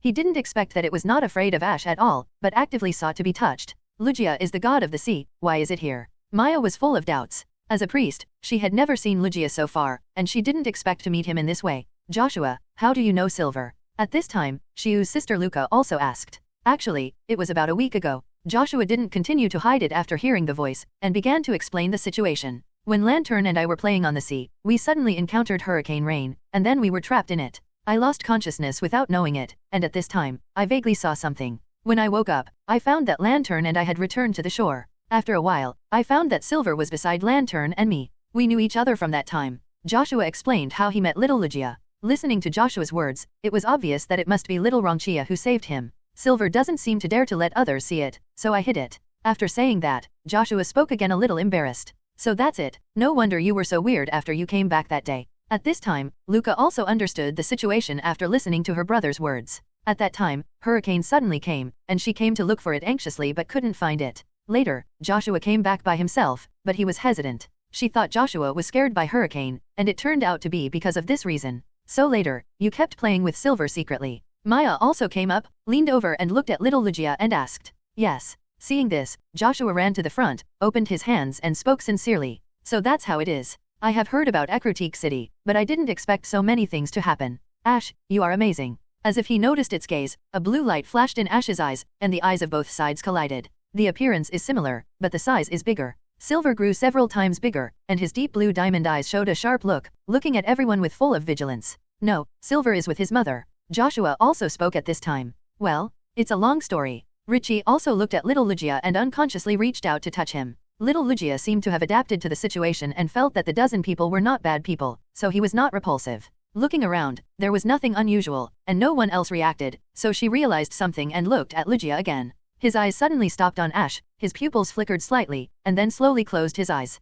Everyone was shocked by the situation in front of them, but they soon saw the figure in front of them. Seeking flowers? 0. After Ash's explanation, Richie also understood why Celebi appeared here. It's a bit strange. This child Lugia is not yet an adult. He should not be old enough to leave his parents. Why is he in such a place? Boom. Wait a minute Lugia, these big brothers and big sisters have no ill intentions, they saved Silver. Ash was originally looking at Lugia, after Lugia closed her eyes, she suddenly felt inexplicably as if something was spying on her, and she looked around subconsciously. Woo? At this time, Silver also ran over and came to Lugia, humming in a low voice, as if explaining what happened. Woohoo? So its mother is here too. Ash responded. Serena and others played with Silver and the others, while Ash and Richie sat in the back to reminisce about the past. Ash talked about some things about meeting Celebi.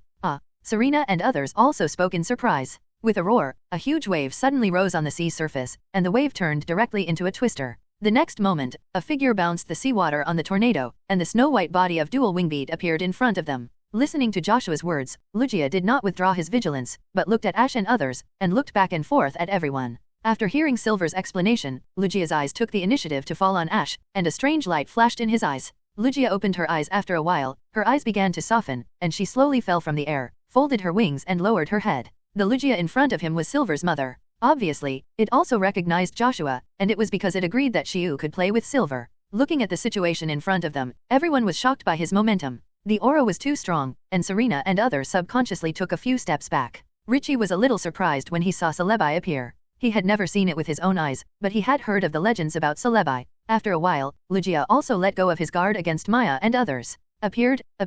He had also heard about Ecruteak City, and he also heard Ash's name at that time, but it seemed that in order to protect Ash, the TV showed his name but not his appearance. Great, it's like us. Seeing this scene, everyone breathed a sigh of relief, but after reacting, they were still very surprised. They didn't expect to see two Lugia at the same time. Rabbi? At this time, Celebi seemed to be unable to hold back, and flew to Lugia from Ash's backpack. 000 Seeing Celebi, although I didn't know him, I could feel the strong vitality from Celebi, and instantly understood his responsibilities. Feeling that Pokemon like Celebi, like them, would not easily appear in front of humans. Seeing it follow Ash, it became clear that the Celebi in front of him was completely trustworthy. And Celebi looked at Lugia, and it was clear that the Lugia in front of him was not the one he knew, but he still felt the familiar breath and greeted him. What is this? Celebi? Why is it here? As soon as Serena finished speaking, she suddenly heard a strange growl that even Richie at that time couldn't be sure whether that was the Ash he knew. It's just good luck. If you think about Encore carefully, if any detail is wrong, it may be irreversible. Listening to Richie's words, Ash shook his head slightly.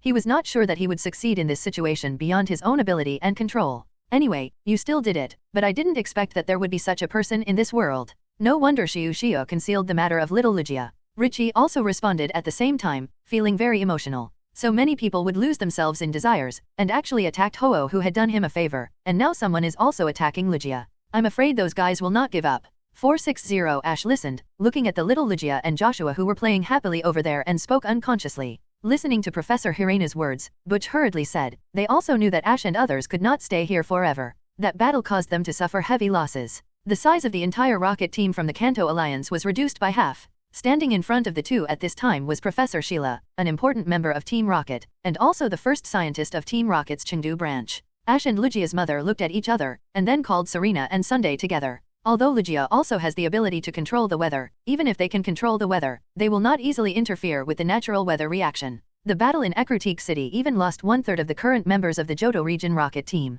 The weather seems to have gotten worse. Ming? Silver also responded, and then returned to his mother. The weather at the beach is as changeable as ever. Slowly, soaring in the sky gradually darkens, and dark clouds in the distance of the ocean are rapidly approaching, and the sea breeze begins to become fierce. And this time, their target is the Pokemon Lugia, which is said to be the god of the sea. After many investigations, they found out that there is an underage Lugia here, and immediately regarded it as a capture target. Sorry, Professor Sheila, our operation failed. Professor Hirena thought about it, and then gave up unwillingly. That's natural. Ash smiled after hearing that. Yes, let's act immediately. Well, the hurricane is coming. Maya and Luca both noticed that they lived by the sea all year round, so they could easily judge from the weather conditions. Okay, then try it as you said. Take this new device I developed specifically to fight against special ability people, and retreat immediately if you find anything wrong. Is it him? Professor Hirena frowned after hearing the voice. Ash's name is now a nightmare for Team Rocket? It is said that when they were in the Kanto Alliance, even the leader Giovanni was quite troubled by him.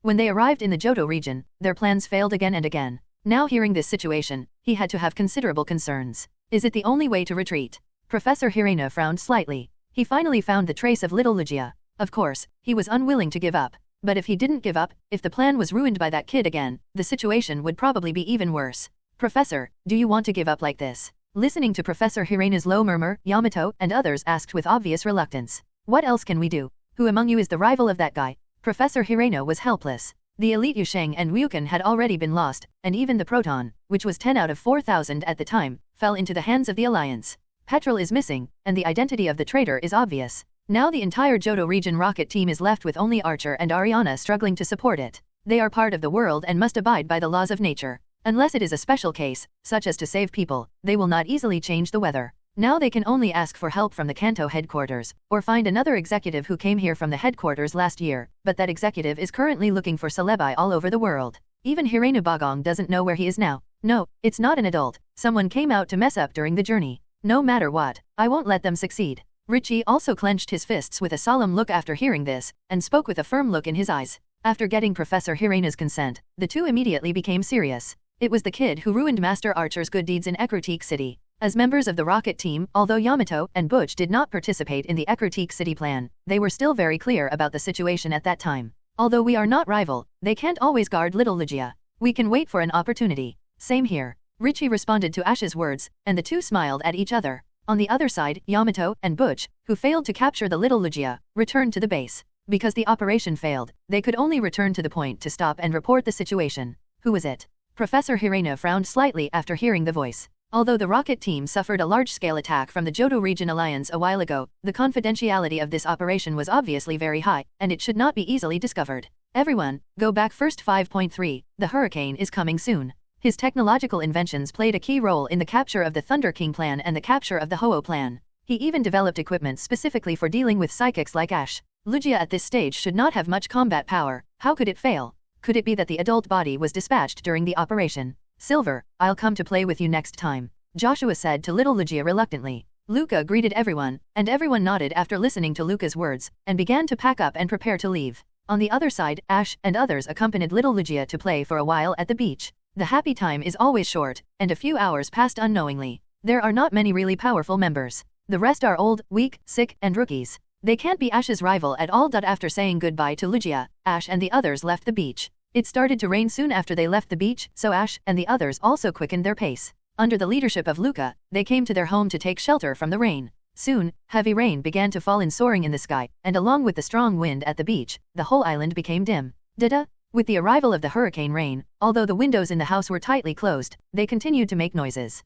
Shu looking at the hurricane rain outside, he spoke worriedly. The hurricane rain is so heavy, Silver should be fine. They are Pokemon that can control natural forces, nothing will happen. Listening to Joshua's concerns, Richie also stood behind Joshua and spoke. It is purely groundless to worry that Lugia will be blown away by the hurricane. Even if Lugia is not yet an adult, she also has the ability to resist wind and waves, not to mention that there is an adult Lugia protecting her. Yes, Silver has his mother to protect him. Joshua, you don't have to worry. Knowing that his brother was worried, Luca also came forward to comfort him. Listening to the comfort from Richie and his sister, Joshua felt a little relieved, thinking that he would go to find Silver immediately after the hurricane ended. Beach? After Ash and others left, Lugia was also ready to leave with her children. Following the ocean and leaving the near sea, when they were about to enter the deep sea area, they suddenly heard a noise. Help, help. A cry for help suddenly came, and Lugia and little Lugia were attracted at the same time. They looked in the direction of the sound and saw a speedboat swaying in the sea not far away. In the storm, the speedboat was shaky and at risk of being completely swallowed by the waves at any time.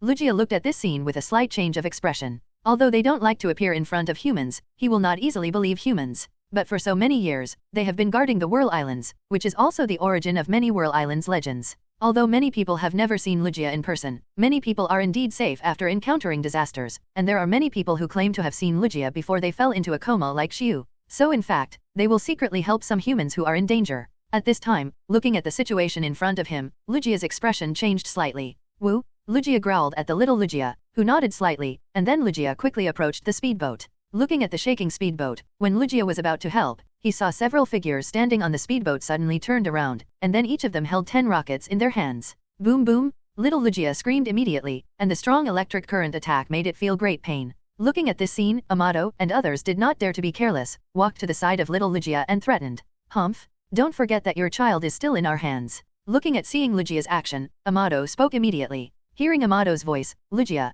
who originally wanted to break free, slowly gave up the struggle and let the strong current attack him. Woohoo! Squeak! Hearing the voice, Lugia's pupils shrank slightly, and he turned his head forcibly. At this time, his child had been locked in a round cage. Woohoo! Soon, the green rope net bound Lugia's neck, body, and Xuan. Looking at the child being captured, Lugia was furious, his eyes flashed with blazing hatred, and the storm around him suddenly became crazy. Woohoo! As soon as the voice fell, Butch continued to signal with his eyes, and suddenly a strong electric current suddenly emerged from the cage of little Lugia. The rocket launcher was fired, but what came out of it was not a shell but a high-tech rope net flashing with green light, similar to what Archer used against Ho-Oh before, which was a high-tech device that the headquarters had worked hard to research to deal with Mutuo. It was Amato and Butch standing on the dive boat, looking excited at the captured little Lugia, who was struggling fiercely in the cage at this time. Take advantage of now. Accompanied by a roar, he suddenly opened his mouth, and a golden energy quickly condensed and was about to be launched forward. In the dark seabed, a pair of blue eyes suddenly opened, and the surrounding ocean currents began to stir.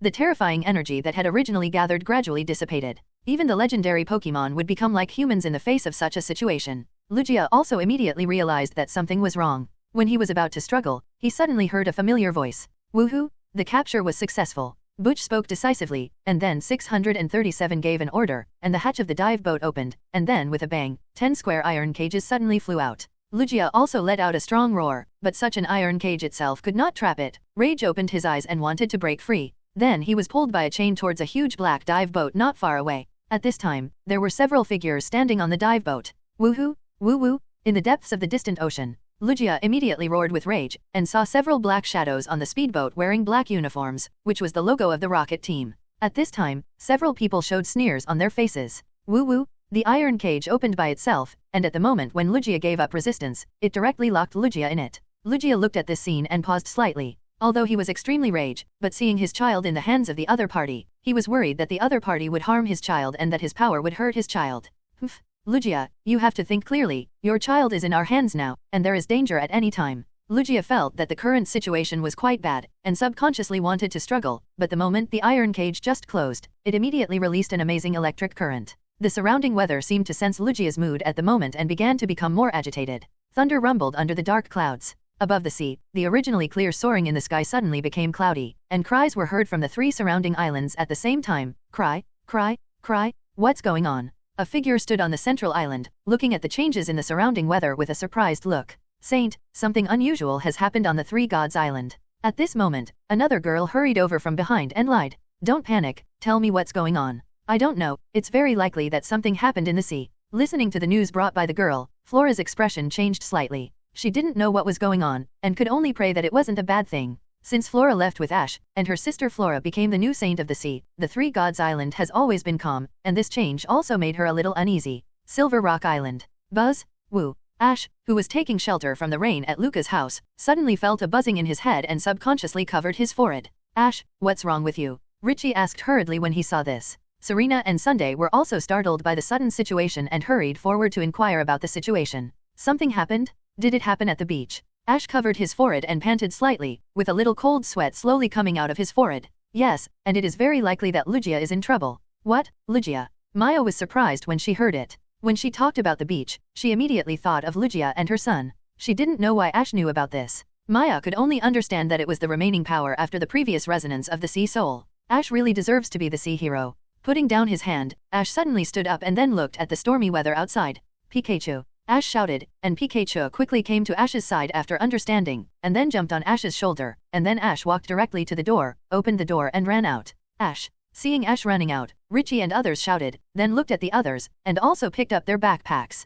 Ryan, let's go too. Ash and Richie ran out one after another, and Richie quickly caught up with Ash. Ash looked at him, nodded and continued to run. He had been hiding something from everyone before. In fact, he knew that Lugia, although it was not the sea god that entrusted the little Lugia to him, it was the maid of that Lugia. He just met it and learned about it through telepathy. But it's still too dangerous to go out to sea now. The two threw the Pokeball at the same time, and soon the 2 Pokemon fell into the water, and then the 2 jumped on Melodic and Tentacruel respectively. If she had known this, she might as well have changed a few main water Pokemon from her family when she participated in the Whirl Islands competition. Serena looked at Sunday anxiously. The others did not have water Pokémon that could easily break through the wind and waves, so it was difficult to keep up. Then immediately signaled the 2 Pokémon to rush towards Lugia and the others. The 2 Pokémon ignored the wind and waves and accelerated towards Lugia and the others. Ash didn't want to reveal the little Lugia living in his Pokémon home for the time being. Very good, that's it, we will be ready to officially recycle it soon Lugia. Looking at the situation in front of him, Yamato sneered and said, even the legendary Pokémon can do nothing in the face of such a situation?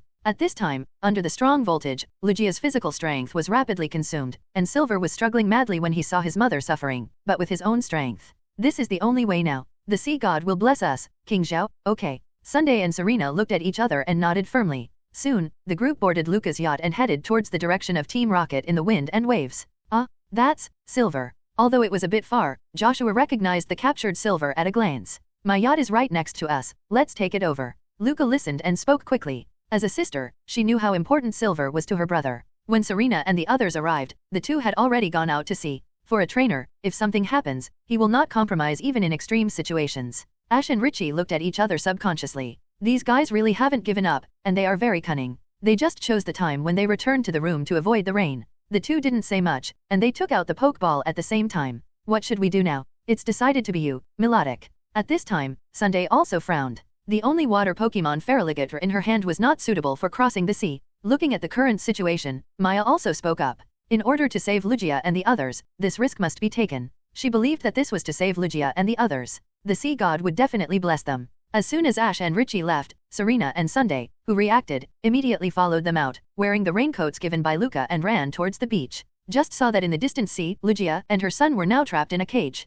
Just like when they met Mutwo on the new island, even the storm could not stop the trainers from taking risks. Woo-woo, he couldn't break free at all. Please, Alan, Tentacruel. What should we do now? Faced with such a situation, excellent Pokemon trainers like Ash and Richie can still cope with the Pokemon they have trained, but if they sail over, there will be too many unknown dangers. Boom! On the one hand, he didn't want to attract the covetousness of Team Rocket, and on the other hand, he planned to give it a more suitable time to come on stage. So just now he chose to let Lugia help conceal it. It was also because of that telepathy that Ash and the Lugia had a certain connection, and he also realized that it was in crisis at the 10th time. Ash, Richie. Accompanied by Thunder, Ash and Richie came to the beach first, looking at the turbulent sea at the moment, resisting the wind and rain in front of them, and looking at the sea surface. And Lugia too. Sunday also noticed that it was not just Silver, but both mother and son were captured. Yes, sir. One of the men responded immediately, and soon the dive launched a grappling hook to pull Lugia's iron cage over. At the same time, the hatch of the dive opened, ready to take Lugia in. Report, someone is approaching. At this moment, another member of Team Rocket spoke at the same time. After hearing the voice, Amato and Butch were slightly stunned. They turned their heads and saw two familiar figures. It's those two brats again. When he saw Ash and the others, Amato frowned immediately. They had been destroyed so many times, and they would not be stupid enough to treat Ash and others as ordinary brats. What should we do now? Butch also said with some concern. Send a few groups of people to stop them and speed up the recovery progress. Yes. Under Amato's order, other members of Team Rocket accelerated the recovery speed and took the lead in recovering the cage holding little Lugia. Then Song and others pulled Lugia's cage over. On the sea around them, after receiving the order, several speedboats were dispatched, each equipped with several members of Team Rocket, and quickly approached the direction where Ash and others were. When Ash and others approached, they were surrounded unknowingly. Bang bang bang! A series of sounds rang out, and a group of Zubat and 927 coughing flew into the air. Damn it! Richie frowned at this scene. Quick battle. Ash looked at the Pokemons rushing towards him and said, okay. Richie nodded slightly. Tentacruel and Melodic both turned around and turned their backs to each other, and Pikachu and Ryan's faces were also flashing sparks. Dragonite, Dragon Rage. Butterfree uses Fierce Hurricane. The two threw Pokeballs at the same time, and two Pokemon appeared at the same time. Ash's side was Dragonite, and Richie's side was Butterfree. Roar! Butterfree! After receiving the order, the two Pokemon attacked at the same time. Charizard opened his mouth and said a deep blue light bullet. The power of Dragon Rage suddenly burst out, and an amazing storm was rolled up in an instant. Butterfree was swinging dual wingbeat rapidly in the air. The airflow around was very strong because of the hurricane rain. When Butterfree flapped his wings, the airflow quickly gathered. Boom! The sea surface quickly set off a huge wave. As the storms on both sides quickly formed, the sea water continued to surge. The next moment, it swept directly towards the direction of Team Rocket and others. The two waterspouts carried amazing destructive power. Zubat and coughing in the air around them were slow to move in this weather. Facing the two twisters in front of them, they were pulled over uncontrollably. Pikachu, 10 million volt Thunderbolt. Ryan, you also use Thunderbolt. After dealing with their Pokemon, Ash and Richie spoke at the same time, and Pikachu and Ryan splashed one after another. Pikachu, Chuchachu, Pikachu and Ryan launched an offensive, releasing thunderbolts continuously, constantly hitting the opponent's speedboat. Bang bang bang! The speedboat was thunder-shocked, and bursts of explosions occurred instantly. In addition, it was located on the turbulent sea surface, and the speedboat soon could not withstand the explosion. The rocket team members on it could only jump into the water to escape helplessly. Explosions on the sea surface continued one after another, and the flames were particularly dazzling under the cover of the dark weather. Two figures quickly shuttled out of the smoke of the explosion and continued to rush towards the rocket team dive boat. Ash, I'll hold these guys, you go save Lugia and the others. At this time, there were still many Team Rocket members on the dive boat. Richie calmly analyzed the situation and then spoke decisively. No problem, Ash responded and looked in the direction of Team Rocket. At this moment, a huge figure suddenly rose from the water behind the Team Rocket dive boat, like the Orberg monster, BFCC. Different from the Team Rocket black dive boat, this is a silver dive boat, and its area is also larger than that of the Team Rocket. Is that reinforcement? Richie looked at Ash's expression and quickly turned his head to look over, and also saw the submarine that had just appeared. Something's wrong. Ash frowned and shook his head. Bang! The next moment, the silver dive boat crashed directly towards this side, and the two dive boats collided with each other. Although the impact force was not very strong, strong waves still spread out from the two dive boats at the moment of collision. Then, on the side of the silver dive boat, some gun holes suddenly released claws, directly hooking the rocket team's dive boat, making the two dive boats stick together. What happened? With the tackle just now, many members of the rocket team staggered and fell on the deck of the dive boat, including Yamato and Butch. Fortunately, they reacted quickly enough to ask about the situation immediately. Report, an unknown force has appeared. A member of the rocket team hurriedly said, but as soon as the voice fell, he saw the hatch of the dive boat on the opposite side opened, and then a group of people in white uniforms rushed out. Soon boarded the rocket team's dive boat, and the people of the rocket team immediately became alert. Who are you? Yamato and Butch frowned immediately upon seeing this. These guys were obviously not their own, but they didn't know where they came from. As these people appeared, a man in his 30s soon walked out of the crowd. It seemed that he was the leader of this group of people. A bunch of troublesome guys. The man glanced at Amato and others with disdain. What did you say? Hearing this, the hot-tempered Amato could not help but shouted angrily. Don't move. Seeing this, the men around the man took out a spear gun, and it was the kind used to deal with large fish. Not to mention people, even Pokémon with strong defense may be pierced through the body if hit. The members of Team Rocket did not dare to act rashly after seeing this scene. Butch also pulled Amato, who was angry at the moment. The current situation was obviously not in their favor. What do you want to do? Hand over Lugia. The man stated his purpose directly, and in a condescending tone of command. Sure enough, like Team Rocket, this group of people's target is also Lugia. What a joke, impossible. Mayuda's first reaction was to refuse decisively. I didn't discuss it with you. If you don't know how to behave, I don't mind doing it myself. I don't think anyone will pursue it even if you guys die. The man spoke in a cold tone, which made people feel chilled and unconsciously believed that he would really do it. Looking at the flashing of the spear gun, the people on Team Rocket's side also swallowed unconsciously. Take Lugia away, and kill anyone who resists. After the man finished speaking, he turned around and walked towards his dive boat. Yes. The men nodded after hearing the voice, and then immediately began to act. The hatch of the silver dive boat opened, and a chain shot out, grabbing Lugia's cage. Then the iron chain on the rocket team was cut off, and soon, Lugia's cage was pulled over by the silver dive boat, and at the same time, the cage of little Lugia was snatched over. Mayudo and Butch gritted their teeth at the scene, but there was no other way, they could only watch Lugia being taken away. At this time, what about the others? At this moment, looking at the situation in front of him, Richie spoke unconsciously. It was obvious that both sides were not accomplices, that is, someone had robbed the rocket team, but he didn't know where these guys came from. Soon, Lugia was taken away, the hatch of the silver dive boat closed, and then all the ropes were retracted, and the two dive boats suddenly separated.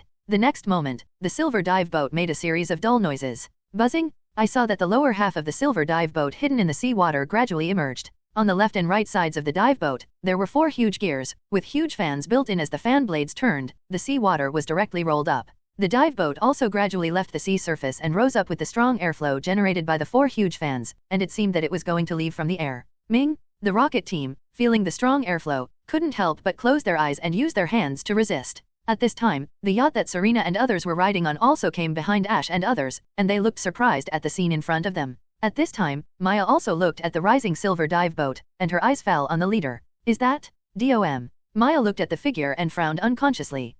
Miss Maya knows that person. Serena turned around and asked in surprise after hearing Maya's voice. DOM. Maya did not respond, but ran to the bow and shouted loudly. Although it was in the rainstorm, because it had not risen too high, the other party seemed to have heard it, and turned his head slightly to look in the direction of Maya. When he saw Maya, he was a little surprised, but soon regained his calm. Well, Maya looked a little dazed at this time, and nodded slightly after listening to Serena's words. What this place has gone astray, and it is necessary to expose the hypocrisy of God to people, which makes people confused. Ms. Maya, you know that person, right? At this time, Serena also spoke at the same time. On the yacht, Joshua shouted loudly as he watched Silver being taken away, but he did not get any response. He has also taken good care of me since I was a child, but since I succeeded the priest of the sea, his attitude towards me has changed a lot. The rockets also evacuated together, but Lugia and her son were taken away by the guy named Dom. Hearing the voice, Ash and Richie turned their heads and looked at each other. Seeing that both sides had left, they did not know where the group had gone, so they could only return first. Ash, Richie. There was no other way. Who could have thought that such a group of people would suddenly appear halfway, and judging from the situation of the other party, I am afraid that at least the power in Whirl Islands would not lose to them. His name is Dom, his family is very familiar with ours, and he has always been like a big brother to me when I was a child.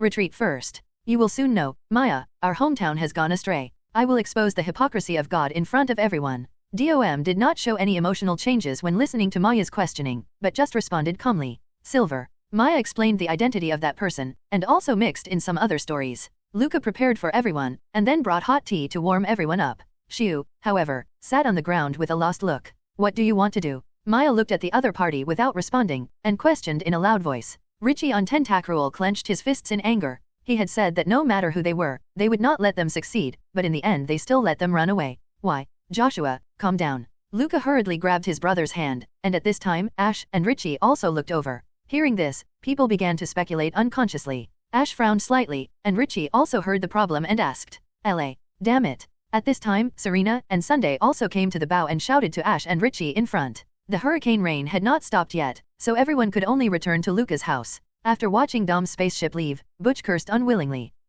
I don't know. Luca put down the towel in his hand after listening, not knowing how to comfort his brother. Does he have any grudges against Lugia? Sister, where are those people taking Silver and the others? Sister Maya, what does that person want to do? Joshua immediately stood up and asked hurriedly after hearing the voice. I don't know, but it seems to be related to the sea god Lugia. Maya held the cup, looked at the steam rising from the cup, and shook her head slightly. Just now on the yacht, I noticed that Maya knew that person, and that person also said some inexplicable words to Maya. The two took Lapras and Tentacruel to meet up with everyone, and then returned to the beach together. 0. Then he said no more, and as the dive boat rose into the air, it turned into an airship, carrying Lugia, and gradually went away in the storm. Can you explain the situation? Ash asked. I'm actually very surprised about this. I heard from the adults that when he was very young, Dom still worshipped the sea god very much. But later, I don't know what happened. He suddenly changed and no longer believed in the story of the sea god. Even when people around him mentioned it, he would be very angry. Maybe that's why he started to deliberately distance himself from me after I became a priest. Everyone listened to Maya's words and felt that they were originally believers, but because of something, they began to slowly turn evil, even attacking their own gods. It seems that something really happened that would completely shake a person's faith. It's not difficult to analyze it after listening to these words, but no one knows what exactly happened. 033. So what should we do now? Where should we go to find them? It's not clear what the reason is, but if we want to save Lugia and her son now, we don't know where to go. No need to go. At this time, Ash also put down the cup in his hand and said, Ash, what do you mean? Serena was confused. He didn't seem like someone who would just leave it alone. So, now he could only take it one step at a time. Instead of looking for them aimlessly, it would be better to wait for them to show up on their own. Professor Zillanul looked at the two people in front of him helplessly. If there was not a huge shortage of manpower now, he would not be willing to use these two people. The efficiency was too low. On the other side, Yamato and Butch returned to the temporary base. Facing Shira, Professor lowered his head and reported the situation. Ash listened to Celebai's voice and fell silent unconsciously. There was no other way now. The mission is cancelled, but Professor Zillanul didn't let us follow. We can act on our own. Ash didn't know what he meant. These were beyond his memory, so he had no idea what would happen next. Professor Zillanul's face was not looking good. He was not in a good mood because of the continuous failure of the mission. Hurricane, the rain did not stop, as if because Lugia was captured, the whole weather was getting worse and worse. Yamato and Butch stayed where they were, and it was obvious that they were very unwilling. Damn it, I'm really unwilling to just let it go. Yamato looked at Professor Zillanul and left, and couldn't help but gritted his teeth and said, but, Professor has cancelled the mission, there's nothing we can do.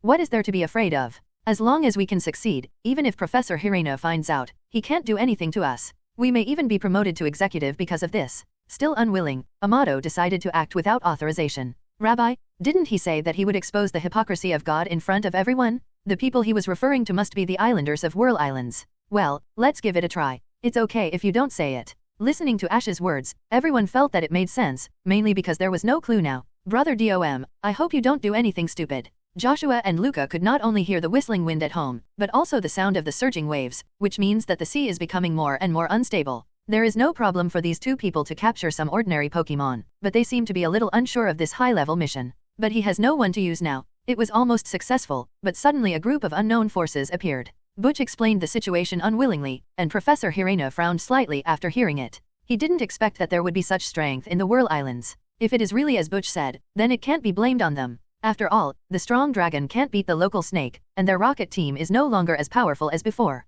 Professor Hireno, what should we do next? Should we track the other party? After Butch finished speaking, Yamato also looked at Professor Hireno and asked. Forget it, there is no need to waste time. I still have to rush to Lake of Rage. Let's cancel the mission first. Professor Hireno frowned slightly. There were other things to do. Since there was an unknown strength and a little devil who repeatedly ruined his good deeds, this mission might not be so smooth. It was possible that many people would be lost. Maya looked at the hurricane rain outside the window without any sign of stopping, and prayed in her heart. Hurricane? Huh? At this time, Yamato suddenly said that Professor Zillino was going to Lake of Rage, but did not let them go with him. Then it was time for them to act freely. 4.8 You mean? But if we are found to be acting without authorization. Okay, I have more important things to do. You guys should disband first. That's it. As a legendary Pokémon, Celebi can naturally feel the changes in natural forces more clearly and began to worry. As a group, Butch thought for a while and finally decided to follow Amato to take this risk. What's the reason this time? But, hearing this, Yamato and Butch looked at each other and spoke with obvious reluctance. As a member of Team Rocket, the last failure of the operation to capture Ho-Oh also made them realize the obsession of the leader Archer and the organization for this legendary Pokémon. If they can bring Lugia back, Archer will definitely look favorably upon them. So, there's no need to look for them deliberately, they will show up on their own. Moreover, according to Maya's description, Dom's hatred for Poseidon was probably hidden. At least he wouldn't fall into the hands of the Rockets and be taken for experiments and mental control.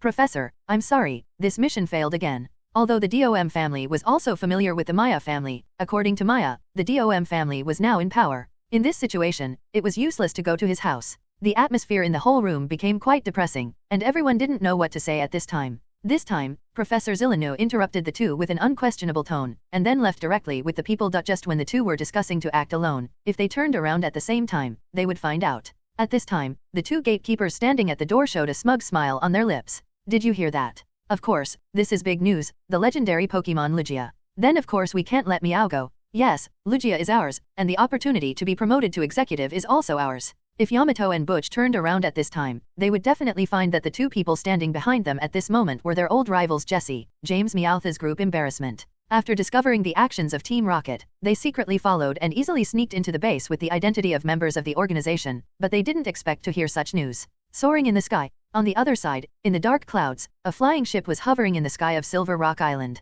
At this time, inside the spaceship, in a huge room, I saw Lugia and her son were both locked inside, and the iron cage that had previously held them had already been replaced. At this moment, they were trapped in two transparent blocks, one large and one small, emitting red light. Although the iron cage was gone, they were obviously still trapped in another cage. Several figures stood in front of the cage emitting red light. At this time, a figure walked to the front of the two cages. This person was Dom. Woo-woo. Slowly, Lugia woke up, opened her eyes and saw a figure standing in front of her. In just a moment, she felt an extremely strong malice. It immediately roared. Looking at the red light screen around, she rushed over with all her strength. Bang! Zizi! Woo woo woo. As soon as the body exerted force, the red wall immediately emitted a strong red electric current, and Lugia immediately roared. It's useless. This is a device specially prepared to deal with monsters like you. Dom looked at Lugia in front of him and spoke coldly, not even calling Lugia by name or calling her Lugia.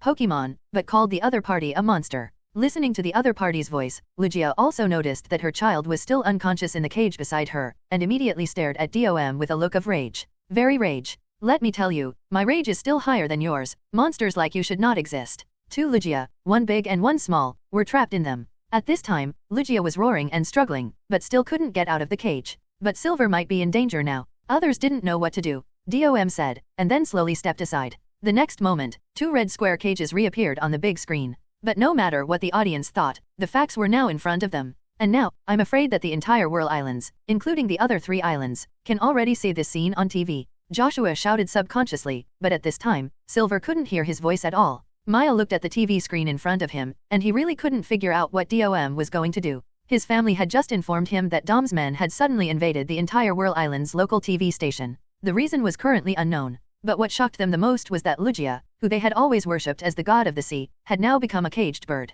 Some were surprised and some were angry. They were surprised that Dom had actually caught Lugia, and they were also angry that Dom had actually done such a thing to the god of the sea they believed in. It was really unforgivable. At this moment, a sound rang out, and everyone was slightly stunned, looking in the direction of Maya. She also quickly reached out and took out her mobile phone. It was her mobile phone that was ringing. Hello, this is Maya. It's him. Before that, I want to show you something first. Unknowingly, several hours passed, and everyone's patience was exhausted, especially Joshua, who was still a child himself, and was the first to lose patience when he saw Silver being caught. After a simple response, Maya hung up the phone, stood there for a moment, and then sorted out her emotions and spoke. What? Okay, I know, thank you. Silver. Dom, what do you want to do? Ahem, all residents of the Whirl Islands, my name is Dom, I am the original resident of this Whirl Islands, and a descendant of the Orthodox Islanders. Luca, turn on the TV quickly. Not long after, Luca turned on the TV. As soon as he turned it on, he saw a figure appear on the screen without changing the channel.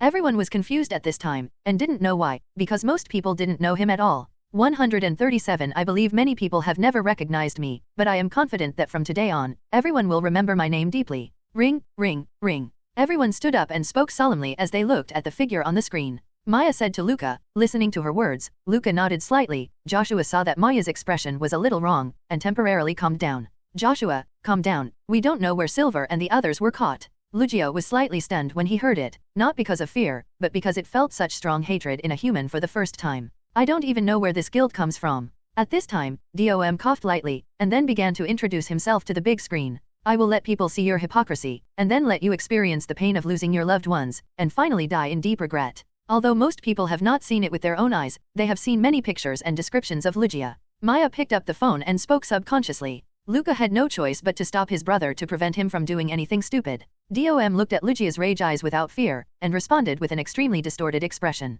The person on the other end of the phone seemed to say something. Maya listened to the voice on the phone and gradually showed a surprised look. When the residents of the Whirl Islands saw this scene, they were all very surprised. There is no doubt that the people of the Whirl Islands did not recognize Lugia. I know that some of you are confused, surprised, and even raging, but what I am going to do next is what will truly lead the Whirl Islands to the right development. Lugia has been worshipped as the god of the sea for many years, but what I want to tell you is that this has always been a lie. Lugia is not a god of the sea at all. It is just a hypocritical monster that deceives the world. Our ancestors lived here before the Whirl Islands were separated. It slaughtered our ancestors crazily, and then split the land we live on into the islands we are in today. But this monster that slaughtered our ancestors was worshipped as a god. I absolutely cannot tolerate these hypocritical gods becoming our beliefs, so I will judge this monster today on the Silver Wing Mountain of Silver Rock Island to comfort our ancestors. Dom gave a speech with a crazy look on his face, and the people of the Whirl Islands who were watching TV at this time fell into silence. Some felt incredible, some were surprised, and many were shaken. Many people have known the legend here for a long time.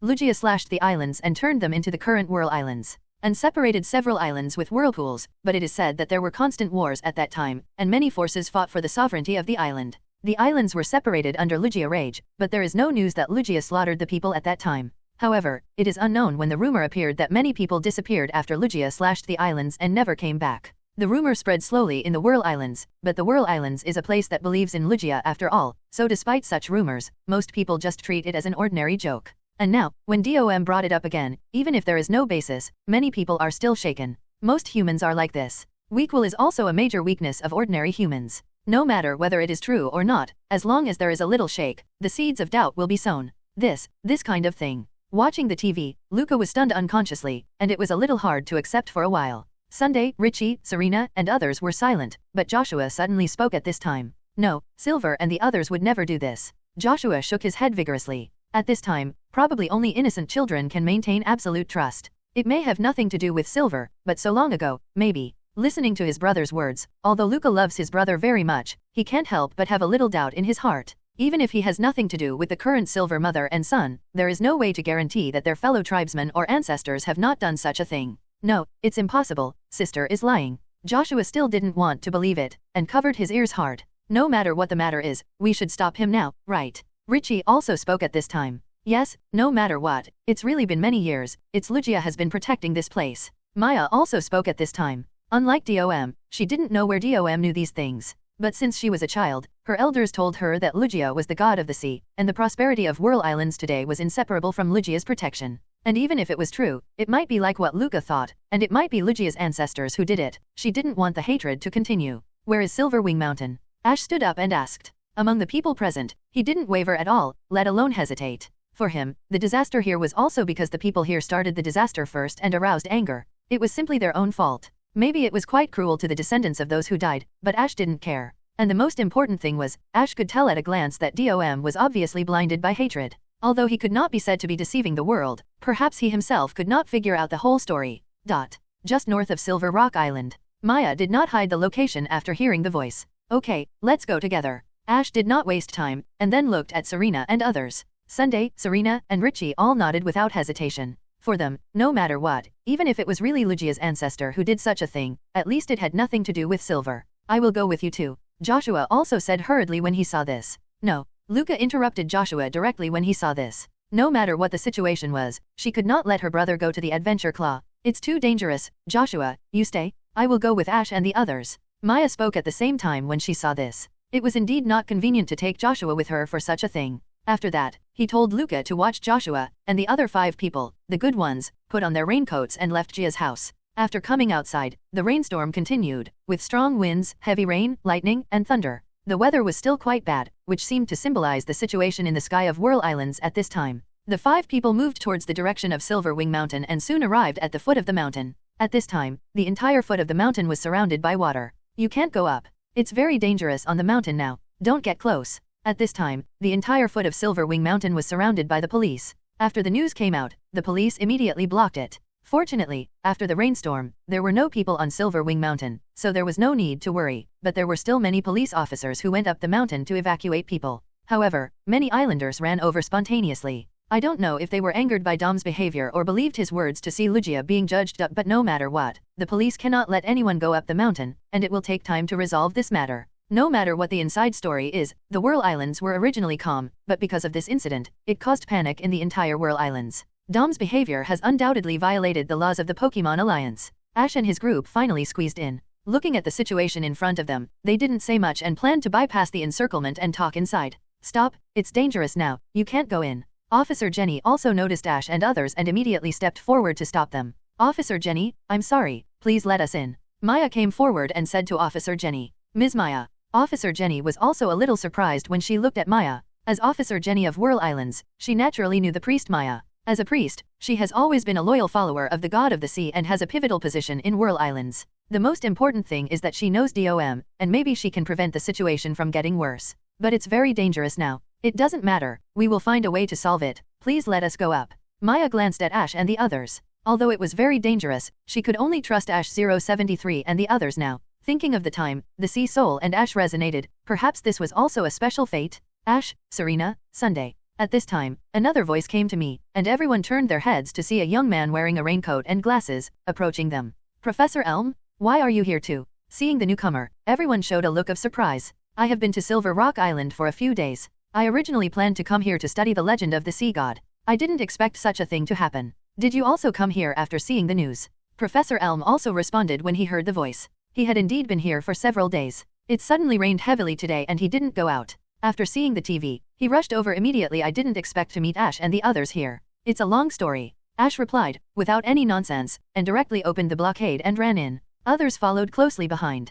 Professor Elm, who was an adult, didn't need to think when he encountered such a situation. He just rushed in. BFCB. Hey, you guys. Officer Jenny was also a little overwhelmed when she saw this scene. Sorry Officer Jenny, we will deal with it as soon as possible. Maya followed and ran after him after leaving a word. Officer Jenny looked at the situation and it was too late to stop them even if she wanted to. The group rushed into Silverwing Mountain directly. Because of the hurricane rain, no one was seen on the mountain, but because of the hurricane rain, the mountain road became very dangerous. Fortunately, several people were used to the wild environment, and it was easy to deal with such a situation. However, there was one person who could not adapt to such a situation.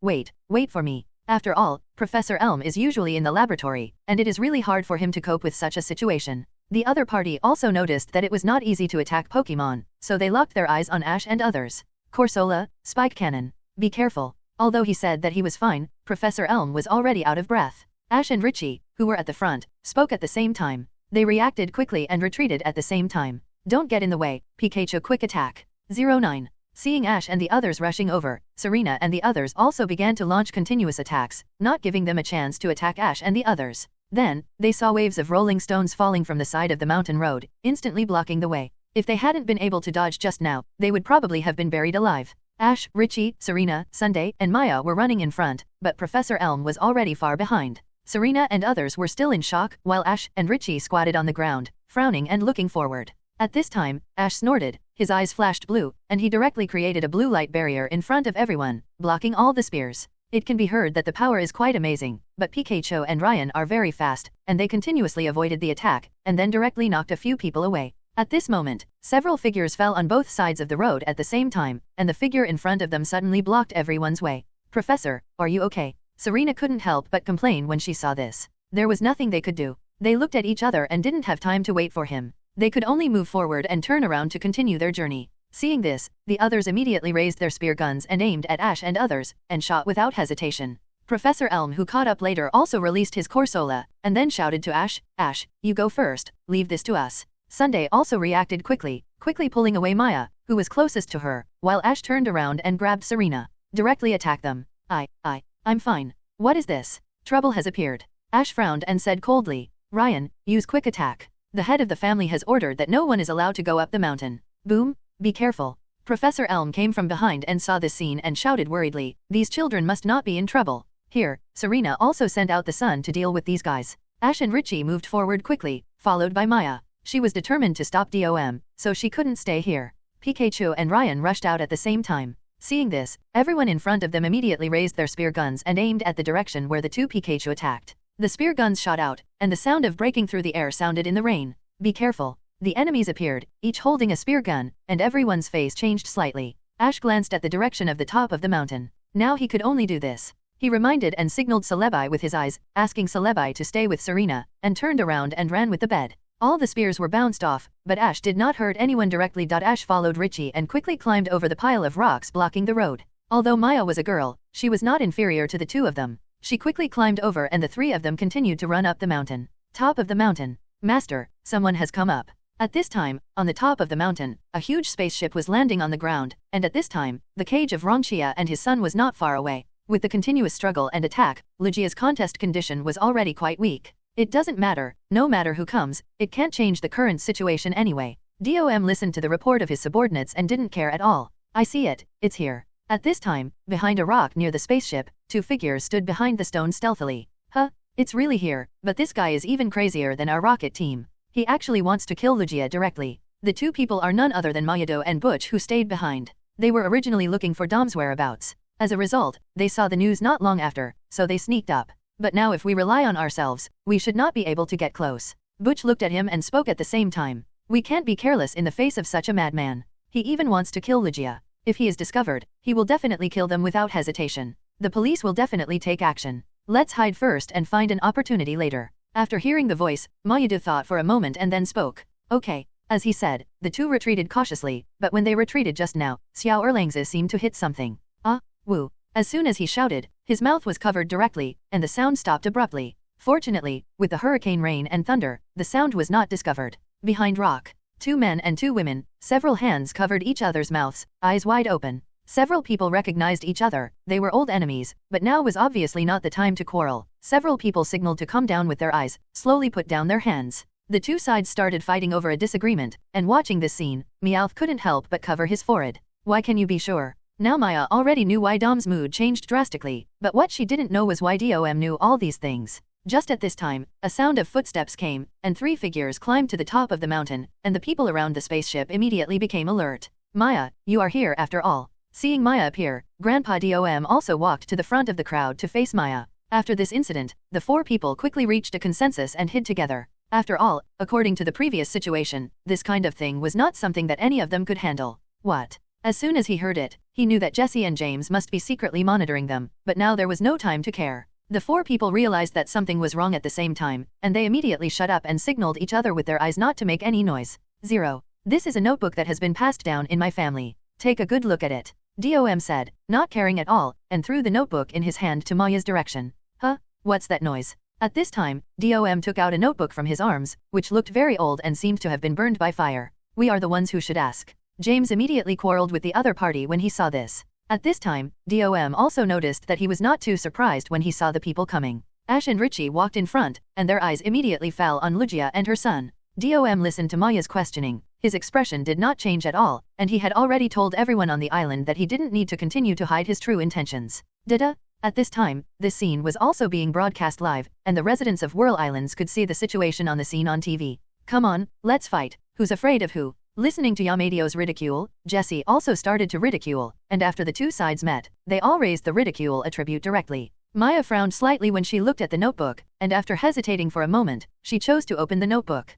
What are you doing? What are you doing in this place? After several people put down their hands, Salvatore immediately asked with gritted teeth. Want to fight? Huh. At this time, several people also breathed a sigh of relief. Agree. DOM, why do you do this? Humph? I think you are probably trying to fish in troubled waters. Yamadio put his hands in front of his chest and said with a proud look. Perhaps the noises of several people were too loud, and they alarmed the guards not far behind. I should have made it very clear, our ancestors were killed by this monster, and the monster that killed them was worshipped as a god. As a descendant, shouldn't I want revenge on it? Now is not the time to quarrel, calm down first, meow. Well, in short, now is not the time to quarrel, let's see the situation first. When I woke up, a long time had passed. People around me asked me what happened. I was not very clear. When they asked me, I remembered everything again. Damn it, I should have forgotten everything. When the memory came back, I could never let go of the figure of that monster. It summoned lightning and tsunamis to drown us. It spit out destructive energy to disintegrate the troops. All the troops and islands were buried together. Why did you let me live alone and never forget the figure of that monster? Is it a punishment for starting a war against us? Today, that monster is called the God of the Sea, but I don't know if it will go crazy again in the future and bring inevitable disaster to Whirl Islands. Maya looked at the notebook, and Ash and Richie also came up to check it. The notebook was very old, and most of the records on it seemed to have been burned by fire, resulting in a lot of missing information and unable to be seen clearly. At this time, the people around raised their spear guns and were on guard. Seeing this, Maya immediately stepped forward and came to the front of Ash and Richie to look at DOM. Fortunately, the guards took 2 steps, and when they saw that there was no movement, they did not come over. What? You are still the same, don't you think you are so powerful? Aren't you abandoned by Bagong after repeated mission failures? However, judging from the records in the notebook, the so-called monster that destroyed the army should be Lugia, because it is also mentioned later that it is known as the God of the Sea. Now you should understand, Maya? These monsters are the enemies who killed our ancestors. DOM pointed at the mother and son of Lugia in front of him and spoke coldly, his expression gradually becoming ferocious. I don't know when they will go crazy again, and even cause the entire Whirl Islands to completely perish. I do this just to avenge the Whirl Islands and the group that was killed before. No, since this matter is recorded here but not made public, it must be that our ancestors did not want the hatred to continue, so they chose to conceal it. After hearing this, Maya took the notebook and tried to dissuade DOM 653, hoped that he could stop in time. At this time, many people from the Whirl Islands were listening to the conversation between the two people, and their hearts began to waver, wondering whether Lugia had really killed their ancestors. No, that's because the people at that time were deceived by Lugia. The islanders at that time regarded Lugia as a god, so the ancestors could not resist, and now I have the ability to avenge Lugia on their behalf. DOM was emotional when he heard this. Obviously, no one can stop him from retaliation now. You talk too much nonsense, and you keep saying retaliation. If your ancestors didn't cause a war, such a thing would naturally not happen. Shut up, what do you know as an outsider? Hearing Ash's words, DOM yelled, his expression became more and more ferocious. I don't understand, but I'm too lazy to understand. Ash was too lazy to argue with the other party, and he planned to step forward to rescue Lugia. Stop. DOM spoke coldly and raised his hand at the same time. All the men around him gathered together and aimed their spear guns at Ash and his men. There were more people here than below. If the problem could not be solved quickly, they would inevitably be shot into a sieve. Richie frowned when he saw this. At present, we really couldn't act rashly. There were people everywhere, and we didn't know if Ash's psychic could still defend against it. However, Ash, who was standing in front at this time, had a flash of psychic blue light in his eyes, but he didn't know why he suddenly felt a repressive force. What? Psychic actually failed directly. His first reaction was that Team Rocket was coming, but he looked around and didn't find any trace of the other party. At the same time, behind Rock, Yamato gave Butch, who was holding a purple crystal device, a thumbs up. Well done, Butch, you have restricted the psychic of this brat. It would be even better if we can use these guys to help us kill him. On the other side, Jesse and James looked at the amethyst device in Butch's hand that could directly prevent Ash from using psychic by pressing a button, and they were immediately jealous. Damn, Professor Hirano is too biased. The device given to them can only ensure that they will not be detected by the other party's special abilities at most, but the one given to Yamadio and his friends can actually directly restrict Ash's special abilities. If they had this thing earlier, they would probably have snatched Ash's Pikachu long ago. Glancing at the envious and jealous eyes of Jessie and the other two, Yamadio also unconsciously straightened his chest. Fortunately, they had foresight and considered that if they wanted to capture Lugia, they might encounter Ash and others before setting off. So they decisively brought the amethyst device that can restrict various special abilities. This thing is a prototype and is not the same as the one used to deal with the Thunder King. The reference object chosen to make it is Sabrina, the former Rocket Team executive in Kanto Region and now the gym leader of Saffron City who has defected. It is a black technology made with the help of the headquarters. On the front, Ash, who found that Psychic was ineffective, frowned and looked at the enemies around him who had their fingers on the trigger. I won't let any of you destroy my revenge. Just watch these monsters accept the trial. After the voice fell, DOM raised his arm decisively without any hesitation. The next moment, the cage holding Lugia and her son suddenly emitted a dazzling red light. ZZZZ, boom. Looking at the cage emitting red light, Silver showed a panicked look, and then the cage made a buzzing sound, and with a bang, bursts of strong electric current were released in the cage. Woohoo! The mother and son of Lugia cried out miserably at the same time, their eyes wide open as if they were in great pain. The red current seemed to dye their bodies completely red. Ah, Lugia. As a priest of the sea and a follower of the sea god, Maya looked at this scene and shouted in panic, wanting to move forward. Don't move. Seeing this, the people around immediately shouted to remind him. Ash and Richie frowned slightly, and the two exchanged glances as they thought about how to deal with it. Don't try to stop us, just watch carefully, I want them to die in pain. DOM looked at the mother and son of Lugia who were crying in pain and said coldly, stop. Maya had no other way except shouting at this moment. Ash also frowned deeply at the scene in front of him. At this time, he not only had to consider the crazy DOM, but also had to be vigilant against the Rocket Team hiding in the dark. It would be much more convenient if Celebi was still around at this time, but because he was worried about Serena and the others, Celebi was left behind. Now it seems that they can only fight hard. Ash looked at Richie and signaled, and the latter nodded slightly. Just as they were about to act, Houndour uses Shadow Ball. Arbok uses Poison Barb. Solipu, Psybeam. Victreebel uses Razor Leaf. At this moment, a voice suddenly sounded. Then several attacks came at the same time, one hitting Lugia's cage and the other hitting Silver's cage. Boom! The explosion sounded suddenly, DOM was stunned by the sudden attack, and then the airflow of the explosion swept over. DOM subconsciously raised his hand to resist the airflow and smoke. DOM was furious when he saw this. Someone destroyed his revenge, which made him extremely rage. Since you asked sincerely, then I will tell you mercifully, normal people will not tell you. Two different voices sounded, and on the boulder not far away, two teams of men and women recited different lines. Is it them? Ash and Richie were stunned when they saw this. They didn't expect these guys to suddenly appear. These two groups of people were Jesse, James, Yamato, and Butch. After discussing, the four decided to take action directly. After all, facing the situation in front of them, they didn't suddenly have good intentions. They came here to catch Lugia. If Lugia died, they would come in vain? So they decided to take action at the critical moment, and when they saw the people from Team Rocket, DOM was instantly furious. Kill them. DOM gave an order in anger, and several of his men immediately launched an attack after hearing it. Swish! The spear gun fired, and the 15-point sharp spear gun instantly shot out of the air and shot directly in the direction of Team Rocket. The four people were shocked just after reading the lines. Ah, Solip, come on. Yamato here spoke decisively, and fortunately Solip reacted quickly enough to use confusion to directly deflect the attacking spear gun.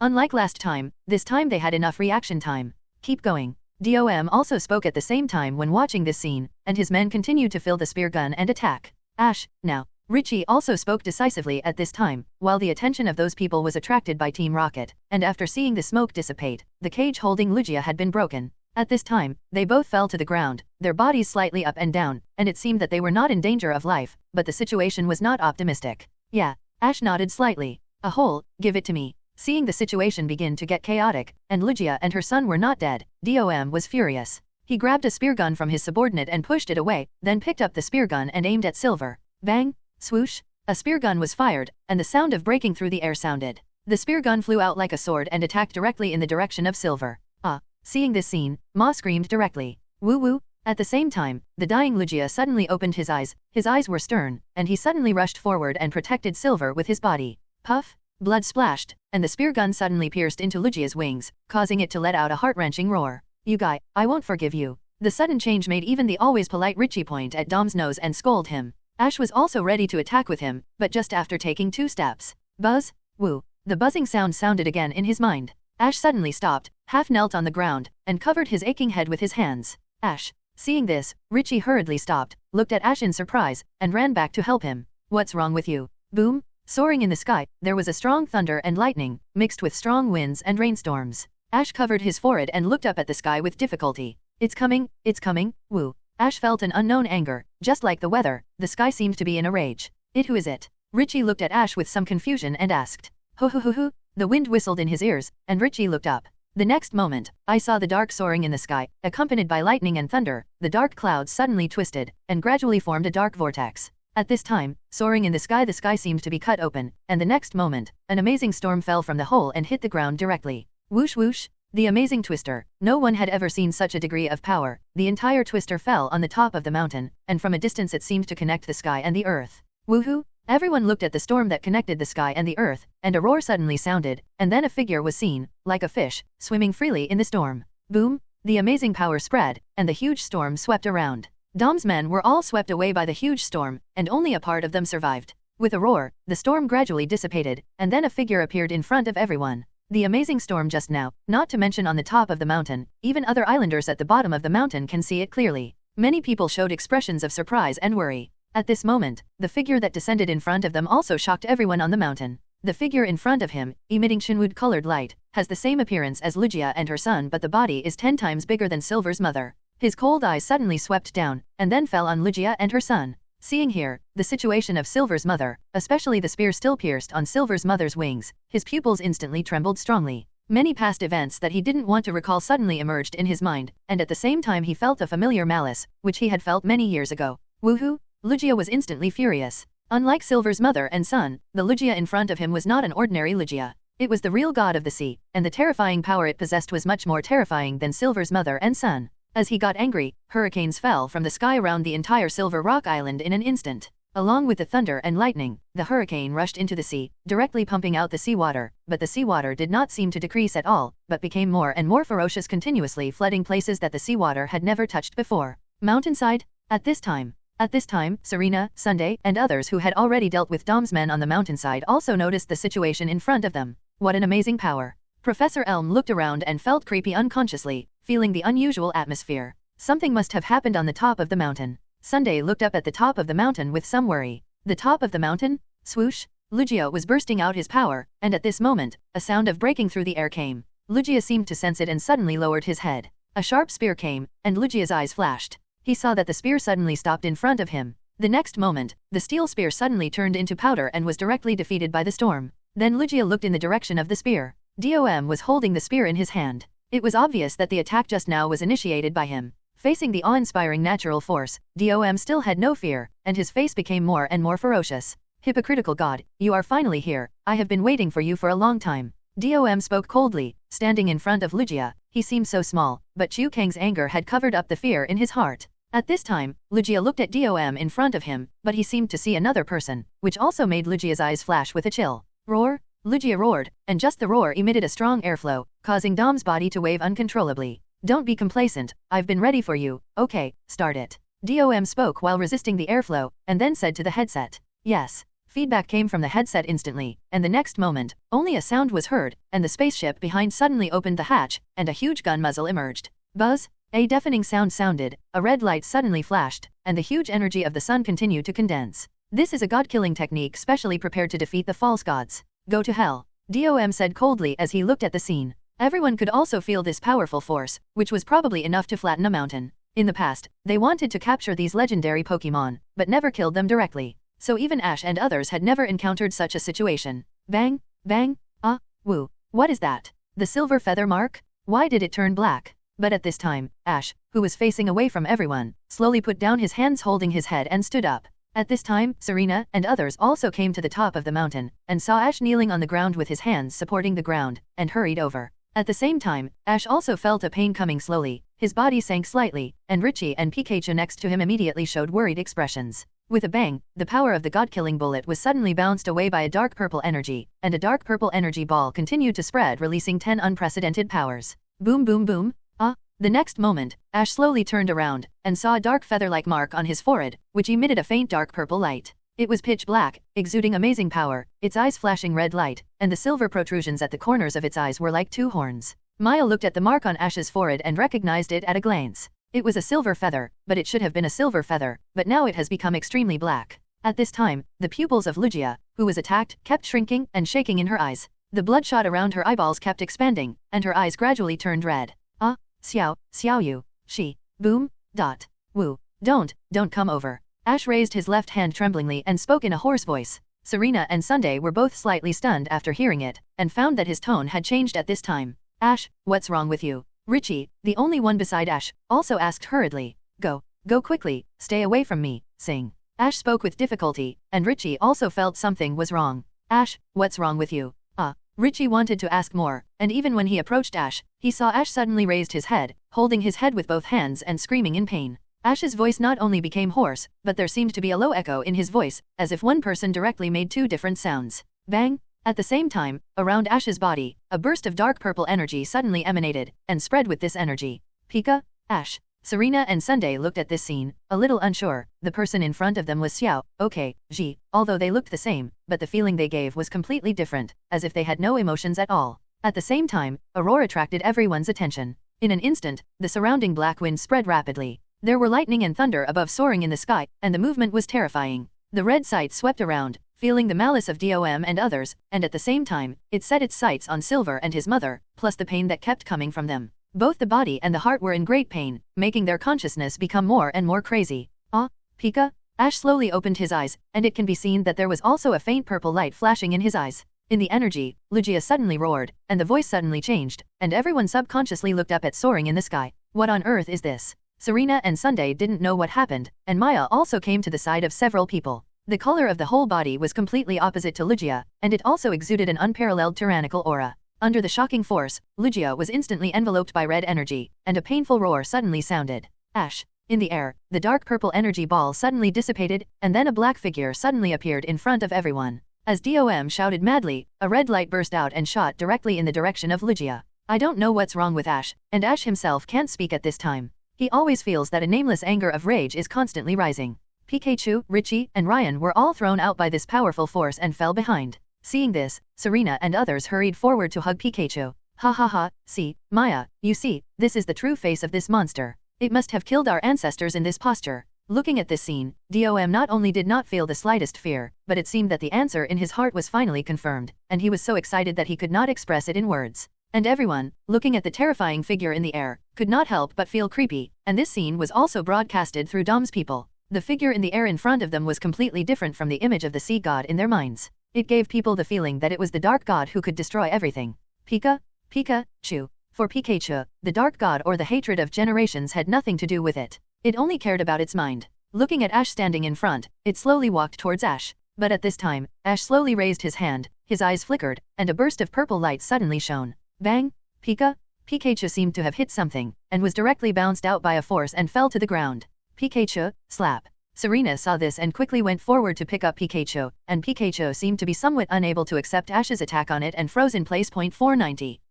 At this moment, Lugia fell from the sky and landed in the air behind him. Ash looked at everyone expressionlessly, as if he had no emotional fluctuations, then jumped slightly, and splashed directly onto Lugia's back behind him, with his hands in front of his chest, looking at each other indifferently. Pikachu reacted and struggled to move forward in Serena's arms. Ho. But at this moment, the blackened Lugia suddenly raised its wings and waved them violently, and a strong airflow swept over, directly using the airflow to whirlwind Pikachu. Rabbi? Seeing this, Celebi rushed up and hugged the retreating Pikachu in the air. Pikachu, deal with them. At this time, DOM looked at this scene without any hesitation and shouted loudly into the headset again. On the spaceship, the God Killer bullet began to condense again, and seeing this scene, Serena, Sunday, and others were shocked. Stop. Even if Ash has become like this now, everyone is still very worried about his situation. But how could DOM give up easily? Soon, with a roar, the God Killer bullet was fired again. The red light directly blasted towards Lugia and Ash. Don't. Serena screamed, subconsciously turned her head and closed her eyes.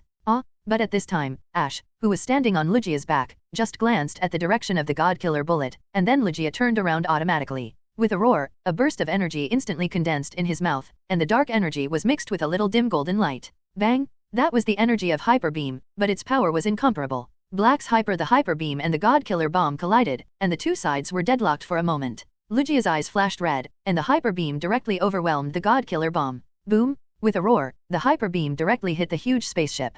Under the powerful energy, the solid spaceship armor was instantly pierced like paper. The next moment, the spaceship was broken by waves of energy, and the entire spaceship swelled up. It couldn't hold up for a moment, and there was a deafening roar. The entire spaceship was directly blown to pieces, and the people inside obviously had no chance to escape from it. What an amazing destructive power. Even Professor Elm saw such a powerful force for the first time. DOM was also stunned. He didn't expect that the God Killer bomb he had carefully prepared for so long could not deal with Lugia. Die. BFBH. At this time, Ash's eyes flashed with purple light, and he spoke in an emotionless cold voice. Lugia responded and gathered powerful energy in his mouth again. The hyper beam had just been used, but he was able to move again, and the power was several times more than the previous hyper beam. Bang, bang, bang. Hyper beam blasted directly towards the ground, and the energy beam swept forward. The ground continued to explode, and Dom's men suffered a heavy blow. Growls came one after another, and DOM himself was blown away by the airflow generated by the explosion and fell directly to the ground. After dealing with Dom's men, Ash still had a blank expression on his face, while Lugia roared and took Ash up into the air. Roar! As Lugia roared, a terrifying black energy emanated from his body, and the entire soaring in the sky became dim. The whirlpools on the sea around Silver Rock Island gradually rose, and then turned into huge twisters. At the same time, some of the tornadoes rushed to the coast and swept towards the houses. Wherever the tornadoes passed, the houses instantly turned into ruins. The entire Union Island instantly fell into panic, and the police on Union Island quickly moved out to evacuate the crowd. At this time, the sea water around Union Island began to gradually change from Union Island. The sea water seemed to be stained black by ink, turning into the color of Lugia's body at this time, and it was still spreading at a very fast speed. Even the originally silver-white reefs seemed to have turned black under the influence of the dark sea water. And it's not just Silver Rock Island. At this time, Red Rock Island, Green Rock Island, and Huanjun Island are all surrounded by violent storms. All the surrounding whirlpools have turned into twisters. The Black Sea water is covering Silver Rock Island. At this speed, it will sooner or later engulf the entire Whirl Islands, and even the shallow Onion City and Kianwood City near the sea will be affected. Silver Wing Flash Mountain. At the top of Silver Wing Mountain, after dealing with Dom's people, Lugia watched the unconscious Ash slowly rise. Then he took Ash away from Silver Rock Island's sky, flying at high speed, and directly launched indiscriminate attacks in Silver Rock Island's sky without hesitation. Hyper Beam continued to bombard this originally prosperous island. Explosions came one after another, people's panicked shouts, and the sound of the police evacuating the crowd continued to sound. At this time, Ash and Lugia seemed to be unable to hear these sounds, and just launched attacks madly. He had slashed the island before, but he didn't destroy the whole island. But now seeing how his wife and children were treated, Lugia seemed to have made up his mind to destroy everything. Ash. Seeing Lugia take Ash away, Serena ran to the edge of the cliff and shouted in worry, followed by Sunday. Pikachu had tears in his eyes at this time. Since he met Ash, this kind of thing has never happened. Professor, do you know what's going on? How did Ash become like this? Richie also looked at Professor Elm. Professor Elm knew the most about Pokemon, and he was the wisest person here. Perhaps only he could know. I also. Logically speaking, even if Lugia produced rage, it should have nothing to do with Ash. Professor Elm shook his head slightly. He knew very little about the legendary Pokemon, and he didn't know that Lugia had such terrible power. Not to mention, why did Ash become like that? No, it's not unrelated. At this time, Maya spoke, shaking her head with a serious look. Does Miss Maya know what happened? Serena asked hurriedly. Did Ash meet Lugia before? Maya did not answer her question directly, but asked. Well, on Shamudi Island in the Orange Islands, the power of the 3 sacred birds there was out of control, and Ash and Lugia dealt with them together to prevent the disaster from coming. Serena nodded and explained the situation to Maya. When she followed Ash from Kalos to Pallet Town, the then Saint Frola told her about this. Then it should be impossible to make a mistake. If I am not mistaken, the mark on Ash's forehead just now should be a silver feather. Silver feather. Everyone listened with confusion on their faces. Serena and Sunday knew about colored feathers, but they didn't know what silver feathers were for. Legend has it that the silver feather is a token of the sea god, and the sea god will give it to the person he recognizes. Professor Elm still knows about this legend. So Lugia once gave the silver feather to Ash. Yes, and the silver feather is part of Lugia's power. If Lugia is out of control at this time, then the power of Lugia in Ash's body should also be affected. Ash should be affected by its power now. It can be seen that Lugia has placed a lot of power on him. Although I don't know why it values Ash so much, it must be said that Lugia Rage's emotions have affected Ash, causing Ash to passively fall into that kind of contest condition. As a priest, Maya still knows a lot about the sea god. Now it can be said that it has become Ash's original intention. It is only because of the influence of its power that Ash and Lugia regard each other as part of themselves and fight together. I should have thought of it earlier. When the Sea Soul came into contact with Ash on Red Rock Island, I should have discovered it. When Ash won the title of the Sea Hero, the Sea Soul emitted a dazzling light that had never been seen before. She should have thought of this at that time. What should we do now? Serena couldn't help but ask. If we can separate Ash and Lugia, wake up Ash, maybe there is a chance to wake up Lugia. Maya didn't know how to do it, but no matter what, the two must be separated now. Professor Elm, how are Silver and the others? Maya supported Silver and asked worriedly at the same time. How can we know if we don't try? If we don't stop them, the island will be ruined. Is this possible? Not to mention that Ash is being controlled now, with Lugia around. We can't get close to him at all. After listening to Maya's words, Professor Elm also responded. Silver's condition was okay, but he was still a little weak. After seeing Lugia and her son, they might do something extreme to them, and they had no means of transportation to transport Lugia. Everyone found out the situation and ran over. Silver looked quite weak, but he was struggling, rubbing his head against his mother next to him with tears in his eyes. Serena frowned and spoke. The mountain was surrounded, and it was definitely impossible to get out of the mountain. Maybe many people had been brainwashed by Dom's words. Richie looked in the direction of Ash and unconsciously clenched his fists. Professor Elm hurriedly stepped forward and checked their conditions. Everyone subconsciously looked around. There was indeed nothing, and Dom's boat had been destroyed by Lugia just now. Maya spoke at the same time after hearing the voice. Lugia and her son must not be killed no matter what. It's okay for now, but Lugia's injuries are more serious and must be treated as soon as possible. Ash, wait for us, we will definitely bring you back. Woo woo, yes. Everyone nodded. Now, no matter what, they had to save the lives of Lugia and her son. Stop. Lugia's situation was worse. Fortunately, it was strong enough, so it was not in danger for the time being, but it had to be treated as soon as possible. We must send them to the Pokémon Center as soon as possible. Without Ash, Sunday became the backbone, exuding an indescribable aura that trapped several people in front of him. But when he looked around, Sunday seemed to notice something, seeing several voices sneaking around and preparing to leave. But how to send them there? The mountain should be surrounded by people, and we have no means of transportation. Aye. At this time, a familiar growl sounded. Everyone was slightly stunned after hearing the sound, and then hurriedly looked in the direction of the sound, only to see that Silver had woken up in Lugia's mother's arms. Sunday frowned. Ash himself is a psychic. The power he just released is already very strong, not to mention that there is Lugia by his side.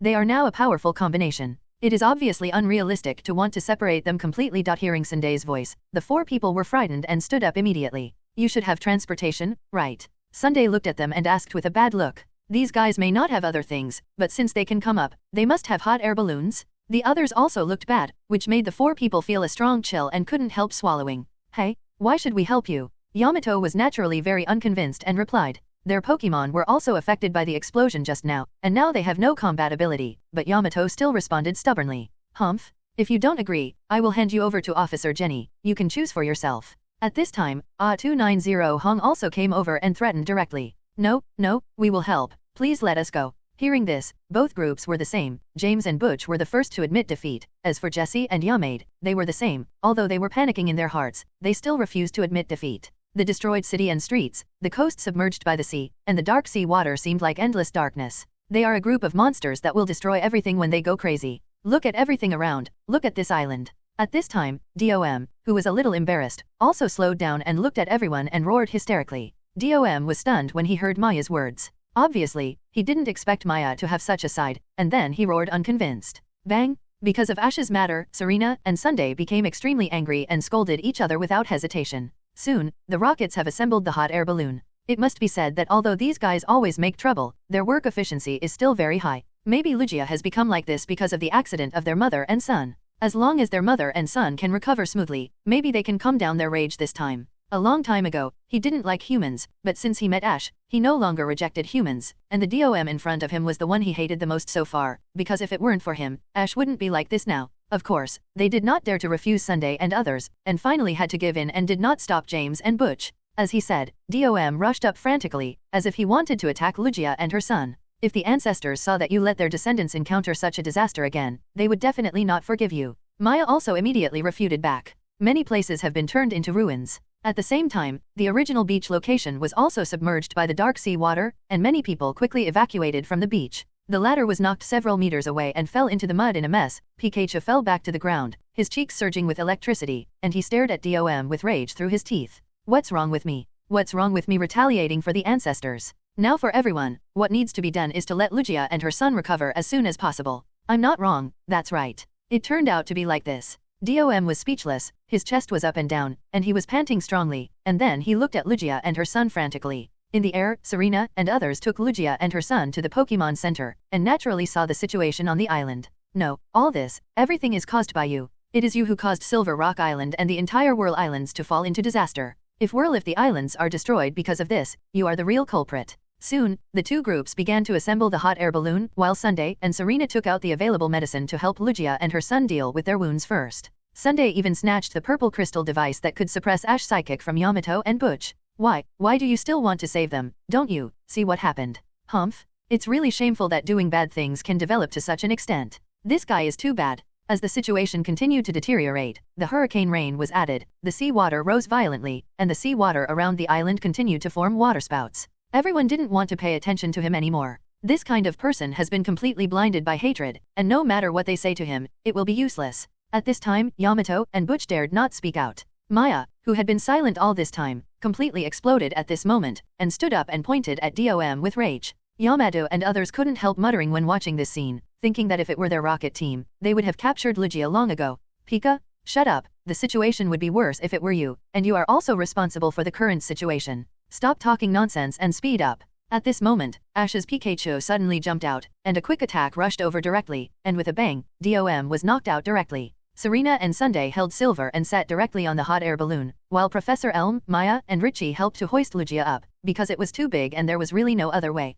Then the few people split into two groups, one took Jesse's hot air balloon, and the other took Yamato's hot air balloon to prevent them from cheating, and flew towards the Pokémon Center at the bottom of the mountain. After they left, Dom walked to the edge of the cliff alone, looking at the heavy rain below and the city still on fire, with a crazy smile on his face. I won't be wrong, retaliate is the right way. No matter what the final outcome is, there is no place for that monster in Whirl Islands, and the islanders will no longer worship them as the god of the sea when talking about them, ha ha ha. At this moment, for Dom, everything is no longer important. Even if Lugia was not completely killed, Lugia is now out of control. If it continues to destroy like this, people will never tolerate it in the end. But he did not realize that his actions have now put the entire Whirl Islands and even the entire Johto region in an irreparable situation. Help! A cry for help suddenly sounded, and everyone looked in the direction of the sound. A group of people on the street were shouting in panic and running away on the street. Everyone was confused, and then they found that something seemed to be chasing them behind them. Looking carefully, it turned out to be a group of Pokémon. What is that?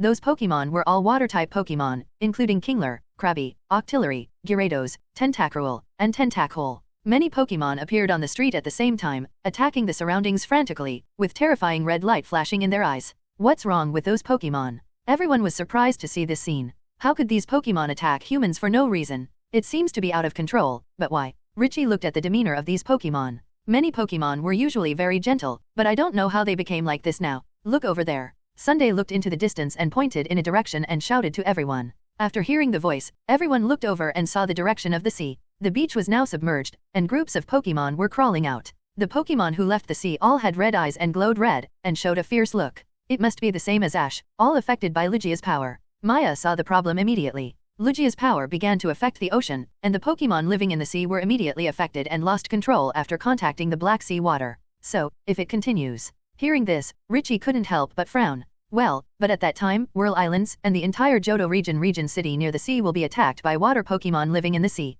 Maya said a very terrible consequence. The sea is vast and boundless, and there is no way to know how many Pokémon live in it. Once all these Pokémons land on the shore, both the people and Pokémons in the coastal cities will become their targets. Such a big incident has happened, and now it is not just Whirl Islands. The news has spread, and the surrounding cities of Asagi City and Kianwood City have entered the contest condition. The Johto Region Alliance was also alarmed at the same time. Although it took action immediately, the speed is always not that fast. There are even some people who seem to be ready to take action at any time. The good and evil of Pokémon itself has nothing to do with them. Even if it is a Pokémon that has done many evil things, they will also treat it. You're welcome. This is all I can do. Why send them here? They want to destroy the entire Whirl Islands. The faces of these people are a little better, but they still don't let everyone in. Obviously, in this case, even if the priest comes to talk, it won't work. It must be said that Nurse Joy's words are still very useful. Besides, Nurse Joy is not a local, so she has no revenge mentality. At this time, a voice sounded, and Nurse Joy walked over with Chinsey with a stern look.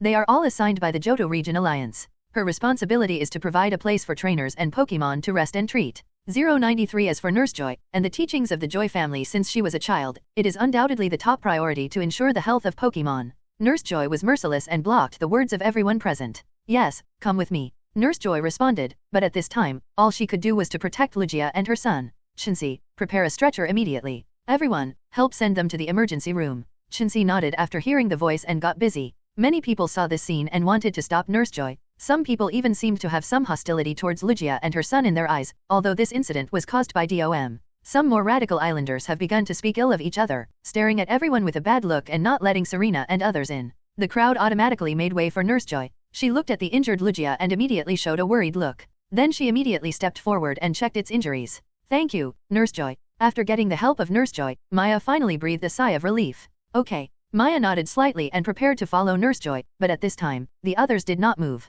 At this time, the Pokémon Center was already overcrowded, some came for treatment, and some came to take refuge. Nurse Joy did not hesitate at all and immediately called Shinsi to take action. What are you doing? Please get out of the way and don't affect the normal operation of the Pokémon Center. When everyone arrived, many people looked over, and everyone noticed that many people had complicated expressions when they saw Lugia and her son. Yes, drive them out. But it must be said that his statement is still very convincing at present. After all, now, Ash and the blackened Lugia are still wreaking havoc in the sky of Silver Rock Island, which makes people feel dissatisfied. We must go find Ash. Although everyone did not discuss it, they all had a tacit understanding. Shuttled in the rainstorm, fortunately, the rocket team's technology was quite good, and successfully escorted Lugia and her son to the Pokémon Center. And Nurse Joy also has the ability to distinguish right from wrong. She knows very well that all this has nothing to do with Lugia. It is all the selfishness of that guy named Dom. He should be the culprit. Ms. Maya, Silver, and the others are now in your care. Richie spoke up at this moment. That's not the case. Please calm down, okay? Maya also spoke at this time. As the priest of Whirl Islands, many people still respect her. Go, what if we attract that monster? If you have any dissatisfaction, you can leave the Pokémon Center now and don't affect the injured people and Pokémon. Can I accompany them? Seeing this, Maya asked again. No matter what you want to say, I must remind you that the responsibility of the Pokémon Center is to treat Pokémon.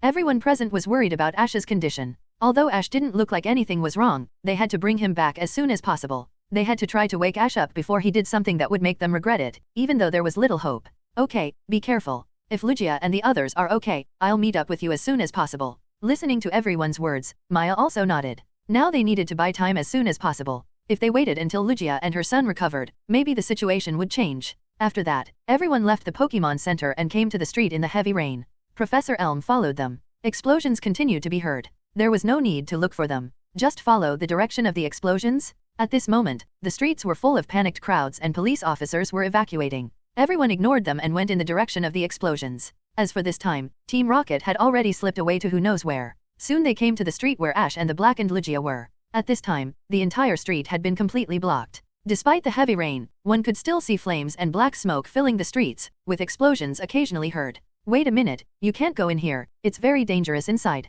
This street has been blocked by the police at the first time, and evacuation operations have been launched to evacuate the people here. If you see someone trying to go in, immediately come forward to stop them. Please let us in, we have something important to do. No, it's too dangerous. The police did not let everyone in. No matter what the matter is, they must ensure the safety of the people.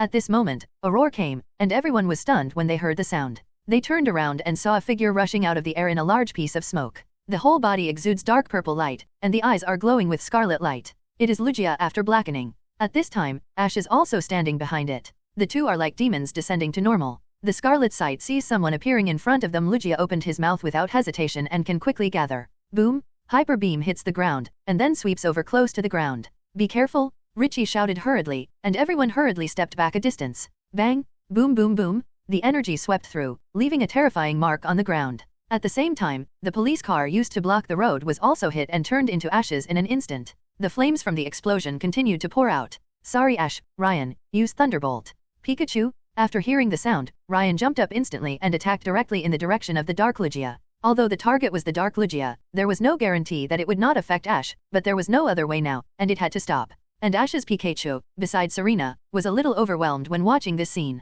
It didn't want to attack Ash, but the situation in front of it seemed that it had to do so, and it was also entangled for a while. Lugia and Ash noticed at the same time, and saw that Lugia just slightly deviated to avoid the attack. Boom! Dodged Rain's Thunderbolt, Lugia attacked everyone without hesitation, and Ash did not stop him expressionlessly. Hyper Beam attacked everyone again. This time the distance was much closer than before, and the super strong power made everyone feel great pressure. Kirby? Faced with the attack full of destructive power, everyone was at a loss. At this time, Celebi quickly rushed out. The body blocked in front, opened his hands and radiated dazzling light, and then formed a green protective shield in front of everyone, covering himself. Blocking in front of everyone. Protect theoretically can resist any attack, but at this moment, although it temporarily blocked Lugia's attack, it could not dissolve Lugia's hyper beam. Celebi frowned and gritted his teeth to continue to supply energy to the protective shield.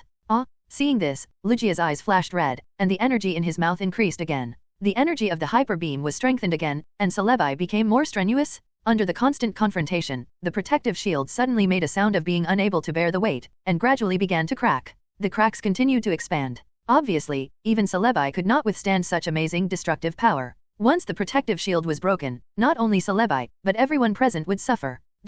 Ash, come here quickly, smelling salts. Not knowing what to do, Serena was helpless and could only face the air. Ash shouted, hoping to wake him up. Obviously, all this was in vain, and Ash couldn't hear anything at this time. Serena's cheering was obviously useless. Ash didn't change his expression at all, and Lugia continued to increase his power output. Celebi felt more and more exhausted, and the protective shield was about to collapse. Pika Pika Takumai? Looking at the critical situation in front of him, Pikachu was originally on Serena's shoulder. Facing the situation at this time, on one side was the safety of everyone, and on the other side was his own trainer. In the end, Pikachu still chose to protect everyone first. Good job. Pikachu jumped from Serena's shoulder. It believed that if Ash was in the smelling salts contest condition at this time, he would also let it do so. Thunderbolt exploded instantly, and Lugia, who was attacking Celebi, had no time to dodge. Pikachu Village's Tenfang Volt hit Lugia's abdomen directly.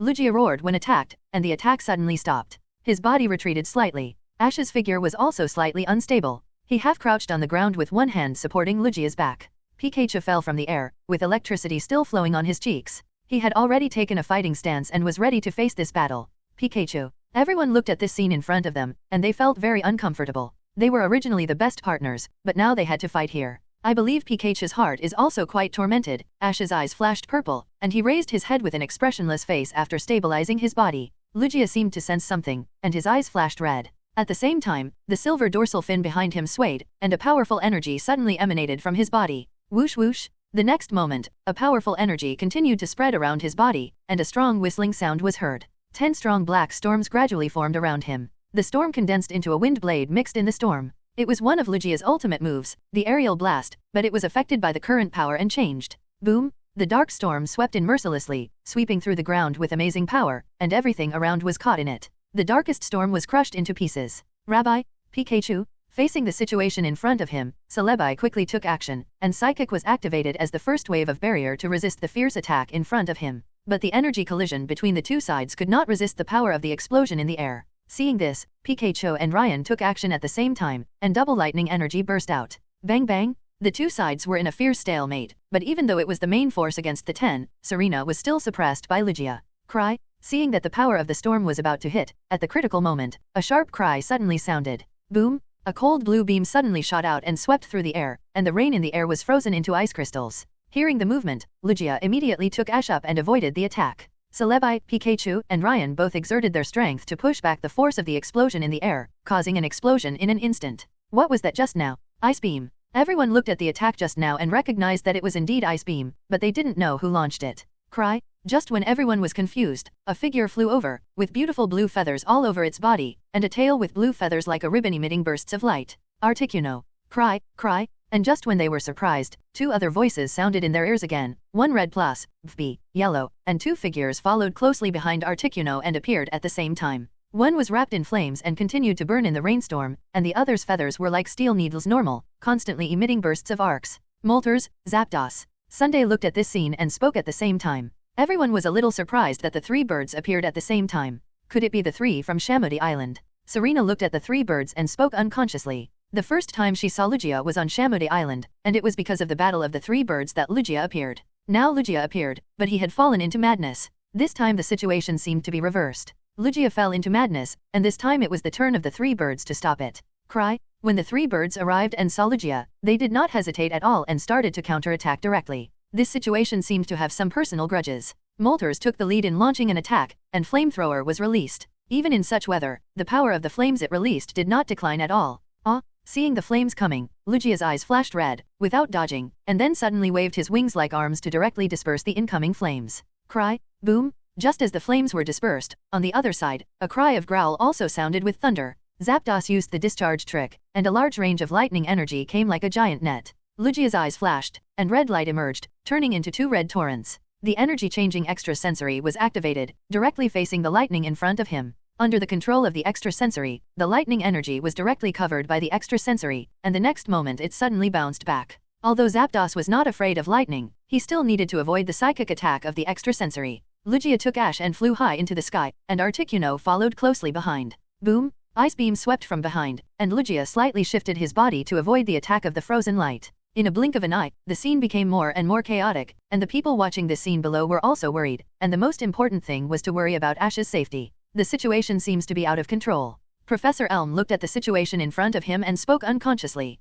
This situation is no longer something that ordinary people can intervene in. We must separate Ash and Lugia as soon as possible. Richie thought about how to separate Ash and Lugia, but the scene was so chaotic that there was no way. It seemed that none of them had large Pokémon that could fly people, especially Pokémon with excellent flying ability that could not be affected by such heavy rain. Soaring in the sky, Ash was now behind Lugia. Because Lugia was outputting more and more power into Ash's body, Ash seemed to have merged with Lugia at this time. Through Psychic, he acted as Lugia's eyes and cooperated perfectly with Lugia to easily avoid the sharp attacks of the 3 sacred birds. You know, these 3 are not just ordinary 3 sacred birds. They all have divine duties and are definitely the strongest existences of their respective tribes. After avoiding Zapdos Thunderbolt, Moltres' vortex of fire quickly attacked, and Ash looked in the direction of Moltres. Lugia immediately understood, turned around, and suddenly a strong water pressure condensed in her mouth. Boom! The black water pressure suddenly burst out. Even though the color was different, it was still a water-type trick, and the power was even stronger than before. Hydro Pump collided with the vortex of fire and instantly overwhelmed Moltres' attack.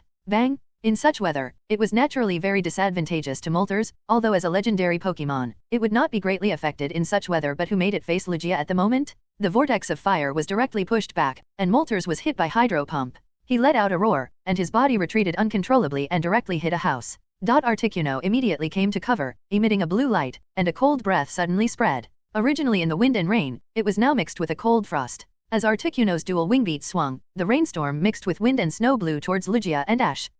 At this time, Lugia opened the dual wing beat in the air, and the energy of black emerged again. The air blast instantly erupted with a strong black storm tore through Articuno's wind and snow. Seeing the storm coming, Articuno quickly rose to the sky to avoid the air blast attack. Although it was 3-1, Lugia could not gain any advantage against the dark. Cry, boom! A loud noise suddenly came from above soaring in the sky. Originally, Articuno was about to chase, but a thunder exploded above soaring in the sky. Ash turned his head and saw that Zapdos suddenly released a large amount of lightning energy. The lightning rushed up to soaring in the sky, entered the clouds, and attracted more thunderclouds to gather quickly. Such weather is very unfavorable for Moltres, but it is like a fish in water for Zapdos. With the hurricane rainy weather, thunder launched. The thunder in the future is like 10 sharp swords that directly chopped down.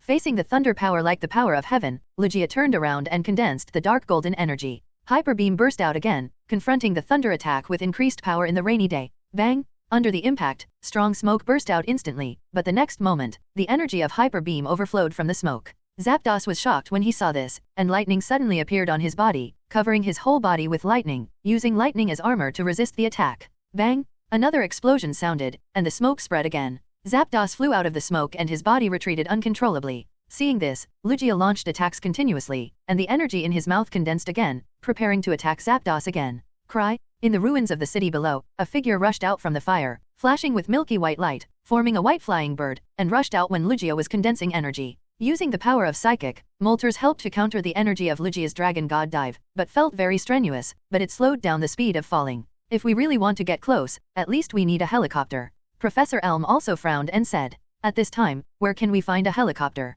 Serena was anxious. The more chaotic the scene was, the more worried she was that Ash would be seriously injured.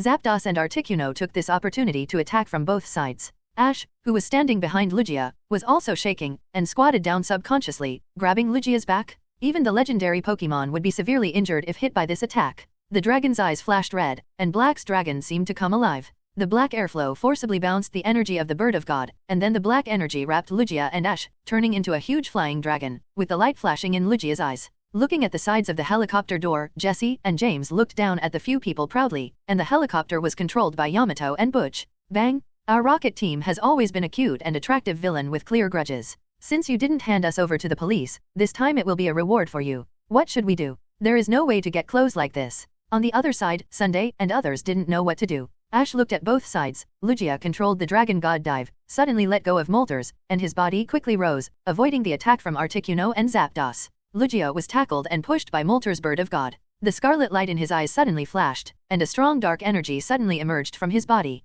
It was Moltres who was smacked down before, and the attack of the Bird of God suddenly hit Lugia. When they saw the sky, everyone was slightly stunned, and then a ladder fell down, and then Jesse and James popped out of the door. Roar! Although the two of them claim to be bad guys, they are also bad guys with principles. It was Luca and Joshua, who who were waiting for news at home. After hearing the news, they quickly rushed to the Pokémon Center. But Lugia's Dragon God Dive energy had not dissipated yet. She flew into the air and circled for a circle, then dived down. Under the powerful energy impact, she directly hit Articuno. Articuno immediately let out a roar, and his body flew out like a cannonball, hitting the ground with great power. Seeing this, Celebi also flew over to cover Articuno, while Zapdos and Moltres attacked from the side at the same time. Both of them were legendary Pokémon. The scene became more and more chaotic. Articuno and Zapdos also passed each other and did not hit each other. Hey, you want a helicopter, right? Everyone looked at each other, and without saying much, they climbed up the ladder and got on the helicopter. Jesse and James entered the cockpit where Yamato and Xiaolang were. Let's go. After everyone boarded the helicopter, Yamato and Butch immediately operated the helicopter to move towards the battlefield.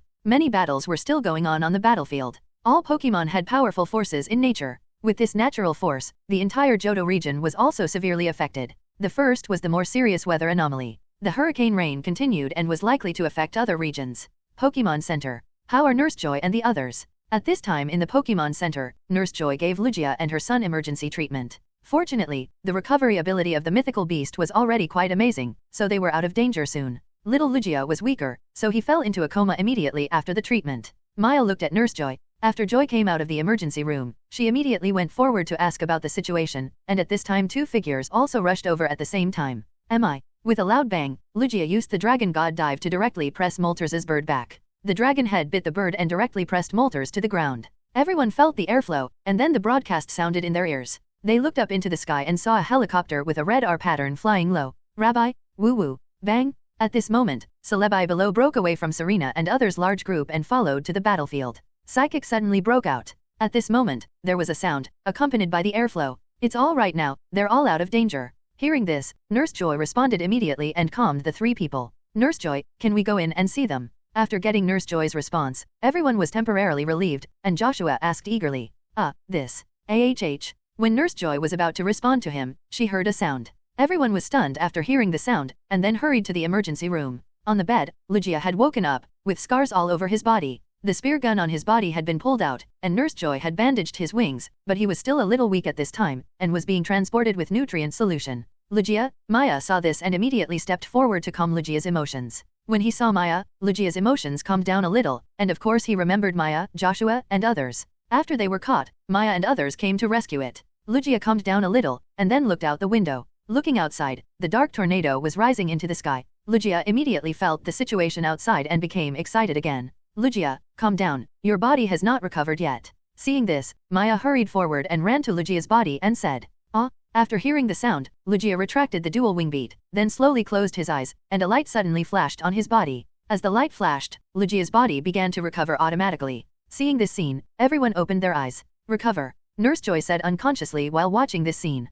Lugia was using recover to recover contest condition. Maya quickly made way for Lugia to heal her injuries. Soon, Lugia's injuries gradually recovered. Lugia slowly opened dual wing beat and it looked like all the injuries had recovered. Afterwards, Lugia moved her body and when she felt that she could move, she opened dual wing beat and seemed ready to leave. Wait a minute, Lugia. If you want to go, please go with me. Maya hurriedly called Lugia. Maya knew that the others were still outside and she didn't know what was going on. She had to go with them. Lugia looked at Maya, nodded slightly after a moment, then looked at her child again, and turned to look at Joshua. Although Joshua was still a child, he knew what Lugia meant by the look in his eyes when he looked at Lugia. Don't worry, I will definitely take good care of Silver. Joshua responded seriously, and Lugia nodded in relief. At this time, Maya also opened the window and then jumped behind Lugia.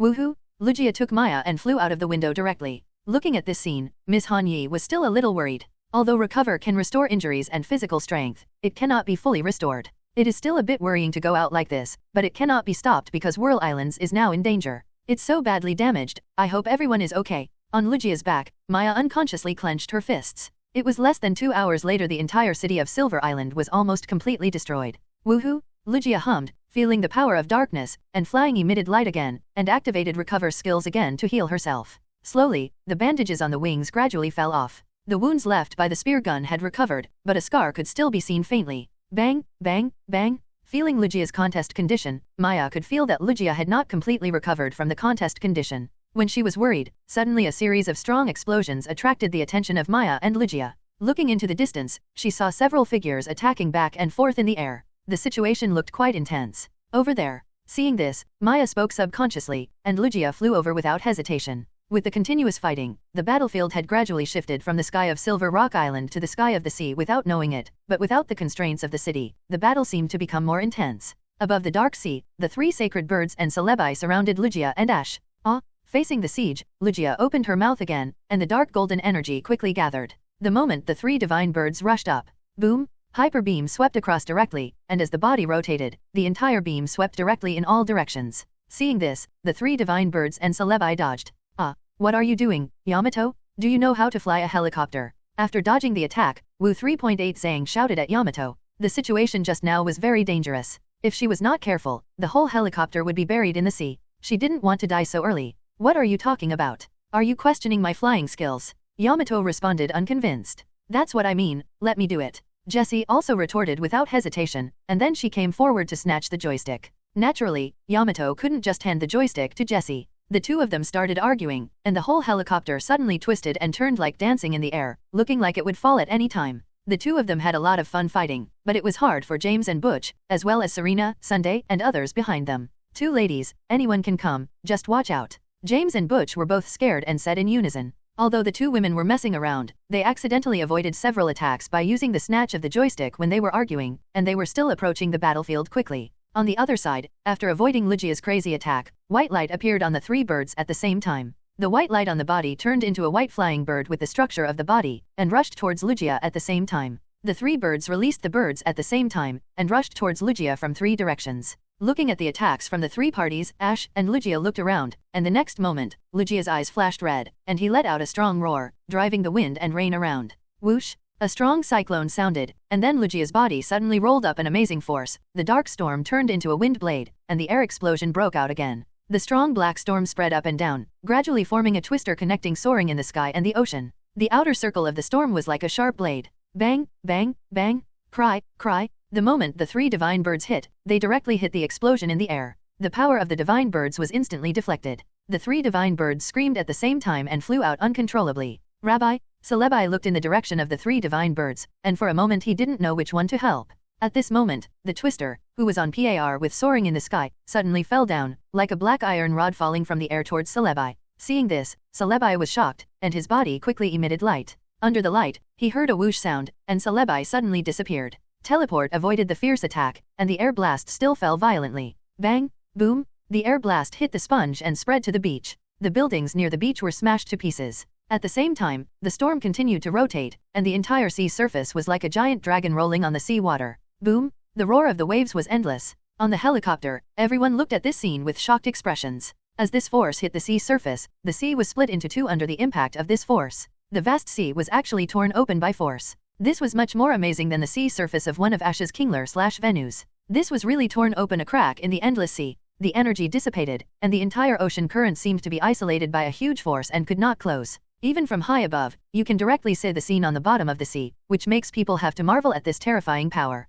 Celebi looked at this scene and was a little flustered for a while, but finally flew towards the direction of Ash and Richie. Cry! It didn't hit Lugia, but flew past Lugia, and at this moment, the hatch behind opened. As for Ash and Richie, if they fell directly to the bottom of the sea, they would be dead. At this moment, a voice sounded, and the two women, Yamato and Jessie, pressed their faces against the glass of the helicopter, and the whole helicopter rushed over like crazy. Dodge! Below was the avoided sea crack, without sea water, and the abyss of the seabed could be seen directly. Richie jumped out of the helicopter without hesitation. Now, roar! On the other side, Team Rocket and Serena and others fell towards the sea surface. Celebi made a decision after weighing it again and again. After all, there was sea water there to catch up. Butch and James looked at this scene and hugged each other and cried bitterly, feeling that it was a dead end. But this sea has also been dyed black by Lugia's power, and the Pokémons have been affected and become manic and uneasy. No one knows what the consequences will be if people fall down. The speed of the two peoples falling suddenly slowed down a lot, and on the other side, the entire helicopter fell towards the sea, although there was the sea below. It's over. James and Butch 493's miserable growls sounded almost at the same time, and at the same time, there were also sharp growls from Serena and others. Lugia had to stop and dodge the attack. Zapdos and Articuno rushed up again, and the four Pokémon were entangled again. Boom! While dodging Hyper Beam, while continuing to rush forward, Celebi quickly chased after them, and at this time, Lugia also felt that Ash had left, and quickly adjusted the direction to chase after him. The roar drove the airflow, directly bounced the helicopter on the side, and the entire helicopter instantly lost control and fell to the sea surface on the side that was slashed. Celebi subconsciously made way for the road when she saw this scene, and the helicopter rushed straight towards Ash and Lugia. Ryan and Pikachu grabbed Richie's shoulders. Although there was a deep abyss below, Richie did not hesitate at all and jumped out directly. The air blast dissipated, Lugia and Ash appeared in the crack of the sea at the same time, and Celebi emerged. Seeing this scene, he was at a loss. His power was simply not enough to compete with it. Then the two of them, and their respective Pikachu fell from the air at the same time. Lugia seemed to have noticed this and immediately let out a roar of rage. Bang! In the air, Richie rushed directly to Ash. Ash stood behind Lugia with an expressionless face. When he turned around, Richie had already rushed up. I don't want to die yet. Jessie and Yamato, who were still arguing, surprisingly reached a consensus at this time, pulled the joystick in the same direction, and the helicopter quickly deviated to one side. It's over, my life is over. However, facing the oncoming helicopter, Lugia did not hold back at all, and the energy quickly gathered, and Hyper Beam was released again to shoot at the helicopter. Get out of the way, the rescue team to save the little brat is here. Bang! Ash didn't have time to react. Richie directly hit him, hugged Ash, gritted his teeth and used the inertia of his body to push Xyolio off Lugia's back. At this moment, a flame came, and the three sacred birds that were previously bounced back again, and Molter's flamethrower blocked Lugia's way. Rabbi? But it also bought time for Celebi to use Psychic to catch Ash and Richie who were falling rapidly. At this moment, a gust of air swept past, and then a blue light enveloped the entire helicopter, and everyone had lost their balance. But suddenly they all stabilized, and then everyone was surprised to find that they were all covered by blue light, and the helicopter actually floated up automatically. Everyone, are you all okay? At this moment, a voice came, and everyone turned their heads to see a figure riding a silver-white figure appeared next to them. Ms. Maya, Lugia. Everyone looked at it and recognized Maya at a glance, and Rocky was Silver's mother. At this time, its eyes emitted blue light, and it used Psychic to catch the helicopter and saved everyone's life. Sorry, I kept you waiting for a long time. Where are Ash and the others? Maya apologized, and then looked at Richie and Ash were not on the back of the Lugia. They both fell down. Let's go over and take a look. Serena and Sunday replied in unison with worry, and Maya nodded immediately after hearing the voice. Okay, Lugia, I'll leave it to you. Maya made a request to Lugia after hearing this. After hearing this, Lugia took Maya to control the helicopter and flew towards the cracked trench. On the other side, Celebi slowed down the speed of falling, and Ash and Richie soon landed on the beach at the bottom of the sea.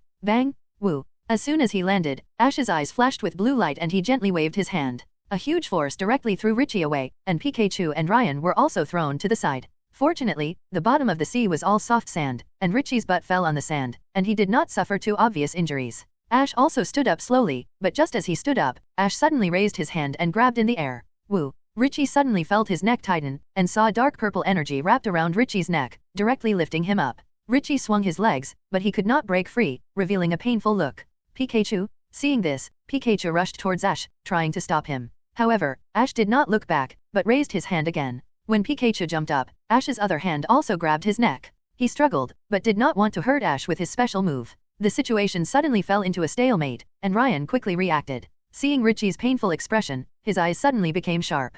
Pikachu. Ryan's face was full of electricity, ready to attack. Ryan, no, don't. At this time, Richie opened his eyes with difficulty, gritted his teeth and shouted to Ryan next to him. Pikachu. Ryan was also a little at a loss when he heard it. Seeing Richie's painful appearance, he really couldn't bear it, but he had to obey Richie's orders. Ash is a real strong man. I could only look up to him in Indigo Alliance. I believe he won't be defeated so easily. After Richie stopped Ryan, he looked at Ash and said with difficulty. Ash still had no expression on his face. Just as he was about to increase his power output, he suddenly felt a warm and wet touch from his other hand, same as the cold raindrops that fell on him before. Ash, hurry up, smelling salts. Pikachu, they have been waiting for you. Without knowing where he got the strength, Ash forcibly broke free from the Pokémon's embrace, and at the same time took back his hands to hold his head. In addition to the Pokémon in the Pokémon home, nearly 10 Pokémon rushed out of the Pokeball and came to Ash, all calling Ash to come back. As the light flashed, Ash's expression paused slightly, and the dark purple light in his eyes gradually weakened. The 2 rays of light on his chest and forehead became stronger and stronger. At this time, Lugia in the air seemed to have sensed something, and his personality became more violent. He released the dark energy of the dragon god and swooped down to continuously block Moltres, and Zapdos was knocked out. Bang! Ash seemed to feel that they wanted to get closer, and suddenly shouted at them. Melodic, Quilava, Dragonite, Charizard.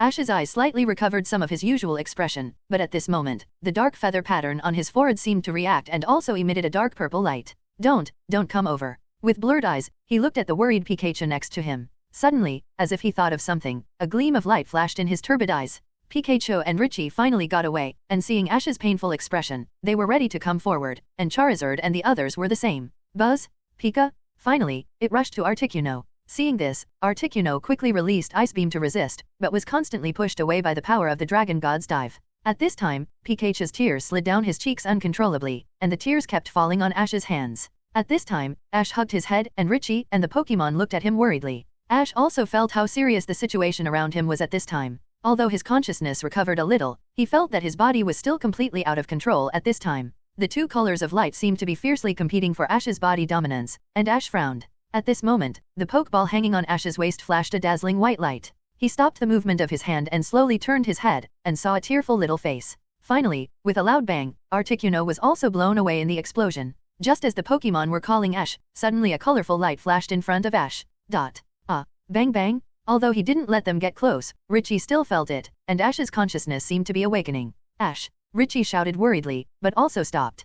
Pika Pika? As if his body was torn apart, Ash screamed subconsciously, and his voice seemed to echo. Ash's reaction at this time surprised it. Pikachu, Pikachu. Richie looked at the hesitation on Ash's face and shouted quickly, but Ash was still stunned. Pika Pika. Bang bang bang bang. Pikachu heard Ash's growl and hurriedly took 2 steps forward. 10. Thunderbolt. Use Thunderbolt on me. Ash spoke to Pikachu with difficulty. When he finished speaking, Richie and the Pokémon were stunned. Pika? Pikachu? Pikachu was also stunned, and then Pikachu shook his head suddenly. No, it's okay, you are helping me, hurry up, Ash said with difficulty while enduring the pain. Pikachu froze in place after hearing Ash's words. It didn't want to attack Ash, but after hearing Ash's words and seeing his painful appearance, Pikachu's eyes finally became firm after 10 seconds of hesitation. For so long, it has always believed in Ash, and it will not be wrong this time. Pika? Pika. Chu? Pikachu's thunderbolt, full of trust and worry, burst out directly, and a dazzling golden light suddenly emerged from the trench that was slashed. Aftalt? Ash was hit by thunderbolt and instantly let out a scream. His consciousness became more smelling salts. He raised his hand with difficulty in the thunderbolt. My body has recovered. Ash looked at his hand. Although it had been paralyzed by 457 thundershock, the control of his body seemed to be slowly returning. Good. Ash was in the thunderbolt, and he endured the pain. He slowly raised his hand and then put his finger on his forehead. The dark purple light was completely covered by his palm. Woo. Gritting his teeth, his fingers then exerted force. Richie unconsciously clenched his fist just by watching this scene, secretly cheering for Ash. A shout came from the trench, and Ash began to exert force with his arm. The next moment, he heard a puff. He saw a dark purple feather-like thing made entirely of energy, which he peeled off from his forehead. Of course, the process was also accompanied by a heart-wrenching shout, when the dark purple energy feather was completely peeled off. Ash seemed to have lost all his strength and fell down at the same time. Seeing this, Pikachu quickly retracted his power. Ash. Richie ran up and supported Ash, who was about to fall down. The Pokémon also came up. Ash, I knew you were really amazing. Richie supported Ash with a relaxed smile on his face and praised him sincerely. He could only say that he was worthy of being the champion of that conference. Although he was a little messy, he believed that only Ash could do this. Richie was very fortunate that he had been able to compete with such an Ash. He was also looking forward to this year's Silver Conference and looking forward to competing with him again. Who? Ash was panting heavily and seemed a little weak, but a smile appeared on his lips unconsciously. Thank you for worrying you, Ash responded. After being out of control, he did not lose his memory, so Ash remembered what happened during the time he was controlled. There's no need to talk about this between us. Richie also responded. Pika? Roar? Ash's other Pokémon also came up, and Ash was very moved when he saw them. At present, the Pokémon in the Pokeballs that he often hung around his waist felt his danger and rushed out. Those who couldn't come out were all in the Pokémon home. After all, it was another space, and even Mewtwo couldn't detect the changes outside. Buzz? Then, the colorful light on Ash's chest became stronger and stronger. Slowly, Ash felt that the strength of his body seemed to be slowly returning, and the pain in his forehead was gradually disappearing. Feeling that his body was slowly recovering, but the fatigue of his mental strength was also difficult to reverse, Ash slowly stood up. Richie was a little surprised, but when he saw that Ash's face had improved, he slowly let go of his hand. BFBD. Ash. At this time, a voice came from the air. Lugia took Maya and controlled the helicopter to land, and before the helicopter was completely landed, Serena and Sunday had already jumped down and ran in front of the two men. The two women unconsciously threw themselves into Ash's arms. Sorry, I'm afraid you'll worry again. Ash recovered after being stunned and smiled a little embarrassedly. Forget it, we've already gotten used to it. Are you hurt? Serena and Sunday listened to Ash's words, and they didn't blame him too much. They were basically distressed and worried. The two women looked at Ash's pale face and asked worriedly. No, nothing happened. The injury recovered, and the physical strength recovered, but the mental strength was still relatively weak. Ash smiled while forcing himself to be tired on the mental level. Richie was a little surprised, but seeing that Ash was fine, he didn't want to worry others, so he didn't say anything. Seeing that Ash was fine, everyone breathed a sigh of relief. Bang! At this moment, a burst of explosions sounded again, and then a figure fell down. Articuno fell from a high altitude, with bursts of white smoke on his body and fell on the sand on the bottom of the sea. Team Rocket and others were all shocked. Articuno. Everyone was shocked when they saw this, and then they ran towards Articuno. At this time, Articuno was already covered with wounds and was still trying to get up, but it looked quite difficult. In the air, Moltres and Zapdos were still struggling to hold on, and it looked quite bad. Ash has recovered, why hasn't Lugia recovered yet? Serena couldn't help but ask as she watched this scene.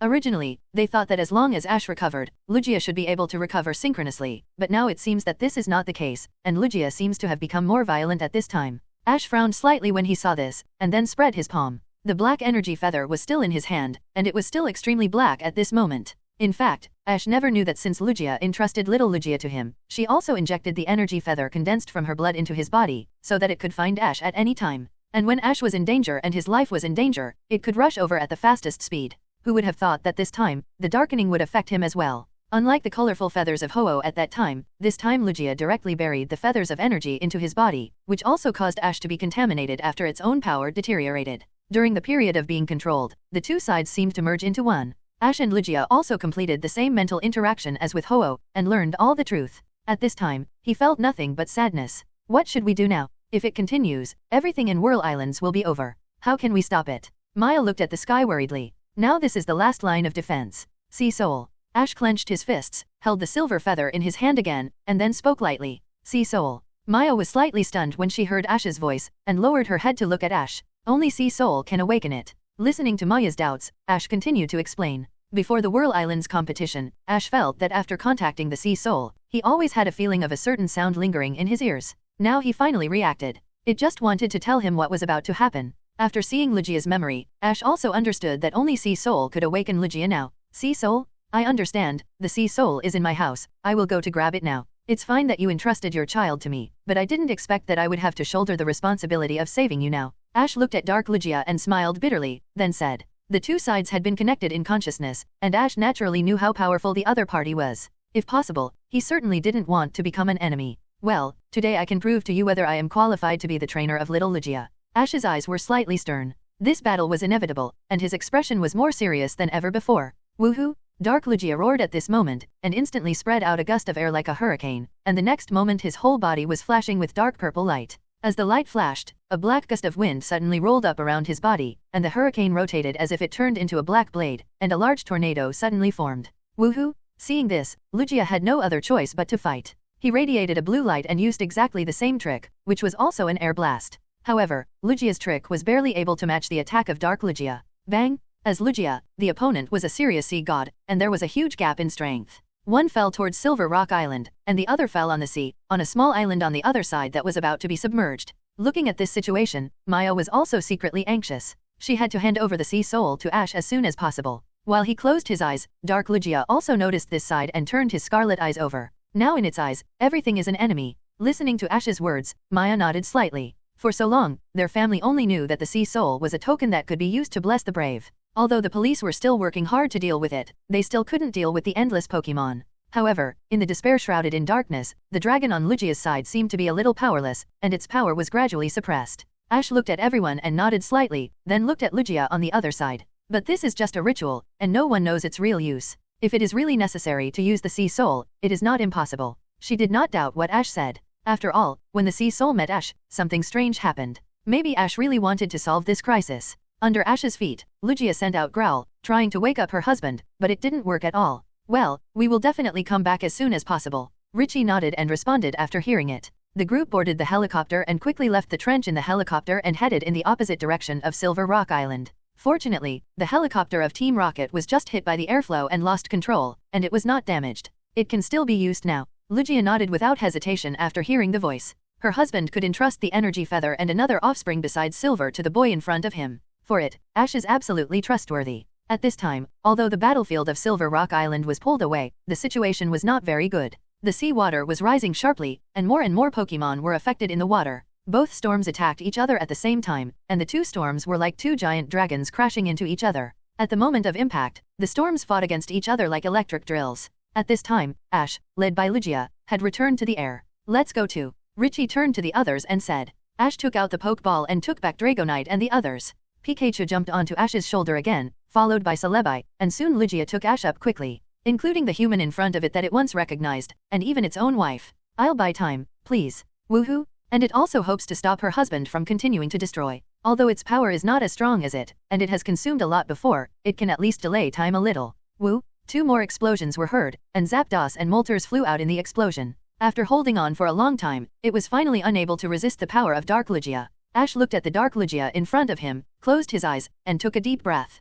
Please lend me a hand, Lugia. Ash walked to Lugia's side. At this moment, the opponent was in the dark contest condition, and his strength was even more amazing than before, while Ash's Lugia recovered hastily, and the contest condition was not complete. In this case, it was even more difficult to deal with the attack of the Dark Lugia. Then I'll leave it to you. Protect Miss Maya and bring the Sea Soul here. Ash also responded. What about you, Ash? Hearing this, Richie couldn't help but ask, and Serena and others also showed worried looks. After a while, Ash slowly opened his eyes and looked at the Dark Lugia opposite. Standing on Lugia's back, in the center of the storm with Lugia, Ash naturally saw the situation in front of him. On the other side, the Dark Lugia's eyes flashed red, as if he had won. Dark Lugia's eyes flashed with scarlet light, and he was about to push back his strength in one breath. ZZ? At this moment, a golden light flashed in the eye of the storm in front of him, tearing a hole in Black's storm. Pikachu? A figure penetrated the eye of the storm, with golden lightning all over his body, running wildly in the air.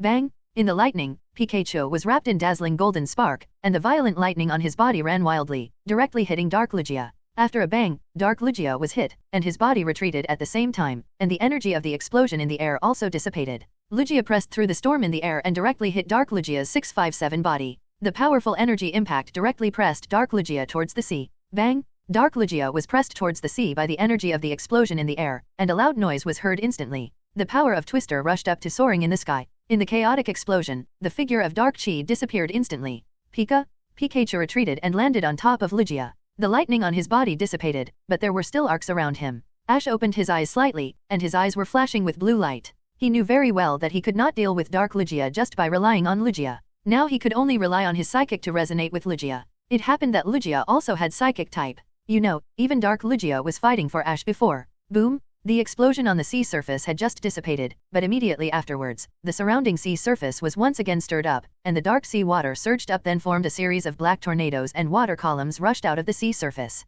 In an instant, several black tornadoes surrounded Ash and Lugia together, blocking all the surroundings. Boom! At the same time, a tornado swept over from below again, and Ash spoke up immediately. Be careful. When Ash's voice sounded, Lugia reacted quickly and shifted his body to avoid the rising tornado. Ash quickly squatted down and grabbed Lugia's back, and Pikachu also quickly lay down and hugged Lugia's neck. At the same time, the black tornado in front of him suddenly exploded. Roar! Dark Lugia appeared at the same time, accompanied by the roar of a giant dragon, and a black flying dragon roared around Lugia and rushed head-on.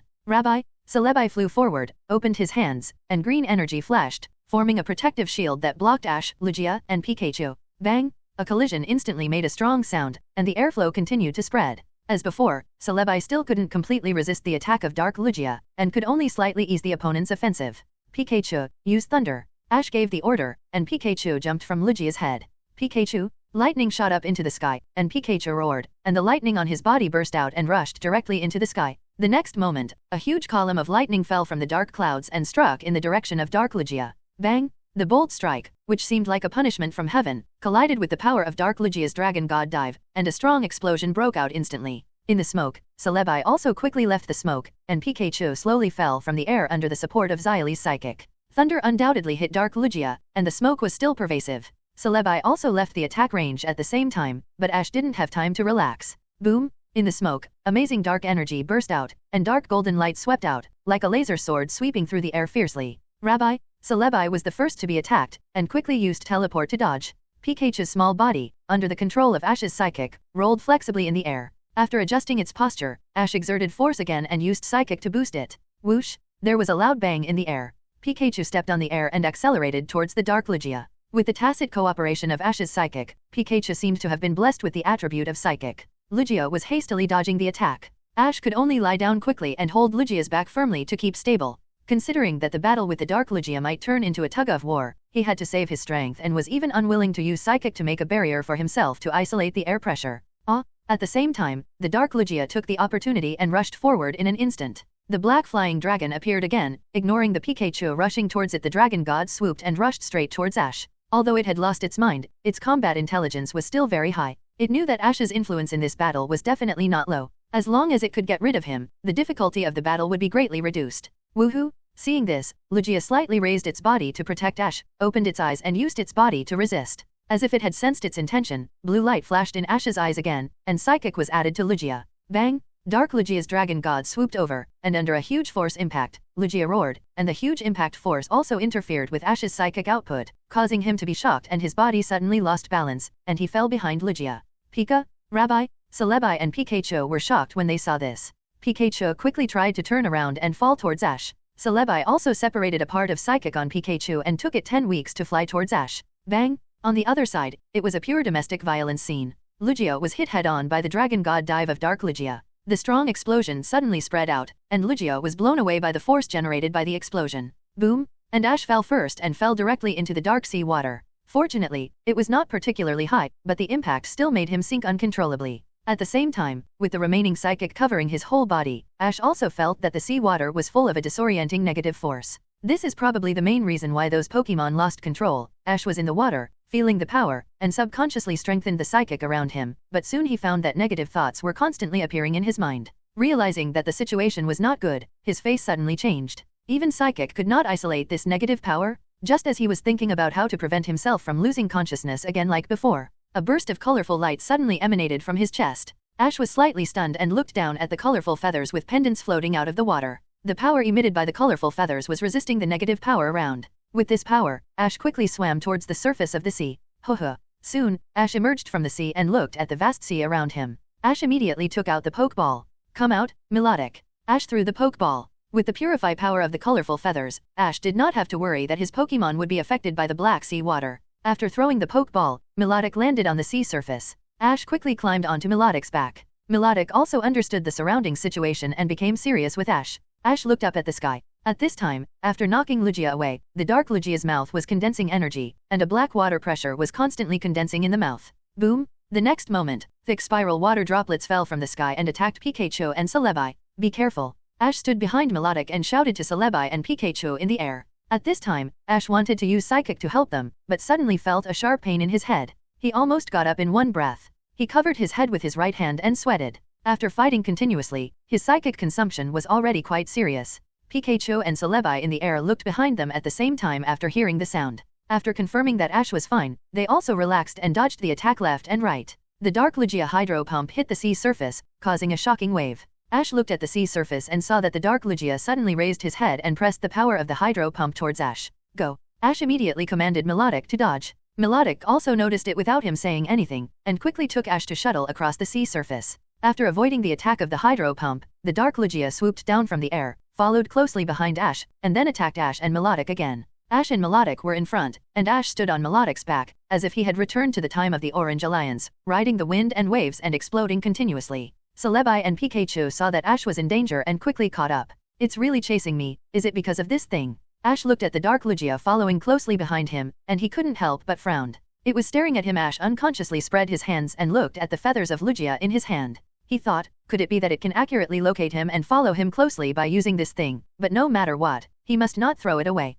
Silver Rock Island? Sorry everyone, I've been waiting for a long time. At this time on Silver Rock Island, in Maya's manor, Richie and others were waiting outside, and Maya quickly ran out of the manor. He held a golden scepter in his hand, and a fist-sized blue gem was inlaid on the top of the scepter. Is this the Sea Soul? Richie also saw the Sea Soul for the first time, while Serena and others had seen it a long time ago. Then let's send it to Ash quickly. Listening to Maya's words, Serena also spoke quickly. She was very worried about Ash's situation now. Because of the emergency, she didn't have time to say more and didn't want to drag Ash down, so she didn't know what kind of situation Ash was in at the moment.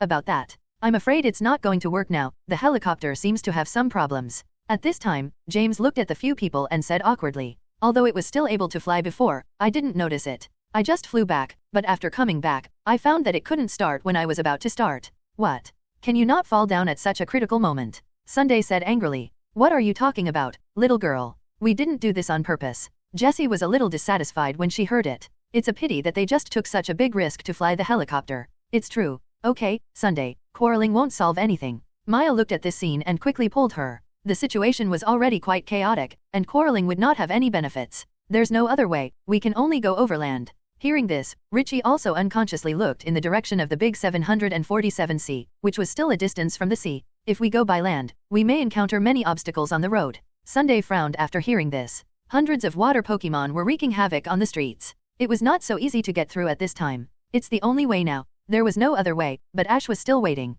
He had to send the Sea Soul there smoothly anyway. The police station seems to be just ahead. Can we go there first? At this time, Maya looked at the street ahead as if she had thought of something, and hurriedly said to everyone, "Police station? Okay, no problem." Everyone was a little confused, thinking that Maya was going to ask the police for help. Logically, the police had basically dispatched themselves by now, and there might not be many people in the police station now. But since Maya had a way, they could only follow her plan for the time being. Everyone released their Pokemon, their expressions became serious, and escorted Maya towards the police station. We encountered some Pokemon on the way. Fortunately, although Richie and his team had no way to deal with Lugia, they had no problem dealing with normal Pokemon. They quickly headed towards the police station. At the same time, the battle on the sea was going on, and this scene was now being broadcast live. Two Lugia, one black and one white, were fighting, but no matter good or evil, many people now had complicated feelings about Lugia. At the same time, many people saw that Ash was fighting the Dark Lugia, and the situation was very dangerous. Many people couldn't help but feel worried when watching this scene. LXLX. Just at this moment, a light cough suddenly sounded, and everyone was stunned. From all corners of the city, as well as the Pokemon Center, and some shelters, the sound was heard at the same time. Dear Whirl Islands residents and tourists, I am Maya, the Sea Priest of Whirl Islands. At this moment, our homeland is suffering from an unprecedented disaster. If we don't stop it as soon as possible, our entire Whirl Islands will probably be buried in the sea. Now there is a young trainer who is trying his best to protect us. The only thing that can stop Lugia is the Sea Soul. I must send the Sea Soul as soon as possible, but now all the roads have been occupied by crazy Pokemon. I beg the trainers in Silver Rock Island to help me protect and escort the Sea Soul to save this place. I know that many people must hate Lugia now, or be confused, but I believe there must be something else going on. And our ancestors chose to conceal this history, and they certainly don't want us to be immersed in hatred, so I implore everyone to protect this island with me. Inside the police station. At this time, everyone was standing in the lobby of the police station. Maya put down the microphone in her hand and took a deep breath. Will this really work? Everyone knew Maya's intention, but they were a little worried about whether this method would work. After all, there should be many people who have been influenced by DOM and may not choose to stand up. It's the so-called doing your best and leaving it to fate. Let's go. I believe the residents here will make the right judgment. Maya picked up the Sea Soul Scepter again and spoke with a firm look in her eyes. The others nodded after hearing the voice. Everyone has their own beliefs. Maya obviously chose to believe in these residents of her hometown. Serena, Sunday, and others also have the belief that they must rescue Ash. Soon, everyone left the police station and continued to head towards the seaside. When they just walked out of the police station, they saw a lot of Pokemon surrounding them. Damn, are they leaving here too? Richie frowned unconsciously when he saw this scene. Arbok, use Poison Barb. Victreebel, use Flying Blade. It can be said that the trainers of Silver Rock Island are basically all out now, whether they are local residents, tourists from outside, or trainers who participated in the Whirl Islands competition before. Although it might take time, there is no way to pass if we don't fight now. Richie's Ryan and Xylan launched an attack at the same time. Bang bang bang, da-da-da, Golem, Stone Edge. Stop talking nonsense, we are just repaying your favor, go away, don't get in the way here. At this time, Yamato also spoke. Jengar, Nightshade. The surrounding sounds continued to ring, and bursts of explosions rang in everyone's ears. Richie and others were slightly stunned. Beedrill uses Pin Missile. Others also echoed at the same time, and Richie and others were unconsciously moved when they saw this scene. It seems that Miss Maya's method is still effective. There are more of them this time. Leave this to us, little girl, just take that thing and go. At this time, Jessie spoke to these people. Let's go. Richie no longer hesitated and led everyone to the beach, and Maya followed closely with the Sea Soul Scepter. Solipusai Beam. Although the rockets were usually annoying guys, they could still show the bright side of humanity at this time. And the local trainer, after listening to Maya's words, many people have been persuaded. After all, this is their hometown. Will this go on forever? Hashtag Ms. Maya, you guys go ahead, leave this to us. Mantine uses water gun to attack. And everything has two sides. Some people are influenced by DOM, but there are also many people like Joshua who always believe in Lugia and their people. However, before everyone could relax, figures rushed out from the smoke again. When they came to other streets, they found that a battle had already occurred in this place. Some islanders greeted Maya, Wang Liaozhao, when they saw her. Corsola, Spike Cannon. Be careful, let's go. Richie saw this and did not hesitate. He called out to the others and then cleared the way ahead. Even if they hate Lugia because of Dom's words, they can't just watch their hometown being destroyed.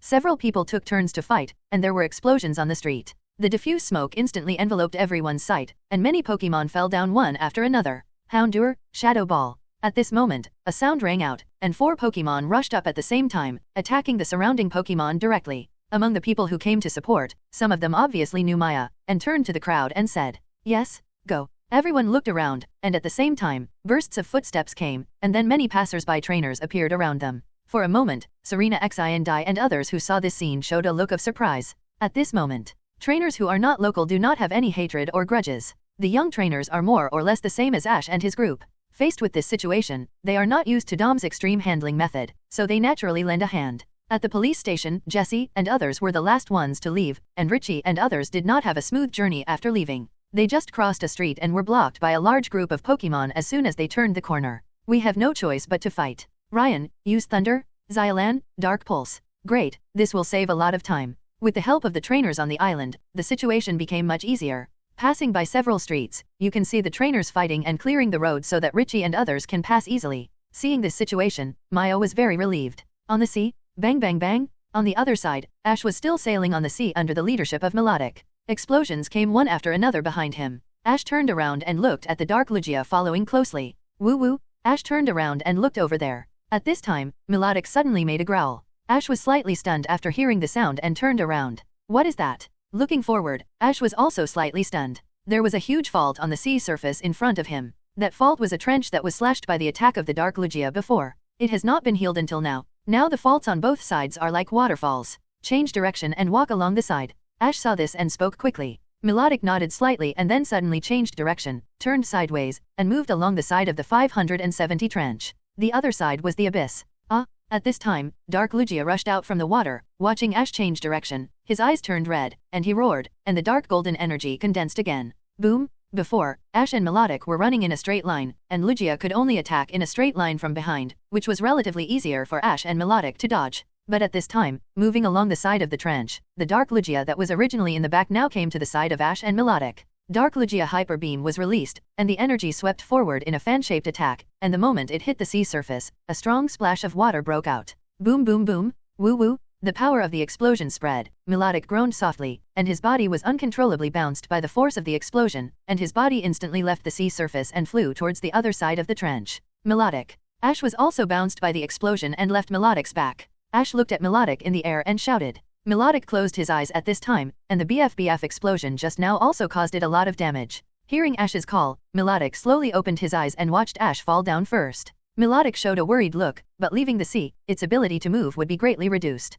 Dark Lugia also took the opportunity to chase. Celebi followed closely with Pikachu. Rabbi, Celebi's body was flashing with green energy, and the next moment a green energy storm rolled around his body. At the same time, the storm flashed with bursts of leaves emitting emerald green light. Whoosh! It was the ultimate move of the grass-type Pokémon, Leaf Storm, which rolled up the sea water and went directly behind Dark Lugia. Feeling the attack from behind, Dark Lugia quickly rose into the air to avoid Leaf Storm's attack. At this time, a golden flash with a layer of blue psychic was seen moving quickly across the sea. Pikachu, with the help of Celebi's psychic, turned into a stream of light and rushed over. While Dark Lugia was able to avoid Leaf Storm's attack, Pikachu suddenly splashed. A large amount of lightning energy emerged from his body and rushed directly into the air. Bang! Volt Tackle hit Dark Lugia, and a violent explosion occurred instantly. Pikachu fell from the air, losing its power and Celebi's psychic amplification. After all, under the interference of the smoke generated by the explosion, Celebi could not accurately use Psychic to help it from a long distance. Although Celebi has Psychic type, his use of Psychic is still a little worse than Mew and Mewtwo. Woohoo! At this moment, a figure appeared just below Pikachu and accurately caught the falling Pikachu. It was Lugia who was previously knocked out.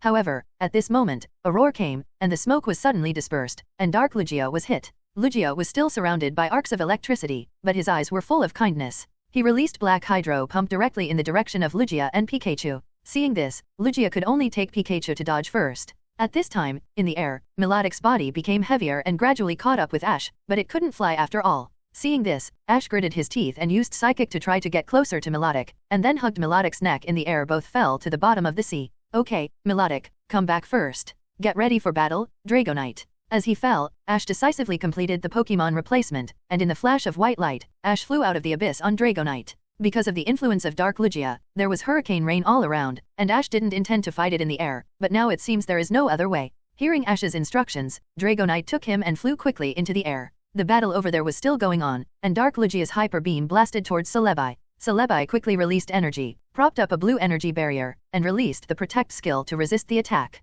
Unfortunately, the attack was as powerful as ever. Celebi's protect attack was simply unable to completely resist the attack. At the moment of collision, a violent explosion suddenly occurred. Rabbi, during the explosion, although someone protected to mitigate the power, Celebi was still blown away. Woohoo! While flying backwards, he suddenly felt that his body hit something. When he subconsciously raised his head, he happened to see Ash. Rabbi, seeing that Ash was fine, Celebi excitedly rubbed Ash's chest, and Ash smiled when he saw it. Are you okay? Ash asked with concern. Rabbi, after hearing the voice, Celebi nodded slightly, and then flew back to Ash's side, and Ash also looked in the direction of Lugia. At this time, Lugia and Pikachu were still fighting with it. Ash's expression became serious and he gently touched Dragonite's head. Dragonite, it's our turn. Woo. Dragonite responded and then flew into the air with Ash. Soon they came to the battlefield. At this time, the energy of both sides collided. Lugia and Dark Lugia were fighting with Hydro Pump attack. But compared to the Hydro Pump power now blessed by the Dark power, Dark Lugia still steadily suppressed Lugia, gradually suppressing Lugia's power back. Pikachu also released electric attacks on Lugia's head, and only by joining forces could they barely match the attack power of Dark Lugia. But as the stalemate progressed, Dark Lugia's energy seemed to be endless, and Lugia and Pikachu gradually began to show a disadvantage. Dragonite, Dragon Pulse. While catching up, Ash gave an order. Roar! Dragonite roared and opened his mouth at the same time. A wave of blue energy burst out of his mouth, accompanied by a roar. A blue wave beam burst out with a roar. The blue wave beam transformed into a giant dragon and swept away. The Dark Lugia who was fighting against Lugia and Pikachu shifted his eyes slightly. Bang! However, it was too late to dodge. The energy of Dragon Pulse instantly hit the Dark Lugia, and the energy instantly exploded. In the smoke, the Dark Lugia fell into the sea. Pikachu was slightly stunned when he saw this scene, and then he quickly noticed Ash. Seeing that Ash was fine, he waved excitedly to Ash. Don't be careless. Ash suddenly spoke at this time. At Ash's reminder, Pikachu paused, and before he could react, he saw a huge tornado rising into the sky in the dark sea, constantly sucking in the sea water, and the outer edge of the storm was like a sharp blade normal. The air blast attack came again. Seeing this, Lugia quickly retreated with Pikachu. At the same time, blue light emerged from his body, and energy continued to gather. The surrounding seawater was also rolled up, and then a white storm rushed up to soaring in the sky directly released the same attack to block. Bang! The black and white aerial blasting skills suddenly collided, and the waves on the entire sea surface were disdainful, and the wind and rain around were also stirred. With the blessing of both sides, the power of black also quickly overwhelmed the white power again. Try this trick, Dragonite, Hyper Beam. Roar! Dragonite let out a loud cry, and the violent energy in his mouth quickly accumulated, and the people flashed with golden light. Boom! The next moment, a light sound came out of Dragonite's mouth, and a thick golden energy beam suddenly burst out. After Dragonite's full-strength attack. Bang! With a bang, the violent energy hit the Dark Lugia's storm. Lugia's trick absorbed a lot of seawater. Under the attack of Hyper Beam, these seawaters were directly defeated, and the power of Lugia's aerial blast skill was greatly reduced. Bang! Bang! Bang! At the same time, sensing the pressure, minimized Lugia also decisively increased the power of the aerial blast to suppress it. Gritting his teeth slightly, Ash forced himself to be energetic, squeezed out the last ray of spiritual power in his mind, and reached out to hold the necklace hanging around his neck. Ash's pupils shrank violently when he saw this, and he shouted loudly. Even Lugia could not resist this force, and he quickly retreated with Pikachu. Lugia also retreated with Pikachu. If it was on the island, it would probably be enough to raise the island to the ground in an instant. Ayo, haven't you come yet? Ash panted slightly and looked in the direction of Silver Rock Island unconsciously. Retreat. Ho-Oh, help me. Accompanied by the roar of the Dark Lugia, the unprecedented huge tornado rushed forward in an instant, and wherever it went, it was said to be crushing everything in its path. However, the huge tornado continued to chase, making everyone feel a huge pulling force, and the speed was also reduced a lot. At this time, the surrounding winds suddenly rolled up, and then a roar resounded around. In the storm in front of him, a dark golden light was drawn from the storm. Buzz! As the storm approached, everyone was out of control, and the pulling force behind them continued to increase. The next moment, Ash had Lugia was being pulled over uncontrollably. Boom! At this moment, in the dark storm, a colorful light suddenly shone, and the colorful feathers on Ash's open right palm were emitting holy colorful light. Plus, the rotating tornado was like a steel knife normal, and Dark Lugia was instantly swept into Lugia's aerial blast. The tornadoes around him gradually moved closer under its control, and finally formed an amazing black tornado. Not only the sea water, but also the soaring into the dark clouds in the sky moved with the tornado. Lugia flew to Ash with Pikachu. Ash stood behind Dragonite and looked at the storm in front of him with Celebi. The continuous battle made both Ash and Pokémon very tired. Damn, is this the end? Ash gritted his teeth. The long-term psychic overdraft contest condition, coupled with the high-intensity chase battle, seriously consumed his physical strength, and his mind gradually became blurred. Not to mention Ash and others, the residents on Silver Rock Island at this time had already seen this scene, and all showed a look of fear. Dark Lugia flew high into the sky, emitting bursts of black energy from his body, and saw black tornadoes rising from the sea in the surrounding sea. Dash, dash, dash, dash, dash. The amazing energy instantly broke the tornado in front of him and scattered in the sea.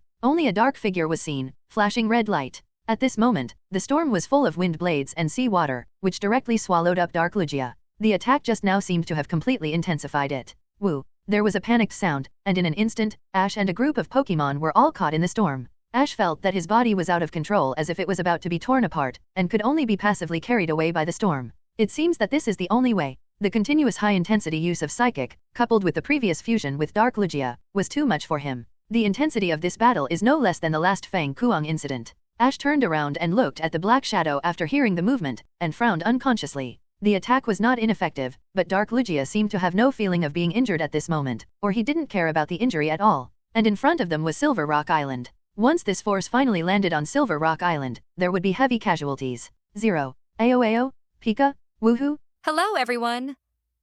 As we wrap up this video, I want to share a quick note. I have a Patreon account. If you'd like to support me and enjoy on-demand audiobooks, you can become a Patreon member.